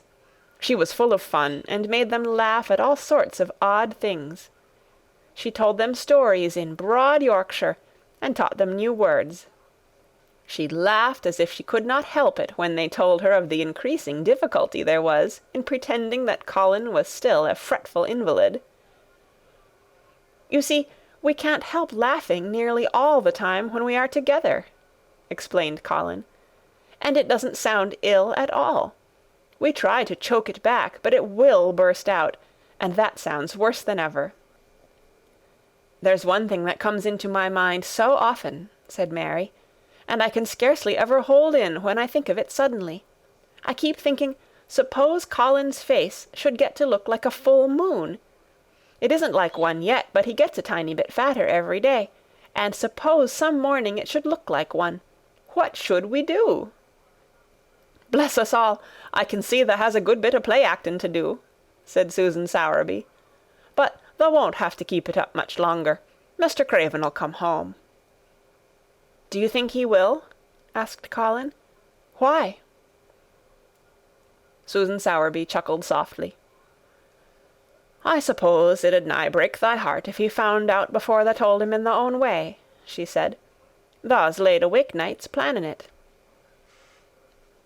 "I couldn't bear anyone else to tell him," said Colin. "I think about different ways every day. I think now I just want to run into his room." "That'd be a fine start for him," said Susan Sowerby. "I'd like to see his face, lad. I would that. He mun come back. That he mun." One of the things they talked of was the visit they were to make to her cottage. They planned it all. They were to drive over the moor and lunch out of doors among the heather. They would see all the 12 children and Dickon's garden, and would not come back until they were tired. Susan Sowerby got up at last to return to the house and Mrs. Medlock. It was time for Colin to be wheeled back also. But before he got into his chair he stood quite close to Susan, and fixed his eyes on her with a kind of bewildered adoration, and he suddenly caught hold of the fold of her blue cloak and held it fast. "You are just what I wanted," he said. "I wish you were my mother, as well as Dickens." All at once Susan Sowerby bent down and drew him with her warm arms close against the bosom under the blue cloak, as if he had been Dickens's brother. The quick mist swept over her eyes. "Eh, dear lad," she said, "thy own mother's in this 'ere very garden, I do believe. She couldna keep out of it. Thy father mun come back to thee. He mun." End of chapter 26. The Secret Garden by Frances Hodgson Burnett. Chapter 27. In the Garden. In each century since the beginning of the world, wonderful things have been discovered. In the last century, more amazing things were found out than in any century before. In this new century, hundreds of things still more astounding will be brought to light. At first, people refuse to believe that a strange new thing can be done. Then they begin to hope it can be done. Then they see it can be done. Then it is done, and all the world wonders why it was not done centuries ago. One of the new things people began to find out in the last century was that thoughts, just mere thoughts, are as powerful as electric batteries, as good for one as sunlight is, or as bad for one as poison. To let a sad thought or a bad one get into your mind is as dangerous as letting a scarlet fever germ get into your body. If you let it stay there after it has got in, you may never get over it as long as you live. So long as Mistress Mary's mind was full of disagreeable thoughts about her dislikes and sour opinions of people, and her determination not to be pleased by or interested in anything, she was a yellow-faced, sickly, bored and wretched child. Circumstances, however, were very kind to her, though she was not at all aware of it. They began to push her about for her own good. When her mind gradually filled itself with robins, and moorland cottages crowded with children, with queer crabbed old gardeners and common little Yorkshire housemaids, with springtime and with secret gardens coming alive day by day, and also with a moor boy and his creatures, there was no room left for the disagreeable thoughts which affected her liver and her digestion, and made her yellow and tired. So long as Colin shut himself up in his room and thought only of his fears and weakness, and his detestation of people who looked at him, and reflected hourly on humps and early death, he was a hysterical, half-crazy little hypochondriac, who knew nothing of the sunshine and the spring, and also did not know that he could get well and could stand upon his feet if he tried to do it. When new, beautiful thoughts began to push out the old hideous ones, life began to come back to him, his blood ran healthily through his veins, and strength poured into him like a flood. His scientific experiment was quite practical and simple, and there was nothing weird about it at all. Much more surprising things can happen to anyone who, when a disagreeable or discouraged thought comes into his mind, just has the sense to remember in time and push it out by putting in an agreeable, determinedly courageous one. Two things cannot be in one place. Where you tend a rose, my lad, a thistle cannot grow. While the secret garden was coming alive, and two children were coming alive with it, there was a man wandering about certain far-away, beautiful places in the Norwegian fjords and the valleys and mountains of Switzerland, and he was a man who, for 10 years, had kept his mind filled with dark and heart-broken thinking. He had not been courageous. He had never tried to put any other thoughts in the place of the dark ones. He had wandered by blue lakes and thought them. He had lain on mountain-sides with sheets of deep blue gentians blooming all about him, and flower-breaths filling all the air, and he had thought them. A terrible sorrow had fallen upon him when he had been happy, and he had let his soul fill itself with blackness, and had refused obstinately to allow any rift of light to pierce through. He had forgotten and deserted his home and his duties. When he travelled about, darkness so brooded over him that the sight of him was a wrong done to other people, because it was as if he poisoned the air about him with gloom. Most strangers thought he must be either half mad or a man with some hidden crime on his soul. He was a tall man with a drawn face and crooked shoulders, and the name he always entered on hotel registers was Archibald Craven, Misselthwaite Manor, Yorkshire, England. He had travelled far and wide since the day he saw Mistress Mary in his study, and told her she might have her bit of earth. He had been in the most beautiful places in Europe, though he had remained nowhere more than a few days. He had chosen the quietest and remotest spots. He had been on the tops of mountains whose heads were in the clouds, and had looked down on other mountains when the sun rose, and touched them with such light as made it seem as if the world were just being born. But the light had never seemed to touch himself until one day when he realized that for the first time in 10 years a strange thing had happened. He was in a wonderful valley in the Austrian Tyrol, and he had been walking alone through such beauty as might have lifted any man's soul out of shadow. He had walked a long way, and it had not lifted his. But at last he had felt tired, and had thrown himself down to rest on a carpet of moss by a stream. It was a clear little stream which ran quite merrily along on its narrow way through the luscious damp greenness. Sometimes it made a sound rather like very low laughter as it bubbled over and round stones. He saw birds come and dip their heads to drink in it, and then flick their wings and fly away. It seemed like a thing alive, and yet its tiny voice made the stillness seem deeper. The valley was very, very still. As he sat gazing into the clear running of the water, Archibald Craven gradually felt his mind and body both grow quiet as the valley itself. He wondered if he were going to sleep, but he was not. He sat and gazed at the sunlit water, and his eyes began to see things growing at its edge. There was one lovely mass of blue forget-me-nots growing so close to the stream that its leaves were wet, and at these he found himself looking as he remembered he had looked at such things years ago. He was actually thinking tenderly how lovely it was, and what wonders of blue its hundreds of little blossoms were. He did not know that just that simple thought was slowly filling his mind, filling and filling it until other things were softly pushed aside. It was as if a sweet clear spring had begun to rise in a stagnant pool, and had risen and risen until at last it swept the dark water away.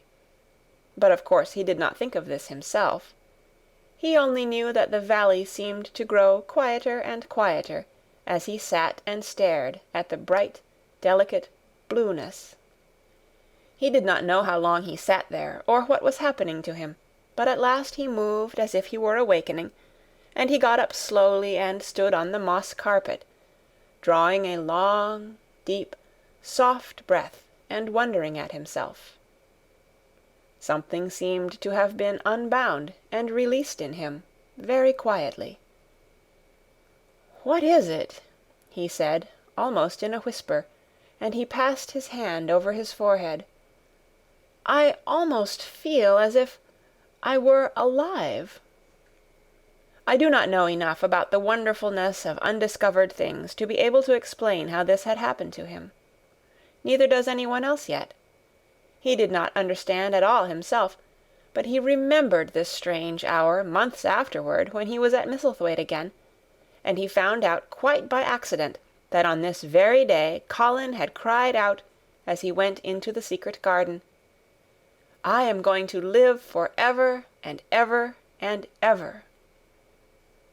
The singular calmness remained with him the rest of the evening, and he slept a new, reposeful sleep, but it was not with him very long. He did not know that it could be kept. By the next night he had opened the doors wide to his dark thoughts, and they had come trooping and rushing back. He left the valley, and went on his wandering way again.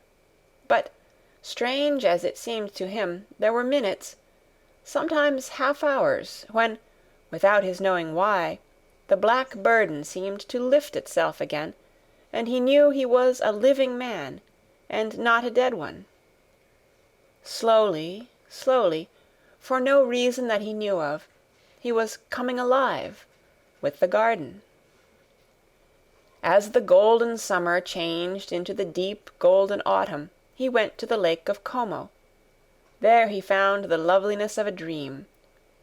He spent his days upon the crystal blueness of the lake, or he walked back into the soft, thick verdure of the hills and tramped until he was tired so that he might sleep. But by this time he had begun to sleep better, he knew, and his dreams had ceased to be a terror to him. Perhaps, he thought, my body is growing stronger. It was growing stronger, but because of the rare peaceful hours when his thoughts were changed, his soul was slowly growing stronger too. He began to think of Misselthwaite, and wonder if he should not go home.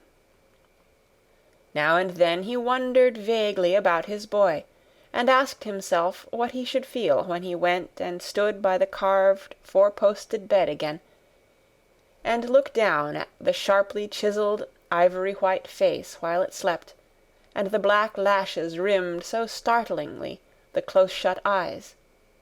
He shrank from it.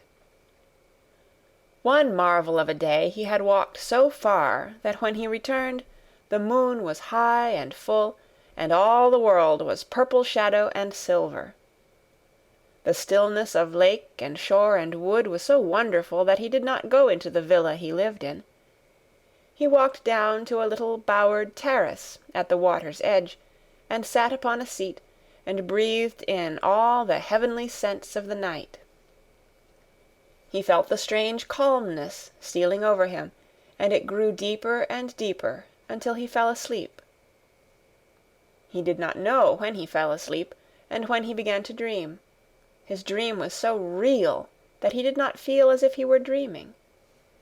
He remembered afterward how intensely wide awake and alert he had thought he was. He thought that as he sat and breathed in the scent of the late roses, and listened to the lapping of the water at his feet, he heard a voice calling. It was sweet and clear and happy and far away. It seemed very far, but he heard it as distinctly as if it had been at his very side. "Archie! Archie! Archie!" it said, and then again, sweeter and clearer than before. "Archie! Archie!" He thought he sprang to his feet, not even startled. It was such a real voice, and it seemed so natural that he should hear it. "Lilias! Lilias!" he answered. "Lilias, where are you?" "In the garden," it came back like a sound from a golden flute. "In the garden." And then the dream ended, but he did not awaken. He slept soundly and sweetly all through the lovely night. When he did awake at last, it was brilliant morning, and a servant was standing staring at him. He was an Italian servant, and was accustomed, as all the servants of the villa were, to accepting without question any strange thing his foreign master might do. No one ever knew when he would go out or come in, or where he would choose to sleep, or if he would roam about the garden, or lie in the boat on the lake all night. The man held a salver with some letters on it, and he waited quietly until Mr. Craven took them. When he had gone away, Mr. Craven sat a few moments holding them in his hand and looking at the lake. His strange calm was still upon him, and something more, a lightness, as if the cruel thing which had been done had not happened as he thought, as if something had changed. He was remembering the dream, the real dream. "In the garden," he said, wondering at himself. "In the garden. But the door is locked, and the key is buried deep." When he glanced at the letters a few minutes later, he saw that the one lying at the top of the rest was an English letter, and came from Yorkshire. It was directed in a plain woman's hand, but it was not a hand he knew. He opened it, scarcely thinking of the writer, but the first words attracted his attention at once. "Dear Sir, I am Susan Sowerby, that made bold to speak to you once on the moor. It was about Miss Mary I spoke. I will make bold to speak again. Please, sir, I would come home, if I was you. I think you would be glad to come, and, if you will excuse me, sir, I think your lady would ask you to come, if she was here. Your obedient servant, Susan Sowerby." Mr. Craven read the letter twice before he put it back in its envelope. He kept thinking about the dream. "I will go back to Misselthwaite," he said. "Yes, I'll go at once." And he went through the garden to the villa, and ordered Pitcher to prepare for his return to England. In a few days he was in Yorkshire again, and on his long railroad journey he found himself thinking of his boy as he had never thought in all the 10 years past. During those years he had only wished to forget him. Now, though he did not intend to think about him, memories of him constantly drifted into his mind. He remembered the black days when he had raved like a madman because the child was alive and the mother was dead.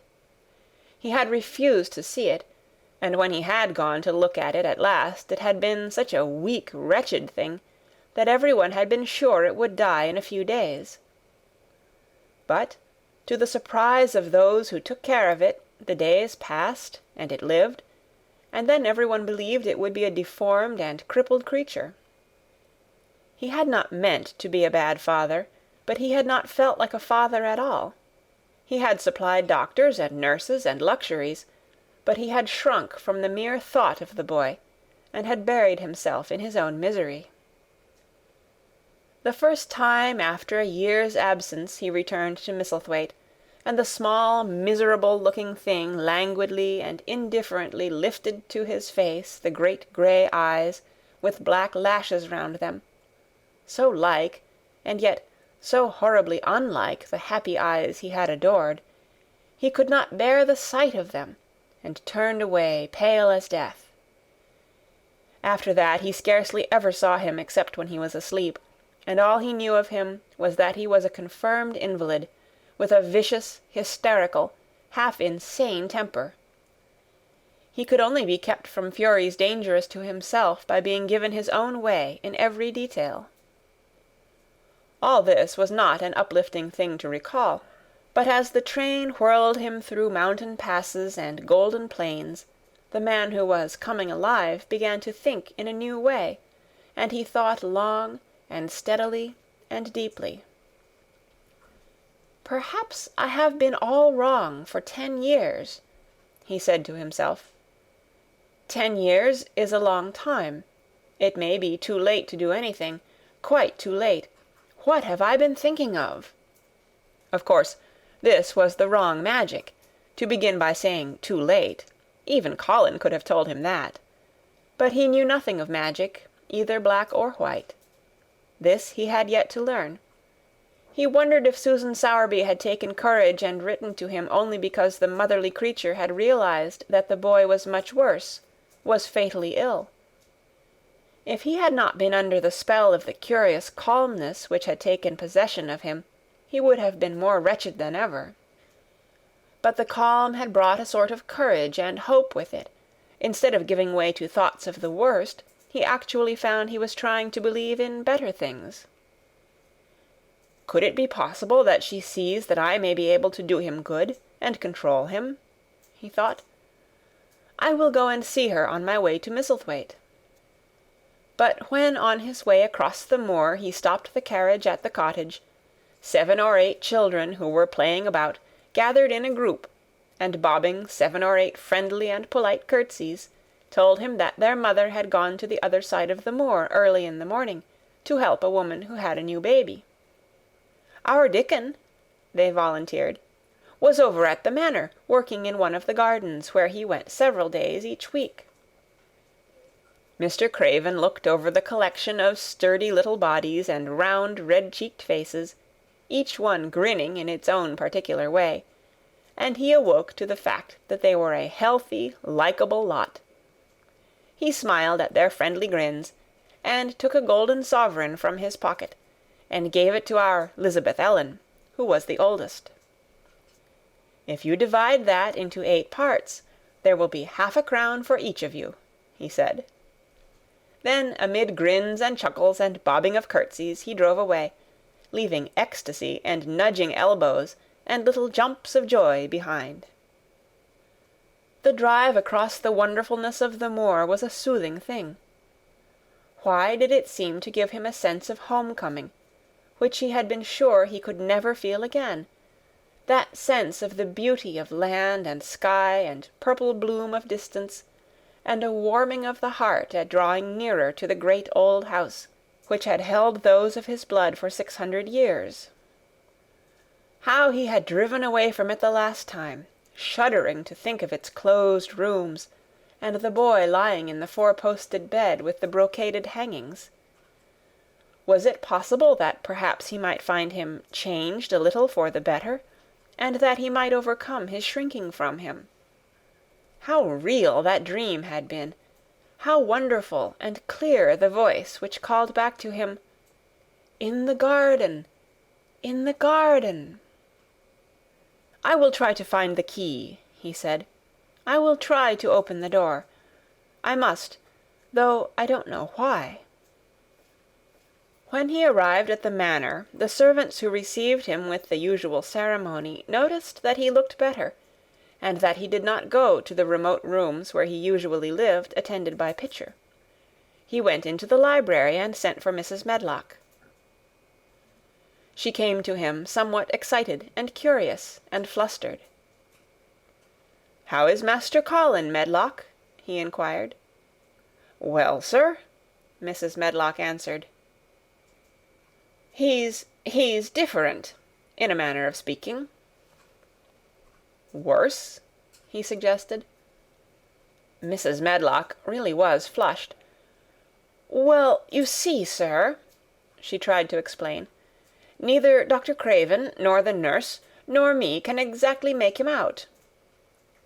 "Why is that?" "To tell the truth, sir, Master Colin might be better, and he might be changing for the worse. His appetite, sir, is past understanding, and his ways—" "Has he become more peculiar?" her master asked, knitting his brows anxiously. "That's it, sir. He's growing very peculiar, when you compare him with what he used to be. He used to eat nothing, and then suddenly he began to eat something enormous, and then he stopped again all at once, and the meals were sent back just as they used to be. You never knew, sir, perhaps, that out of doors he would never let himself be taken. The things we've gone through to get him to go out in his chair would leave a body trembling like a leaf. He'd throw himself into such a state that Dr. Craven said he couldn't be responsible for forcing him. Well, sir, just without warning, not long after one of his worst tantrums, he suddenly insisted on being taken out every day by Miss Mary and Susan Sowerby's boy Dickon, that could push his chair. He took a fancy to both Miss Mary and Dickon brought his tame animals, and, if you'll credit it, sir, out of doors he will stay from morning until night." "How does he look?" was the next question. "If he took his food natural, sir, you'd think he was putting on flesh, but we're afraid it may be a sort of bloat. He laughs sometimes in a queer way when he's alone with Miss Mary. He never used to laugh at all. Dr. Craven is coming to see you at once, if you'll allow him. He never was as puzzled in his life." "Where is Master Colin now?" Mr. Craven asked. "In the garden, sir. He's always in the garden, though not a human creature is allowed to go near, for fear they'll look at him." Mr. Craven scarcely heard her last words. "In the garden," he said, and after he had sent Mrs. Medlock away, he stood and repeated it again and again. "In the garden." He had to make an effort to bring himself back to the place he was standing in, and when he felt he was on earth again, he turned and went out of the room. He took his way, as Mary had done, through the door in the shrubbery, and among the laurels and the fountain beds. The fountain was playing now, and was encircled by beds of brilliant autumn flowers. He crossed the lawn, and turned into the long walk by the ivied walls. He did not walk quickly, but slowly, and his eyes were on the path. He felt as if he were being drawn back to the place he had so long forsaken, and he did not know why. As he drew near to it, his step became still more slow. He knew where the door was, even though the ivy hung thick over it, but he did not know exactly where it lay, that buried key.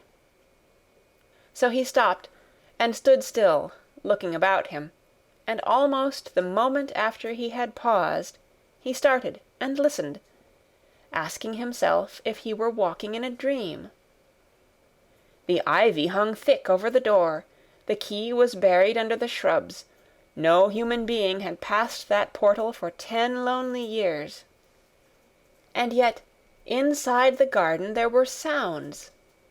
There were the sounds of running, scuffling feet, seeming to chase round and round under the trees.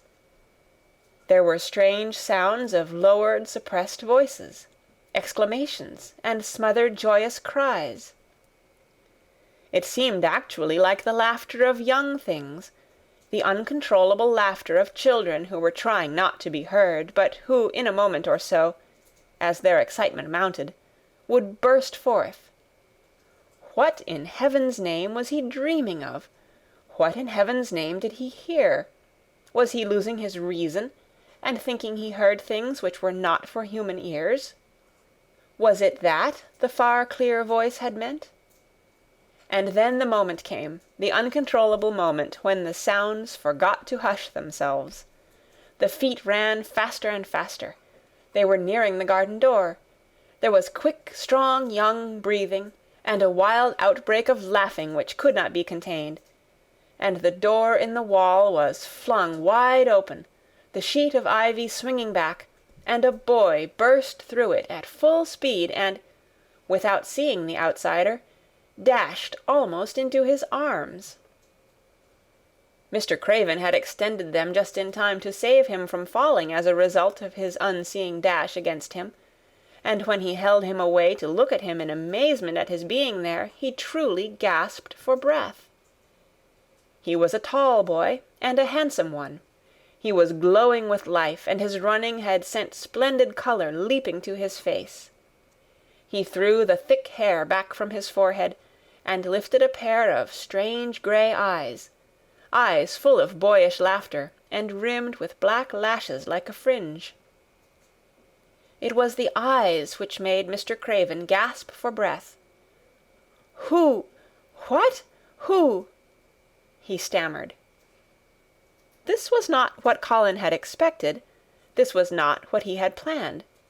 He had never thought of such a meeting, and yet to come dashing out, winning a race, perhaps it was even better. He drew himself up to his very tallest. Mary, who had been running with him and had dashed through the door too, believed that he managed to make himself look taller than he had ever looked before, inches taller. "Father," he said, "I'm Colin. You can't believe it. I scarcely can myself. I'm Colin."